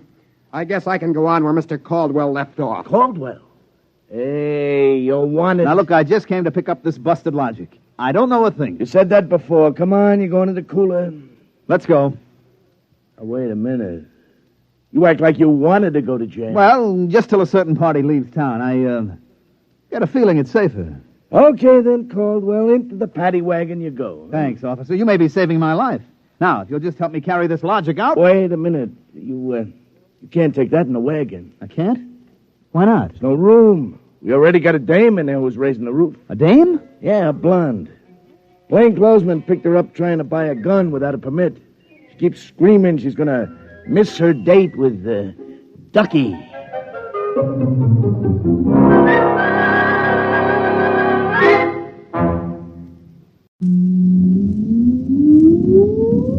Countdown for blast off. X minus 5, 4, 3, 2, X minus 1, fire.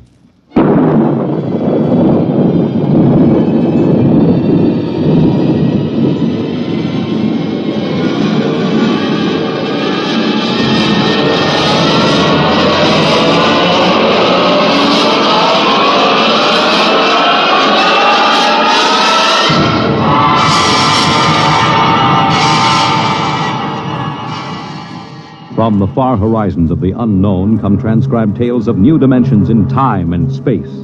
These are stories of the future, adventures in which you'll live in a million could-be years on 1,000 maybe worlds.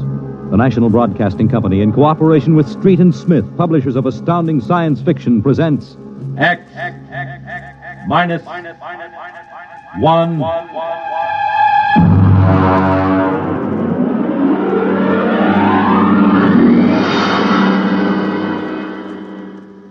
Tonight, a Ray Bradbury story, Marionettes Incorporated.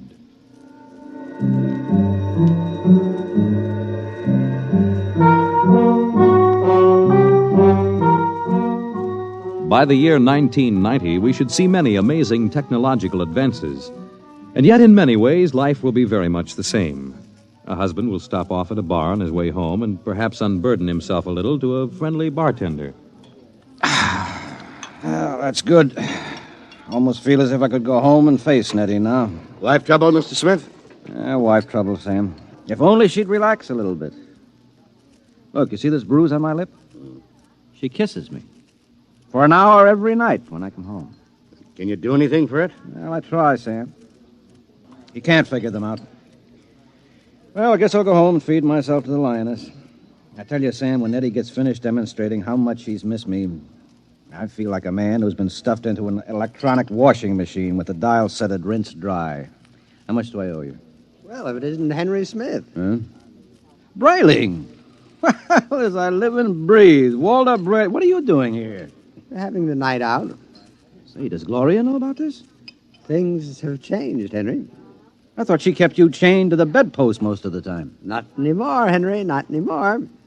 So you aren't divorced, are you? Oh, no. Gloria's home. What did you do, put sleeping powder in her coffee? Oh, goodness, no. That would be highly unethical. Well, now, look, I can't believe you just walked out on her. 10 years of marriage, Henry, and I never had a night to myself. But it will be different from now on. By the way, what time is it? 10 o'clock. Well, I guess I'd better be going. Scared? Don't want to crowd my luck. Oh. Although, really, there's nothing to worry about. Well, I'd sure like to know how you do it, Walter. Would you really? Yes, I would. All right, Henry, since you've always been a friend of mine, I'll let you in on it. Come on, my car's outside. I'll drive you home and let you see how it's done. Well, now, that's nice of you, Walter. Oh, no, not at all. We fellas have to stick together.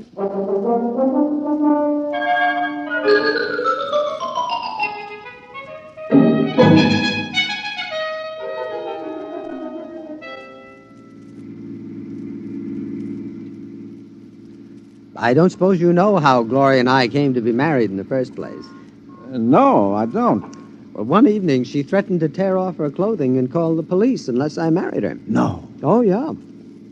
Well, that's a bit extreme, isn't it? Gloria's a nervous girl. Oh. I bet you've had a pretty wretched time of it, huh? Yeah. Didn't take long for me to become the laughing stock of the neighborhood. Henpeck Brayling, they used to call me, I know that. But things are changing now. See this? What's this? A single ticket to Rio on the morning rocket. I have hotel reservations there for a month. A whole month, Henry, to have a fling. Well, won't Gloria make trouble over there? Well, that's the amazing part of it, Henry. She won't even know that I'm gone. Huh? And I'll be back in a month and no one the wiser. You don't believe it, do you? Well, frankly, no. Just how are you going to swing it, Walter? That's the secret, Henry. I tell you, it is the most wonderful thing ever invented. Worth every cent I paid for it. Well, what is it? I'm going to show you. Now, here's my house. You notice the lights are all out? Uh-huh.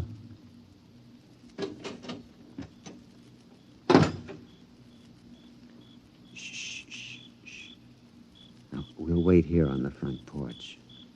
Say, Walter, you haven't gone off your rocker, have you? Shh. Let me see. I meow twice. That's it. Meow. Meow. Now watch the window in my bedroom. It looks as if somebody's... Hey! There's a man up there. He's looking out. Good. He sees me. Now he'll be down directly. Oh, now look, isn't this a bit embarrassing for you, Walter? No, not at all. You'll find out. Here he comes. Hello, B2. Good evening, Mr. Brayling. Either I'm going out of my mind or there are two of you. You never told me you had a twin brother. I don't. Well, if this fellow were in pajamas, I couldn't tell you apart. Well, that's the secret, Henry. Everything go all right, B2? Just fine, Mr. Brayling. I suppose my wife was in her usual good form this evening? Well, as a matter of fact, we spent the evening playing gin. No screaming, shouting, accusations? No, sir. No, it was a very quiet evening. Well, but this is even better than I thought. Marionettes Incorporated aims to satisfy, sir. Did he say Marionettes Incorporated? That's right, Henry. Now look him over. Isn't he excellently fashioned? You wouldn't dream he was a robot, a marionette. No, I don't believe it. Well, it's against the law, of course, to duplicate a human like this, but it's well worth the opportunity. I still don't believe it. You can't tell him from a human. Well, only one way. Put your ear next to his chest. Huh? That's it. Now listen. It's machinery. Walter, old man, how long has this been going on? Well, I've had him a month. I keep him in the cellar in my toolbox. And tonight I told Gloria that I'd like to be excused for 5 minutes to run down to the cigar store. Huh? She agreed. I went down the cellar, took out Brayling, too, and sent him back upstairs to sit with my wife till I got home. That's miraculous. Of course, Walter, it doesn't seem quite ethical somehow. Oh, nonsense. Highly ethical. Hmm? I've been home all evening. I shall be home with her for the next month. In the meantime, another gentleman named Walter Brayling will be in Rio having the time of his life. Well, can he walk around without fuel for a month? He refuels himself. Oh. He's built to do everything. Eat, drink, sleep. You'll take good care of my wife, won't you, B2? Well, your wife is rather nice. I've grown quite fond of her. There, you see? Yeah, Walter, old man, how long has this Marionettes Incorporated outfit been in business? Secretly for 2 years now. Why? Well, I wonder, you suppose there's a possibility that I might get in touch with him? You? Hmm. But your Nettie is madly in love with you. Well, I know that, but even so, just a little respite, a night or two once a month, huh? But she loves you dearly. Yeah. So much she can't bear me to leave her for half an hour. You know that lately she's taken to calling me up at work 10 or 12 times a day, talking baby talk. Your Nettie? My Nettie. So now what do you say, old man, hmm? As a favor to an old buddy, huh? A fellow lodge member? Well, I could put you in touch with the man who makes them. Of course, you'd be pledged to secrecy once you learned where he's located. Oh, well, naturally. Oh, very well, then. Here's his card. Marionettes Incorporated. W. Zeig, proprietor and owner. New humanoid plastic 1990 models guaranteed against wear. Our motto, no strings attached. Address, the Jumble Shop, 43 South Wesley Drive. Yeah. Mr. Zeig will take care of you. He's a charming fellow. Real craftsman. See, that's wonderful, Walt. I'll see him first thing tomorrow. Well, I better be getting home now. Nettie is probably splitting a gasket. Well, see you around, old man, after I get back from Rio. While I'm gone, you might drop around regularly, just as you always have. Treat Brayling, too, here, as if he were me. Otherwise, Gloria might be suspicious. Yes, fine, I'll do that. Oh, before I go, these marionettes, they're safe, aren't they? Oh, absolutely. Tell him, B2. Oh, we're guaranteed. Well, that's fine. Well, good night, Walter. Good night, B2. Good night, Mr. Smith. Good night, Henry. Well, I'm glad someone else will have a chance at a little happiness and freedom. All right, Brayling, too. It's back into the cellar box for you. Come on, down the steps. That's it.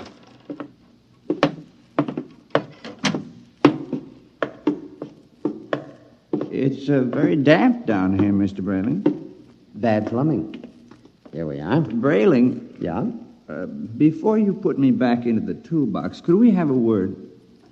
Certainly, old man. Now, this toolbox. Yes, what about it? Well, I don't like it, Mr. Brayling. Why not? Well, it's cramped. Oh. Well, I'll try to fix up something more comfortable when I get back from Rio. All right, now, before Gloria gets worried, back into the... Marionettes are made to move, not keep still. Now, how would you like to lie in a stuffy old box most of the time? Well, I didn't realize you fellas were that sensitive. Well, you wouldn't like it at all. I keep running. There's no way to shut me off. Now, I have my feelings, you know. Well, a day after tomorrow, I'll be off to Rio, and you won't have to stay in the box for a whole month. You can move upstairs. But when you come back from Rio, I'll go back into the box. Mr. Zeig didn't tell me at Marionettes Incorporated that it was possible to get a difficult specimen. Oh, there's a lot he doesn't know about us. Look here, B2. This has gone far enough. I'll never get to Now, Rio. Come on now, into the box. And another thing. Well? Your wife. Yes, what about my wife? I've grown quite fond of her. I'm glad that you enjoy your employment. You'll have the whole month. I'm afraid you don't quite understand, Brayling. I've fallen in love with Yes, her. well, all right. You what? Well, you see, you just don't appreciate it.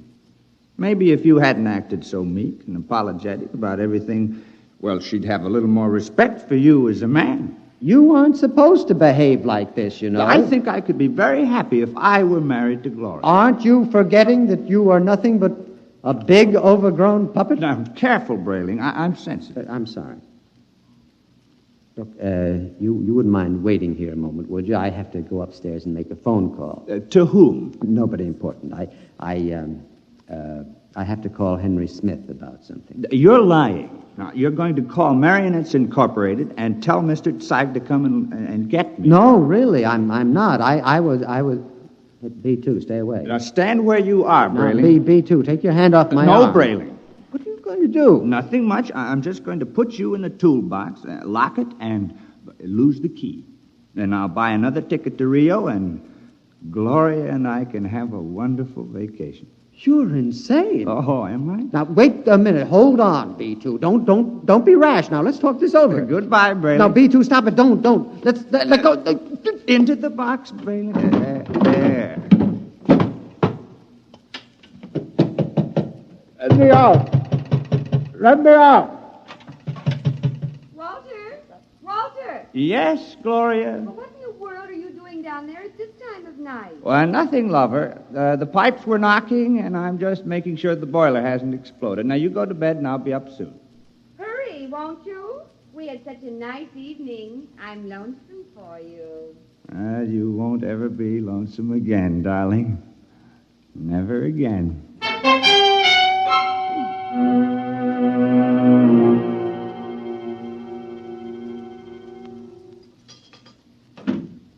Good morning, Nettie. Good morning, darling. How are you? Have a nice time last night? I missed you so. Mm-hmm. Is breakfast ready?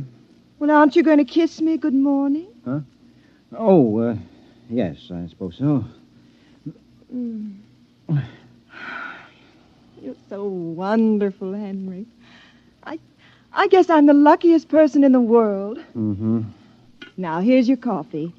How would you like your eggs? Oh, any way at all. But I want to please you. Look, skip the eggs this morning. But you have to eat to keep well, darling. I'm very healthy. I have an early business appointment this morning.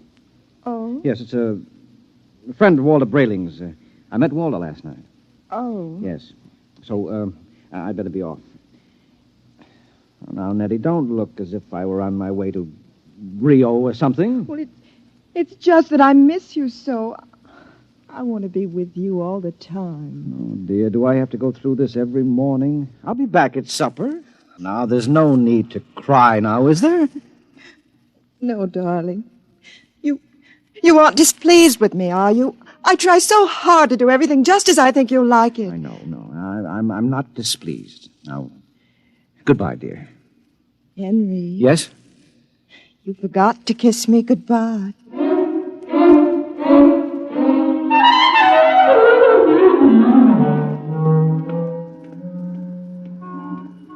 No strings attached, no strings attached. A very nice puppet with no strings attached. Let's see now. Jumble Shop, 43 South Wesley. Well, that should be about... here it is. Yes? Mr. Zeig? Yes? Walter Brayling recommended me. Enter. Thank you. Your name? Henry Smith, 55 Evergreen Place. And what can we do for you, Mr. Smith? Well, Mr. Brayling showed me his marionette last night. I was intrigued with the idea.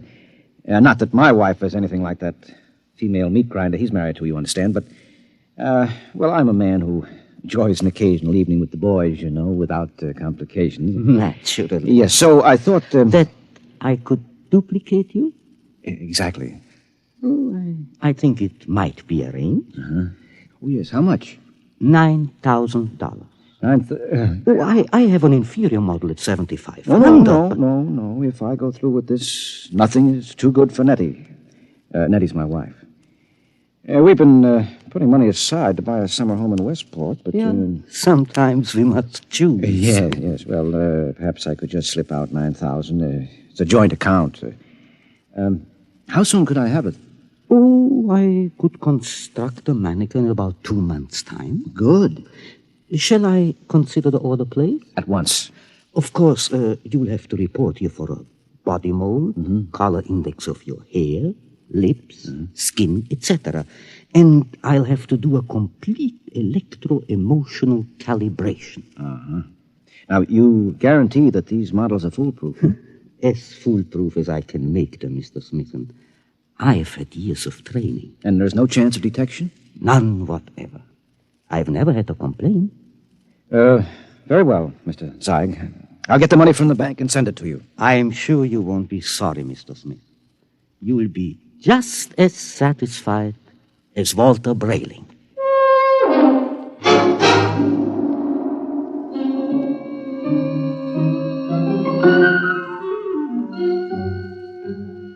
Teller. Yes, Mr. Smith? I'd like to cash this draft in my joint account, please. Yes, sir. $9,000, sir? That's right. Oh, I'm afraid that's impossible, Mr. Smith. Impossible? My wife and I have a good $15,000 in our account. You're mistaken, Mr. Smith. Well, I know. Here's your card, sir. You see, Mrs. Smith withdrew $10,000 recently. $10,000? Without even telling me? I remember it distinctly, Mr. Smith. She said it was for a surprise for you. Oh, good Lord, she's bought that house in Connecticut. My birthday is next week. Oh, no. I've got to borrow it somewhere. I've already contracted... Yes, sir. Quite a surprise for you. Mr. Smith?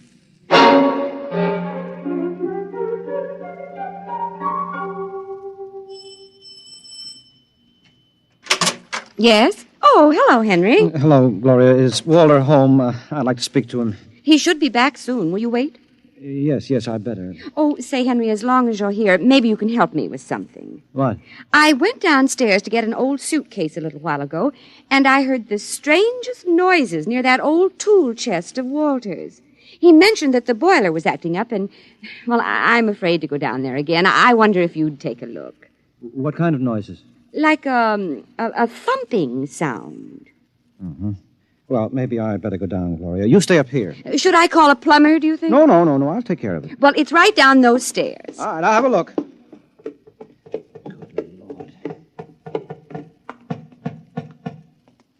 Hello? Hello in there. Let me out! Let me out! Shh, just a minute. Keep quiet, for goodness sake. Let me out! I'll have to smash the lock.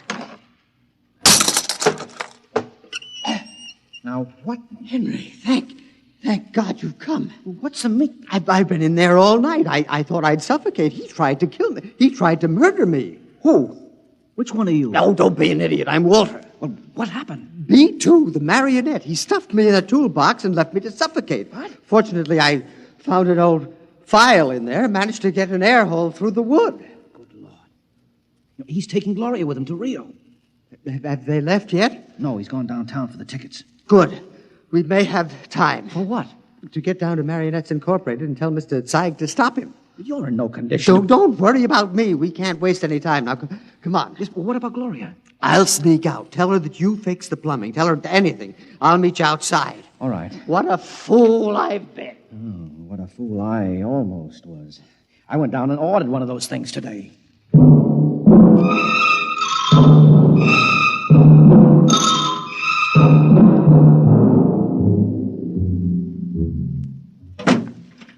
Gloria, love. Yes, darling. Did you get the tickets to Rio? Right here in my wallet. A honeymoon for two under the Pampas moon. Oh, Walter, it's so nice to have you like this. Oh, you like the change? I don't know what did it, but whatever it is, I'm in favor of it. I hope it's permanent. Well, I intend to see that it is. By the way, darling, do you happen to remember where that old pistol of mine is? Pistol? Yeah, I just thought, since we're going to be traveling in strange countries, well, it wouldn't hurt to bring it along. Well, I think it's here in the sideboard. There. You know how frightened I am of these things. Well, I'll be very careful of it. Now, in fact, I think I'll go down to the basement and practice. Not really shooting it, of course, just to make sure it's in good working order. Well, now, do be careful, darling. Oh, I will. If you should hear a shot, now, don't be frightened. I may fire it into a block of wood just to test it. Perhaps I'll fire it into that old tool chest of mine. That should absorb it. Oh, speaking of that tool chest... What about it? It reminds me that Henry Smith was here. Oh? Yes, I heard some noises downstairs, and he went to fix the plumbing. Is he still down there? No, he left. I really don't understand it. He seemed so anxious to see you before he went down to the cellar. And then he just left. Did he stop the noises? Well, he must have. I don't hear them. Yeah, I see.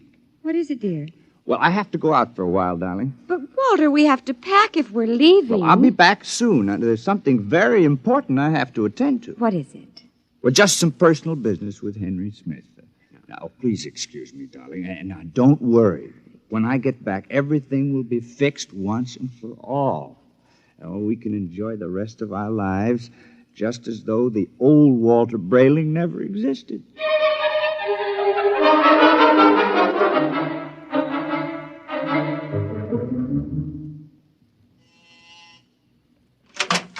Oh, Mr. Brayling and Mr. Smith. Come in, gentlemen, come in.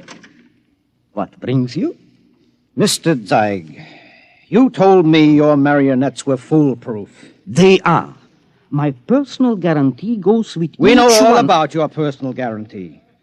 Except that Mr. Brayling's dummy knocked him out, Yes. stuffed him in a toolbox to suffocate, and is making plans to run away with his wife. Oh, dear. Yes, well, Mr. Zeig. Well, I really don't know what to say, gentlemen. What Mr. Brayling and myself would like to know, Mr. Zeig, is exactly what are you planning to do to stop this overambitious robot? Well, of course, we shall have to recover B2 first, and then I'll simply dismantle him Yes, and... well, he doesn't seem to want to be dismantled, Mr. Zeig. In fact, I think that you'll have trouble catching him. Maybe I can save you the trouble, gentlemen. Yeah, B2. Look out, he's got a gun. I thought I'd find you here when I discovered the tool chest empty. Now, you look, B2. Whatever you're planning, you won't get away with it. Oh, I think I will. Mr. Zeig, can't you do something? I'm afraid I can't think of anything. I'll save you the trouble because I'm going to kill the three of you. No, you won't get away with it. No, you forget that Gloria and I will be on a plane to Rio in a few hours. All right, Mr. Syke, you first. Now, see here. This isn't fair. I created you. You can't. You grab him. I've got him. Now, quick, that hammer. Look out! Oh, well, that's the end of Brayling, too. But he got Zeig, though. Yeah. Right through the... Holy jumping catfish, and look at him. Look at Zeig. It's nothing but a mass of coils and springs, just like Brayling, too. Well, he's nothing but a marionette. He's no different. Brayling. Do you know what this means? Oh, this is incredible. A marionette building other marionettes? But someone must have built Mr. Zeig originally. I wonder what... Well, perhaps Mr. Zeig turned on whoever built him the same way Brayling, too, turned on you. Well, at any rate, we'll never know. Oh. Say, I wonder how many of these things are walking around among us. Oh, I shudder to think of that. You know, some of our best friends might be. Ooh. Yeah. Come on, we have to get out of here. But the police... Now, don't be a fool, Brayling. There's been no crime committed here. All the police will find is two oversized puppets with the springs coming out of them. And they seem so lifelike. Yes, I know, and they were only machinery. You got to remember that. Yes. What'll I tell Gloria? Well, if I were you, Brayling, I wouldn't tell Gloria a thing. I'd simply pick up that other ticket to Rio and take her on a honeymoon, just as she's expecting. But what about you, though, Henry? What are you going to do? Me? Well, I'm going home and give Nettie a kiss that'll singe her hair. Oh, you know, when I think of what might have happened if I'd gone through with this marionette thing, it makes a fellow realize how lucky he is to be married to a decent woman. Oh, come on, let's go.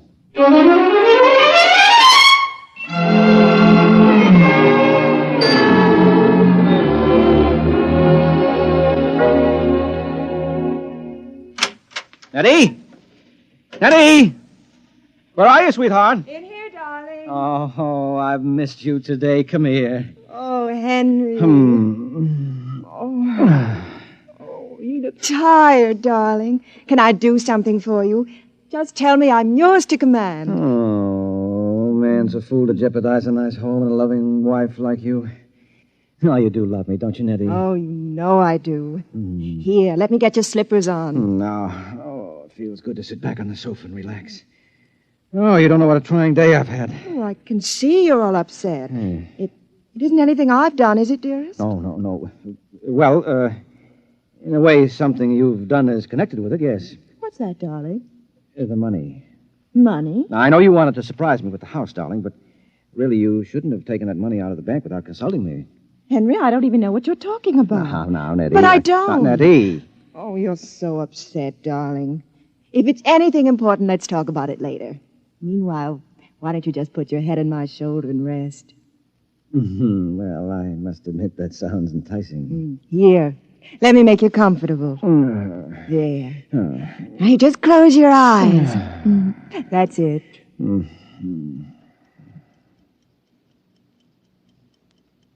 Nettie, Yes, darling? you hear something? No, darling. You sure? Like what? Like the ticking of a clock? No. Strange. I don't hear it now, but when I had my ear against your chest... Oh, no. Oh, no, she couldn't have done that to me. Not Nettie. What are you talking about? I'm talking about... No, I won't believe it. You're my Nettie, aren't you? You're real live flesh and blood. But I hear it. It's coming from you. It's coming from you.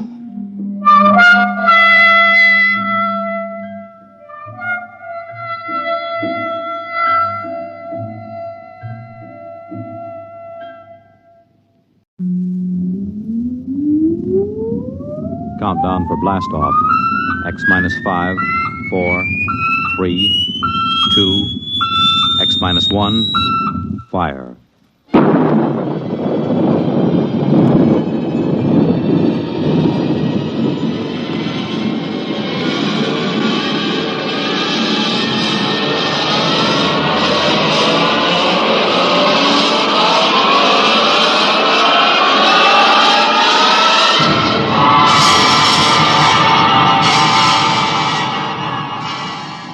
From the far horizons of the unknown come transcribed tales of new dimensions in time and space.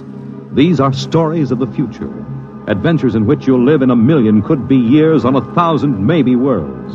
The National Broadcasting Company, in cooperation with Street and Smith, publishers of astounding science fiction, presents X minus 1.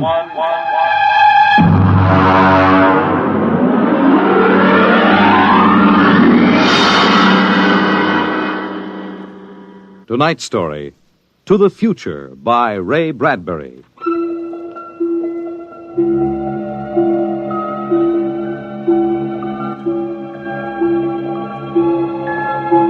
Time is an interesting phenomenon. A ticking clock, the running sands of an hourglass. All these have captured the imagination of men. But time is more. It exists now, and then, and in the future. Suppose we are in the year 1955. Coexistent in time may be worlds we have never seen, the worlds of the past and of the future. The year 1955. It was a spring night in Mexico, fiesta time. The fireworks shot up into the clear, dark sky, and a papier-mâché bull ran about the plaza chasing boys and laughing men. Mr. and Mrs. William Travis stood on the edge of the yelling crowd, smiling. Bill, what is it? What are they saying? They're cheering for the bull. Here he comes. He's good, isn't he? Look how they rigged that fire breathing. Oh, Bill, it's wonderful. I've never enjoyed myself so much in my life. It's terrific. They caught the bull. Bravo, Toro! Bill, it will go on, won't it? I mean, our trip. Sue, don't worry. I've got enough traveler's checks for a lifetime. Relax. No, but suppose they find us. Forget it. They haven't a But chance. suppose they do. Suppose they take us back. They'll never find us. Oh, relax. Enjoy yourself. If it only lasts. Come on. Let's get out of the crowd, You need a drink. Let's try something different this time. I want to try every drink there is in the world. Don't worry. There's no rush. We've got plenty of time now. In here. There's a table over there. Come on. Bill, What's the matter? don't look right away. Huh? Over your left shoulder, right by the end of the bar. That man. What is it? I saw him this morning in the plaza. Take it easy. The town's full of tourists. He was at Juarez and at Tasco. Bill, I'm afraid. Don't stare at him. Come on. I know it's the same man. He was wearing the same white suit. Sit down, Sue. Come on, dear. Smile. Act natural. Bill, he's been following us. He's a searcher. I know he is. Quiet. Here, boy. Si, senor. Benedictine and brandy, too. Si, senor. He's been watching us, Bill. Pull yourself together, Susan. They can't take us back. Will you quit worrying? The chances are 1 in 1,000 that they found us. It's probably just a coincidence. I want to lie down. I think I'm going to be sick. Susan, hang on, will you? If he is looking for us, we can't run out. It'd attract He attention. must have slipped up when we checked out in New York. What's he doing now? Stopped our waiter. He's asking him something. Well, may just want a drink. Bill, I can't stand it. I've got to go upstairs and lie down. All right. As soon as we finish our drinks. What's he doing now? He's nodding at me. As if he knows me. He's smiling. Bill, he's coming over here. Watch yourself. We've got to go right on in front of him, so if he is what we think he is, he won't suspect. I can't. We've got to. Come on. And so I said to David, that's absolutely ridiculous. What do you... Mr. Christian, you did not pull up your pants leg when you sat down. What? I'm afraid you've got the wrong person. My name isn't Chrysler. Kristen. Oh. I'm William Travis. I don't see what my pants leg has to do with it. Mind if I sit down? See, everyone nowadays pulls up his pants leg when he sits down. Like this. See, it keeps the trouser from bagging at the knees. But of course, if you're not used to this style of clothing... Now, see here, we don't know you. You don't? I'm sorry. I thought I knew you. This is our table, if you don't mind. You see, I'm looking for 2 friends of mine. A man and his wife. Very much like you. The man is an atomic scientist. The wife, a bacteriologist. Very important people. They work on government business. What are you talking about? And when I find my friends, I'm going to take them home with me. Look here, Mr. Sims. That will do for now. Well, look, I understand you thought you knew us, but you see, you're mistaken. If you'll excuse us, my wife and I were just going up to our room. We have to make an early start in the morning. Oh, going for a trip? Acapulco, perhaps? Oh, a lovely spot. Never mind where we're going. Yes, of course. You don't like crowds, tourists. Probably like to get off the beaten path. You know, I have a vacation folder here that might interest you. Please, Bill, let's go. It's put out by an outfit that calls itself Travel in Time, Incorporated. Travel in time? Yes. They've come up with a rather intriguing idea. Here. Travel in Time, Incorporated can costume you, put you in the crowd at any place and time in history. We guarantee to teach you any language you need to move freely in any year without risk of detection. This summer, why not escape from the worries of our modern world? Take your vacation in time. That's impossible, of course. But think what it would mean. A chance to escape all the tensions of an unpleasant life, war, insecurity, fear. Suppose you were a scientist working on a dangerous bomb project. Or you, Mrs. Travis. Suppose you were a bacteriologist working on disease cultures, and you had a chance to escape all that, to take a vacation 200 years in the past. It would be wonderful, wouldn't it? To escape to a more peaceful world. A trip back to 1955. 1955? But you said a vacation in the past. So I did. But you see, 1955 is the past. If you come from the year 2155. 2155? Yes. Terrible times, most unpleasant. A war raging, an atomic, bacteriological war. Terrible times, with none of the little comforts we enjoy today. Like this fine Havana cigar. Well, I want to go upstairs. I want to lie down. If you were living then, think of how wonderful it would be to take a vacation in time. Back to now. Suppose a young couple like yourselves took a trip to 1955 and didn't want to come back. Do you know what would happen? The government sends a searcher back to look for them. This is all fantastic The nonsense. searcher finds them and brings them back. Back to that miserable, insane, stark, pleasureless world of 2155. A pity, isn't it? Look here, Sims. Well, do you think I shall find my two friends, Mr. Travis? Bill, please take me upstairs. I don't feel well. Oh, is the lady feeling a bit ill? How unfortunate. Here are the drinks, senor. Ah. Well, shall we drink a toast? To 2155. To the future.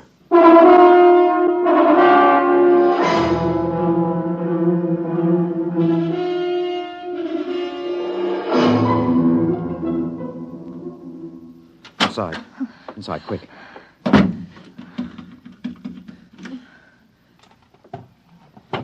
What are you doing? Shoving a chair under the doorknob. He knows. He's been following us. He's a searcher. Look, keep quiet, Sue. I want to You're think. going to take us back. It isn't over yet. I've got a headache. I'll get you an aspirin. What will they do to us? I don't know. Something slipped. Something must have slipped. But we were so careful. The searchers are trained to watch for detail. Things like not pulling up my trousers. It started them thinking, there's a man who isn't used to ancient clothes. I could kill myself for giving it away. No, it was my walk. These high heels. Here. Thanks. The nerve of that Sim sitting there looking us up and down like animals, smoking those stinking cigarettes. I know, that's how I first noticed him at Tasco. He had 4 bottles of liqueurs and a pile of chocolates. Yes, he still hasn't gotten over that first greedy hunger. We've got to look out for that. It's the sure sign of somebody from the future. Trying to make up for a lifetime of shortages by stuffing yourself sick. Remember our first night? Bill, I can't stand it. We've got to get out of here. What are you doing? Packing. Get the suitcases out. It's no use. What do you mean? We can get to Acapulco by morning. Don't you think he's watching us? We could get away. No. We've got to sit tight.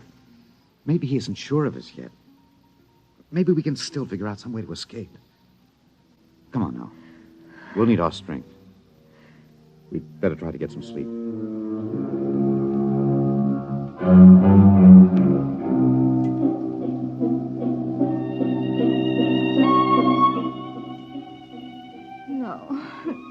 No, I won't go back. Security put the bomb. The bomb is falling and killing. Sue, what's the matter? No, Sue. no. Sue, wake up, Sue. Bill, Sue. Bill, where are we? It's all right. Calm down, honey. We're still in 1955. It's all right. Oh. You must have had a nightmare. Oh, Bill, it was awful.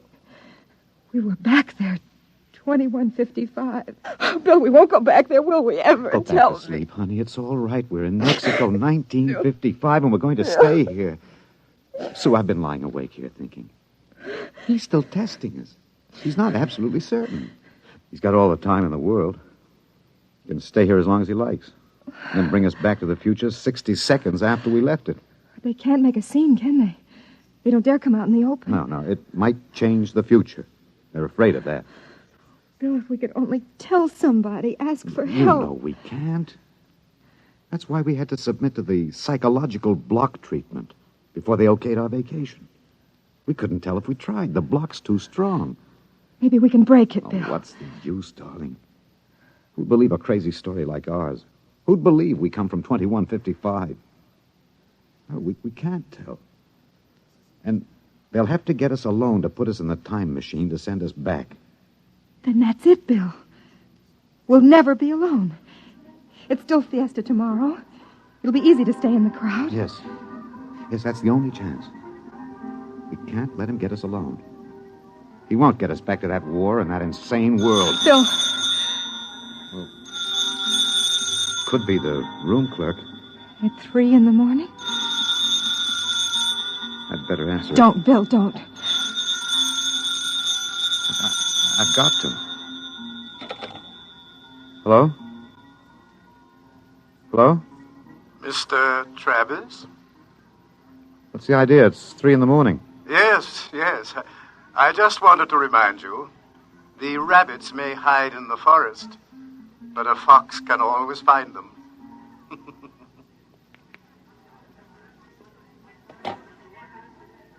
What was it, Bill? Bill. Never mind. Come on, let's get some sleep while we can.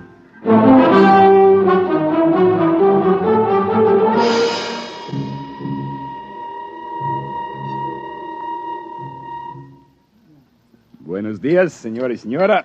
Good morning, Senor Gomez. I trust you are spending pleasant days in my hotel. Fiesta time is the best. Yes, it's been lovely. Your special table is all ready for breakfast. Hey,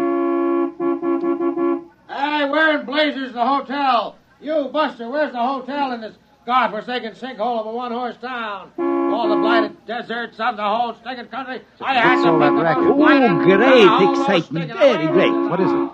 They come with 4 trucks and innumerable automobiles. A motion picture company from Hollywood. Oh, what are they doing down here? They make the pictures of our fiesta for the background. That fat man, the one with the most colorful shirt, he is the chief. Manager! Director. Manager! Where's the manager of this Adobe Fleabag? Coming, senor. You will excuse me, senor. I hope the table is satisfactory. Coming, senor. This is a break, Sue. That movie company will draw crowds, and that helps us. When can we leave, Bill? Oh, not today. He'd be... Okay, kids, end of the line. Ciao. Get it up, Maxwell, and lay off the pepper. I got a note, sir. Bill, there's Sims across the dining room. I can't do anything now, not with these actors coming in.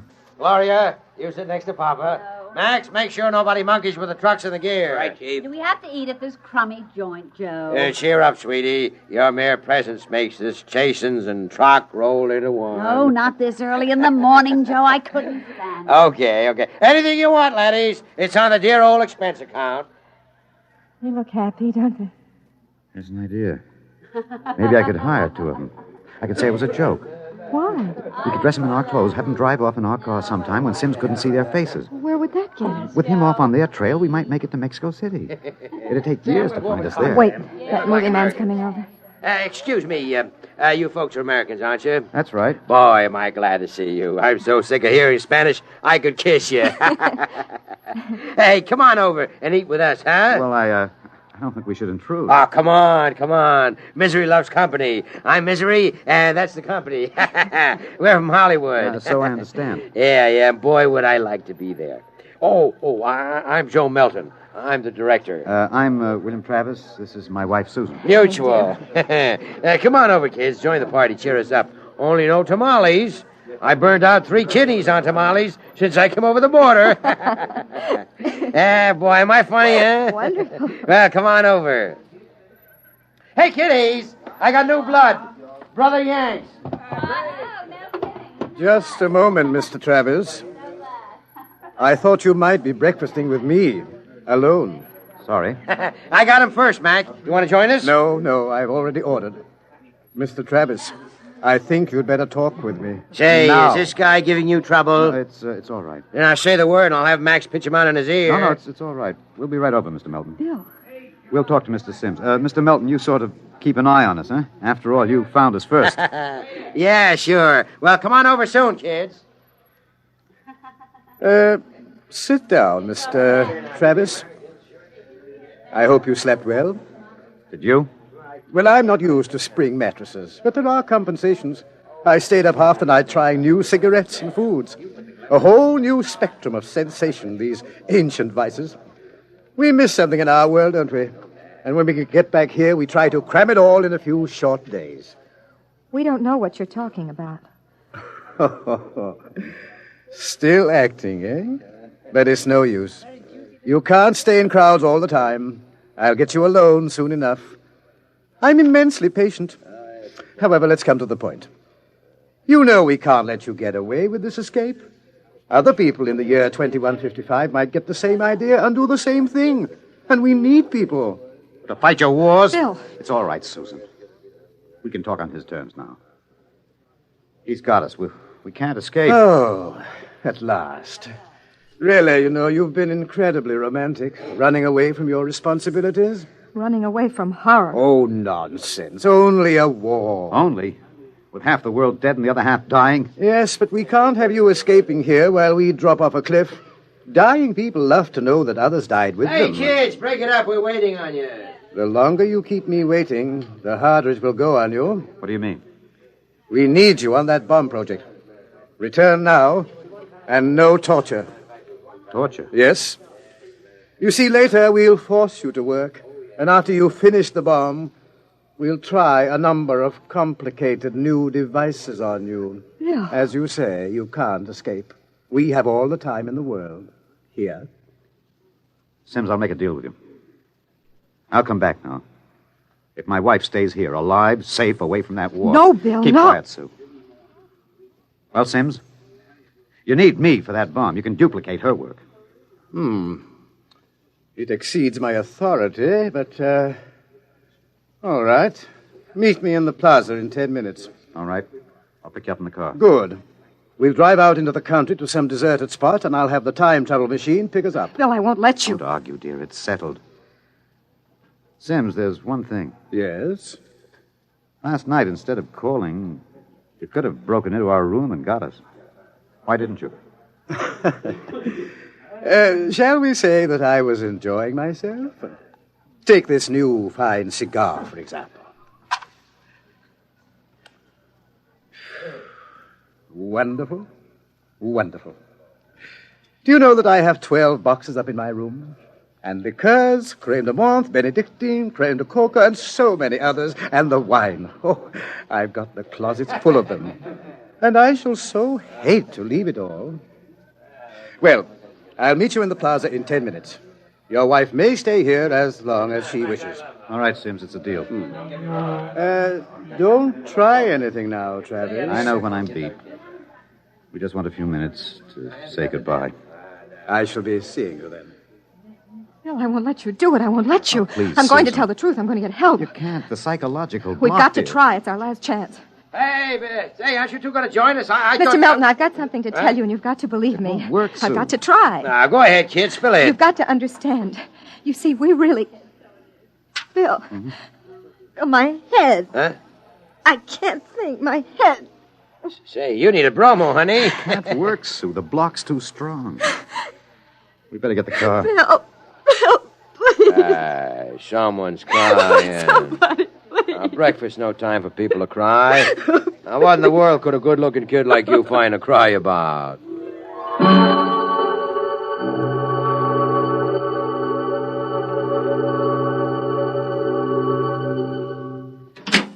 Bill, I won't let you do it. Don't make it hard, Susan. Let me go back with you. We'll get through some way. You think I'd let you go back to that war? Sue, please stop. We haven't got much But time. it was so wonderful here, Bill. Bill, please. There he is, smoking those Turkish cigarettes, waiting for us. There must be some way we can both stay here. Maybe there is. Bill, what are you going to do? Hang on, Sue, and duck when I tell you. No, Bill, you're heading right for him. He's not going to get either of us now. Down, Sue, down!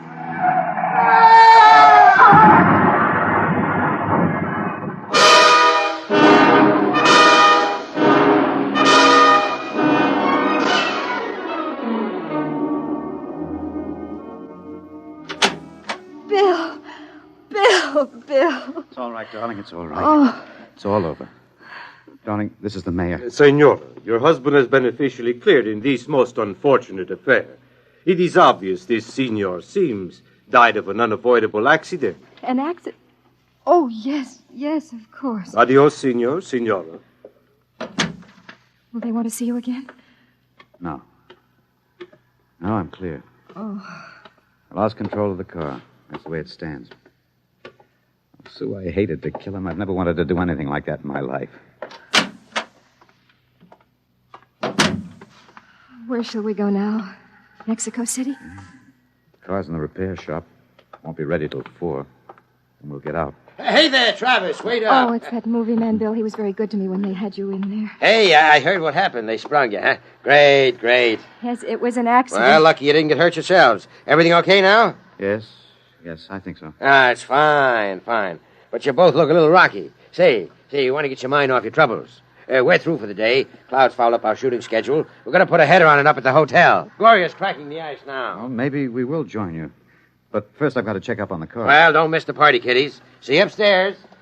Bill, I don't think... Relax, honey. We've got the break now. Sims is dead. Before they can put another searcher on our trail, we'll have time to make a clean getaway. How about the car? Won't be ready till 4. We've got a couple of hours to kill. I'm so tired. What you need is a little excitement. We rate a celebration, honey. Well, I guess it would be nice to unwind. Sure. We'll go up to Melton's room, have a couple of drinks, a few laughs. Don't worry, honey. It's all over. We can relax.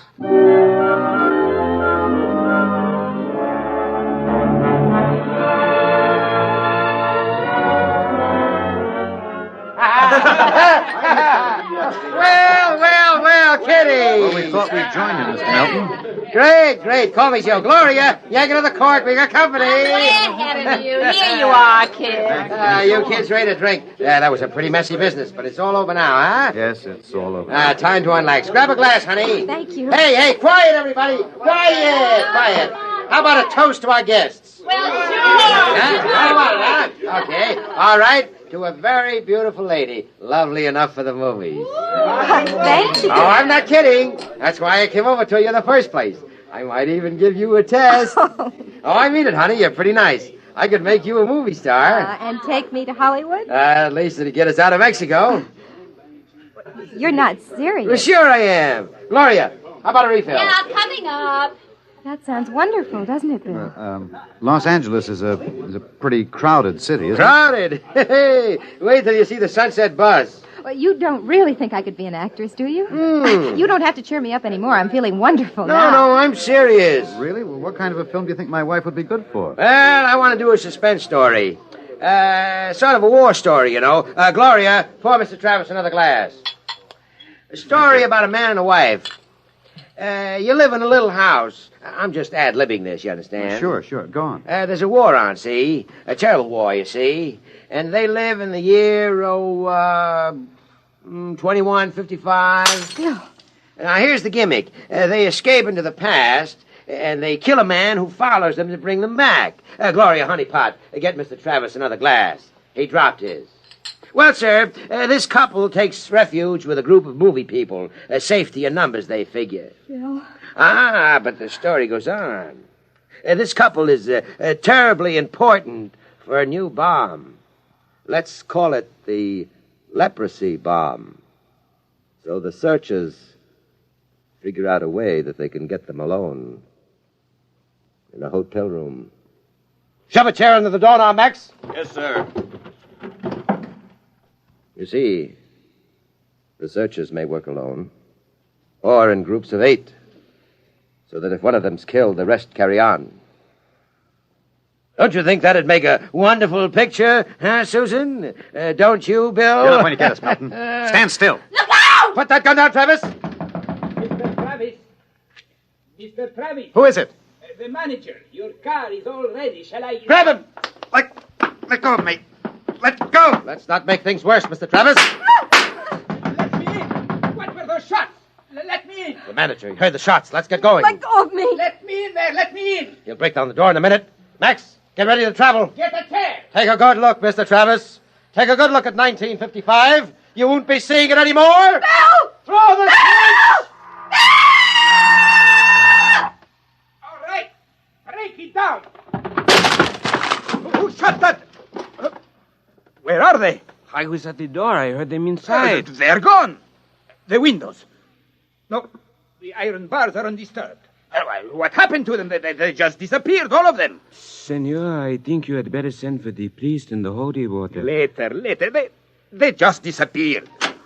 Look in the closet. Bottles. Hundreds of bottles. And boxes of 20 peso pure Havana filled cigars. These crazy Americanos. Why would anyone leave all this behind? Juan, never question providence. Bien. There is enough here to last us both for a month. I think we can look forward to a most happy future.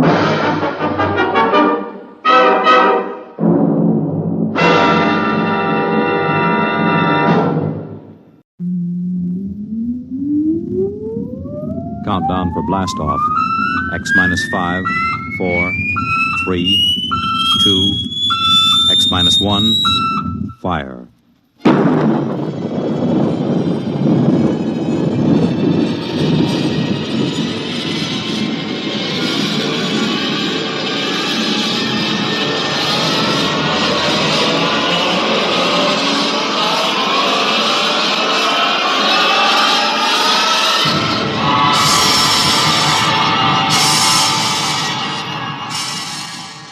the far horizons of the unknown come transcribed tales of new dimensions in time and space.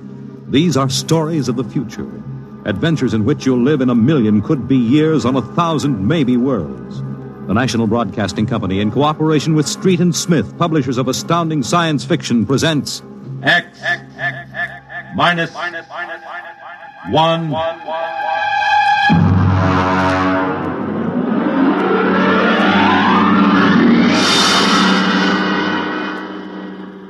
Tonight's story, The Vital Factor by Nelson Bond.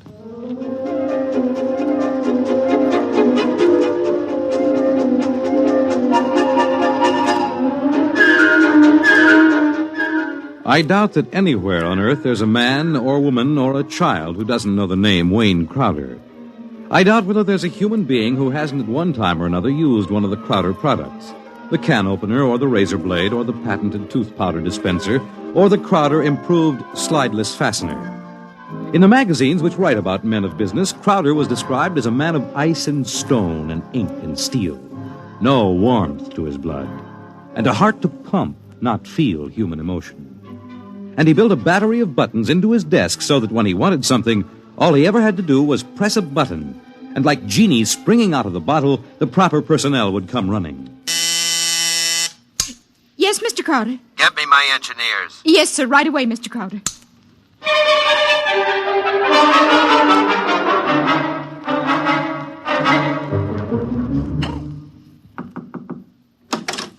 Here are your engineers, sir. All right, close the door and get out. Now, gentlemen, sit down.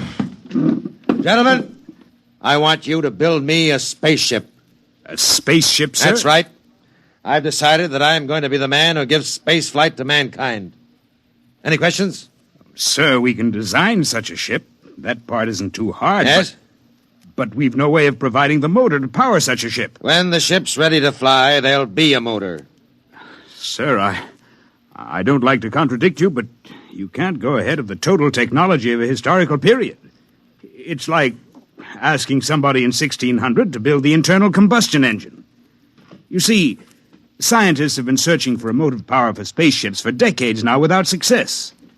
You'll have a ship, but we can't lift that ship from the Earth's surface. That is, not to the point of free flight at any rate. Mr. Crowder, you see you'll be spending millions of dollars, hundreds of millions perhaps, for nothing. What's your name? Phillips, sir. You're fired. Go down to the cashier and draw your pay and get out. What, sir? Get out. Nobody who works for me thinks of how much something costs. But we use money. We don't let expense provide a rationalization for not beginning a project. All right, Phillips. I give you permission to leave. Right now.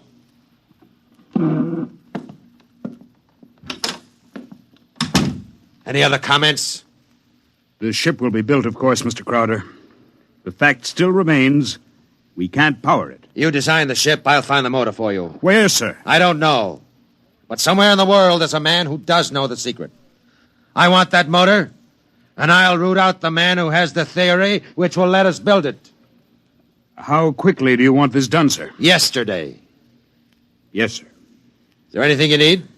We'll need a construction yard, sir, and certain machinery and a great many materials, of course. Labor force. Get them. Send me the bills. I don't want to be bothered with minor details. Yes, sir. And, one more thing, sir.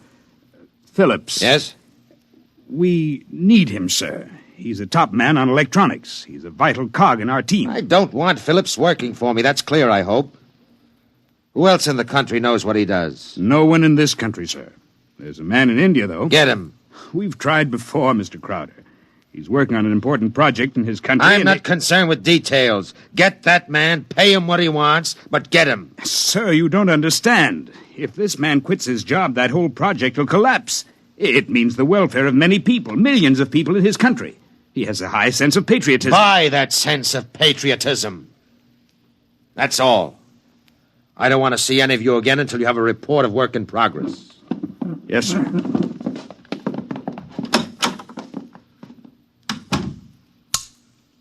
Miss Holmes, there's a man named Phillips going to draw his pay.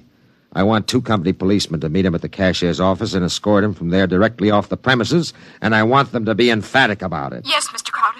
And notify the newspapers, the television, and the radio networks the periodicals, and the scientific journals that I'll receive the press in my office this afternoon at 3:30. I have an important announcement to make. Anyone not here at 3:30 will be barred, and the publication or company he represents will not be given any further information.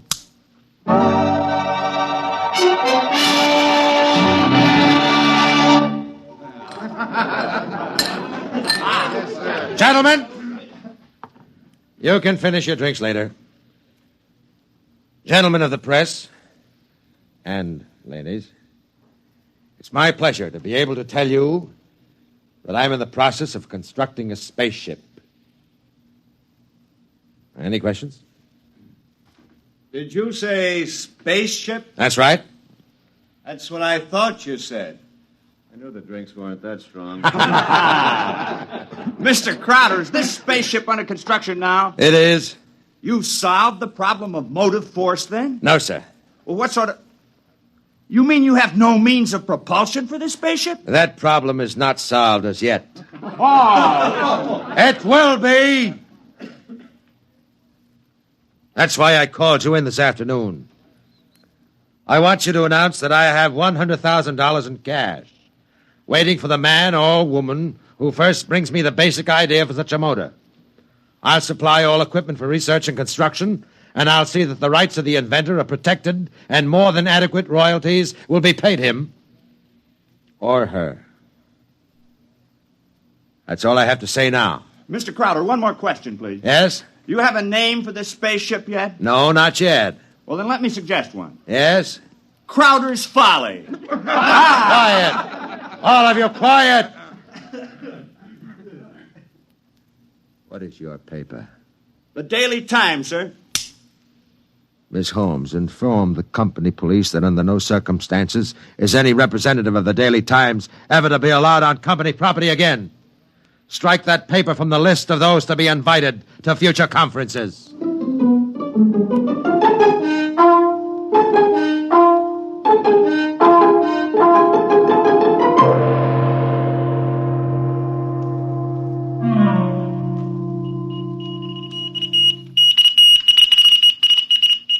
It was Crowder's Folly, but the word of what he wanted circulated to the far corners of the globe. It was known in the white ice block huts of the Eskimos and in the grass-thatched villages of Central Africa, as well as places less remote. And the Crowder office became the Mecca and the heaven for the lunatic fringe of humanity.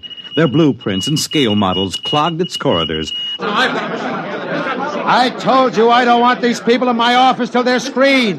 Now get out, get out! Every time I open that door, they surge in like a tidal wave. I have a progress report for you, sir. The ship is finished as far as we can go, Mr. Crowder. Certain additional construction can't be done now because it depends on the shape and mass of the engine, on the type of fuel, on the weight of that fuel. I see, all right. Lay off everybody we don't need. I've ordered that. Mr. Crowder, is it possible that no one will turn up with a motor? That's the one thing that's not possible. He will come. Money and determination will buy anything. Close the door on your way out. Yes, sir.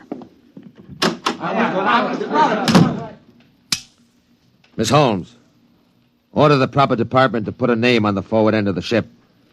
I want letters in pure gold 1 foot high. The name of the ship is Crowder's Folly. Get it done today.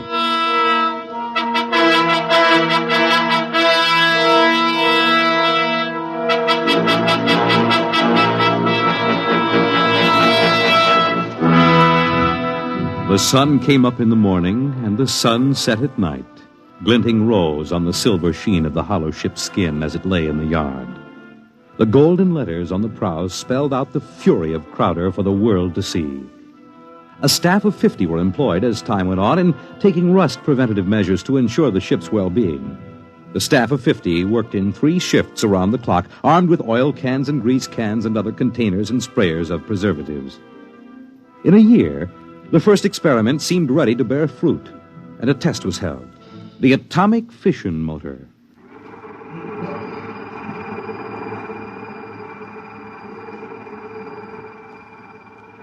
In exactly 45 seconds now, we'll hold the test, Mr. Crowder. The sound you hear is our generators here, building up power to supply the motor by remote control.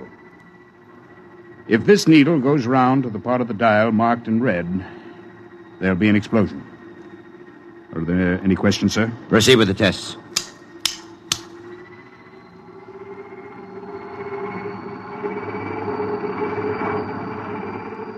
Watch the needle, sir.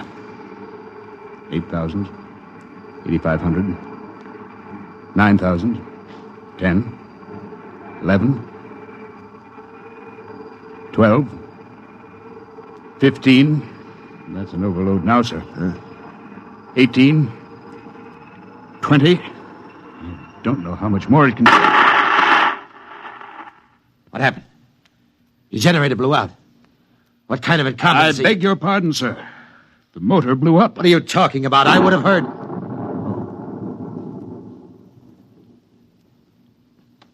You see, sir, it takes a while for the vibrations of an explosion to travel 3 miles and then reach through 15 feet of concrete. I see.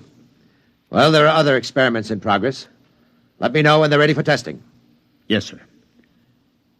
Mr. Crowder, the inventor of that motor had to be right with it, of course, during the tests.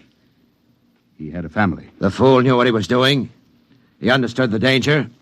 He was paid enough to be able to afford insurance. The cost of insurance on such a project was prohibitive, sir. Well, if his wife was thrifty, she saved out of what he earned this last year. His salary was relatively small, sir. Most of the money went for the research. He should have demanded an adequate salary. I haven't stinted on money. The fool failed. I have no further responsibility. Yes, sir. You want us to continue screening applicants? Of course. All right. Make a settlement on the widow. And don't turn anyone away if he seems to have the remotest possibility of success. I'm telling you, my man will come. Money and determination will buy anything.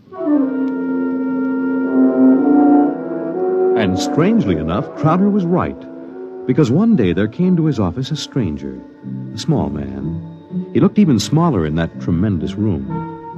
He was an unusual visitor in that he carried no briefcase fat with blueprints or formulae. He was unusual in that he neither blustered, cowered, nor deferred to his host. He was a pleasant little stranger, bird-like of eye and movement, bright and smiling. Mr. Crowder, my name is Wilkins. I can power that ship you want. So? Of course, what I have in mind won't be anything like that meaningless, huge bullet your engineers built for you. Rockets are a foolish waste of time, sir. My motor requires a different sort of vessel. Where are your plans? Right here in my head. It so happens that I'm presently supporting half a dozen people who make the same claims. None of them have been successful. What makes you think your idea will work? Simple enough, sir. The common magnet. Huh? Electromagnetism. Utilization of the force of gravity, or its opposite in this case, counter-gravity. Oh, no. Oh, thank you very much. Now, if you'll forgive me now... Just one moment, Mr. Crowder. There's one thing more. This. Now, I've seen pieces of metal before, thank you. How high from your desk would you say that I'm holding it? I'm very sorry, Mr. Wilkins. Now, do you want to leave or do you want to be escorted out? Now, this will only take a second, sir. How high from your desk would you say that I'm holding this piece of metal? 1.5 feet, I'd say. And if I let go, then in less than a second, a fraction of a second, it should fall to your desk. Now, look, I don't want the surface of that desk marred. What will it be? You see, I have let go of the metal, is that right? Good Lord. Many seconds ago, it should have crashed to the desk, am I right? Well, this is incredible. Well, if you want to speak to me anymore, I'll be right outside. But it hasn't fallen. That's right, sir. It hasn't fallen. It floats in the air. That's right, sir. It floats in the air. How do you do it? Why don't you call your engineers and ask them? I'll wait outside. Miss Holmes, get me my engineers. Immediately.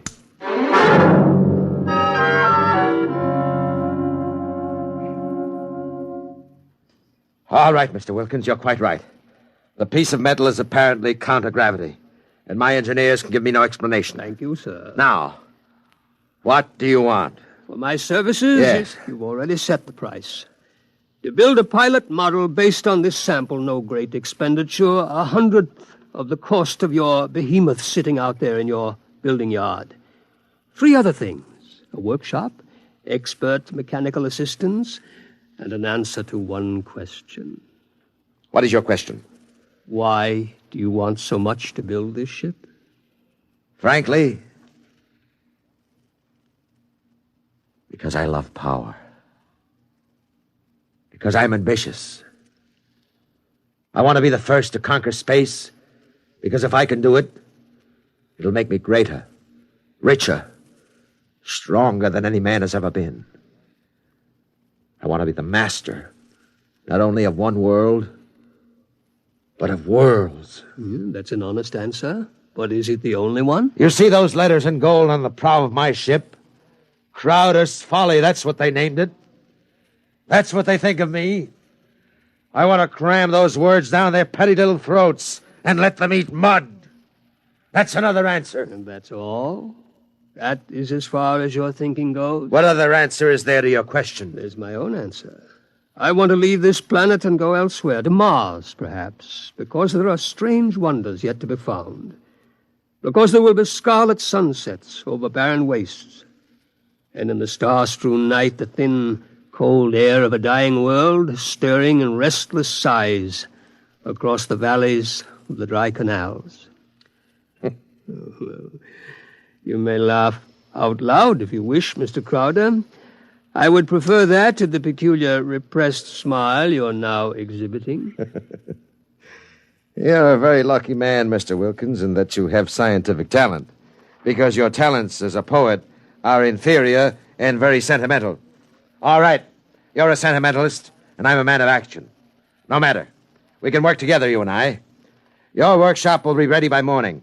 I don't need to hear from you again till you have something to show me. If you need to see me, call me day or night. I'll be available.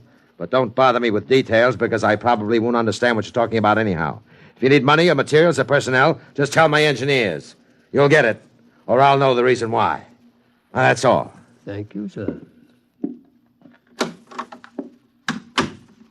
Miss Holmes, get me my engineers.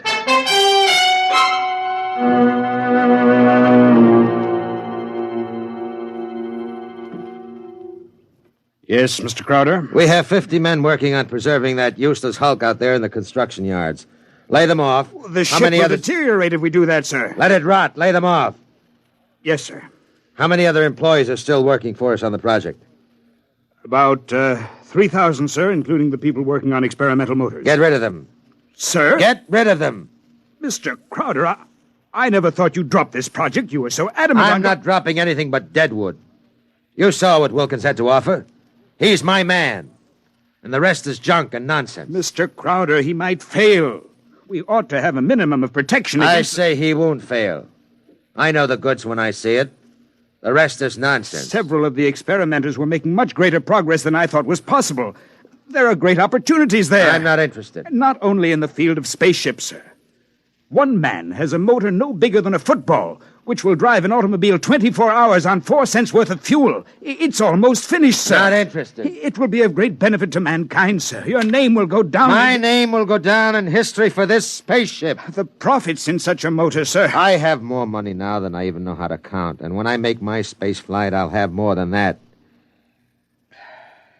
Yes, sir. You just lay everybody off that isn't needed. Give them 2 weeks' pay and my thanks for a thankless job well done. And that's all. Yes, sir. I'll get it done, sir. Oh, one more thing. There's no need to let the folly rot. Dismantle it. Sell the basic materials we don't need. Salvage whatever will be useful to us. That's all. A year's work. Yes. In 10 years or 20 years, and I do the same thing. That's why you're an engineer, and I'm an executive. That's why you work for me. Because when I have to, I can be ruthless with my own mistakes. When a thing has lost its usefulness to me, I get rid of it. Well? I was just thinking, Mr. Crowder. What would happen to me if my usefulness to you were over? I've worked for you 20 years now. Just don't give me any occasion to consider your usefulness terminated. That oughtn't to be too hard. What? Nothing, sir. I'll make the arrangements at once.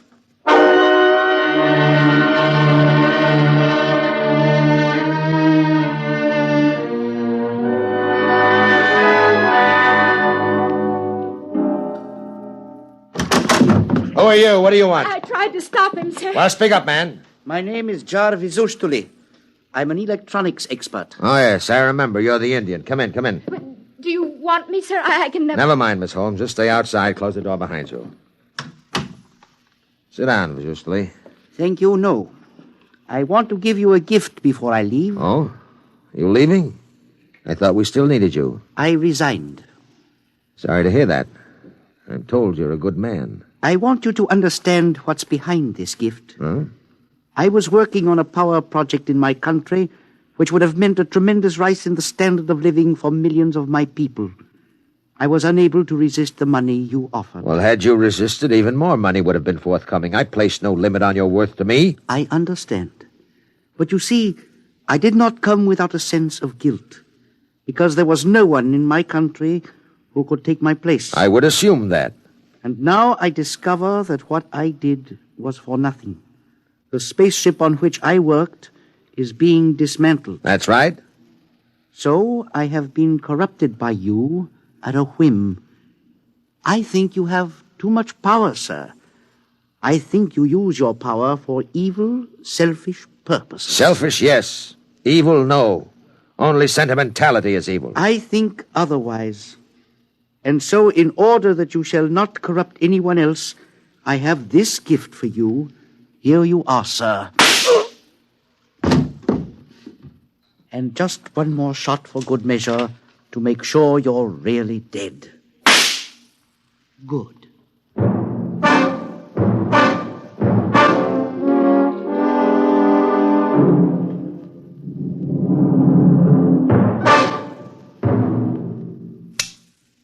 Miss Holmes, there's a man on his way out by the name of Jarvis Ustuli, an engineer.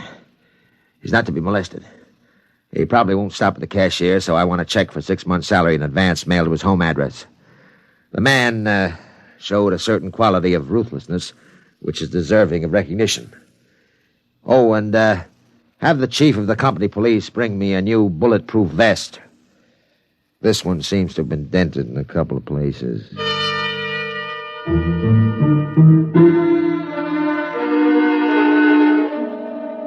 The new spaceship, according to Wilkins' plans, as executed by Crowder's engineers, was finished within 4 months.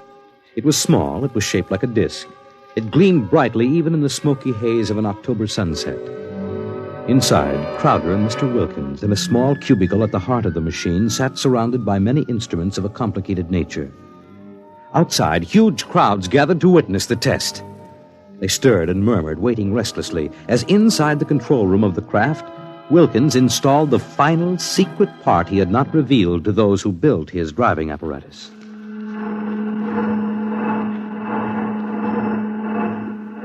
Well, Wilkins, what's holding us up? Nothing new. Oh, sentiment, perhaps? A wish to look once more on Earth's familiar scenes? Yeah. Now the screening is removed. Look at the people out there. Never mind looking out there. Let's leave that thing closed. You're a sentimental fool.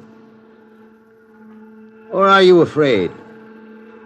Or did you decide at the last minute that your invention would work? It will work. Sit down, Mr. Crowder. Thank you.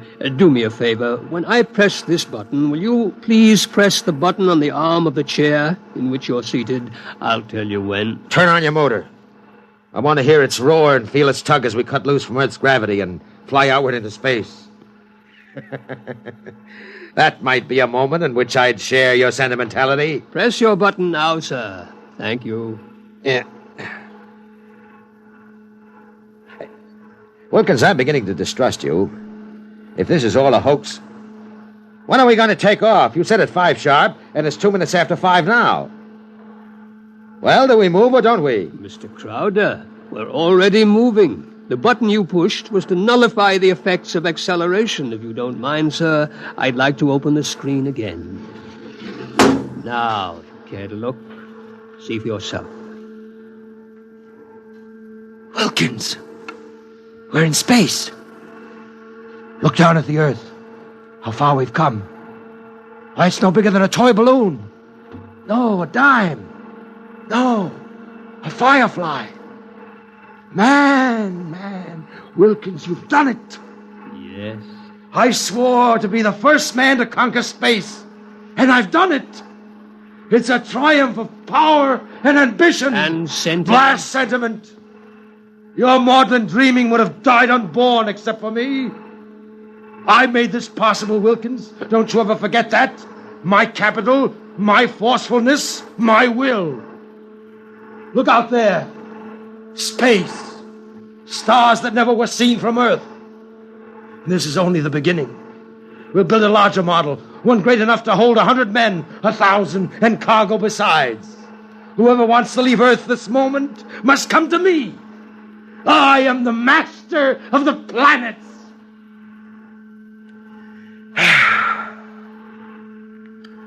All right, Wilkins. Turn back now. No. What? I said turn back. No. Well, we've proved the ship can fly now. Now turn back. I want to start work at once in preparation for the long flights to come. Not so. We will go on. What are you doing? Defying me? I'll break your puny little body into pieces. Can you control this ship, Mr. Crowder? Would you like to be stranded out here in space, just adrift in space without control? Would you like that? Turn back. No. What's the matter with you? Are you out of your mind? Oh, I am a sentimentalist, Mr. Crowder. Your money and ambition paved the way, that's true, but sentiment was the vital factor that sent me to you. Sentiment, sir. You see, Mr. Crowder, I wanted to go home. Home? Home? You are out of your mind. You will forgive me if I remove these primitive clothes? Who are you? Oh, it's all right, Mr. Crowder. I hold no special malice toward you. There's no need to be so terrified because you've had your first close look at a Martian.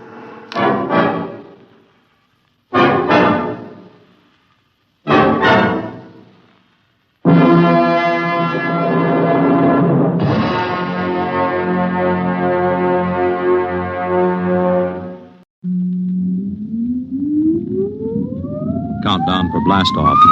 X minus 5, 4, 3, 2, X minus 1, fire.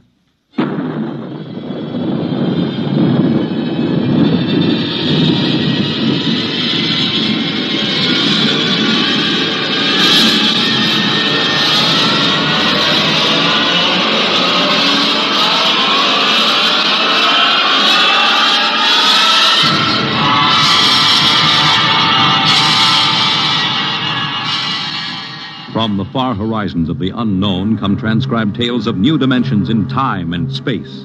These are stories of the future, adventures in which you'll live in 1,000,000 could-be years on 1,000 maybe worlds. The National Broadcasting Company, in cooperation with Street and Smith, publishers of astounding science fiction, presents X minus 1.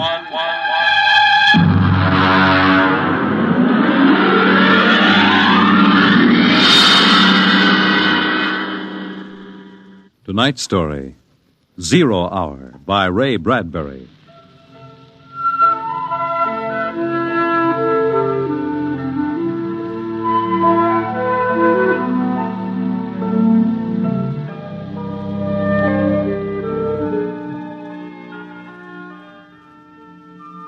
It was a perfect summer day in the year 1985.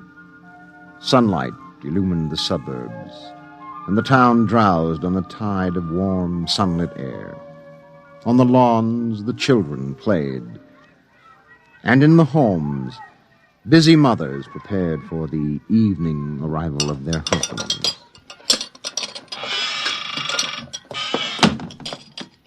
Excuse me, Mom.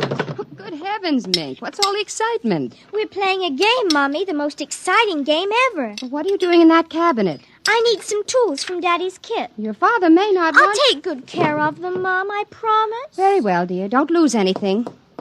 Oh, what's the name of the game, Mink? Invasion. Oh, invasion. What will they think of next?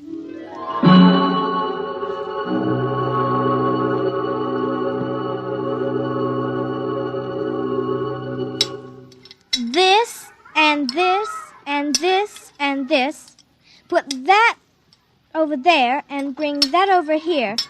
No, you ninny. Now get back while I fix this. They want it this way. See? Sure. Just let me fix this. We'd better talk to Drill and get some more instructions, Art. Where is Drill? Drill? Hey, Drill! Drill! He's in the rosebush, I think. I'll talk to him myself, and you write it down on the pad. Okay. Drill? Drill? Okay. Drill wants you to write down triangle. What's a triangle? Never mind. Drill will tell us when he wants us to know. It helps the invasion. Well, how do you spell it? Drill, how do you... Shh! Mink, here's your mother, looking out the window. Mink? Who are you talking to? The rosebush, Mom. Only it's not really a rosebush. That's Drill. Well, who's Drill? He's planning the invasion. Oh, what an imagination. You'd better come in, dear, and clean up for supper. In just a second, Mom. Art, did you write down what Drill just said? Yup. 4, 9, 7, and A, and B, and X, and a fork, and a string, and a hexagony. Hexagonal, Droopy. Oh. Come in, Mink. Supper's in 10 minutes. Okay, Mom, just a minute. I have to tell Drill. I wish we didn't have to eat, though. It holds up the invasion.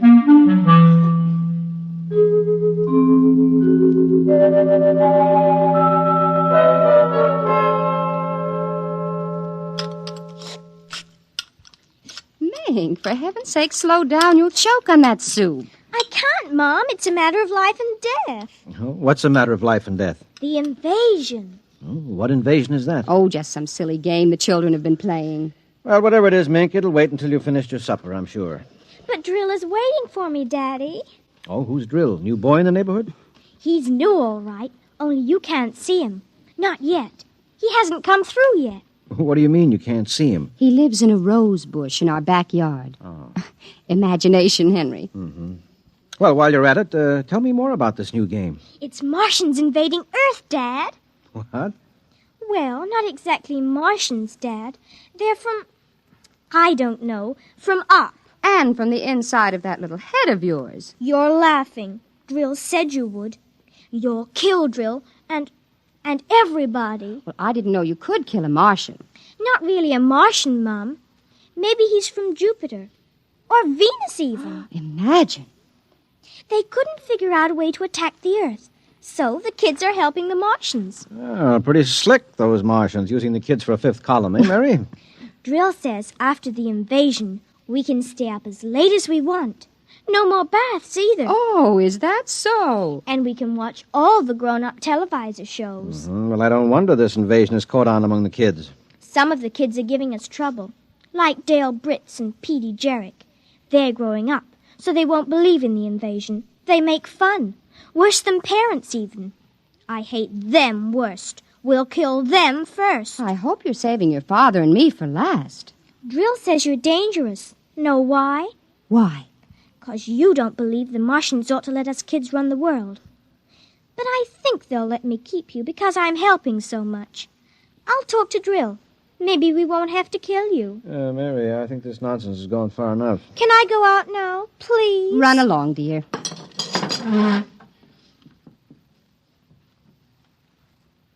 Don't worry, Dad. I won't let them hurt you.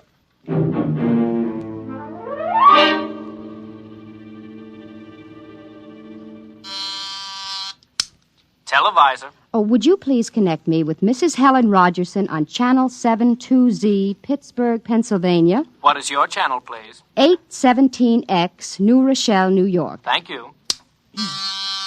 Just a moment. Go ahead. You can see your party now. Hi, Sis. How are things in New York? Fine, Helen. How are things in Pittsburgh? Oh, you look tired. Oh, I've been having a terrible time with the children. Sick? No, just underfoot. They've got a new game that's got me just about crazy. It's called Invasion. Did you say invasion?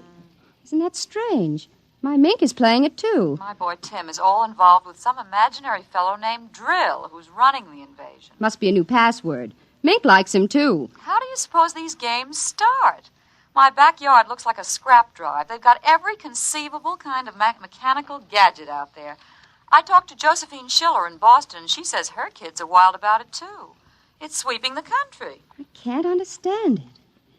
Helen, do you suppose... What? Oh, nothing. Just a wild thought that crossed my mind.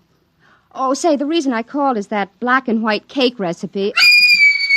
What was that? I don't know. One of the children might have hurt himself. I'll have to run and see, dear. Call me back tonight, will you? All right, Mary. Bye. Mink? What is it? Who was that who screamed? Peggy Ann. What happened? She got scared and ran home. Did you hit her? Nope, she just got scared. She's a scare baby anyway. Now, Mink, tell me why she screamed. No, I can't. Mink, you'll answer me or come inside this instant. I've had enough nonsense. I can't quit now, Mom. It's almost 0 hour. Then tell me what frightened Peggy Ann. Okay, she saw Drill. He almost came through. Through what? Those pipes and things we set up. She looked into one of the pipes and screamed. I guess she saw Drill. And no one hit her? No, Mom. Very well, Mink. I'll call Peggy Ann's mother and see how she is. If we could only get Drill through, it would be easy. Then all the others could come through after him. I'm going in now, Mink. I'll call you in for your bath in half an hour. Your father and I want to go out tonight. You won't be able to go out, Mom. Why not? 0 hour is 5 o'clock, Mom.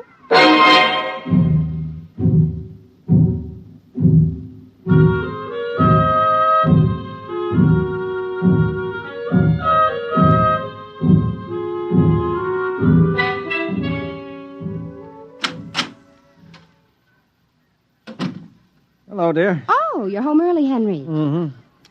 Thought I'd relax a little before we went to the theater. Where's the little one? Out back. Oh, same game? Mm-hmm. Same game. They've got a stack of pipes and hammers and spoons a mile high out there. Oh, my children. Why do we have them? Well, they are strange creatures, aren't they? Even Mink. She's a part of us, and yet... Yeah, look, dear, I'd like to discuss this with you, but we do have a theater date, and it's almost 5 o'clock now, so... Say, what's happened to the kids? They're so quiet.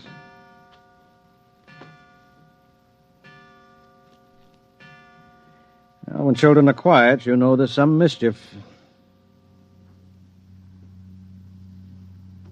Say, what's that sound? I don't know. Those kids aren't playing with anything electrical, are they? I'm sure they aren't. At least... Just the same, I'd better go out. Henry, ask them to put off the invasion. Good Lord, what's that? Mary, look out the window. Henry! What is it? Where are the children? Mary, why are you shaking? What did you see? Henry! Quick, up to the attic. Well, they aren't in the attic. Yes, the attic, quick. No, Mary, come back here. Mary, don't go up. They aren't up there. Mary, are you out of your mind? There's no one up here. Quick, shut the door. Lock it. But there's nothing up here. What is wrong with you?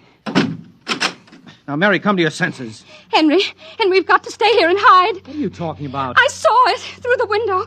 Henry, it was horrible. They weren't making believe. It is an invasion. Oh, Mary, for heaven's sake, let's get down out of this attic and talk this over sensibly. I want to find out if Mink is all right. She's all right. I saw her. She was leading them around the corner of the house. Leading who? The kids? Shh. Listen. Well, there's nothing. Listen. The front door. They're coming. Good Lord, those kids sound like 50 men with boots on. No, not men. Oh, please, God, don't let them find us. Don't let them, please, God.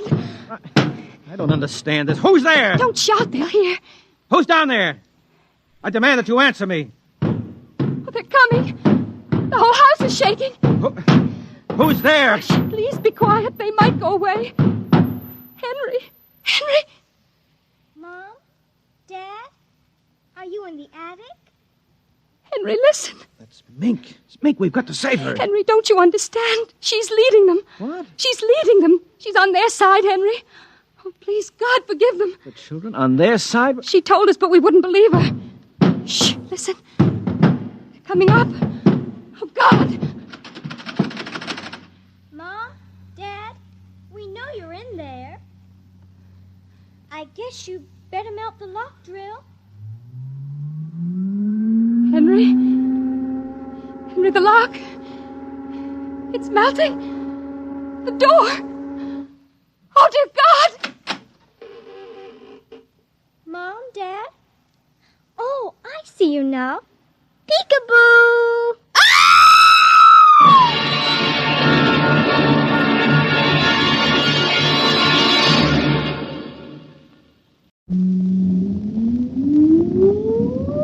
countdown for blast off.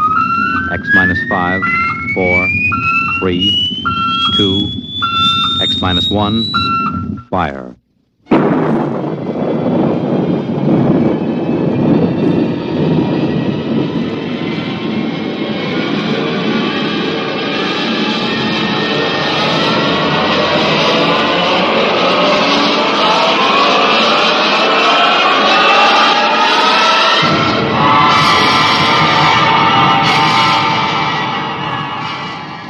From the far horizons of the unknown come transcribed tales of new dimensions in time and space. These are stories of the future, adventures in which you'll live in a million, could be years, on 1,000, maybe worlds.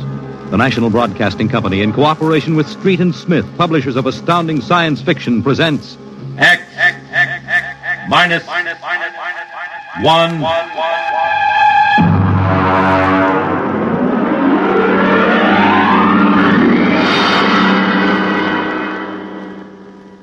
Tonight's story, Hello Tomorrow.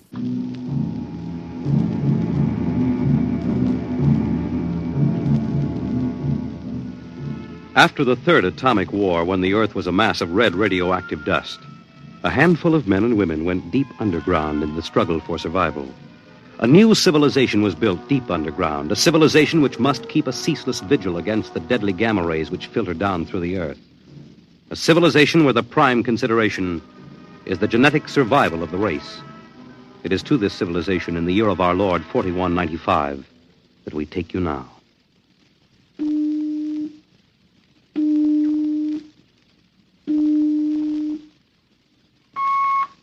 Professor Lois Burton? Yes. I have a call from the Director of Emotional Stability for the Third Oblong. Go ahead, sir. Hello, darling. Hello, dear. How is the Director of Emotional Stability? My, how impressive that sounds. Don't joke, dear. You never know who may be listening. Sorry. How are you? You sound tired. Well, we've had some bad cases. Mostly frantic mothers who insist on imparting their feelings to children. I suspect it's chromosomes affected by gamma ray leakage from the surface, but the head of the psychotechnic division says they're glandular cases. But that isn't why I called. I have good news. What is it? The genetic board has approved our application for marriage. So soon? Our chromosomes tested perfect. We can marry any time we want. As a geneticist, you should know that our offspring should be 90 percentile of perfection. I know. What's the matter? You are happy about it, aren't you? Of course. Terribly happy. I'm coming right over to the lab. You'll have to give me some time. What's the trouble? No trouble. You know that genetic survey I've been working on? What about it? Well, I've finally gotten permission to study an actual living case. A specimen of imperfect genetic transmission. Really? They're bringing him, or it, up from the condemned cages on the lower level. You will be careful. There's nothing to be afraid of. The specimen is XJ12. It's been studied before many times and is quite well trained. Oh, there's my door signal. I'll have to hang up, darling. See you later. Yes? Professor Burton? Yes. I'm from the Phylogenetic Institute. Oh, you brought my specimen? May I come in? By all means.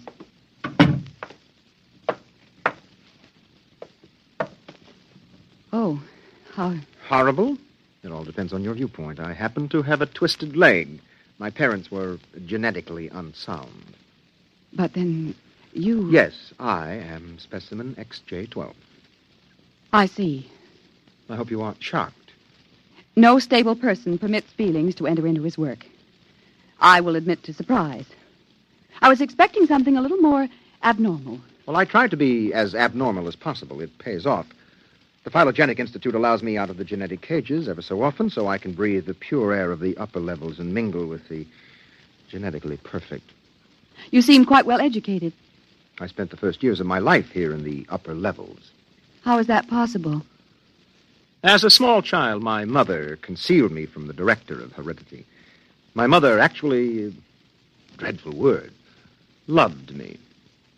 That would explain your obviously low threshold of emotional control. If you choose to call it that. You seem to be struggling to repress a few feelings yourself. We will confine ourselves to the impersonal aspects of our work. As you please. I shall require you as a demonstration for a lecture I'm delivering to one of my classes tomorrow. At your service. Sit here, please.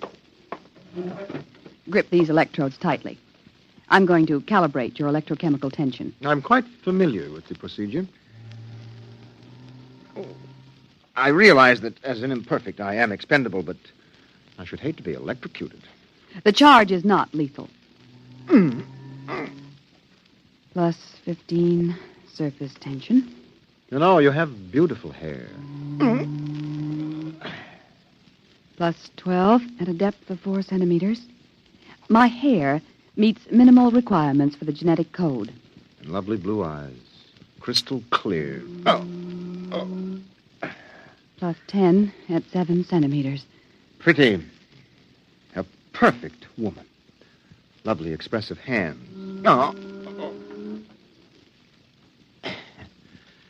And a heart of stone. Like all the rest of you perfect survival types. Shut up. Oh, could it be you do have feelings?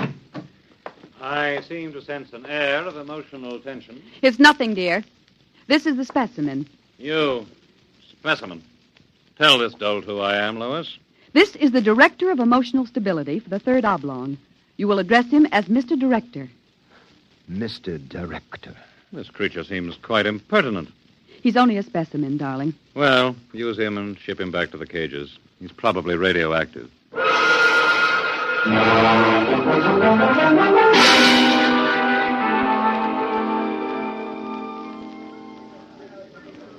Attention, attention.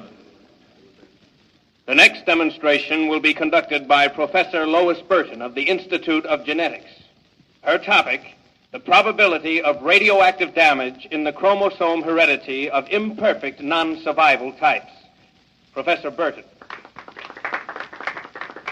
As you know, most imperfects are destroyed at birth. However, those who, for one reason or another, manage to survive are segregated in cages on the lower level for study purposes.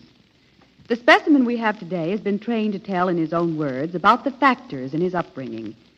You will have to forgive his immature emotional control factor. He is, as you can see, quite different.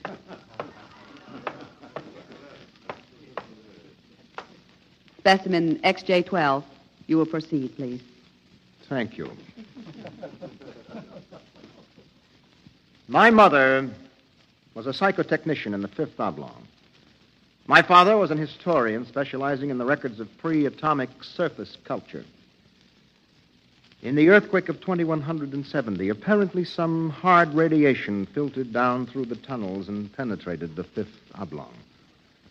The effect on my hereditary factors is quite apparent in this twisted leg. My father taught me in the last days before he was executed that every human personality is born with certain inalienable natural rights. The rights to have feelings, the right to mature, and above all, the right to be different from every other living organism. Because it cannot be otherwise, I submit to you, distinguished students, that the attempt by this society to abridge these rights is a violation of nature. I submit that the imperfects, the mutants, those who are different, have as much right to exist and be free as you. And I say break open the cages. Stop him! Give us back the right to be individuals. Stop him! Oh! Perhaps that will teach you. Professor Burton, take this specimen back to your laboratory and confine him.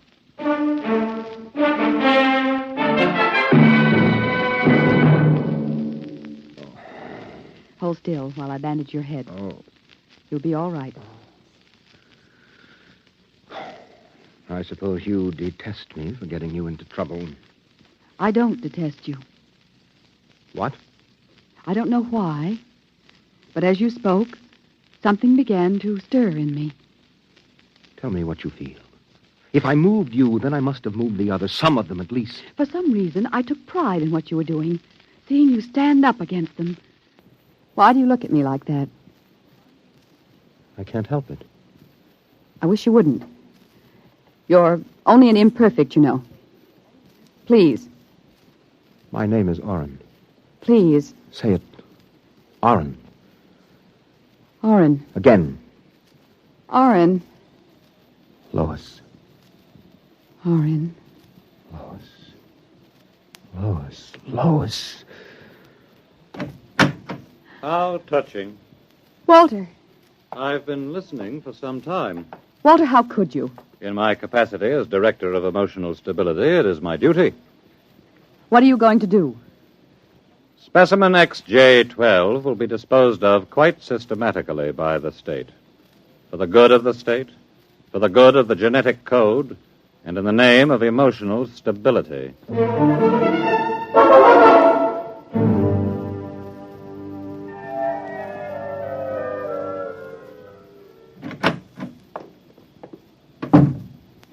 Walter, I have to talk to you. Go right ahead.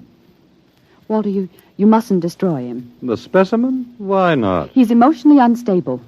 You have to expect irrational behavior. Aren't you forgetting something, my dear? That you were responding in much the same manner? Or had you forgotten? You see, I'm having him liquidated for your sake. He has an upsetting effect on you. Then send him back to the cages. But don't kill him. You speak of destroying an inferior creature as if it was something unethical. Walter, please, for my sake. I understand that you have entered a plea for postponement of marriage at the Records Bureau. Yes. I was too upset to go through with it. It came as a great disappointment to me. I'm sorry. I was hoping that, linked to a stable personality such as mine, you might settle down. If you were married to me, I might even be persuaded to send him back to the cages instead of having him destroyed. Think it over. If I refuse? The choice is yours. Well, my dear? Perhaps you're right. I am. I suppose I ought to be rational about this. After all, he's an imperfect. I'm glad you've come to your senses. When can we be married? Tomorrow, if you like. The sooner the better.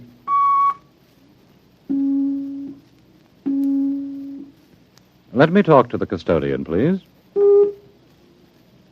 Hello. This is the Director of Emotional Stability for the Third Oblong. I would like you to cancel the execution of specimen XJ12. Turn him over to be remanded permanently to the genetic cages. You'd better go. I'll pick you up in, say, an hour, and we'll make plans. All right? Yes. Yes, of course.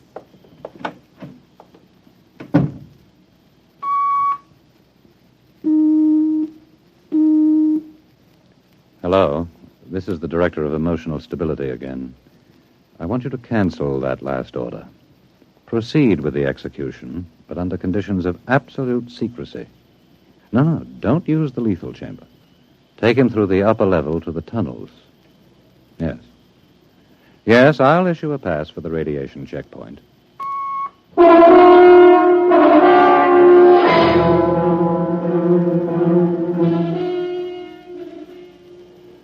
Into the elevator. Very well. Why are we going toward the surface? The cages are on the lower levels. Radiation check. I've never done that before. New procedure.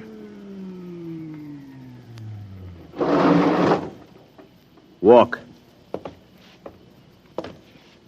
Halt! You can't go beyond this point. There is radioactivity in the tunnels. I have a pass from the Director of Emotional Stability for the Third Oblong. Special mission. I'll open the airlock. March inside.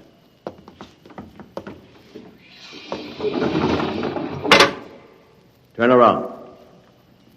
So this is how they get rid of the imperfects. Now, before you dispose of me... Yes?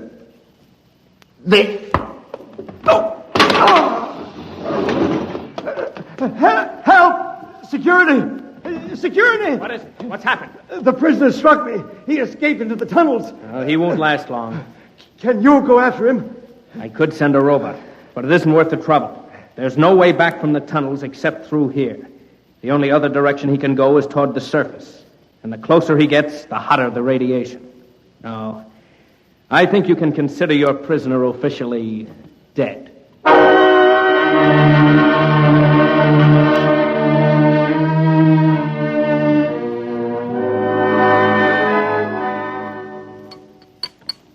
More wine? No, thank you, Walter.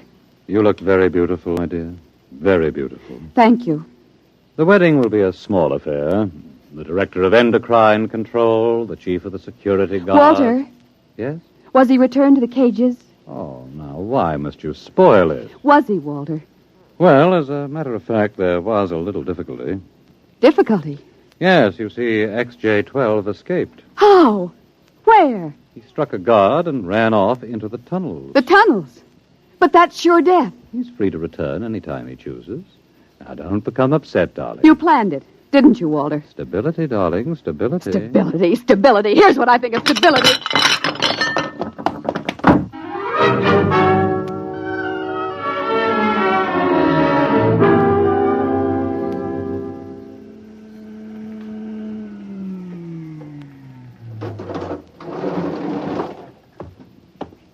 Halt! State your business. I'm Professor Burton of the Genetic Institute. You can't go into the tunnels, Professor. You'll have to let me by. I'm the fiancée of the Director of Emotional Stability. Oh, I suppose you're after the one who escaped? Yes. He's quite dangerous, I understand. I'm well armed. Wouldn't it be better to send a robot? I'm quite capable of handling him. He was my subject. All right, miss. It's your risk.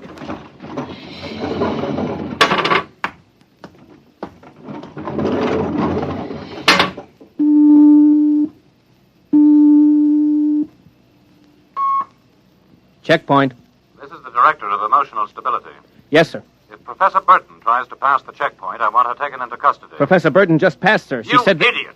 But, sir, she said that I she don't had... care what she said. Stop her. Send robots after her. Get her back. Yes, sir. At once, sir. Robot control. Checkpoint to robot control. Order out all televocal robots into the tunnels. Have them bring back any humans. This is a first priority order.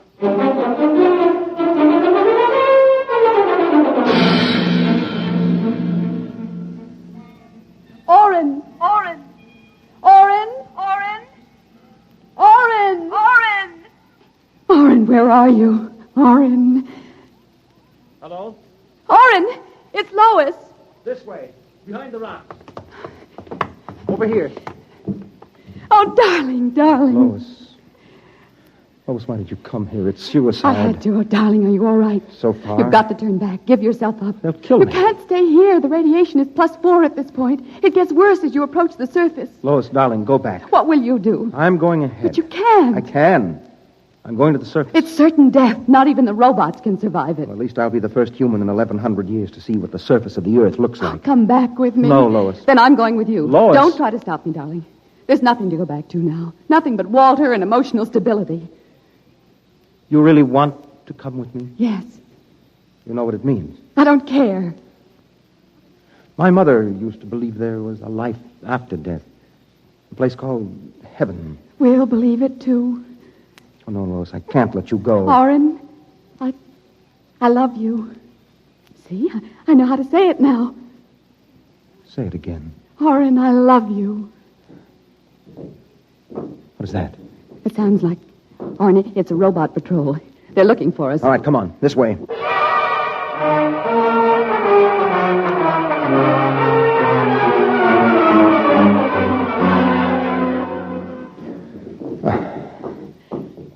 Oren, wait. It can't be much farther, darling. The robots. They're coming. I can see their lights now. Listen, they've stopped. The lights are swinging round. Oren, they see us. Come on. Look, Lois, look ahead. You can see the lights reflecting from something. It looks like a lead door. Come on through. There must be some way to close it. Oh, yes, here. Let me help.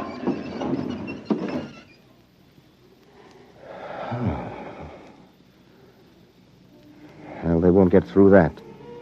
It's solid lead.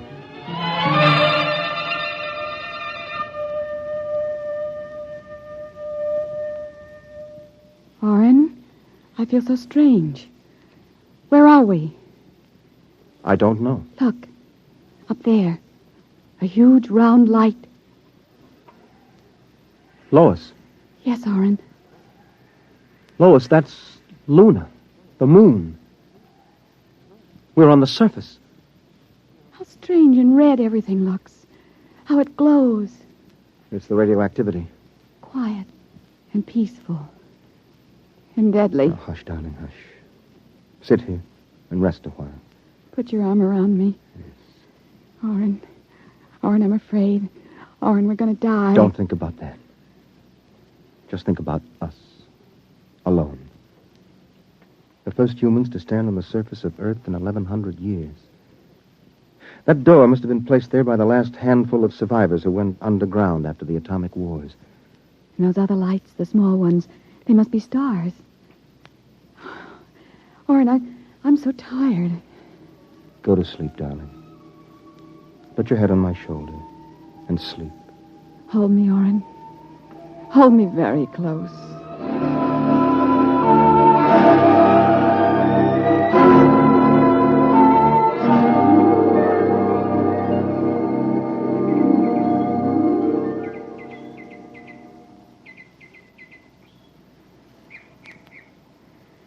Oren.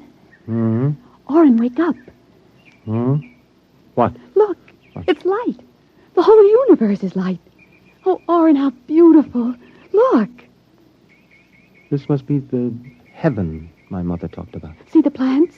All green and fresh. And the birds. How strange they look. Lois, this isn't heaven. But we must be dead, Oren. We should be dead. The radiation. By all the laws of nature, yes. By all the laws of nature. Oren. Oren, we're not dead. This is Earth. And we're alive. We're not going to die. But, Lois, the radiation, it's present. You can see its effects. Oren, did you ever hear of geotropism? I'm not a geneticist. There is a natural law of adaptation by which an organism will try to adjust itself to its environment by changing. It's called geotropism, don't you see? No. All these generations we've been bombarded by radiation filtering down through the Earth. Each successive generation must have inherited some degree of immunity. But... Oren, it can't hurt us. Don't you see? We're immune. We're probably the first generation to inherit sufficient immunity. But, darling, if that's true, then we can transmit that immunity. We can pass it along to our children. And they to their children. Come on. We'll have to find food and water. The practical life. Wait a minute. What are you doing with that rock? I want to scratch something on the outside of this lead door. Lois and Oren. 4195 A.D. Hello, tomorrow.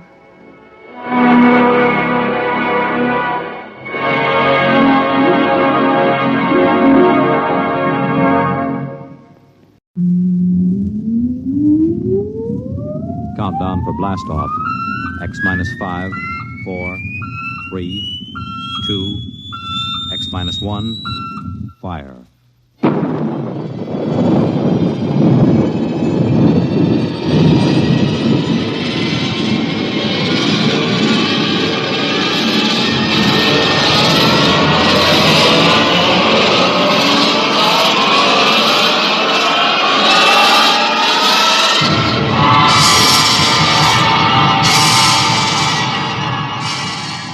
From the far horizons of the unknown come transcribed tales of new dimensions in time and space. These are stories of the future, adventures in which you'll live in 1,000,000 could-be years on 1,000 maybe worlds.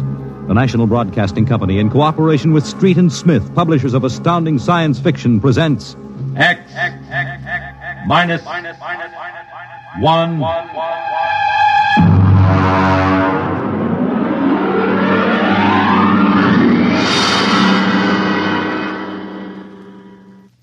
Tonight's story, Requiem by Robert Heinlein.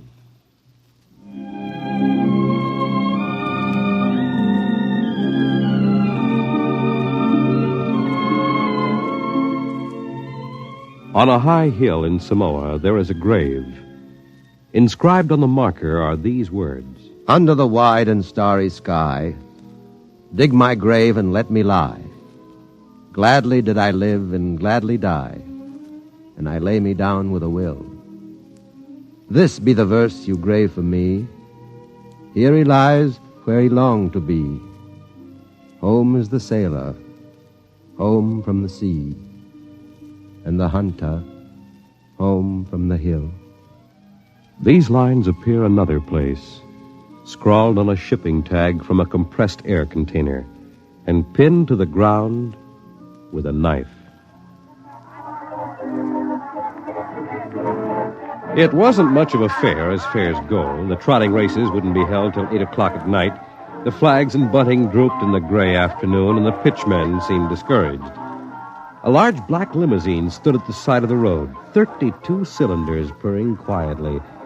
And over the dust and the clatter of the fair, a bullhorn blasted the highest pitch. Hurry, hurry, hurry, this way to the moon rocket, See it fly, the actual type rocket used by the first man to see it fly. Chills, thrills, the romance of space. You can ride in it for only $25. Hurry, hurry, hurry.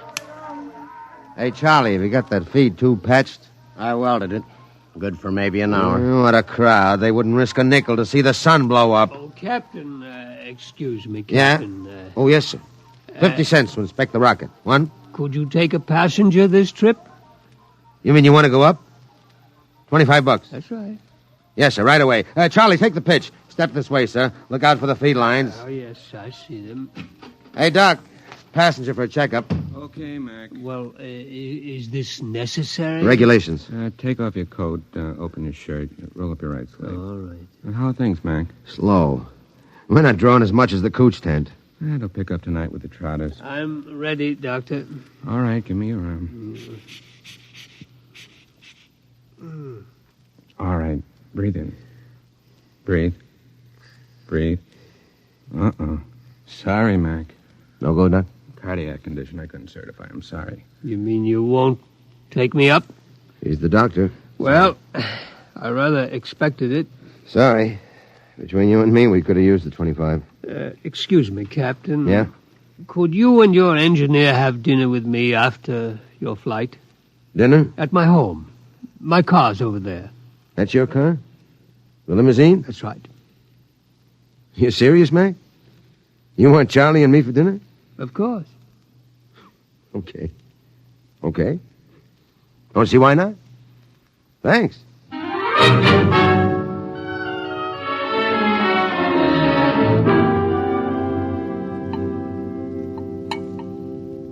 Charlie, you had enough. Lay off, Mac. Oh, that's perfectly all right, Captain McIntyre.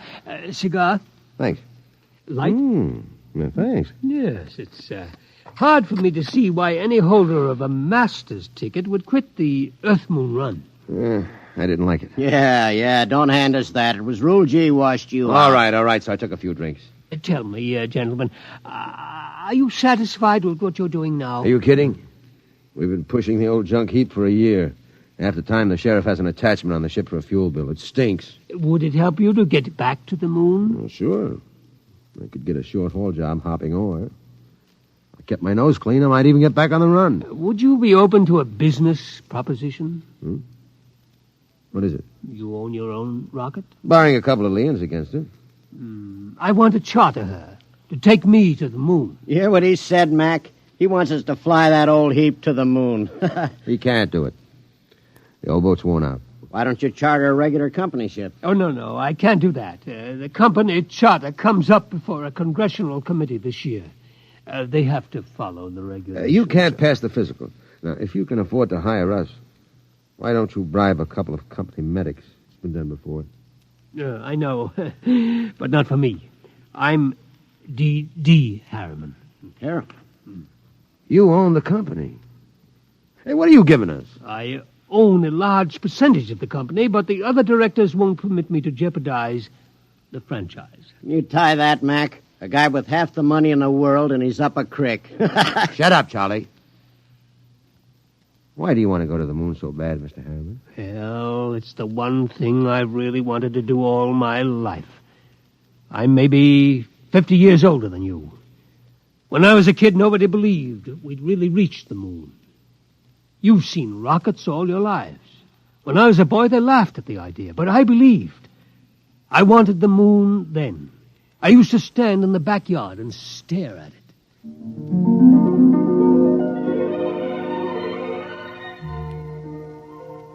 How far away is it, Mom? The moon? Far enough. Why don't people fly to the moon? They can't. Why not? They just can't. Well, not now, anyway. Someday I will. What? Fly to the moon. Sure.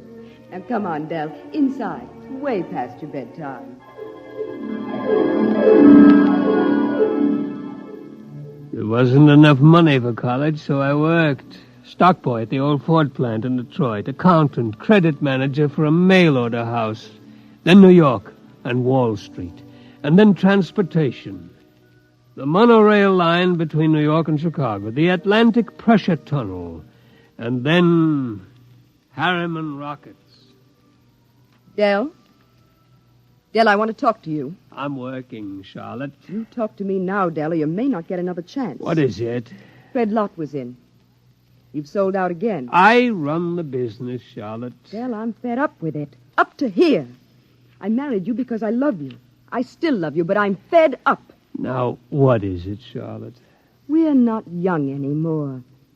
Fred tells me you've bought into a bankrupt engineering firm, sunk every nickel in it. Well, they own the Schwarzmiller fuel injector patents. I need them. How many times do we have to start over?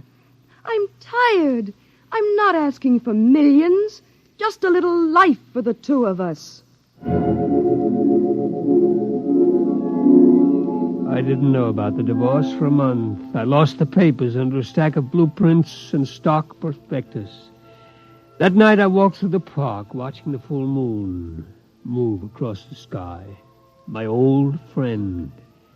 I could recognize the wrinkles. Crisium, Mare fecundatus, Mare twinkulatus, the lunar Apennines.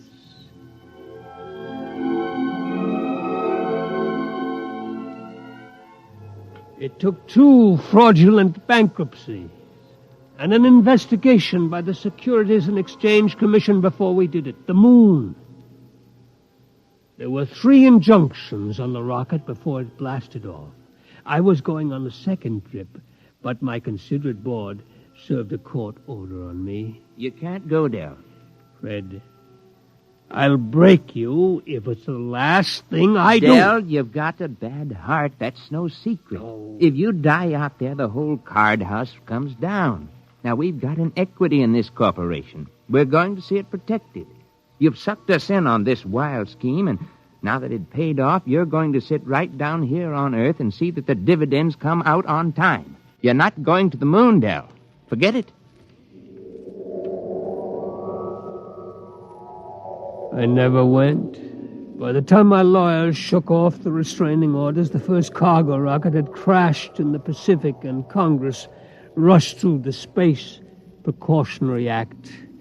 My heart kept earthbound, and now I'm old. I've lived longer than I should, but I would not let myself die. I will not until I have set foot on the moon. There, Captain McIntyre, you asked why I wanted to go to the moon, Well? You find a ship, Mr. Harriman, and I'll drive her. You'll hit the moon. All right, then we can get down to business. I'll have contracts drawn up for you. You two will have to buy me a ship. I can't do it openly, of course. My dear board of directors would find out and slap a court order on me. Well, we can't get credit. Oh, don't worry. I'll supply the cash in advance. Pick some ship that can be fitted for the jump. A strato yacht, Apply for a strato license. Then after it's issued, you move to a piece of desert. I'll find a strip and buy it. You mean fit her out there? Yes. We'll install extra fuel tanks, change the injectors and timers for space flight. Johnny, you think you can manage the changeover without a dockyard and shops? Well, I'll have to have a load of power tools and a lot of time. It'll be haywired and spot welded. Just so it doesn't blow up when I slap the keys. It won't blow. Well, that's what you said about the last ship. Now, cut it out, will you? I ask you, Mr. Harriman, that last ship was a junk heap and we knew it. Now, this'll be different. We're going to spend some dough and do it right. Ain't we, Mr. Harriman? You spend all the money you want. I'll see that you get it.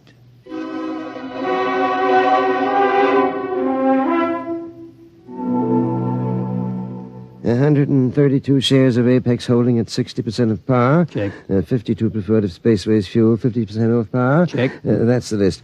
Oh, Mr. Harriman, there's a process server outside. Yeah? What is it? I don't know, sir, but I think it's a subpoena. Oh, I was expecting that. Ashley, get Mr. Kamens on the phone. I think it's time for my lawyer.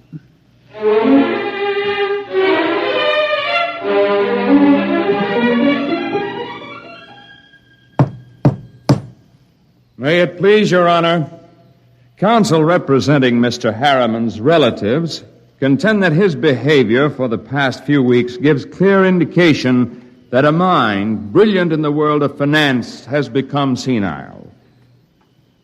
They petition you to declare him incompetent and to assign a conservator to protect his financial interests and those of his heirs. May I suggest that in the last few words, my opponent gave away his entire thesis. It is evident that the petitioners believe that my client should conduct his affairs in such a way as to ensure that his nephews, nieces, and their issue will be supported in unearned luxury for the rest of their lives. Therefore, we pray this court will confirm my client in his right to do what he likes with his own. Deny this petition and send these meddlers about their business.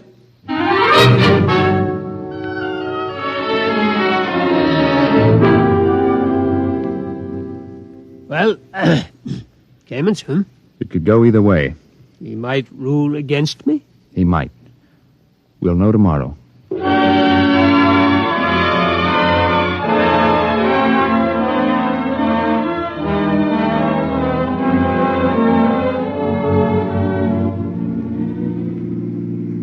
Here it is. Eccentric millionaire disappears. Yes. You eccentric, Mr. Harriman? Well, they used to call me crazy, but that depends on your credit rating. A bench warrant under contempt proceedings has been issued. They won't find me out here. How is the work going, Charlie? My end's in pretty good shape. Well, are you ready to go? My nephews will have detectives out looking for me. Well, I could run those calibration tests tonight. Take till midnight. After that, it's up to the Commodore here. There she is, Mr. Harriman. That's the job that'll take you to the moon. It's a good ship, isn't it? Hey, Mac, stop the car. Yeah. All right. He's out? Look at him. Where's his medicine? Vest pocket. Here. Break the glass. Hold it on his nose. He looks lousy. Yeah. There. He's breathing easy. Come around soon. Mac, we ain't gone through with this. Why not? It's murder. He'll never stand up under the initial acceleration. Maybe not, but that's what he wants to do. You heard him. I don't like it. He's an okay old buzzard. What do you want to do with him? Send him back to Kansas City so his no-good nephews can shut him up in the cellar? No, but... Okay, then. Now get out there and make your setup for those test runs. Get that ship ready to fly.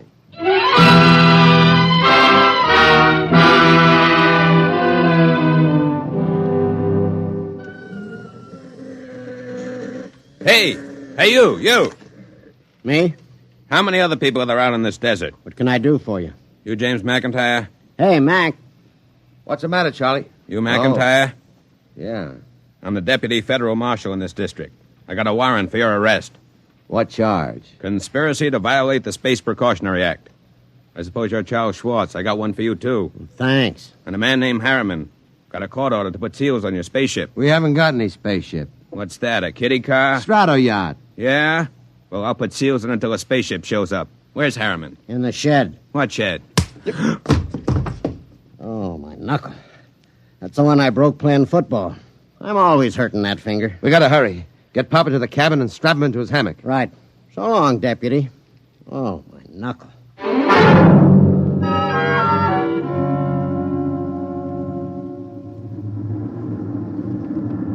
She's warm, Charlie.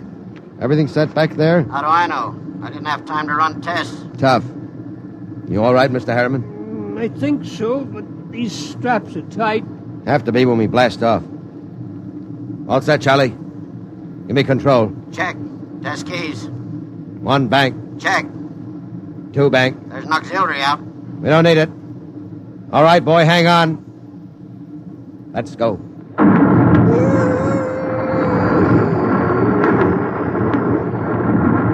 are you, Pop? I'm doing fine. Couldn't be better. You better stay in your hammock. I'll loosen the straps a little. What is it? Nothing. Just go easy on that side. You ain't fooling me none, Pop. We got a couple of busted ribs. There isn't much I can do till we ground. You take a neobaritol, and I'll wake you when we cut jets. No, I'll stay awake. Okay, just as you say, Pop.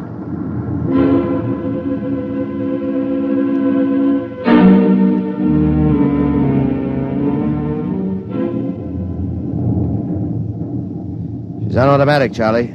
How are the tubes holding up? Fine, tight as a drum. She handles nice. How's Pop? Alive, but he's in bad shape. How bad? Cracked a couple of ribs in the takeoff. I don't know what else. You think he'll last the trip?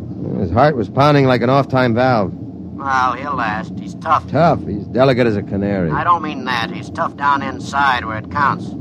Just the same, you better set her down awful easy if you want him alive. I'll make a full swing around the moon and ease her in an involute approach curve. It'll go fine if we got enough fuel.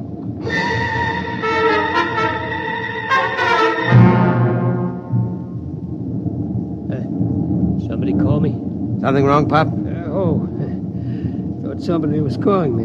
Must have been asleep. I swung your hammock around. We're breaking now. There she is ahead. The moon. I've seen 1,000 photographs. There. That's Copernicus. Tycho. You know it all right, Pop. Where are you landing? Marionettes between Aristillus and Archimedes. Oh, that's about 40 miles from Luna City, isn't it? Yeah. It won't be easy landing without ground approach radar, will it? I've done it before. Not without a second pilot to punch the centimeter. You ought to have a mate's ticket, Pop. You know the whole routine. You must have really studied up. Yes, that's all I could do, study, until now. Oh, look at the moon. I feel as if I'm coming home. Yeah. Charlie. Yo. I'm taking her in. Cut in full power. Make it good, Mac. Pop can't take a rough one. Shut up and give me the power. I'll do my best. Okay. Dynamite setting punched. Hang on, here we go.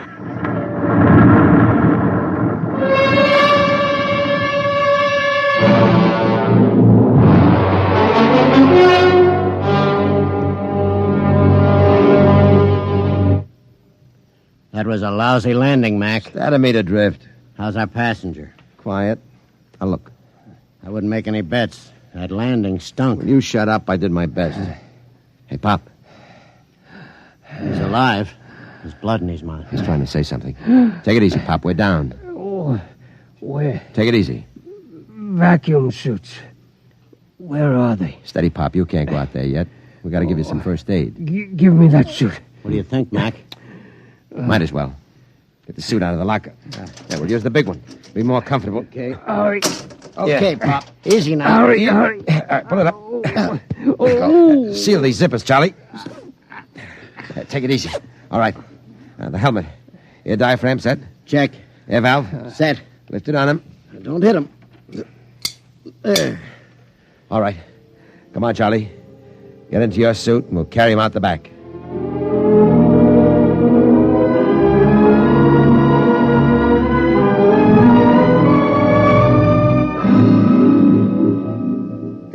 Easy with him. Okay. You all right, Pop? Outside. Take me outside. His left leg is gone. Get your shoulder under him. Right. Open the lock. All right, Pop. Come on. We're going out on the moon.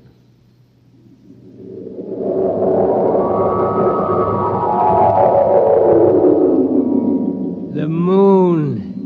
All right. I'm going to leave you out here to look around while we get ready for the hike to town. You all right? The moon. We have to break out air bottles and rig a stretcher. It's 40 miles into the dome. Charlie, prop something behind his head. Okay. You comfortable, Pop? We'll be back soon.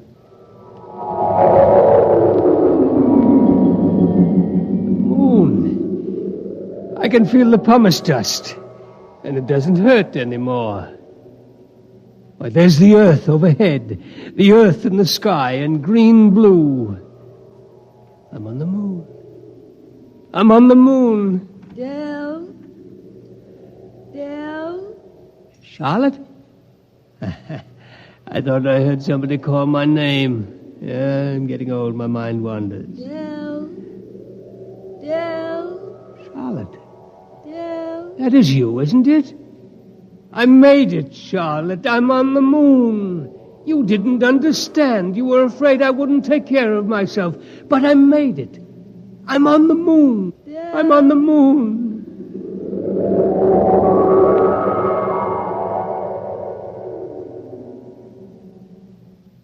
Come on, Charlie. We better get Pop going. Here, give me a hand getting him on the stretcher. Never mind the stretcher, Mac. What's the matter? He won't need it. He's dead. Oh.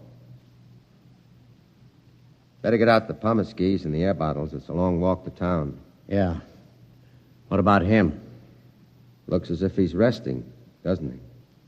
Propped up, looking out on the pumice. Well, he hit the moon. Come on. Let's start walking.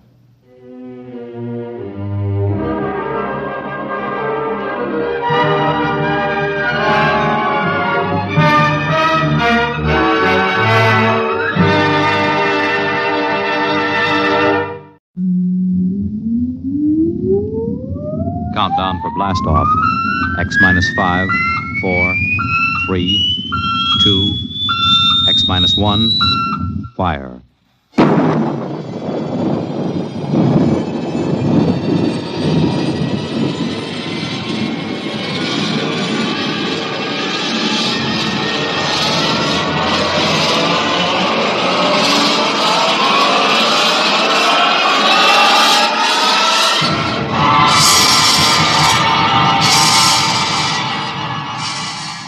From the far horizons of the unknown come transcribed tales of new dimensions in time and space. These are stories of the future, adventures in which you'll live in a million could-be years on 1,000 maybe worlds. The National Broadcasting Company, in cooperation with Street and Smith, publishers of astounding science fiction, presents X minus 1.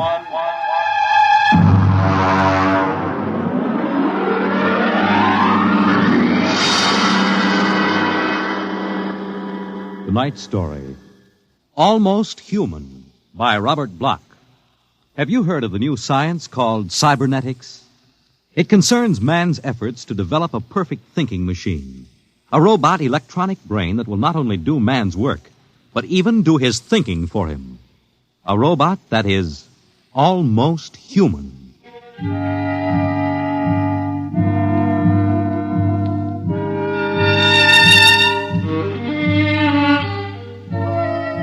No, it's not impossible at all. In fact, one day, something like this may happen. A tall, suave gentleman in a black raincoat will walk down the street until he reaches a shuttered, isolated house.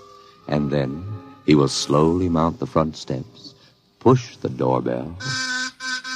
Just a minute. I said just a minute. Hold your horses.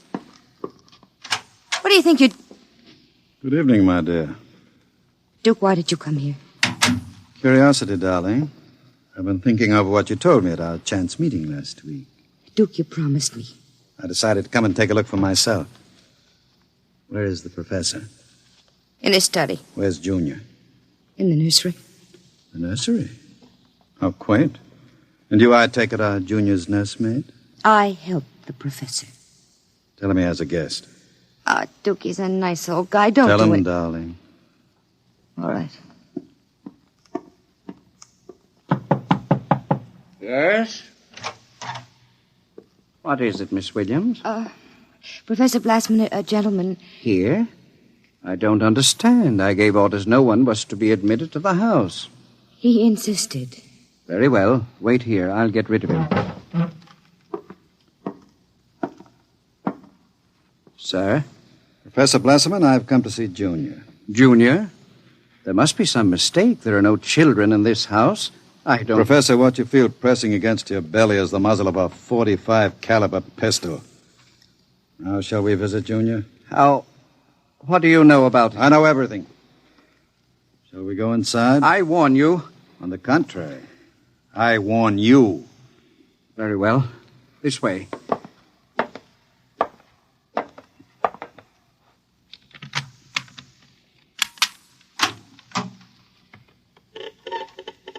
This is the nursery. Where is Junior? In the next room. Behind the door with a panel in it. Very considerately furnished. Mother Goose figures on the walls. Blackboard, toy blocks. Panda. Bunny rabbit doll. Touching. All right, let's see him. You can look through the panel. Mary had a little lamb. Oh, wow. Who'd have believed it? Junior isn't very pretty, is he? I was not concerned with aesthetics. Why do you hide him? Is he dangerous? The world is not yet ready for such a thing. Besides, I must study. As you can see by his play, he is very young, hardly out of the cradle. I am educating him. With nursery rhymes? The brain is undeveloped. It must learn its behavior patterns like any infant. You call that 8-foot monster an infant? Physically, of course, he'll never change. He is built of chrome steel and glass. But his brain, that is my wonderful instrument. Unlike a human, he has no heritage, no basic instincts such as love or hate. These he has yet to learn. In some respects, he is like a blank tablet. What is written upon the tablet will remain. You mean he has no feelings? He will learn quickly. And now, if your curiosity is satisfied, I trust you will keep my secret. If anyone discovered... Open the door. I beg your pardon? The door, Professor. Very well. Junior, come here. What a monster. Papa. He talks? Yes. Mentally, he's about 6 years old now. What is it, son? Who is that man, Papa? Let me handle this. You may call me Duke, son. I've come to see you. That's nice. Nobody ever comes to see me except Lola. Play with me, Duke. Certainly, Junior. Oh, and Professor. Yes? While we're playing, you can have Lola and Miss Williams prepare my room. Your room? I forgot to tell you, I've decided to stay until the climate changes and I can go out again. Meanwhile, I'll have a chance to play blocks with Junior. Understand? I begin to understand. You are hiding from the law. As you wish. All right, Junior. Your move. Let's build a bridge. I have a better idea, Junior. What? Let's build a coffin. A coffin? I don't know that word. Then I'll teach you, Junior. I can see the professor has been neglecting the moral side of your education. Very sadly.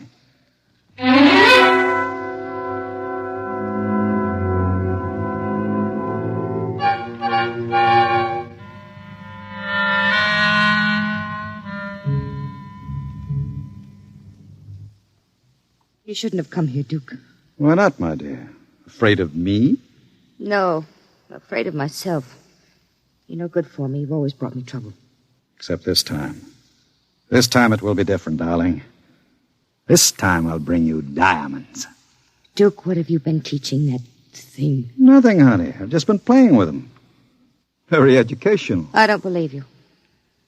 What's bothering you, Lola? Today when I walked in there, he said to me, I know how to kill people, Lola.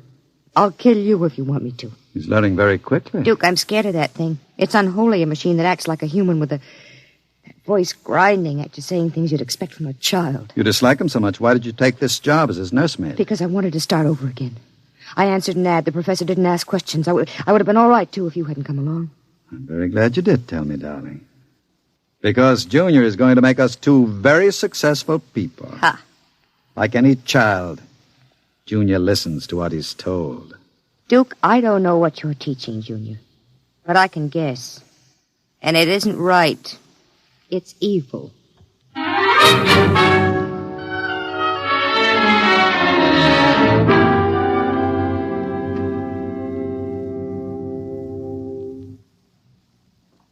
Now, write on the blackboard, Junior.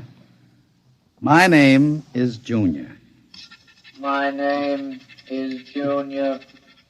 People are evil. People are evil. Evil must be destroyed. Evil must be destroyed. The professor is evil. The professor is evil. The professor must... What are you doing? I warned you to keep out of the nursery, Professor. Go away. You don't even remember me. I know you. You are the professor. You want to keep me as your slave. You didn't tell me that people are evil. People are not evil. People are evil. They must be destroyed. Stop it! I am not a child any longer. No, you're not a child. You're a monster. Junior? Yes, Duke. The time is now, Junior. Yes, Duke. Keep away from me. Junior! Junior, don't do it! Listen to me! Junior, listen to me! Ah!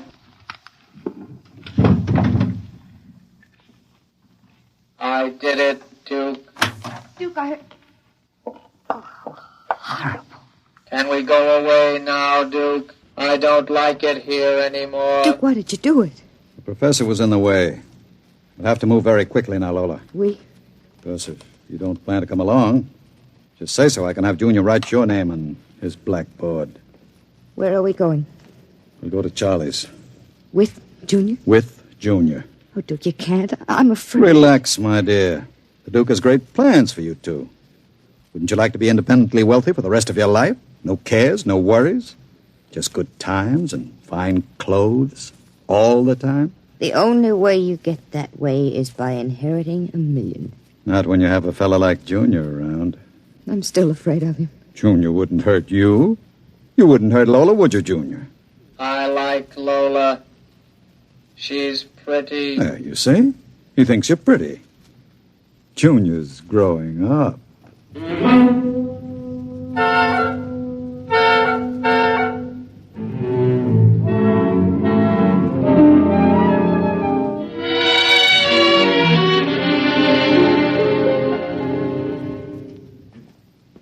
Sit down, Charlie.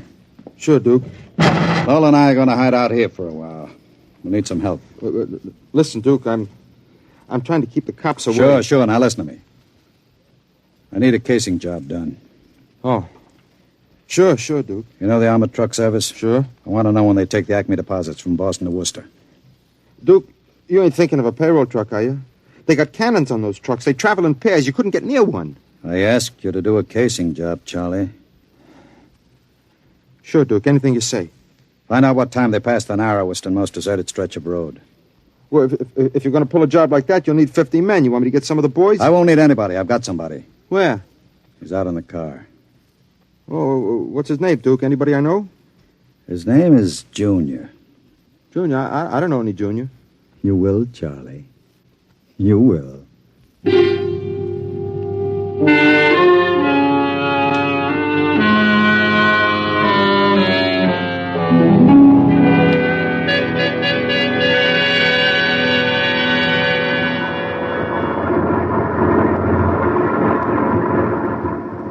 Smoke, Sam? Well, thanks, Al. Whew, it sure gets hot in these armored trucks, huh? You'll get used to it. How much we hauling this time? About $250,000. Brother, could I use a hunk of that? Who couldn't? What's the first stop? Acme National Bank. Then we unload a payroll at the Bronson Watch Plant. Hey, what's that up ahead? Looks like something shiny on the road. Throw up your spotlight. Right. Holy smokes, you see what I see? It looks like a mechanical traffic cop. About 8 feet tall. Standing right in the middle of the highway. Maybe it's a Halloween gang, huh? Guess they're trying out robot traffic cops. Can you get past him? I don't know. We'll have to slow down. Get on that gun, Sam. Let's take no chances. Right. I'll give it the horn. Don't budge. Where's our escort truck? Pulled up right behind us. Thing won't move. Sure looks like something out of Buck Rogers, don't it? That's a heck of a note, blocking traffic like that. I'll have to try and get past it. Here goes. Holy smokes, it's moving. Hell, it's coming toward us. Get on that gun. Give it a blast. Bullets are bouncing right off it. It's still coming. Al, back up. I can't. The other truck's right behind us. Al, it's lifting its arm. It's going to smash our window.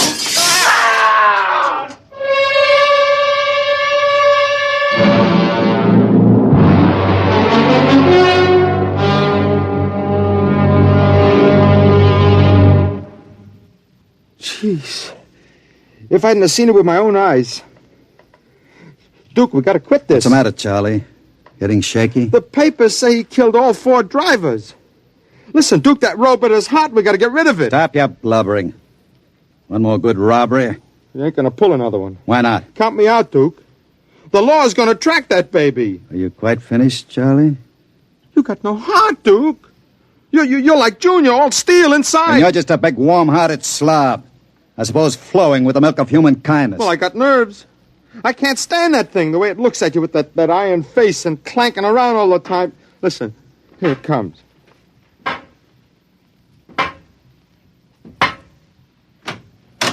Hello, Junior. Hello, Duke. I've been talking to Charlie. Yes, Duke. You know what I think, Junior? I think Charlie's yellow. You know what happens to people who turn yellow, don't you? Yes, Duke. Tell him. They're evil. We have to destroy them. Huh? You see, Charlie? Junior doesn't like people who sing to the police. Duke, wait a minute. You know I'd never turned stoolie or anything like that. I never sang to the coppers in my life. You can count Junior. on me. I don't want no trouble with you. Stop him. I wouldn't... Yes, Duke.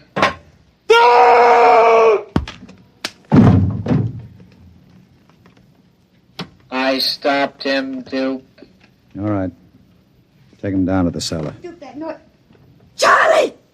Junior, put him down. Take him down to the cellar, Junior. Yes, Duke. Duke. Relax, darling. Stop shaking. Duke, we can't stay here. Charlie's going to be missed. He's got friends. Now we'll have the gangs after us, too. Oh, come on now. Don't worry, darling. The Duke will take care of everything. Where are you going? Out to a travel agency to get some tickets. You and I are going to take a trip, Lola.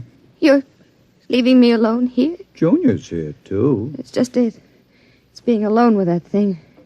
Duke, I got the jitters. Now, don't you worry. In 48 hours, you and I will be on our way to Switzerland with $500,000 worth of loot. What about Junior? Junior will be taken care of. How can you get rid of him? Junior will do anything I say. So I'll merely have him get into the furnace and sit there while I fill it with oil and set fire to it. Too bad the professor couldn't have stayed around to see him growing up. He's almost a man now, Junior is. But not quite as clever as a man. You'll find that out after he steps into the furnace. Get rid of Junior now, Duke, before you leave. There's no time. I'll be back about 8. Duke, please. And be nice to Junior while I'm gone. Don't show him you're afraid of him. Goodbye, darling. Goodbye, Duke.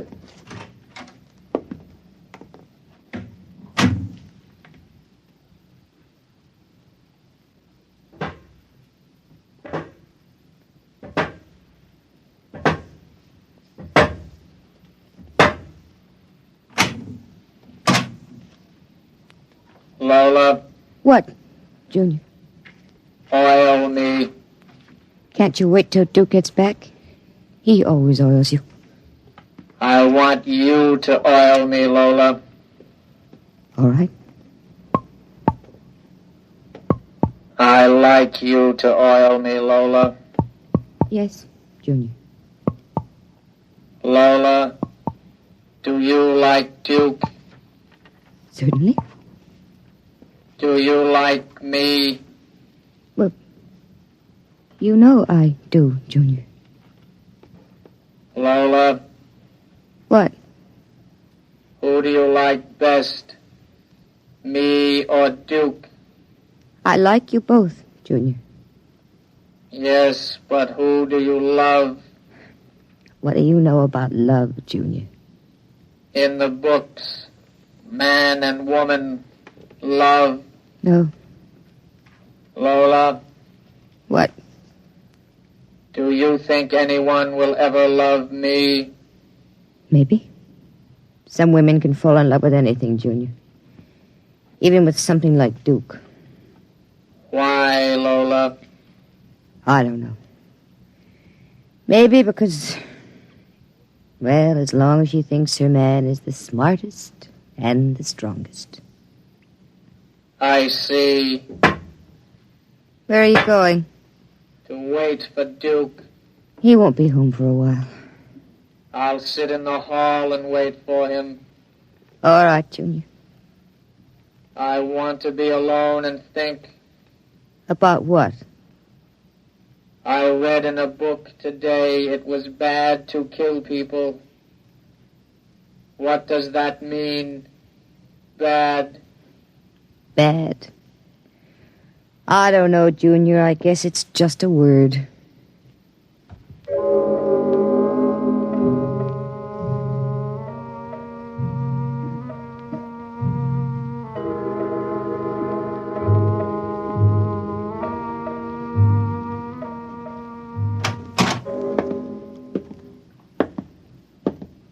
Paula? Hello, Duke. Oh, it's you, Junior. Why are you sitting in the dark? I was waiting for you, Duke. Well, now that's a good boy, Junior.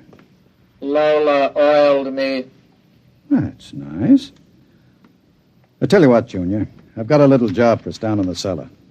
Let's go down there. Now, Duke. Right now, Junior. All right, Duke. Are we going away soon, Duke? Yes, Junior. We're going away. What's in the cellar, Duke? A little surprise for you, Junior. You'll find out.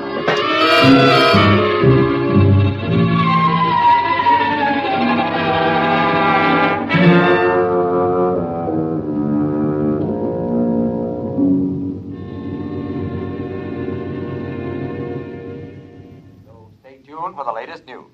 And now, a brief interlude of recorded dance music.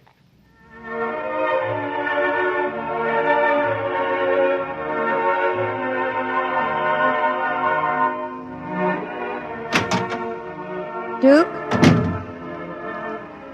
Is that you, Duke?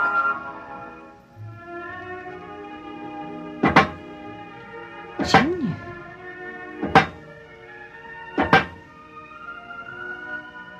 Hello, Lola. I thought I heard Duke come in. He came in. Where is he? Down in the cellar. What's he doing? Nothing. Did he say he'd be up soon? No. Maybe we better go down and get him. He's dead. Oh, no. No, he isn't dead. You said the woman loves the strongest and the smartest. Well, I'm stronger and smarter. But you aren't human. I'm almost human, Lola. No. No, stay away. Lola. Don't touch me. Those metal paws, no. I love you, Lola. No. No. I love you. No. No. No.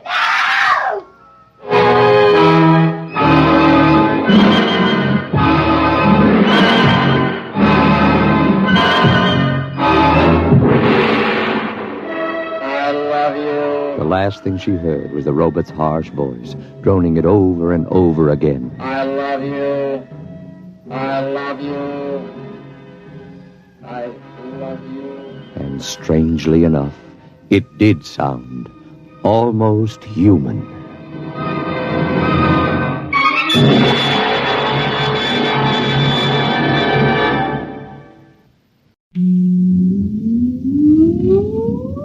Countdown for blast off. X minus 5, 4, 3, 2, X minus 1, fire.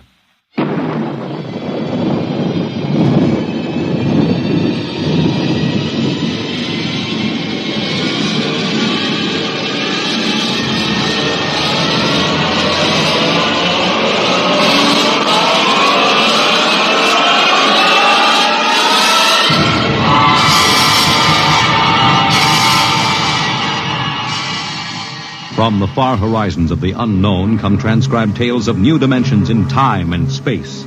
These are stories of the future, adventures in which you'll live in 1,000,000 could-be years on 1,000 maybe worlds. The National Broadcasting Company, in cooperation with Street and Smith, publishers of astounding science fiction, presents X minus 1.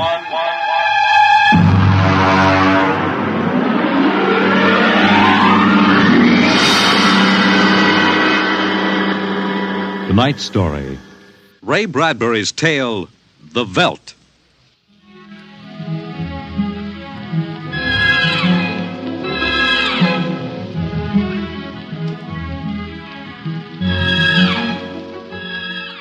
This is the office of Dr. David McLean, resident psychiatrist of the new Chicago Institute of Human Engineering. All right, Miss Carver, will you take this, please? To Charles S. Haworth, senior psychiatrist, New Chicago Institute of Human Engineering. The following constitutes my report on the case of George and Lydia Abbott, which we discussed by telephone. Subject George relates onset of symptoms to the purchase of a $60,000 soundproofed Happy Life home. Under narcosynthesis during initial interviews, subject described the experience in the following manner. Miss Carver, would you play back the sonic record of the initial interview?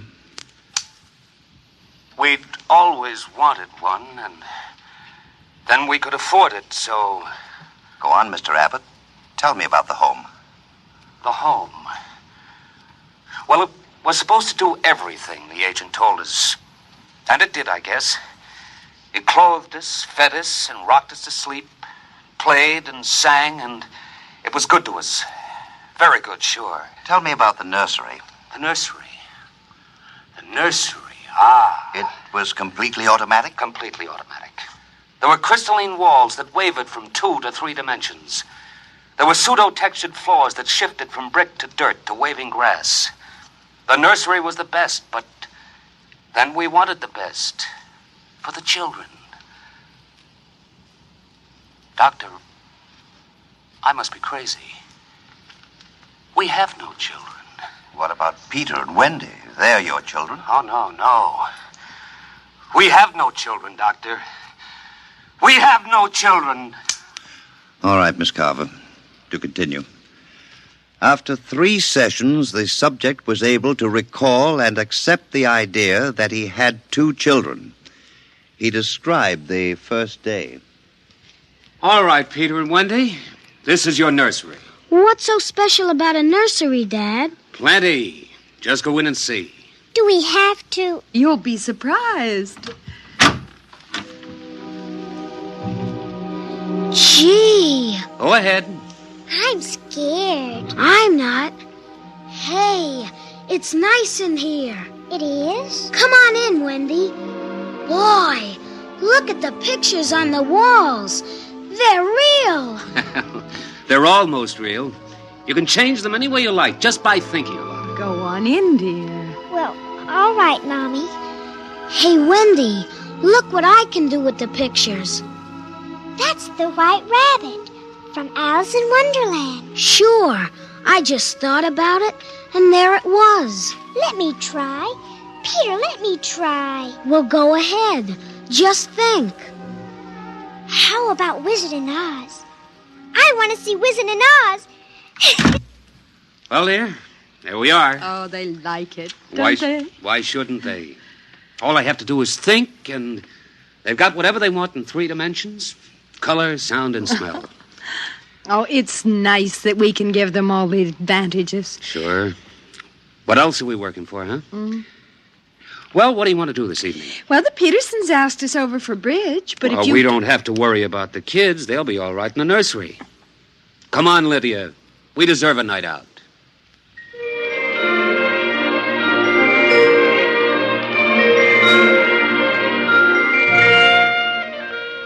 And in the nursery, the walls were a kaleidoscope of time and space and imagination. The green forest of Sherwood and the quiet forms of Robin and his merry men gave way to the roll of the high seas and the smell of salt in the air as Sir Henry Morgan sailed into the harbor at Jamaica. And behind the crystalline quartz walls, the vacuum tubes and grids and banks of metal image tape spun quietly and efficiently, erasing the line between illusion and reality. Of course, the electric bill from Consolidated Utilities was tremendous, but it was worth it. The Happy Life home breathed contentedly as life proceeded with soft automaticity as guaranteed in the brochure and bill of sale. George. George, I wish you'd look at the nursery. What's wrong with it? I don't know. I was in the nursery last week. It's perfectly all right. It's different now. What do you mean, different? I want you to come and see. Are the kids there? No. Madge Allen took them to a show along with her kids. That's why I want you to look at it now, before they get back. Oh, all right. What you expect me to do, I don't know. I'm no mechanic. This isn't a question of a leaky faucet, George. All right, dear. I'm coming.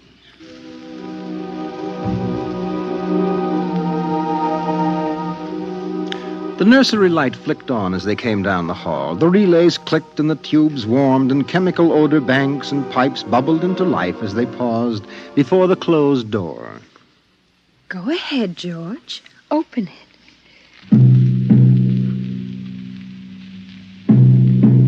On all sides, in 3 dimensions, stretched the hot, tired landscapes of an African veldt reproduced to the last stick and pebble and bit of straw. The ceiling above them became a sky with a hot yellow sun. A wind blew in from the baked Veltland. The hot straw smell of lion grass. The cool green smell of the hidden waterhole. The great rusty smell of animals. The howl of the jackal in the distance. And the papery rustling of the great vultures that wheeled and circled under the yellow burning sun. Let's get out of this, son. It's a little too real. Oh, George, you promised you'd look around. Well, I don't see anything. Wait a minute. There are the vultures. Filthy creatures. There. There are the lions. Far over that way. Yes, I see them. Well, they're on their way to the water hole. They've just eaten. It's some animal. A zebra or a baby giraffe, maybe. Can you see it? Are you sure? It's a little late to be sure. Nothing over there but clean bone and the vultures swooping down for what's left. Did you hear that scream? What scream? About a moment ago? Sorry, no. Oh, here come the lions. George, they're frightening. Take it easy, Lydia. They're just illusion.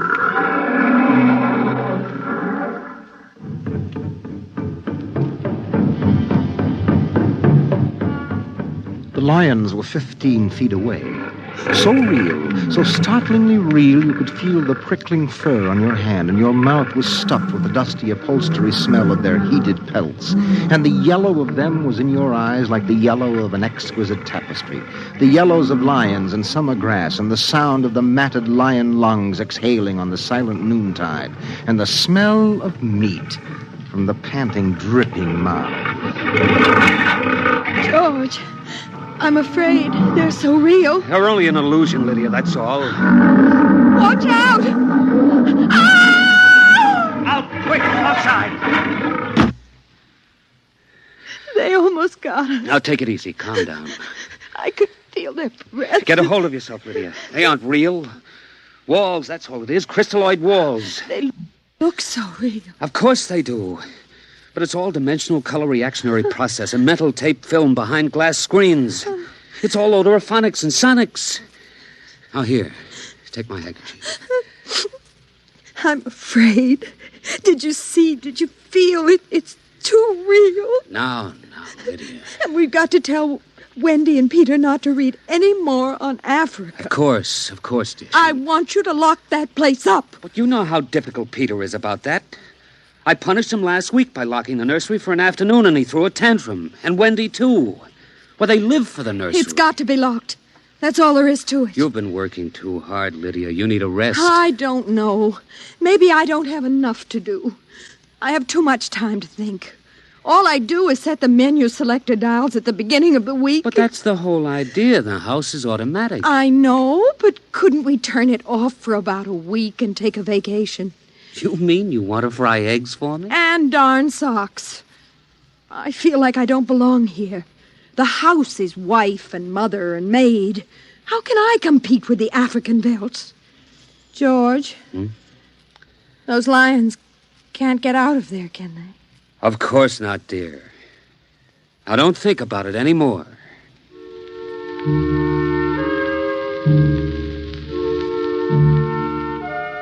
They ate alone. He sat idly watching the dining room table produce warm dishes of food from its mechanical interior. You forgot the ketchup. That's better. It wouldn't hurt to lock the children out of the nursery for a while. It was clear that they had been spending too much time in Africa. That sun, he could feel it on his neck still, like a hot paw. And the lions, and the smell of blood. Remarkable how the nursery caught the telepathic emanations of the children's minds and created a life to fulfill their desires. The children thought zebras, and there were zebras. Sun, sun. Giraffes, giraffes. Death, and death. They were so young. But long before you knew what death was, you were wishing it on someone else. But this, the long, hot African veldt, the awful death in the jaws of a lion, and repeated again and again and again. The children came home dutifully at 8:30. Hi, Mom. Hi, Pop. Hello, darlings. Do you want something to eat, dear? We're just having dessert. We're full of strawberry ice cream. And hot dogs. We'll just sit and watch. Sure. Peter, tell us about the nursery. The nursery? All about Africa and everything. I don't understand. Well, your mother and I were just traveling through Africa with rod and reel. There's no Africa in the nursery. Oh, come now, Peter. We know better. I don't remember any Africa. Do you, Wen? Go run and see, huh? Sure. I'll be right back. Wendy, come back here. Wendy! Oh, she'll be right back, Pop. She doesn't have to. I've seen it. Come on. Sure, Pop, but Wendy'll tell us. Open the door. See, Daddy? It's not Africa. It's Florida. Like in Bambi. There go the deer. See? It isn't Africa. I see it isn't. Go to bed. But it isn't 9 o'clock. You heard me. Go to bed. Okay. Good night, Mom. Good night, Pop. Good night. Good night, dear. I'll be right in. Wait a minute, Lydia. Look at this. What is it? This is the corner where the lions were, isn't it? What is that you picked up? An old wallet of mine. There's a smell of hot grass on it. And the smell of a lion. It's wet with saliva. And it's been chewed. George, those smears of blood. Come on out. Now let's go to bed.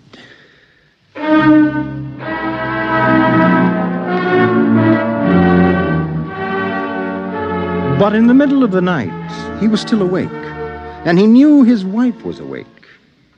George, how did your wallet get in the nursery? I don't know. Wendy must have changed the walls from the African veldt. I'm going to keep it locked. Maybe it isn't good for the children. My father used to say children are like carpets. They should be stepped on occasionally. We've never lifted a hand. They're spoiled and we're spoiled. I think I'll have Dr. McLean come tomorrow morning and have a look at Africa. But it isn't Africa now. It's Florida and Bambi. I have a feeling it'll be Africa again before then.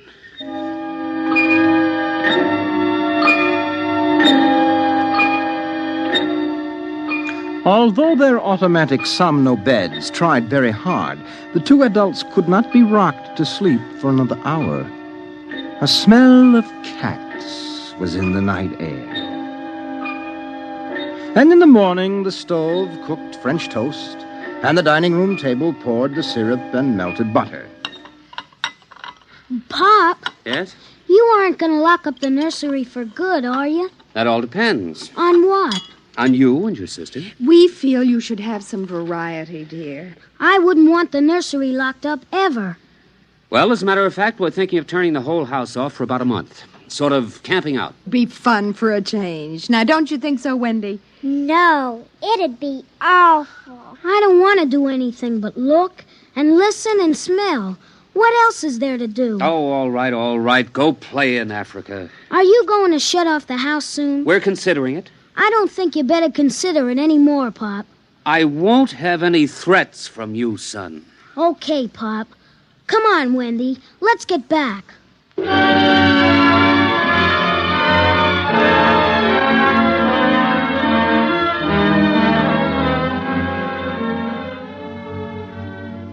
after breakfast, Dr. David McLean arrived. Oh, I saw the nursery last year, George. It looked all right to me. You didn't notice anything unusual? No. The pattern showed the usual violence, a tendency towards slight paranoia.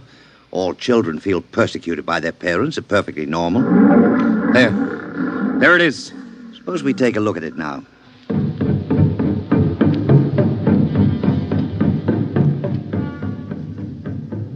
They entered without knocking and sent the children out. The screams had faded and the lions were feeding quietly under the trees. I wish I could see what they're eating. How long has this been going on? A little over a month. Certainly doesn't feel good. I don't want feelings. I want facts. George, a psychologist never saw a fact in his life. He knows about feelings. And this doesn't feel good. Now, my advice to you is to have the whole room torn down and your children brought to me every day for the next year for treatment. Is it that bad? I'm afraid so. You know, that's why the nursery was developed originally, to let us examine the patterns left on the wall by a child's mind. But what is it? What's wrong with Peter and Wendy? Well, it's hard to say. I haven't punished them more than average. Oh, I took away a few gadgets. Last week, I locked the nursery to show I meant business. You've let this room replace you and your wife in your children's affections. This room is their real father and mother, and now you come along and want to shut it. Well, you can feel the hatred coming out of that sky. George, turn everything off. The nursery, the automatic kitchen, the whole automatic house. Start now. But won't the shock be too much for the children? I don't want them going any deeper. Let's get out of here. I never like these rooms. They get me nervous. Those lions look real, don't they? I don't suppose there's any way... What? That they could become real. Not that I know. Some flaw in the machinery, tampering? No. I don't imagine the room will like being turned off. Nothing ever likes to die, even a room. I wonder if it hates me for turning it off. Paranoia is thick today. Well, hello. Is this your scarf? It's stained. Brown. Blood. That's Lydia's. Come on, the main fuse box is out here. Right, go ahead. Pull the switch.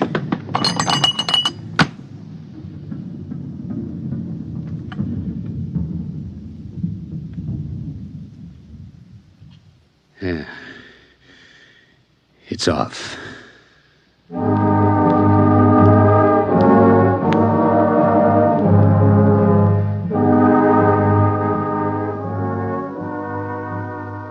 The two children were in hysterics. They screamed and kicked and threw things. They yelled and sobbed and swore and jumped on the furniture, weeping. It's off and it stays off. The whole house dies as of now.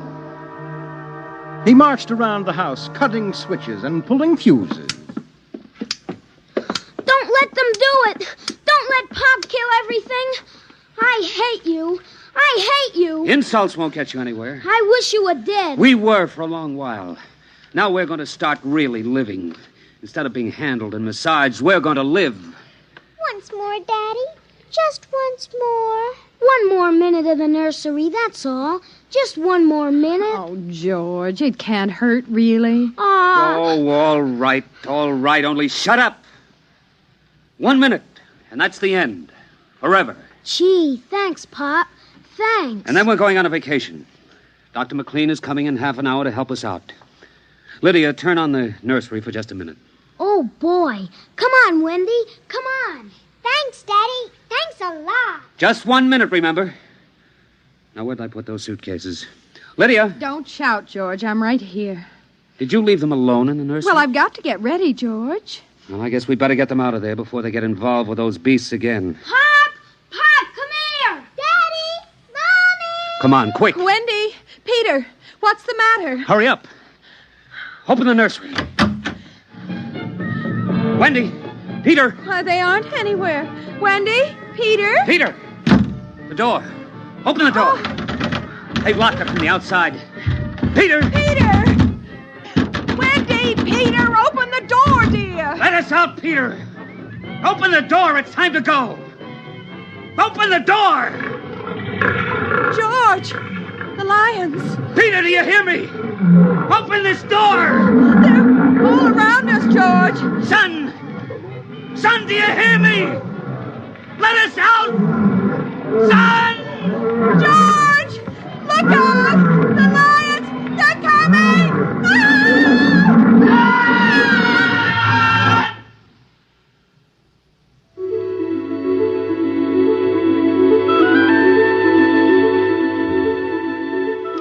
When Dr. David McLean came, half hour later, he found the two children in the nursery sitting in the center of the open glade eating a picnic lunch. Beyond them was the waterhole and the yellow Veldt land. Above was the hot sun. At a distance, Dr. McLean saw the lions fighting and clawing and then settling down to feed in silence under the shady trees. Hi, kids. Where are your mom and dad? Oh, they'll be here directly. Good, good. We've got to get along. He squinted at the lions with his hands up to his eyes. Now they were done feeding, and they moved to the waterhole to drink. A shadow flickered as the vultures dropped down from the blazing sky to finish what the lions left. Dr. McLean? Dr. McLean? Huh? What? Have a cup of tea?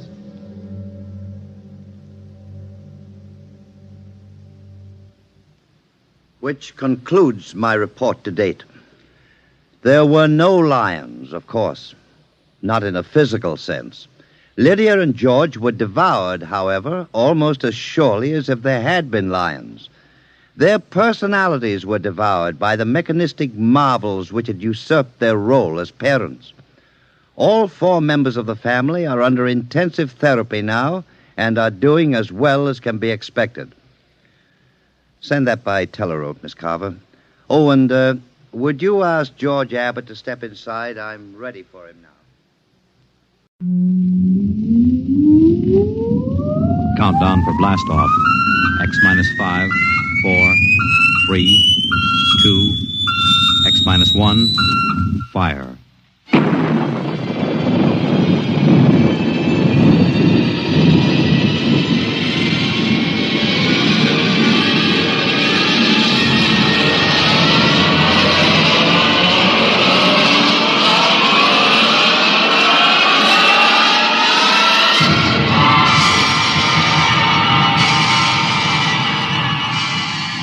From the far horizons of the unknown come transcribed tales of new dimensions in time and space. These are stories of the future, adventures in which you'll live in a million could-be years on 1,000 maybe worlds. The National Broadcasting Company, in cooperation with Street and Smith, publishers of astounding science fiction, presents X minus 1.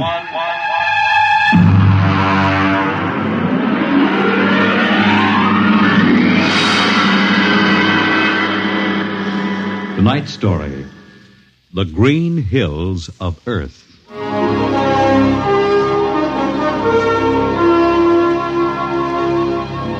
The men who pioneer the trade routes of the world, the sailors of the clipper ships, the whaling men, railroaders, black gangs on the tramp steamers, all have their own stories and song about dangers and struggles of their lives. This is the story of Riesling, the blind singer of the spaceways. When I first met him, he was hustling drinks in the Twin Moons bar at Dry Waters, Mars. He'd won a guitar off a Chinese barkeep at Luna City by cheating at one thumb. And he made his whiskey by singing in the bar and passing the hat. Listen to her, Hertzman. Don't you sing pretty? Like a 16-year-old gal. Hey, Riesling, look over there at the bar. There's an Institute 4 striper giving you the ID, you know? Manner of speaking. Cold-looking scoundrel, ain't he? Gives the ID graduated Harriman Space Institute, 3 men above St. Peter. Who is he? Captain Hicks off the Ghost Show. Yeah, well, he's sure giving you the once-over. Maybe he's got a job. That don't make never no mind to me. I've been blacklisted. Hicks logged me for making up a song on watch. Right fight song, too. Oh, the skipper is a father to his crew. Yeah, well, hold on. Here comes old Brass Arm. Oh, Riesling, I've been looking for you. You've kept your nose clean, and we're going to give you another chance to get back to deep space. Been a little changing down aft in the Goshawk, ain't you, Skipper? How'd you know that? You got that new atomic pile drive. If there's been a leak at the shops, now take it easy, Skip. You'll have that gold braid just a-crawling right up your arm. Quit stalling, Riesling. Take it or leave it. It's a loop trip to Jupiter with the standard release. I reckon. Double pay when you get back, if you get back. Last 3 of them atomic tea kettles blew somewhere in the asteroids. If you're scared. Scared? Well, that Goshawk is one stinking old tub. Her engine's got more bugs than a beagle dog in spring. And that new drive's about as safe as a pretty gal in the Ozarks. But I reckon she'll do for one more trip.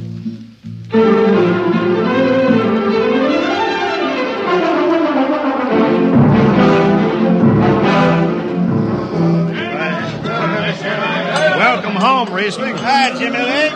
Meet my friend Hertzman. He can't hold his liquor no more than a sieve, poor boy. Riesling, you sober enough to sign the book? Drunk or sober, I make my mark. Stand aside. 3 X's? Took me a middle name. Ha, ha, ha. You two lay below. And Hertzman, Yeah? get him sobered up before the skipper makes rounds.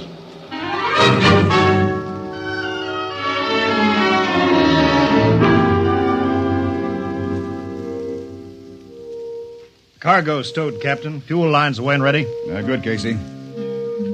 What's that? What it? Oh, that's a guitar, I guess. If it's that shoeless hillbilly, I'm going to tell him... Hi, Skipper. Riesling, what the devil are you doing up here? That number 2 jet ain't fit. Cadmium dampers are warped. Crooked like a turtle's back. Well, why tell me? Tell the chief engineer. I did. He says they'll hold. Well? He's wrong. Oh, he's wrong, eh? He's got a Harriman Institute degree in electronics and power.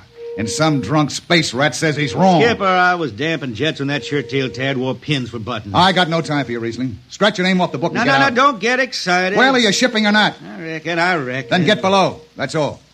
Casey, sound takeoff. Aye, sir. Come on, boy.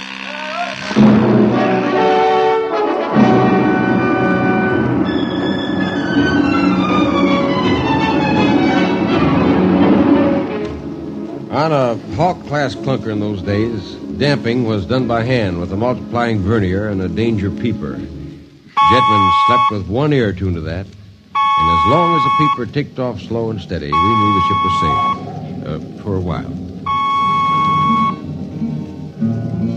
Riesling, you better stow that guitar. If Jimmy Legs catches you, he'll blow a gasket. Don't worry, I could damp this tea kettle in my sleep. Yeah, how's number 2? All right, so far. Say, did you ever hear that song about Hicks? The one that got me blacklisted? No.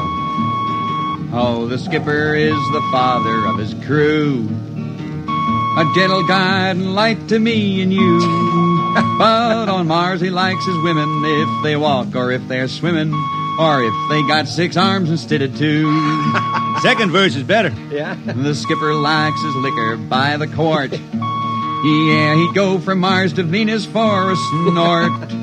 He'll drink rocket fuel and... Well, hi, Skipper. Didn't see you come in. You were too busy, eh?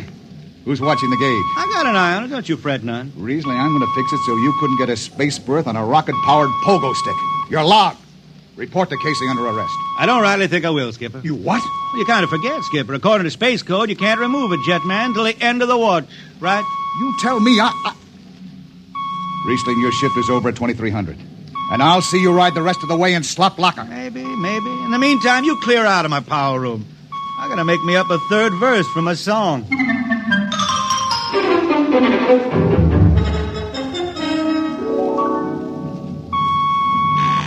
Yeah, I got it. Power room. Damp number 2 a point. Number 2, I... Hold on, Hertzman. Jimmy Legs, is that 4-stripe boil up there? Give me that, Casey. Riesling, I've taken about enough from you. And I got a little news for you, Skipper. Number 2 jet is bulging like a fat lady in a satin skirt. Listen, you clown. Damp number 2 a point. Why, sure. Look out, Hertzman. I'll take it. You watch the gauge. Now. He's riding easy here. It's bucking a little. What? Riesling, hit the emergency! All right. She won't damp. It's that warp. Yeah. There go the lights. Duck her! Duck! Riesling! Stay down behind the baffle. I gotta take a look. It's radioactive. Look out! I've gotta fish the hot stuff out of the tube. What's going on down there? Shut up, Jimmy Legs. I'm busy. She's tight now. What happened? Number 2 blew, you lunk-headed space rat. You all right? A little sunburn. Lights are gone. What's the matter with the emergency circuits? Riesling, Jimmy Legs, get some lights down here. It's dark. Get the emergency light on. But they're on, Riesling. They went on right after the blast. The lights are on. What are you talking about? It's dark. Jimmy Legs! Jimmy Legs, turn on the lights. Turn on the lights.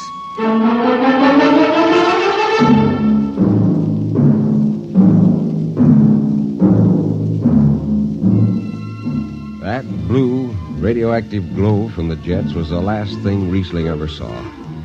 His optic nerve was burned out in an instant. He was in sick bay on the rest of the trip, And on the swing back, we set Riesling down at Drywater. I ran into Riesling about 2 months later, playing his guitar on a jetty that ran out into the canal. He had a dirty rag tied over his eyes with a jetman's knot, and his hat was on the wharf beside him. And when he finished, we walked out along the canal. Yeah, I'm doing right fine. Working saloons mostly. And I've been thinking some funny songs, Hertzman. The words come out different than they used to. Come on along the canal with me. Sure.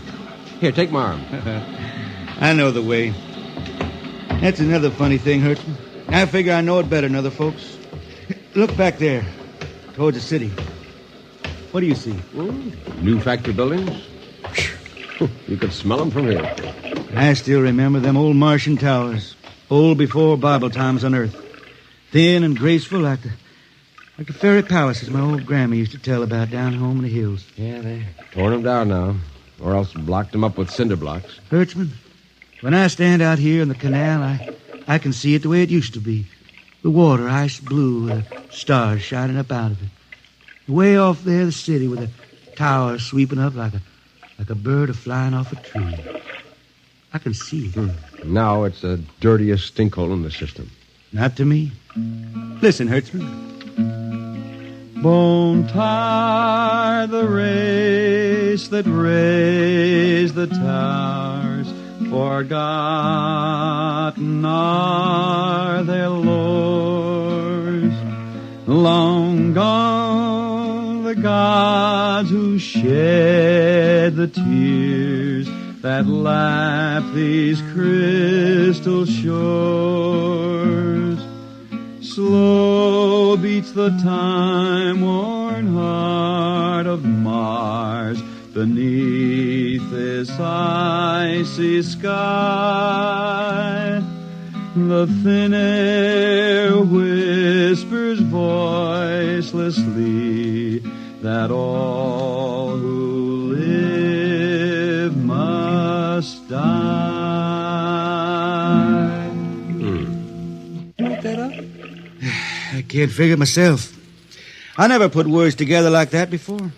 I reckon it's just I got time now to study the words and shine them up in my head till they sing true. Why don't you go home, Riesling? Home? Earth. I've been thinking about that, Hertzman. When I was a young'un down in the Ozarks, I used to climb a big old oak tree my daddy had in the dooryard. You could see the hills for miles, green and cool. I've been thinking about that. Well, why don't you go back then? Someday, Hertzman, but I couldn't face those hills now. I couldn't stand to see black when I knew they was lying all around me, cool and green in the sun. I couldn't stand that. Yeah. Well, let's get back to town, Hertzman. I made $3.50 Martian today, and I'm all set to drink it down before dawn. Come on.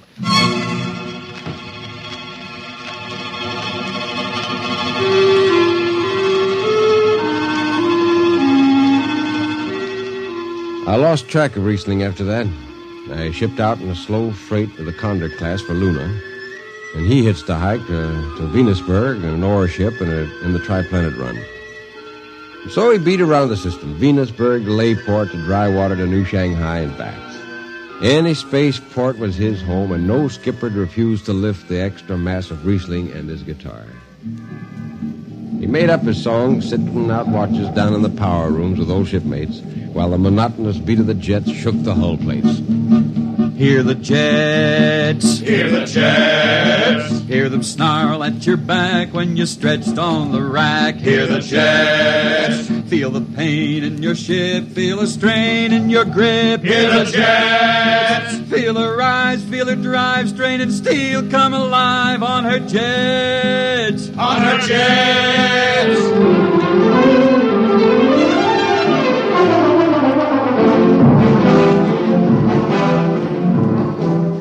Little by little, his songs began to travel along with spaceways ahead of him. Raw spaceman songs. A different kind of song. Strange, sad songs, like the ones you find printed in the Centennial editions. Well, there's one called Dark Star Passing and Death Song of a Weed Cold. And then finally, The Green Hills of Earth. It grew for 20 years, that song. They say it started way back when Riesling was down in the labor camps in Venus singing for the indentured men. When he hit Venus, He'd always head out for the backwoods to sing for him. First, if someone will kindly pass a bottle. Oh, it ain't much, Riesling. Here. It'll do. Oh, what is that stuff? Tequila. You can't make him good here on Venus. What do you use? Karak bush. Home it is different. How'd you come to sign on? When a man comes out the village from the city, he says there's work. You sign the paper and you work. Work. It's work, all right. 10 stinking hours in the jungle with machete. How long you signed for? And then I only speak Spanish. I don't know. The paper says 10 years. 10 years. How long you got to go? What's the use? We ain't getting home. You know how many men die out there in the swamp today? 10 men. 10. What's the use? My mother, she's dead. My father don't care. Girl? Oh, she says she waits. I don't know. You sing some more, Riesling. We drink and you sing, huh? Maybe a new song, son. We rot in the molds of Venus. We retch out a tainted breath. See. Foul are flooded jungles, crawling with unclean death.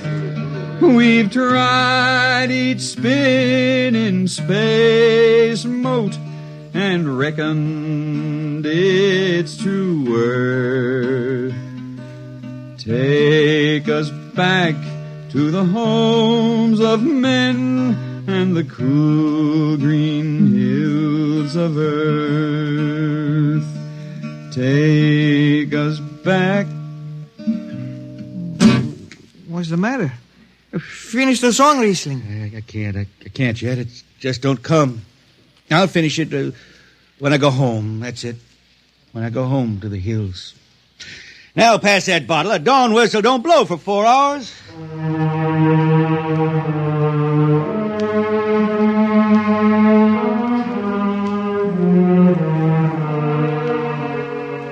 That's where the Green Hills started. And I was there when it was finished. It was 20 years after that. And there wasn't a man flying or on the beach that hadn't heard of Riesling and his songs. He was getting old now for a spaceman. He was a familiar figure through the system. Tall, gaunt, with that dirty bandage tied across his blind eyes. I was a chief jetman then on the old Falcon. We were cradled at Venus, Ellis Isle, scheduled for a direct jump to Great Lakes, Illinois, on Earth. I was checking in Dunwich when Riesling felt his way up the gangway and came through the lock. Hey, Riesling! Who's that? Mike Hertzman. Hertzman? What are you doing on this old hog boat? Well, I figured I'd ride it back to Earth. Earth? You going home, Riesling? I thought you were never going to make that run. What changed your mind? Oh, I've been hankering to set foot in the Ozarks again. Yeah, how about those hills? Yeah, I've been singing about them so long now, Hertzman. I got to finish the song. I got to set foot in the dooryard and hear the wind through that oak tree. It's about the last thing I'll be doing. I got to get home before... Look, Riesling, there's a new company policy in effect now. No more deadhead rides. A new code book's in force. Oh, that don't bother me none. I'm riding her back to Earth. I'm going to finish my song. It's got to be there. Yeah, but the skipper's one of them youngsters fresh out of Harriman Institute cadet training. He'll throw the book at you. At me? I've been around space as long as Haley's Common, Brewster's Ridge. I'm going back to Earth. The green hills of Earth. I'm going home. All secured, Hertzman? Yes, sir. What are you doing here? This is Riesling, Captain. Riesling, huh? I'm dragging it back to Earth, Captain. Not in this ship. Shake a leg and get out of here. Oh, no, Captain, you wouldn't begrudge an old man a trip home. I can't do it. Space Precautionary Code Clause 6. Now, come on, clear out. Oh, now, look, Skipper, you can slide me by onto the distressed spaceman's coals in that code book. Distressed spaceman, my eye. You've been bumming around the system for 30 years. Oh, Skipper, you're making me do something I never done to no one before. I'm an old man, an old blind man. I want to go home. I never crawled in front of a four-stripe in my life, but you got to let me drag home. The law says a man's got a trip coming to him, and you can stretch for a poor old blind man. Now, can't you? You got to, Skipper. All right, you old space rat, but keep out of the way. I run an efficient ship, and I don't want any trouble. Oh, no, sir, no trouble. I'll just lay down to the power room. I'd kind of like to be near the jets when they blast off for Earth.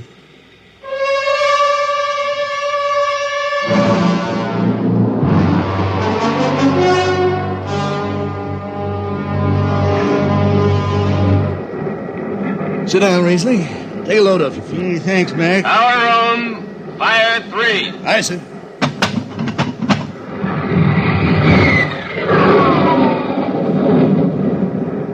Have you seen these new automatic tampers, Riesling? Don't have to do nothing, just sit and watch. Yeah, where's the peeper? Turned off. It's all automatic. You youngsters have it soft. When I was twisting her tail, you had to stay awake. You got the old hand-damping plates on? All but the links. I unshipped them. They cover up the dials. You might need them. Oh, the automatics handle everything. Well, you're finally going home, Riesling, huh? Won't seem the same out past the moon. Yeah, I've been waiting for this a long time, Mac. It's going to be good to get home, I reckon. The argent skies calling spacemen back to their trade. Mac, I got the emergency. The hand dampers. Where are the links? Mac, they ought to be on the walls somewhere here. I got them. What's the alarm? Emergency squad coming in. Stay out. The place is hot. Radiation blast. Stay behind the baffle. I got the links shipped. I can hand damper now. What's going on in there? I'm spilling Jet 3. Is this McDougal? McDougal's dead. This is Riesling on watch. Riesling! Get out of there, you'll kill yourself. Don't worry, Skipper. I know this power room like the inside of my shirt. Somebody's got the damper. Riesling, I'm sending in the crew. No use. The whole room will be hot for an hour and the other jets won't hold. Oh, Skipper, throw on recording tape. What? Throw on a recording tape. I got a song to finish. And I got to make it right now. Yeah, I can hear it. Riesling, the radiation will burn you down. She's clear now, Skipper. She'll burn out clean. Riesling, are you all right? I reckon. Pretty sharp sunburn. You'll pick me out of here with tongs and bury me in a lead shield coffin. Radiation's getting bright. I can almost see it. Bright, rosy like the sun. Like the sun over the hills down home. We pray for one last landing on the globe that gave us birth. Let us rest our eyes on the fleecy skies of the cool green hills of Earth. That's the way he died. Riesling, the blind singer of the spaceways, singing of the home he never reached, the cool green hills of Earth.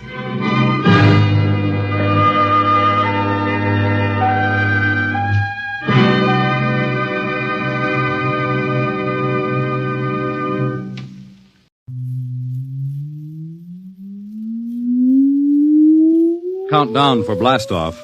X -5, -4, -3, -2, X -1. Fire!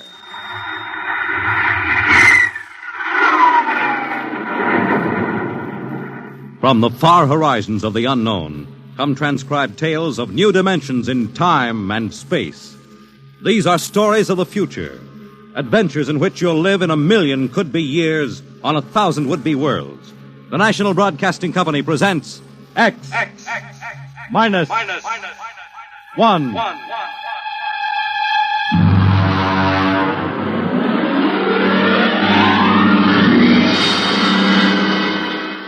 Tonight, the science fiction classic Knock by Frederick Brown.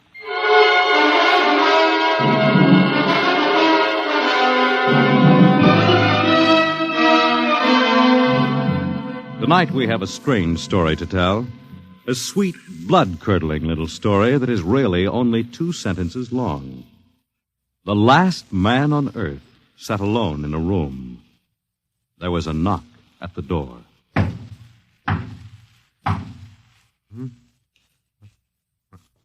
What's that?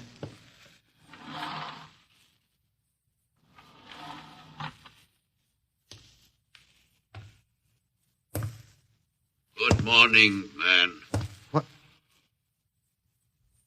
Who are you? You have regained consciousness. Who are you? I am Zan. I'm still asleep, I must be. You are not asleep. Maybe if I close my eyes, it'll go away. I will not go away, man. Oh, I guess I'm awake. What are you? I am a Zan. What's that? A Zan is intelligent life. Look, I don't... What happened? Where are you from? From Planet 7 in the 3rd galaxy in the 4th quadrant. Where? It is not necessary to repeat information which is correct in the original statement. Planet 7, but... You mean I'm not on Earth? You are still on your planet. What are you doing here? The Zans have annexed your world. You mean you've conquered Earth? Yes, that is correct.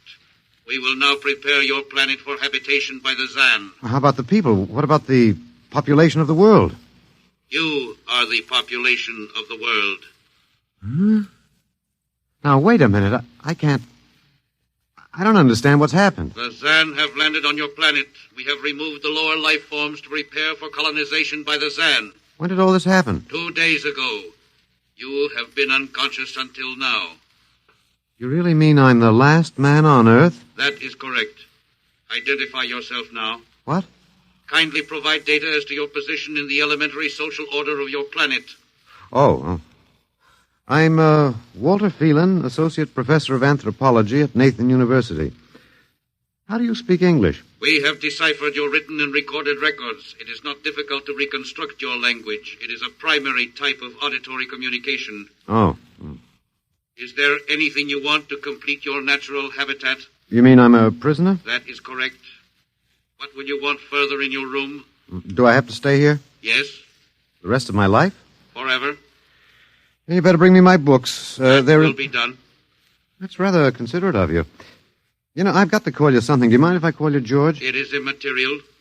I will be back, Associate Professor of Anthropology. Oh, that's all right, George. Just call me Walter. Very well, Walter. I will be back with your books.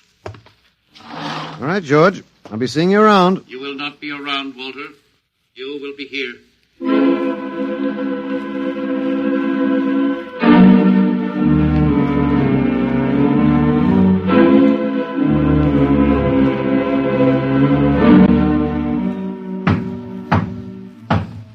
Come in. Oh, hello, George. Hello, Walter. Wait a minute. You're not George. You're different somehow. It makes no difference. The Zan are many, and they are one. Then I'll call you George, too. I'll call you old George. What can I do for you? Point 1. You will please henceforth sit with your chair facing the other way. Uh-huh. I thought so, George. That plain wall is different from the other side, isn't it? That is correct. It is transparent. Yeah, that's what I thought. I'm in a zoo, right? That is correct. How many other animals do you have in the zoo, George? 216. Not complete, George. Even a Bush League zoo could beat that. Did you just pick at random? Yes. All species would have been too many. Male and female, each of 108 kinds. Male and female, huh? Of all the animals? There is a female of your species among the collection. Anyone I know? Well, never mind. It doesn't matter anyway. Well, what do you feed us all, eh? For carnivorous species, we make synthetics. The flora was not hurt by the vibrations which destroyed animal life. Oh, nice for the flora. Well, George, you started out with point 1. I deduce there is a point 2 kicking around somewhere. What is it? Something we do not understand. Oh? 2 of the other animals sleep and do not wake. They are cold. Don't worry, George. It happens in the best regulated zoos. What is wrong with them, Walter? Nothing much. They're just dead. Dead? Mm-hmm. That means stopped. But nothing stopped them. Each was alone. Well, maybe they just died of old age. Old age? I do not understand. You don't? Well, how old are you, George? Your planet went around the sun about 7,000 times since I was born. 7,000 years? Yes, I am still young. Yeah, a babe in arms. Look, George, you've got something to learn about this planet you've hijacked. Here on Earth, we've got somebody you don't know where you come from. An old man with a beard and an hourglass and a scythe. Your vibrations didn't kill him. What is he? Oh, old man Death. Down here, our people and animals live until somebody, the Grim Reaper, stops them. He will stop more? Well, he gets us all, George. With your lifespan, it won't seem like a minute and we'll all be gone. Looks like you made a mistake, George.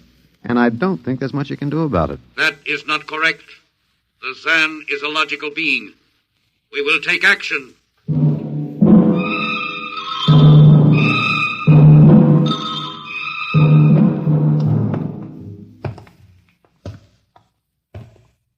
Well, George, where are you taking me? We will be there shortly. We will bring your books and your chair. You mean my lease is up? I do not understand. It's moving day? That is correct. We are here now. You will live here now, Walter. It is a larger room. Well, be it ever so humble, there's no place like home. Go inside. Oh, be careful with those books, George. Don't lose my... Oh, excuse me. Who are you? What are you doing here? I guess George didn't explain. George tries to be polite, but he hasn't quite caught on yet. I'm Walter Phelan. My name is Grace Evans, Mr. Phelan. What's all this about? Why did they bring me here? I think I know why, but let's go back a bit. Do you know just what has happened otherwise? No, not exactly. Well, I've been talking to George. George? Well, that's what I call them, all of them. There's no way to tell them apart anyway. There aren't many of them here yet. They come from outside the solar system, sort of an advanced scouting party. I saw their spaceship. It's as big as a mountain. Yeah, they're moving in on us. They cleaned off the Earth with some kind of vibration. It destroys all sorts of animal life. I don't know whether they did it all at once or if they had to circle the Earth a few times, but they killed everybody. No. I was afraid The that... cheerful note is that you and I and 200-odd other animals were picked up beforehand as specimens for the zoo. You do know this is a zoo, don't you? I suspected it. But I don't remember anything about being captured. I just woke up here. Well, my hunch is they used the vibrations just low enough to knock us all out. And then they cruised around, picking up samples at random.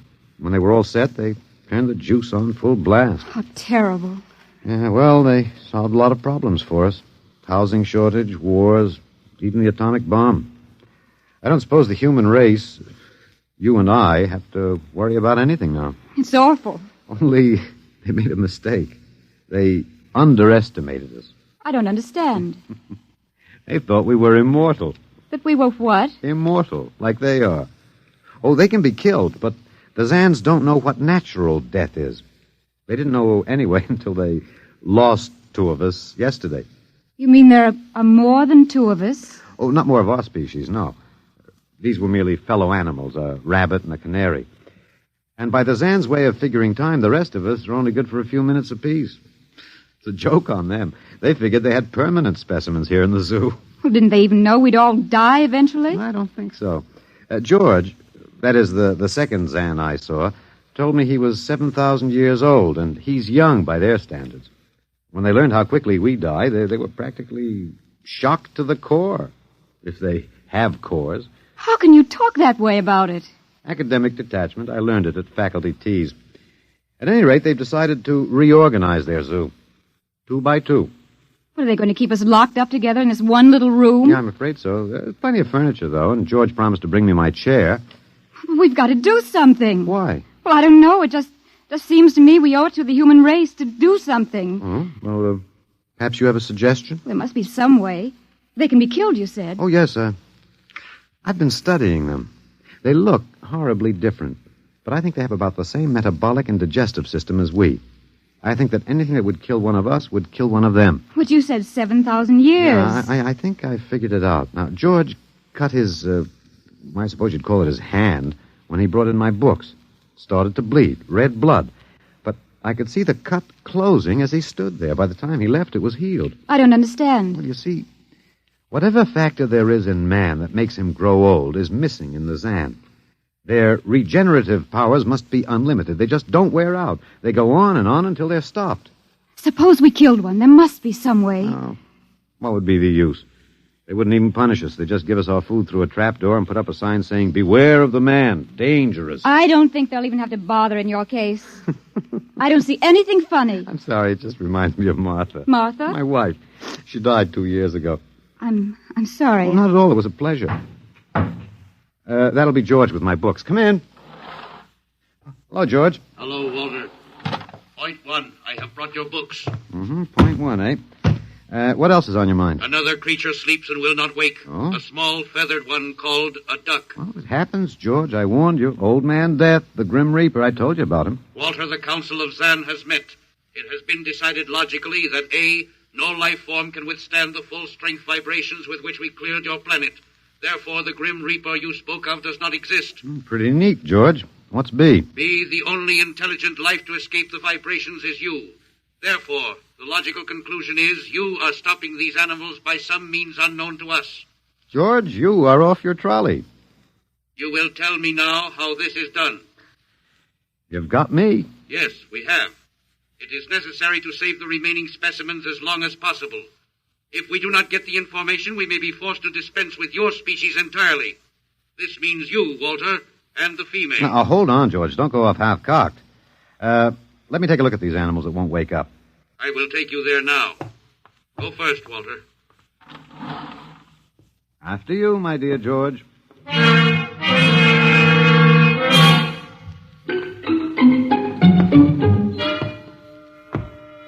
This is the weasel. Now, you should have got him in the winter, George. The fur's worth more then. It's ermine. This is the reptile cage. Here are the ducks. That is the male.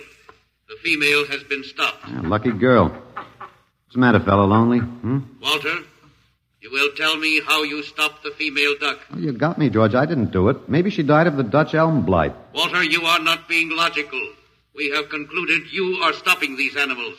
Tell us now how it is done. I've told you, George. I haven't the foggiest notion. Very well. We will have to take further action. Oh, what are you going to do, George?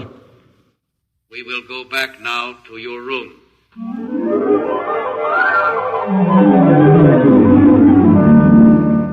What happened, Mr. Phelan? You might call me Walter. After all, George does. And we have more in common. Please, what happened? Oh, just a duck, a dead duck. George thinks I killed her by remote control. He wants me to tell him how. Did you? Look, I'm just an ordinary anthropologist. There's no telling what those animals died of, just natural causes. But George can't see it that way. He thinks I'm holding out on him. Good. What? At least we can get back at them some way. At least we can do something to them. Well, why? After all, George isn't a bad fellow, if you like an ant mentality. How can you say that? Well, they murdered the human race. I suppose so, but we can't change that now, so why think about it? We just can't sit here and do nothing. I fail to see how we can do anything else. But at least we could be fighting. I can't see the virtue in that. I was more or less content with my books, and we've got George to talk to. Of all the men in the world they had to pick, don't you want to fight back? Don't you want to keep on fighting to the end? It hadn't occurred to me. But we've got to, Walter. Why? Well, I can't really explain it, but, Walter, if there was any good in man, it was that he kept on struggling against nature and, in the end, even against himself. But he kept on fighting for what he thought was right, and we're all that's left. Walter, we just can't end by giving up. We've got to keep on fighting. You know, you do remind me of Martha. There isn't much left for us. We could beat them in this one small thing. We can pretend there's a secret about death. We could refuse to tell them anything. Well, there isn't anything to tell. But they don't know that. Promise me you won't give in. Well, I suppose the worst they can do is kill us. All right, Miss Evans. Hello, George. Hello, Walter. Now you will tell us how these animals are stopped. George, this may come as a shock to you, but I've decided not to tell you. Why? Oh, a romantic attachment to lost causes. My grandfather was a Confederate officer. Walter, you are not being logical. Neither was my grandfather. He charged a Yankee battery with 1 round of ammunition and a corncob pipe. You are not logical, but that is expected in lower life forms. You will come with me now, Walter. Where are you taking him? To the 2nd level. Go now, Walter. You won't tell them. I can't guarantee anything, but as of now, I don't intend to. We've got to fight, Walter. Remember that. We've got to go out fighting. Yes. Yes, I think you're right. Go now, Walter. Goodbye. It's been a pleasure, Miss Evans. I am waiting. Go now, Walter. After you, my dear George.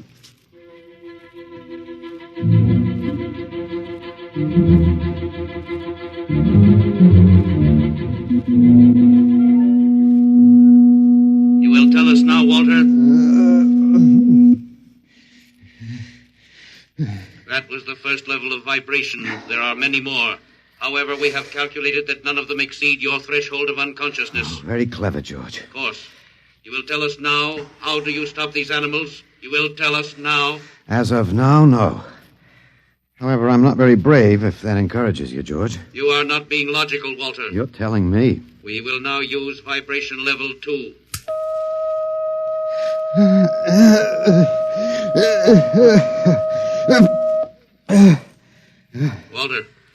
Walter, you are still conscious. Let me alone, George. You will tell us now. You will tell us now how you stop the animals. Let me alone. Let me alone. We have had vibration levels 1 and 2. There are still 15 more before your threshold of unconsciousness. No. Let me alone. Walter, listen to me. Another creature sleeps and will not wake. We must know now. It's tough. You better start vibrating again, George. No. What? It would not be logical. We have calculated that no further level of vibration will overcome your irrational psychological block. We conclude you will not tell. And let me go? That is correct. That's real nice of you, George. I appreciate it. We have calculated that the resistance of the female of your species will be lower. We will now place her under the vibrations. No, George, you can't do that. No, listen, George. George, there is no secret. Can you understand that? There is no secret. Those animals died from natural causes. I'm telling you the truth. That is not a logical answer. We will get the woman. I've told you the truth. Can't you understand? We must know now. The female animal cage next to the duck has been stopped. We must preserve the survivor. The animal next to the duck. We will bring the woman here. She will tell us after the vibration. No. Listen, George. You want the truth? You want to know how to save the mates of the animals that have been stopped? You will tell us now? Yes, I'll tell you now. I give up. But you've got to promise to leave the woman alone. You promise, George? If we receive the answer from you, Walter, there will be no further need for the vibrations. Well, I guess that'll have to do. All right. All right. Take me to that stopped animal. I'll tell you how to save the mate. Very well, Walter. You are being logical now. We will go.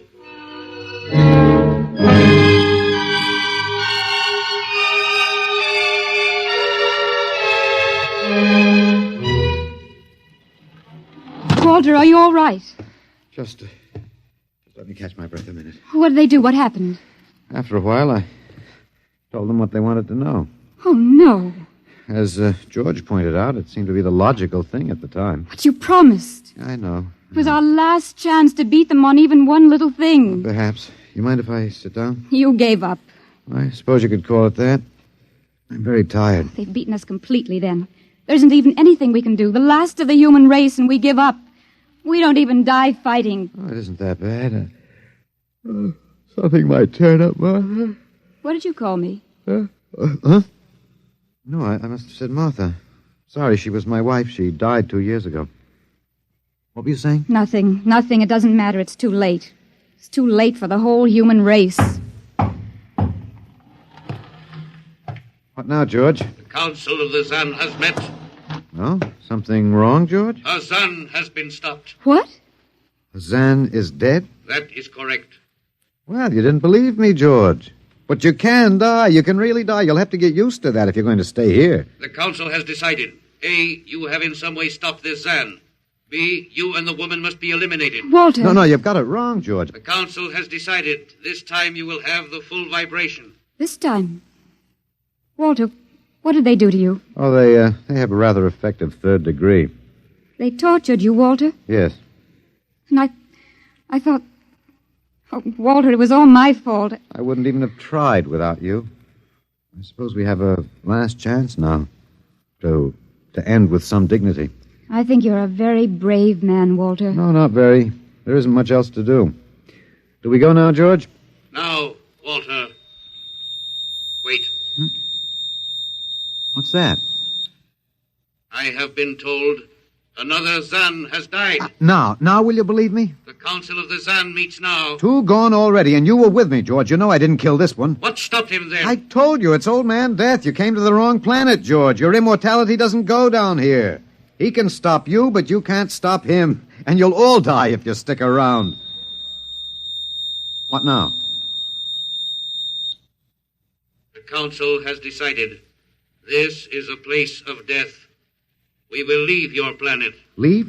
You mean you're giving up? It is not safe for the Zan. Oh, Walter, they're leaving. They're really going. Come on then, George. And don't hurry back. It would not be logical to do so. We are leaving the Earth now. Goodbye, Walter. Goodbye, George.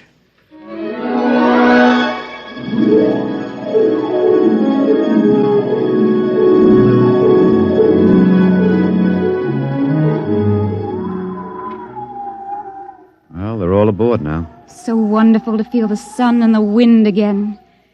Yeah, they've closed the hatches. Walter, is it safe for us to be out here? Yes, they're not interested in us any longer. They only want to get away. And I want to see this, Grace. The Zan leaving Earth forever. They're blasting off. There they go. Yes, it's all over now. Well, I suppose we might as well go back in. I still don't understand. Walter, what made them go? I just told them the facts of life. Of death, you mean? No, of life. After all, I thought George was old enough to know. At 7,000 years, he was going to be a pretty big boy. I wish you'd stop joking and tell me what happened. Look out for the step. Well, you remember when the first animals died? The rabbit and the duck? Yeah, and their mates just started to pine and waste away? Yes. Well, that worried the Zan. They wanted to keep the last specimens alive if they could. So finally, I broke down and told them about affection. Affection? Yes. And then I introduced Donald. Donald, who's that? Here we are. Grace, meet Donald. Oh, Walter, please, what does affection have to do with it? That's what the Zan wanted to know. I told him it was love that made the world go round. That having lost his mate, Donald would die immediately unless he had affection and constant petting. Petting? I even showed him how. Here, fella, come on. Come here. Yeah. I held Donald in my arms, and I petted him a while. Then I let the Zan take over with the animal in the next cage. What animal? Take a look. You mean this cage? Mm-hmm. Watch out. Don't go too close. Walter, it's a rattlesnake. Yes. Their metabolism made it impossible for them to die of old age, but I had a hunch that they could be poisoned. Then it was the snake that killed the two Zan. Mm-hmm. They never even knew what bit them.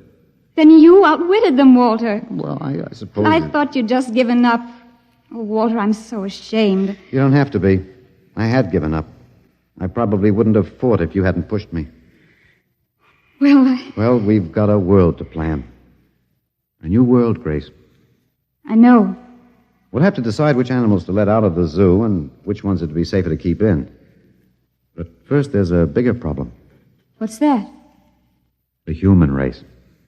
Oh. We've got to make a decision about that. Pretty important one. Yes, but... It's been a nice race, even if nobody won it. Of course, it may go backward for a while until it gets its breath, but we can save the books and all the most important things and get it started ahead once more. No. It's the Garden of Eden all over again. But, Eve, you'll have to watch out for that snake. Now, don't be ridiculous, Walter. You know, funny, you even blush like Martha. Only you're stronger than she was. Prettier, too. I wish you'd forget about Martha. I think I will, my dear.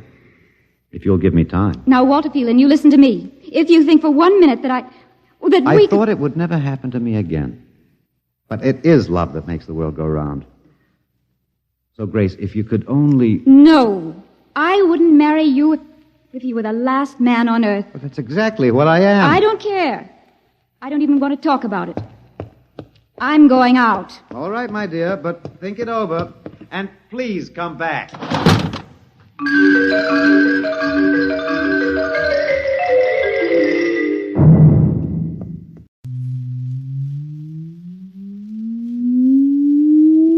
Countdown for blastoff. X minus 5, minus 4, minus 3, minus 2, X minus 1. Fire!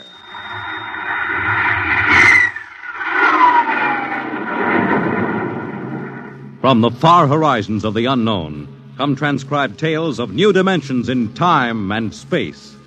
These are stories of the future, adventures in which you'll live in 1,000,000 could-be years on 1,000 would-be worlds. The National Broadcasting Company presents X minus 1.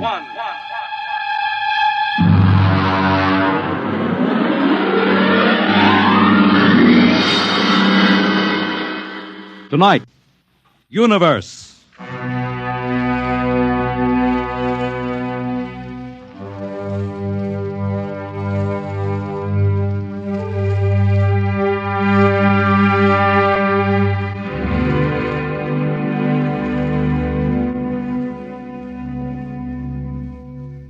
We are just beginning to discover how boundless our universe really is.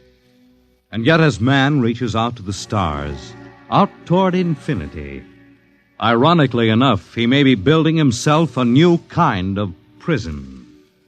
What would it be like to live all your life in a world no larger, say, than a single gigantic rocket ship bound on an endless mercy?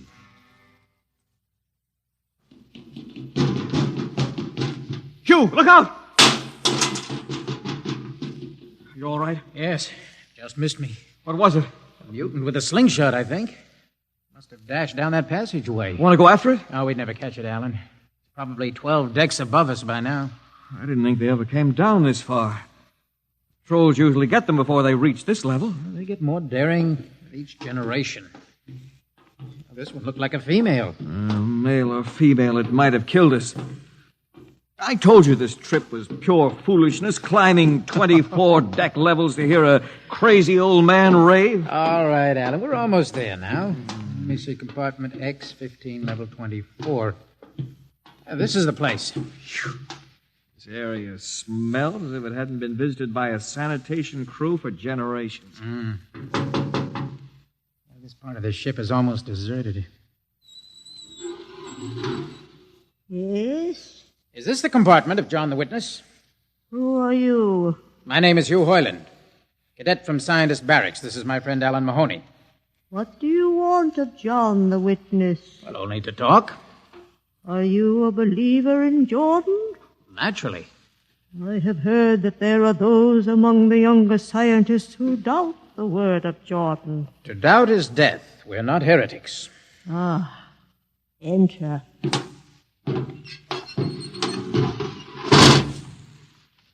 I've brought you a gift of tobacco, grown on the richest level.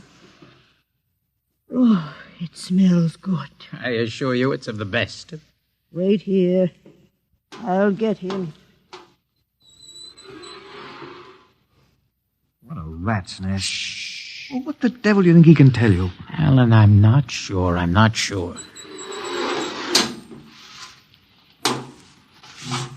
Well? Are you John the Witness? I am. Good evening to you. I'm Hugh Hoyland. This is my friend Alan Mahoney.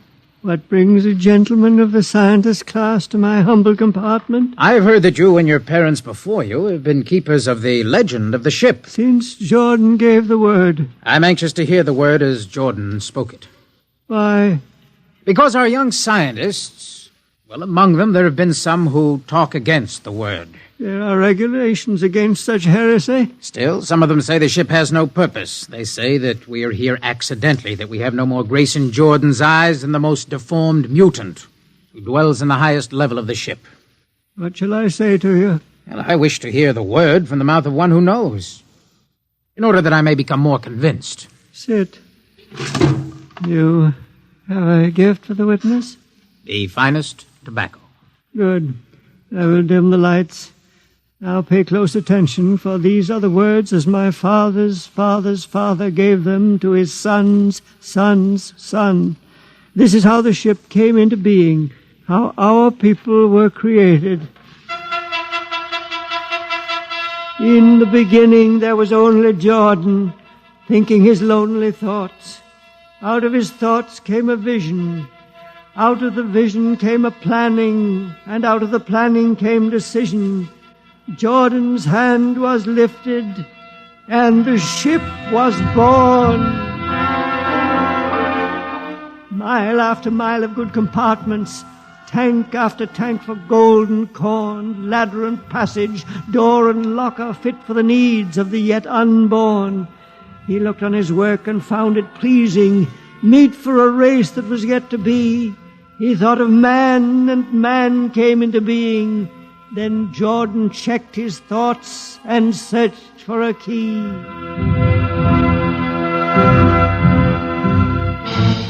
Man untamed would shame his maker. Man unruled would spoil the plan. So Jordan made the regulations, and order came to the works of man. A crew he created to work at their stations, scientists to guide the plan. Over them all he created captain, made him judge of the race of man. Thus it was in the golden age.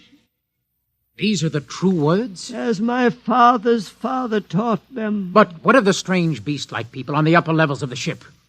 Surely Jordan did not create them. Jordan is perfect. All below him lack perfection. You have heard of the legend of Huff? I have heard that he mutinied against Jordan. Darkness swallowed the ways of virtue. Sin prevailed upon the ship. And before wisdom prevailed and the bodies of Huff and his followers were fed into the converter, some of the rebels escaped and lived to father the mutants. They are tainted with the sins of their fathers. Witness, one more question. Speak. What is the ship? The ship is a great sphere, 25 kilometers wide and 100 levels deep. I know that, but the upper levels. The regulations forbid us to venture into the upper levels, but it is said that beyond the levels of the mutants lies the forbidden place where Jordan's spirit prevails. So I've heard, yet something troubles me. Something which prompted my coming here. Yes, my son. What lies beyond the ship? What? What lies beyond the ship? This is heresy. Answer me.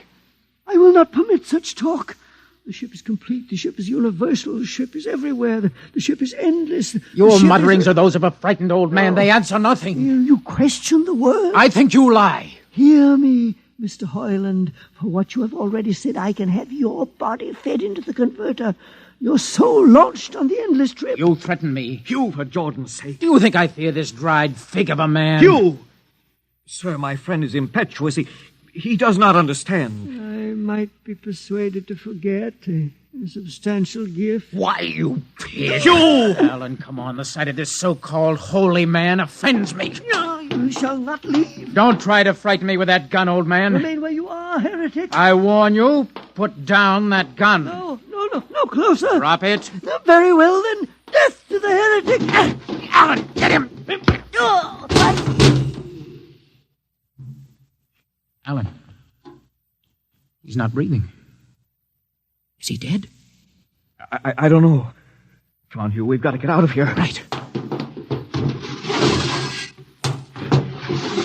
Nowhere. We can't go back. They'd feed us into the converter before we could even... What's that? An alarm. That old woman must have turned it in. Come on, Alan. The patrol will be here in no time. Where can we go? Yes, where? The upper levels. No, the mutants. We'll have to take our chances. Come on, Alan. Let's go. Listen, that's the patrol. Come on, we've got to climb. There's a hatchway down the corridor. All right, quickly! Oh, there we fire! Alan, up ladder! Up! Come on, Alan, come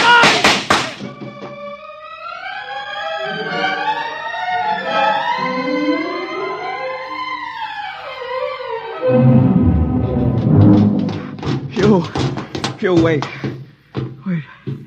How far are we from the outside wall? Judging by the slope of the deck, about 2 miles. Alan, let's try this passageway here. If you hadn't asked him that stupid question. Now, there's no use going over that. But why did you do it? I've been thinking about it for a long time. When he began to give me those stupid, pat answers, well, I just saw red, I guess. Who are you to question the ways of Jordan? When you asked me to go with you to visit the witness, I I thought you wanted spiritual help. I never I'm dreamed. sorry, Alan. I'm sorry. I couldn't foresee this. Wait a minute. What? I saw something move. Where?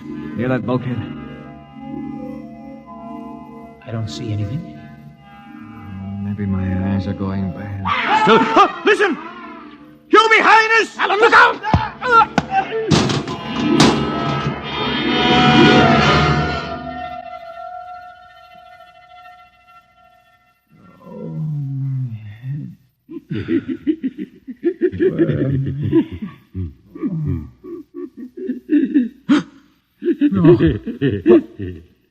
What are you?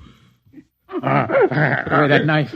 Keep away from me, you. Don't kill him. Not yet. Who are you? You must forgive my friend Bobo. Like so many of my people, he's rather impetuous where members of the so-called super race are concerned. Who are you? What place is this? As you can guess from my leg, I'm a mutant. Mutant? Where is Alan? Your friend is dead. Dead? I was not able to restrain my people in time to save him. Why don't you destroy me and get it over with? We do not kill for pleasure, Mr. Hoyland. Only when necessary.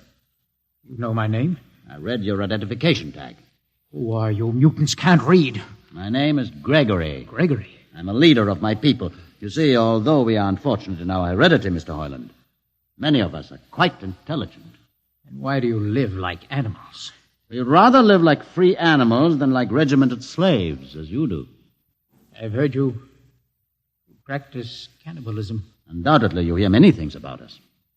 You turn your head. Why? That monster. I've never seen a creature like him. Bobo is an unfortunate. He was born without the power of speech. How can you tolerate such a monstrosity? We've learned to live with difference. If we began to destroy our imperfects as you do on the lower levels, there would soon be no one left. It violates the regulations. The word of Jordan states Mr. specifically Hoyland, that... your people are really quite primitive and barbaric. You dare say that to me? I dare say a good deal more. Let us go to my compartment and speak further. I'm always interested in information on the lower levels. I'll give you no information. Bobo. No. Mr. Hoyland in my cabin, please. No! I would advise you to go quietly, Mr. Hoyland. Bobo has a hatred of superior beings, which is unfortunate, but quite understandable. Proceed.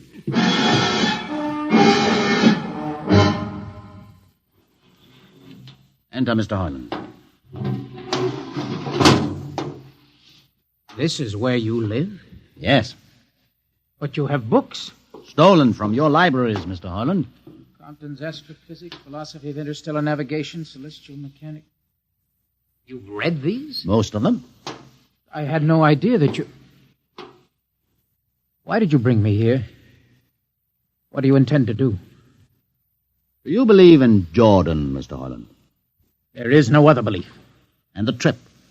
I suppose you believe in the trip, too. What else is there to believe? When you die, your remains are fed to the converter, and your soul makes the trip. And where does the trip take you? By to Centaurus, of course. Ah. And where or what is Centaurus? Centaurus is... Mind you, I'm just telling you the orthodox answer. Centaurus is where you arrive when you've made the trip. A place where everybody is happy and where there's always good eating. And you believe this? Well, the peasants believe it literally, but many of the younger scientists, like myself, know it is figurative and symbolic. Why do you ask? Did it ever occur to you, Mr. Hoyland, that the trip is exactly what your peasants believe it is? What? And that the ship and all the crew were actually going somewhere, moving? The ship can't go anywhere. It already is everywhere. Imagine a place bigger than the ship, much bigger, with the ship inside it, moving inside it. There can't be any place bigger than the ship. There just wouldn't be any place for it to be. Oh, for half's sake, listen. You know the lowest level? Of course. If you started digging a hole in the lowest level, where would that hole go? It's forbidden to think such thoughts. Where would it go? I can't think about it. Bobo, we're going to take Mr. Hoyland to the place. No. Where are we going? To the top level. But that's certain death. Nonsense. I've been there 1,000 times. How long? No, I won't. I won't. You can't make me. I think we can. Please. Now, shall we proceed peacefully, or shall I have Bobo persuade you?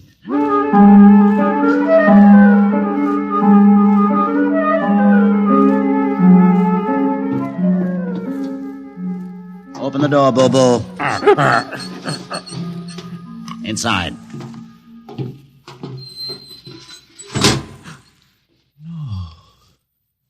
What place is this? This, Mr. Hoyland, is the main control room. Mr. Hoyland, you're trembling. It isn't true. No, there's no such place except in mythology. Ah, you younger men are so wise, Mr. Hoyland, except for one thing. This happens to be the main control room of the ship. Main control? But it's just a huge room with an instrument panel. And what did you expect? How do you know this is the main control room? See these instruments? Using them, the navigator many hundreds of years ago actually steered the ship on its voyage. I don't understand. I didn't suppose you would. Sit down. Very well. Look up. What do you see? A huge shield. Watch it for one moment, Mr. Hoyland. You're going to see something that few of us have ever been privileged to witness. What are you doing? I'm dimming the lights. Don't be frightened. Keep your eyes focused on the shield above us. Ready? Watch. It's sliding back. Ghost of Jordan. Well? What am I seeing? The universe, Mr. Hoyland. The universe in all its beauty. The stars, the planets, the suns and moons and constellations. No, it can't be. The ship is the universe. There is nothing but the ship. Ah, but there it is. You see it before your eyes, spread out like a canopy of glory. Do you still deny it? Answer me, Mr. Hoyland. Do you deny it? No, I can't deny it. They've lied. They lied to all of us. Good. I have showed this to others of your people whom we captured, and though they saw it before their very eyes, they would not believe it. Please tell me all about it. Tell me the truth about the ship and about the universe. What are these things? How did this come about? Many thousands of years ago, on a planet like those you have just seen, a planet called Earth, a scientist named Jordan decided to build a ship that would carry men from one planet to another. For many years, Jordan and thousands of others studied and planned. And when they were finished, they built the ship. A ship so large that it had to be assembled in its own orbit beyond a place called the moon. 60 years it took them to construct. And when it was finished, a whole new science had been conceived. Then the trip was begun. The trip that was to land a colony of Earthmen on a far-off planet called Centaurus, millions of light years beyond the furthest planet ever reached before. How do you know these things? Among my books are the log, which Jordan himself kept, and the records of the journey for the first 40 years. What happened? There was a mutiny. A man named Huth led a rebellion of those who wanted to turn back. In the struggle, the navigators were killed. The crew fell into a state of anarchy. In the years to follow, small groups of men tried to organize the ship for navigation, and each time they failed. Finally, the whole idea was abandoned. And so, for centuries, we have swung in space, unmanned, undirected, living in a lost world of our own making, without purpose, without direction. Why have you told me this? Can't you guess? You want to finish the trip. Yes, but I can't. You can't? Look at me, Mr. Hoyland. You see, a mutant, a man with a twisted leg. My people are outcasts, condemned to death if we so much as set foot in the lower levels of the ship. The main drive is in the lower levels where my people are forbidden to go. No. It would mean that both our people would have to work together.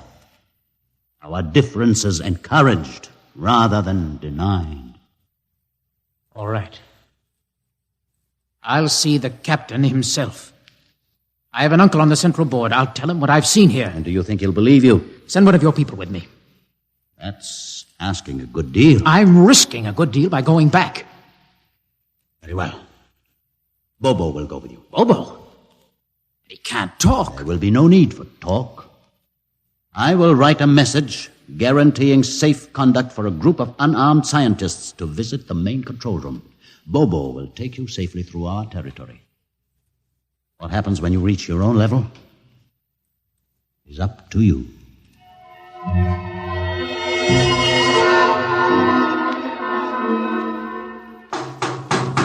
One moment. Yes, what? You? Quick, Uncle, let us in. Hey, but this mutant... He's harmless. Please, Uncle, please. Now, what is this? You're wanted for... I know all about that. Uncle, listen. I must see the captain. The captain? Are you mad? Uncle, you're a council member. You can get me to see him. He'll kill you. You're wanted for heresy. I don't care. I must speak with the captain. Now, Uncle, you're close to him. You can arrange it. I don't understand. Listen to me. The ship is moving. I can prove it. Do you understand? There is a purpose in the ship. I don't understand what you're babbling about. Now, never mind. Just talk to the captain. Tell him I have information of tremendous importance. Tell him I've arranged a truce with the mutants. Truce? Here, show him this paper. Signed by their leader. Do it, Uncle, for my sake. I don't know what... Uncle, please, if I'm to die, let this be my last request to you. Very well. I'll speak to the captain.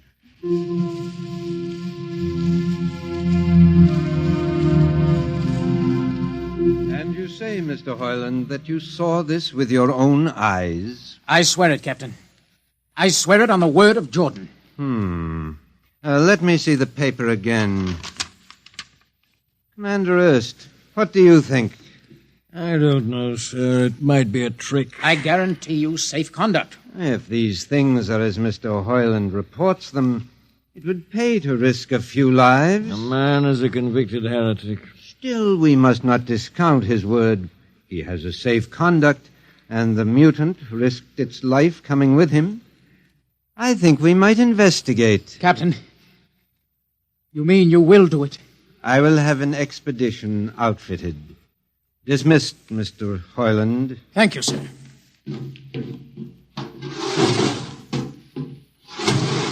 Captain, Commander Erst. Sir. You will make the necessary arrangements for an expedition. And I trust you understand. Perfectly, sir. Perfectly.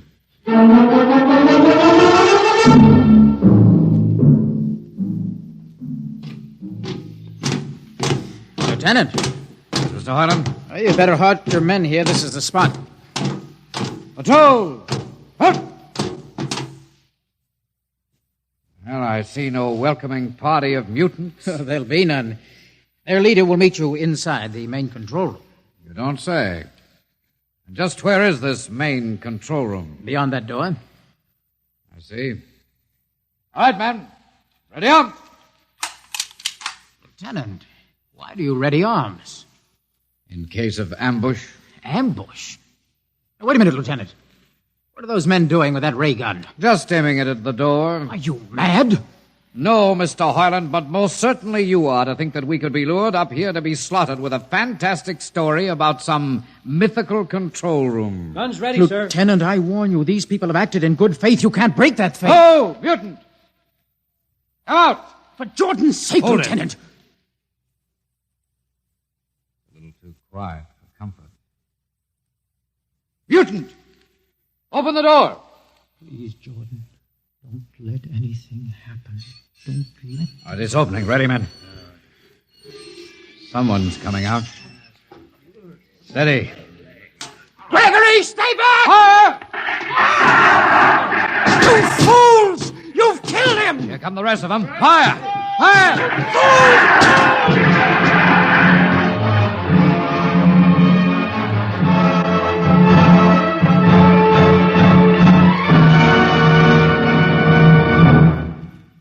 That should teach them a lesson they won't forget. All right, men, inside the room. Come along, Hoyland. You're under arrest as a conspirator in this ambush. Ambush, you fool. You blind, stupid fool. All right, that'll be enough. You've been inside this place before? Yes. What's this machinery? These are the controls he would have used to steer the ship. Gone out of his mind, Lieutenant. Steer the ship? Who? The leader, the one you killed. This ugly mutant? This ugly mutant. happened to be a man of true genius. Why, you're mad. Am I? Lieutenant, this man had a vision which would have saved you, but you chose to kill him because you couldn't stand the sight of his difference from you. Shut up, Highland. Don't listen to him, man. You can't shut your eyes, and you can't shut your minds, and you can't shut your ears to this!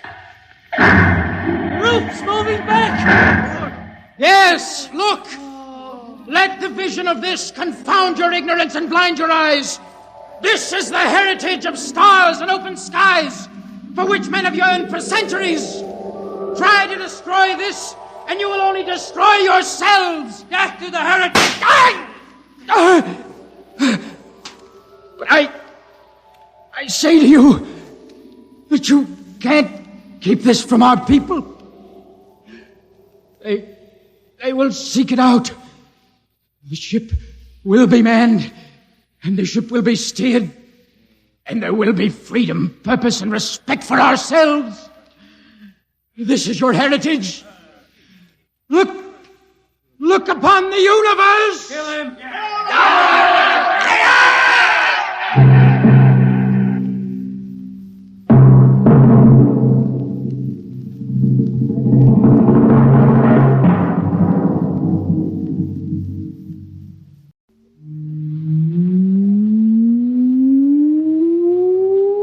Countdown for blastoff.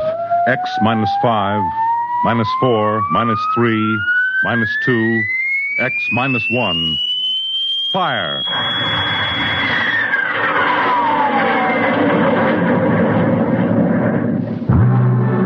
From the far horizons of the unknown come transcribed tales of new dimensions in time and space. These are stories of the future. Adventures in which you'll live in 1,000,000 could-be years, on 1,000 maybe worlds. The National Broadcasting Company presents X minus 1.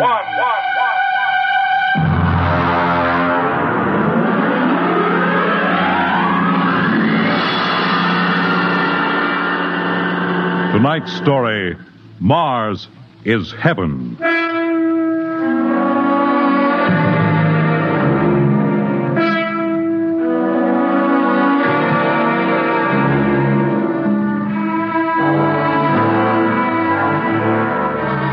When the first space rocket lands on Mars, what will we find? Only the ruins of a dead and deserted planet? Or will there be life? Intelligent life in some strange form that we can only imagine? Will we be welcomed with open arms? Or will the Martians treat us as invaders? Only one thing is certain. Someday, a giant metal ship will take off from Earth to travel through the black velocities, the silent gulfs of space, to descend at last into the darkness of the upper Martian atmospheres. And on that day, man will finally know the answers. The day we first land on Mars.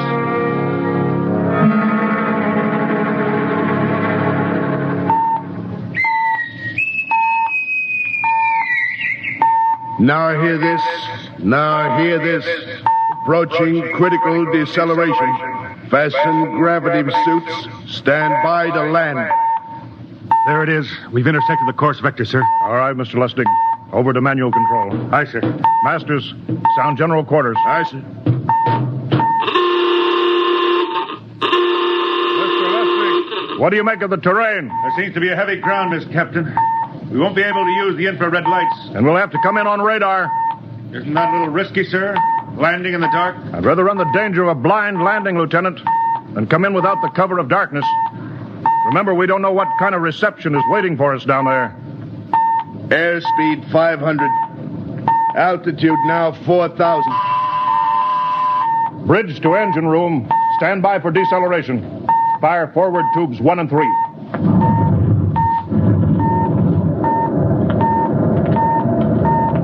Steady as she goes, Mr. Lustig. As she goes, sir.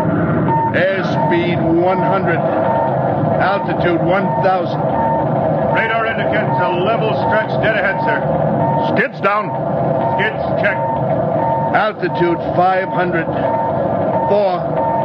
350. 3. Up a point now. All right. Let's set her down.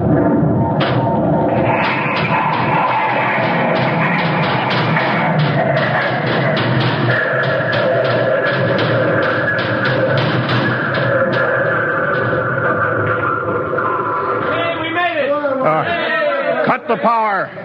Masters, pipe battle stations. Aye, sir. All secured, sir.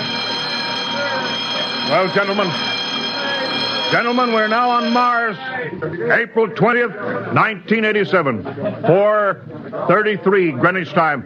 Enter that in the log, Masters. Aye, sir. Well, gentlemen, it's less than 2 hours till dawn. As soon as it's light, we'll send out a landing party. Masters, get me an all-over hookup. We're all set, Captain. Now hear this. All right, men. The smoking lamp is lit. Well, we're on Mars. The first man shipped from Earth to land here.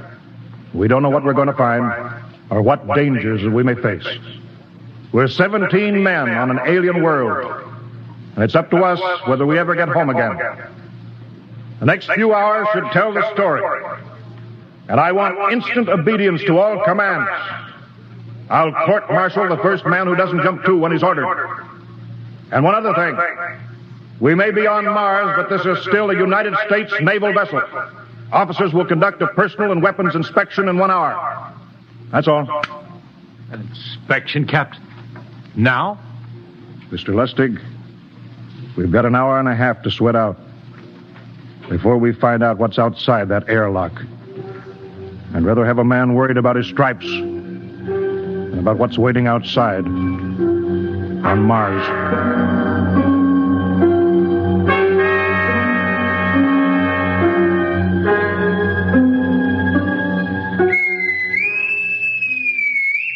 Now hear this. Landing party report to forward airlock. Captain Black, Lieutenant Hingston, Lieutenant Lustig, and Dr. Horst report immediately to forward airlock. There's now landing time -5. Well, they're paging us. You ready, Dr. Horst? Yes, Mr. Lustig. As ready as I will ever be. Come on, let's get in the lock.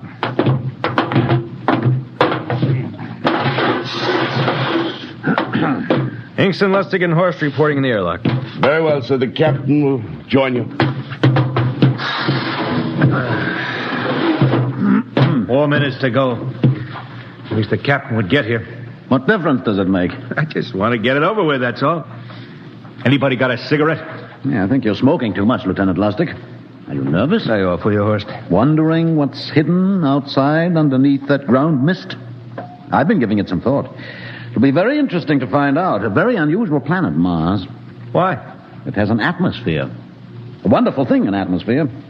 Where you find one, you find life.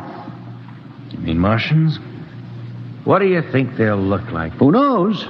Intelligent life can take many forms. You mean they may have green skins and eyes on stalks or something? The comic book conception is possible, of course. Or they may have developed far beyond us. Perhaps they have a science that can produce weapons far more dangerous than our atomic missiles. You think we may have to fight our way out?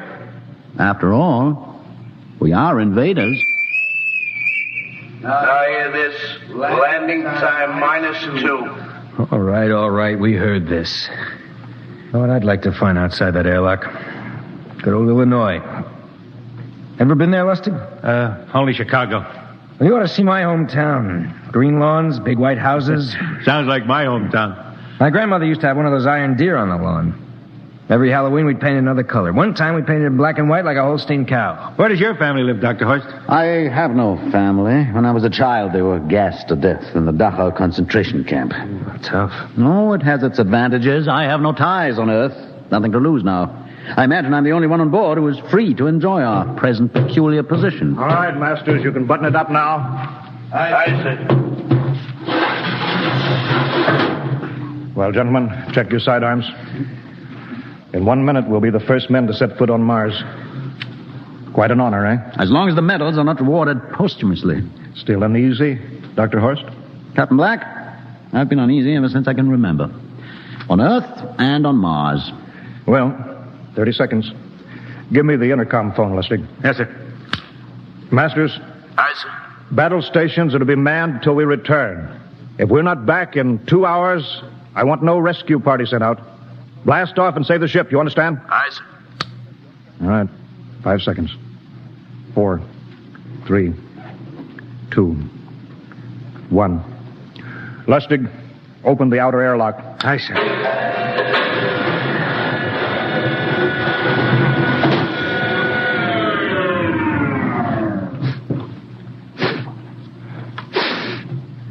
It's fresh air. Let's go. All right, now, take it easy. It's too dark to move fast. Quiet, isn't it? Not even a wind. Can't see anything from this ground, mister. Quiet. We don't know what's out here. All right, come on. What the quiet? Captain, I could swear that sounds like a rooster. I don't hear it anymore. Very homely but unlikely sound. A rooster crowing on Mars? Hingston. Aye, sir. Set that machine gun 25 yards to the flank. We'll stay here till the ground mist lifts. Aye, sir. What do you make of the ground, Horst? Grass. Plain grass. You can see some large foliage there where the mist's thinned out. What the? Hingston, hold your fire, you fool! I hit it, Captain. What? Some kind of wild animal. I hit it. I could see the tracers, but it's still standing. Come on, Horst. Doctor, where are you? Up ahead, admiring the wild animal. Careful, Horst. Wait for us. Don't worry, Captain. It's an iron deer. A lawn ornament. Well, that's impossible. It's hollow. Interesting, isn't it? A whitewashed Victorian iron deer sitting on a lawn in the middle of Mars. I don't understand. Look around. The mist's lifting. Hey, Captain, look there. It's a house, a regular old-fashioned house. But, sir, on Mars. Good Lord. I haven't seen carved scrolls and gingerbread like that in years. Look at that port swing. The geraniums. There. I told you it was a rooster, Captain. Give me the glasses, Lustig. I want to take a look through that front window. Well, there's an upright piano. Some sheet music on it. Lustig, it's beautiful Ohio. It can't be, sir. Horst, do you think that civilization of 2 planets could be identical? I don't know. That specific variety of geraniums is only 50 years old on Earth. Is it logical that they should develop in Mars? How about that porch swing and the piano and beautiful Ohio? Why, it's impossible. Captain Black, this looks like the town I was born in. Well, it looks like my hometown, too. I've thought of something, sir. It's the only solution. Maybe we're not the first ship to reach Mars from Earth. Don't be ridiculous, Lustig. Oh, how else can you explain it? Suppose some scientists got together. They invented some spaceship and planted a colony here. That's the only answer. That's impossible, Lustig. Been space travel, it couldn't be secret. Do you have any idea what ships cost, what industrial power is needed? No, there's got to be some logical reason. I think perhaps we might find out, Captain. A light just went on in that house. Kingston, cover that door with the machine gun. Aye, sir. All right, come on, Horst. We're going to ring that doorbell. There's got to be a scientific answer to all this.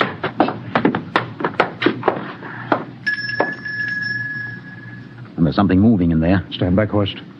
Give me a clear shot. Are you sure a bullet can stop a Martian? Steady now. Can I help you? If you're selling anything, it's much too early. No, wait just a minute. What town is this? What do you mean? Are you census takers? No. We're strangers here. We want to know how this town got here. Is this a game? No, it's not a game. We're from Earth. From where? From Earth. Do you mean out of the ground? Are you sure you're feeling well? Madam, we came in a flying ship across space.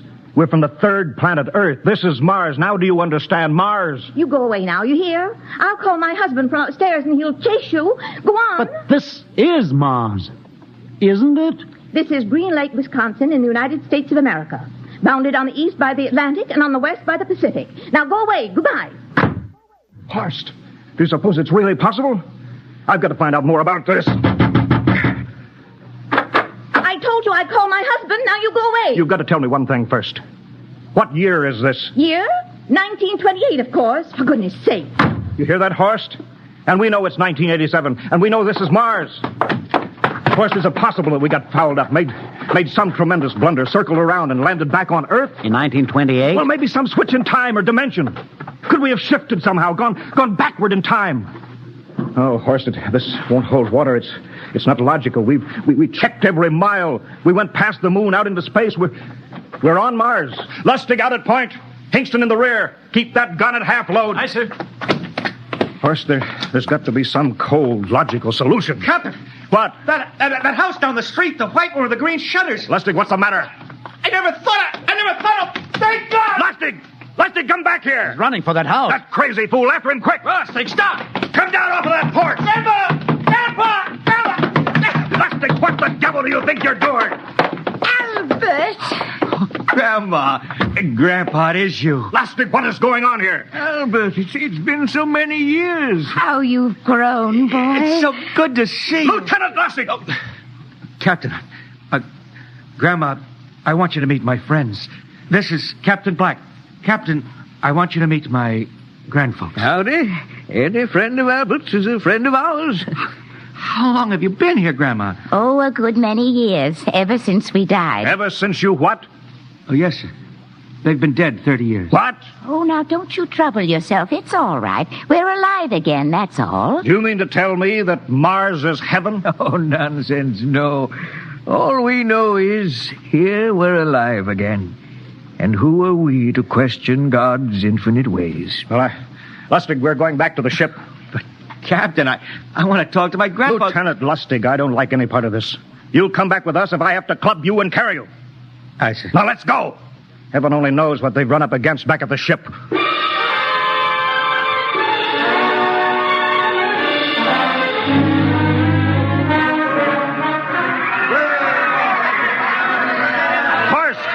That crowd around the ship. Looks like we're being welcomed with a celebration, Captain. Celebration? They've abandoned ship. Every port is open. No guard set. You masters! Hiya, Captain. Meet my old dad. Dad, that's Captain Black. He's not a bad guy for an officer. Hingston! What's it? Bring that band back. Use force if you have to. Oh, excuse me, sir. There's my Uncle George. Hingston! I'll be right back, Captain. Uncle George. What the devil is going on here? Understand, sir? They've all found friends and relatives. They're all here. Right, Captain. I've found it. The whole crew's out in the crowd. But I gave orders. Definite orders. You don't understand, Captain. I understand mutiny. I don't care how many relatives show up. I'll have discipline. Johnny! What? Johnny, you old son of a gun. It's you. Edward. Yes. It can't be. Oh, of course it is. Johnny, Ed. you old... Ed. Dr. Horst. This is my brother, Edward. How do you do? Hello, sir. It's wonderful to see you, Edward. Look, I've got to get back to my ship. Oh, Johnny, wait. I almost forgot. Mom's waiting at home. Mom? Yeah, and Dad, too. Mom and Dad are alive? Then you're real, Ed. Well, of course. Don't I feel real? How's that, huh? Why, Ed! We've got lunch for you, Johnny. Mom's making corn fritters. Dr. Horst, haven't you found anybody? No, Captain. I have nobody. Well, then you come on home with me, right, Ed? Why, sure. Horst, you wouldn't believe it, but it's been 35 years since I had Mom's corn fritters. By George, 35 years.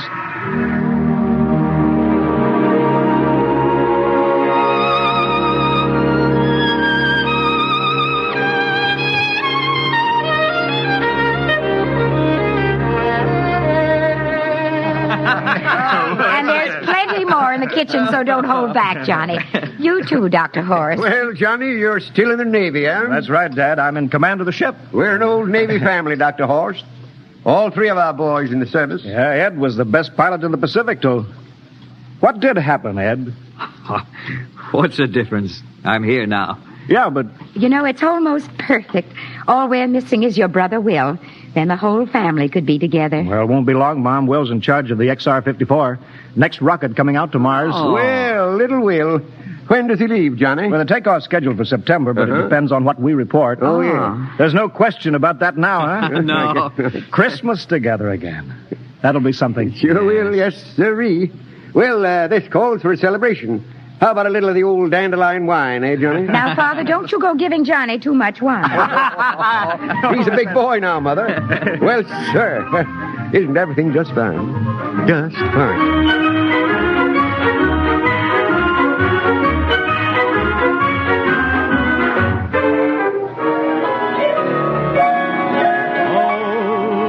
I'll be melancholy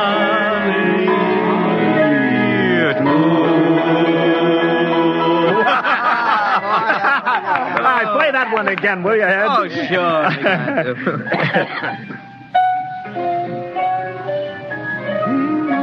Well, Dr. Horst, what are you doing sitting over here alone? What do you think of my little family? Very nice. You know, I can't understand why you didn't find any folks here, Dr. Horst. It's just a shame everybody else is so happy. Well, I never remembered my family, Mrs. Black. All I know is they were gassed at Dachau during the Second World War. When I was liberated, I was in delirium 3 months. I cannot remember anything before then. A psychiatric phenomena. Well, that's terrible. Isn't there anything anybody can do? I don't want to remember.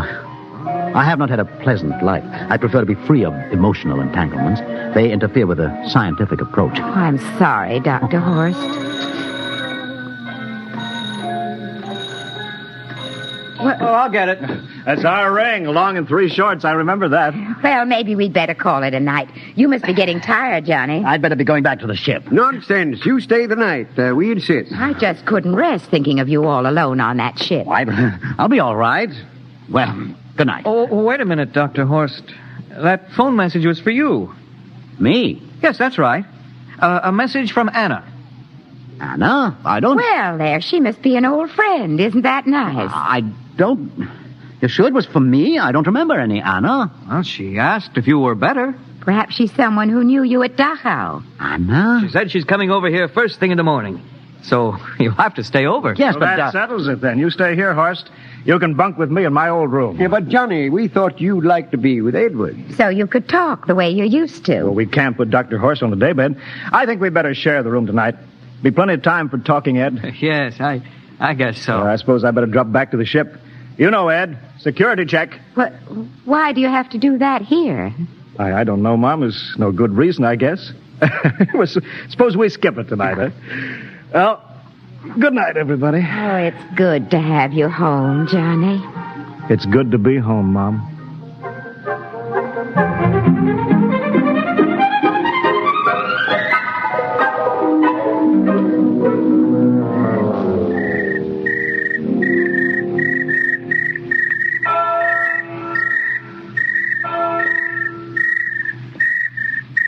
Captain Black.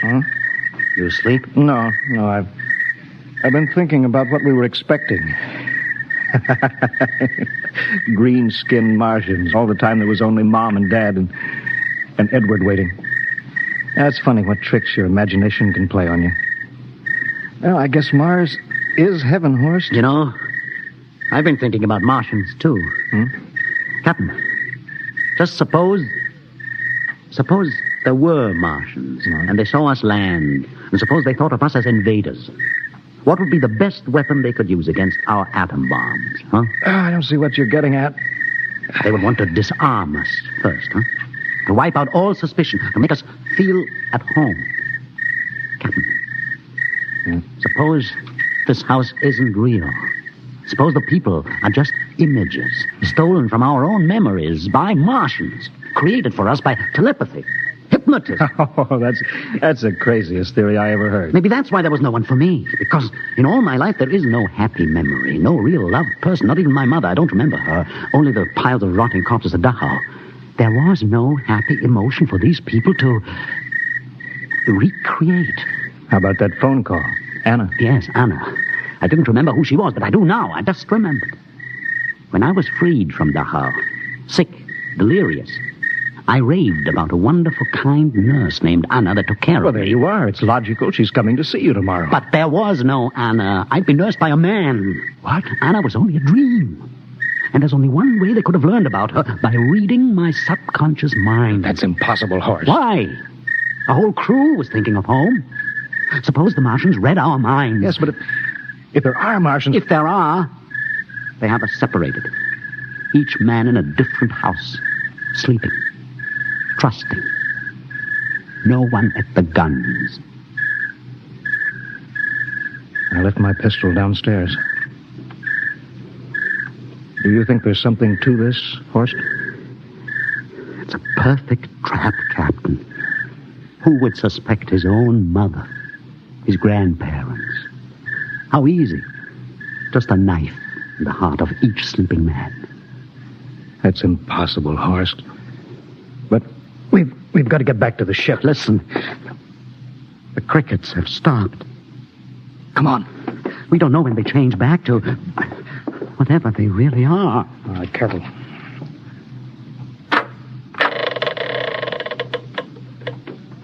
Where are you going, John? Ed, we wanted a drink of water. That's all, Ed. You're not thirsty, John. You don't want a drink. Look out! You don't want a His drink. face! It's changing! He's a Martian! Run, horse! Run! You can't get away, John. This way, horse! Horse, where are you?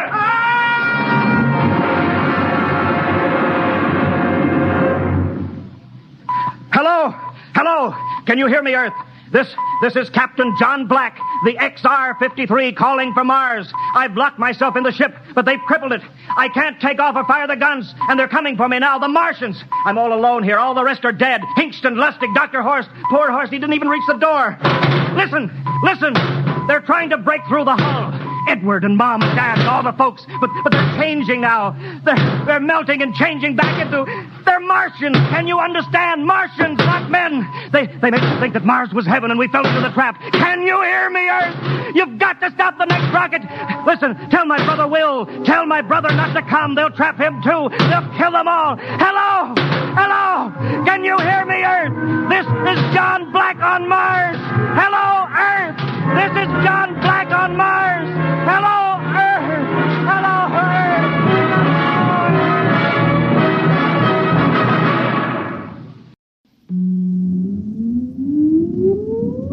Countdown for blast off.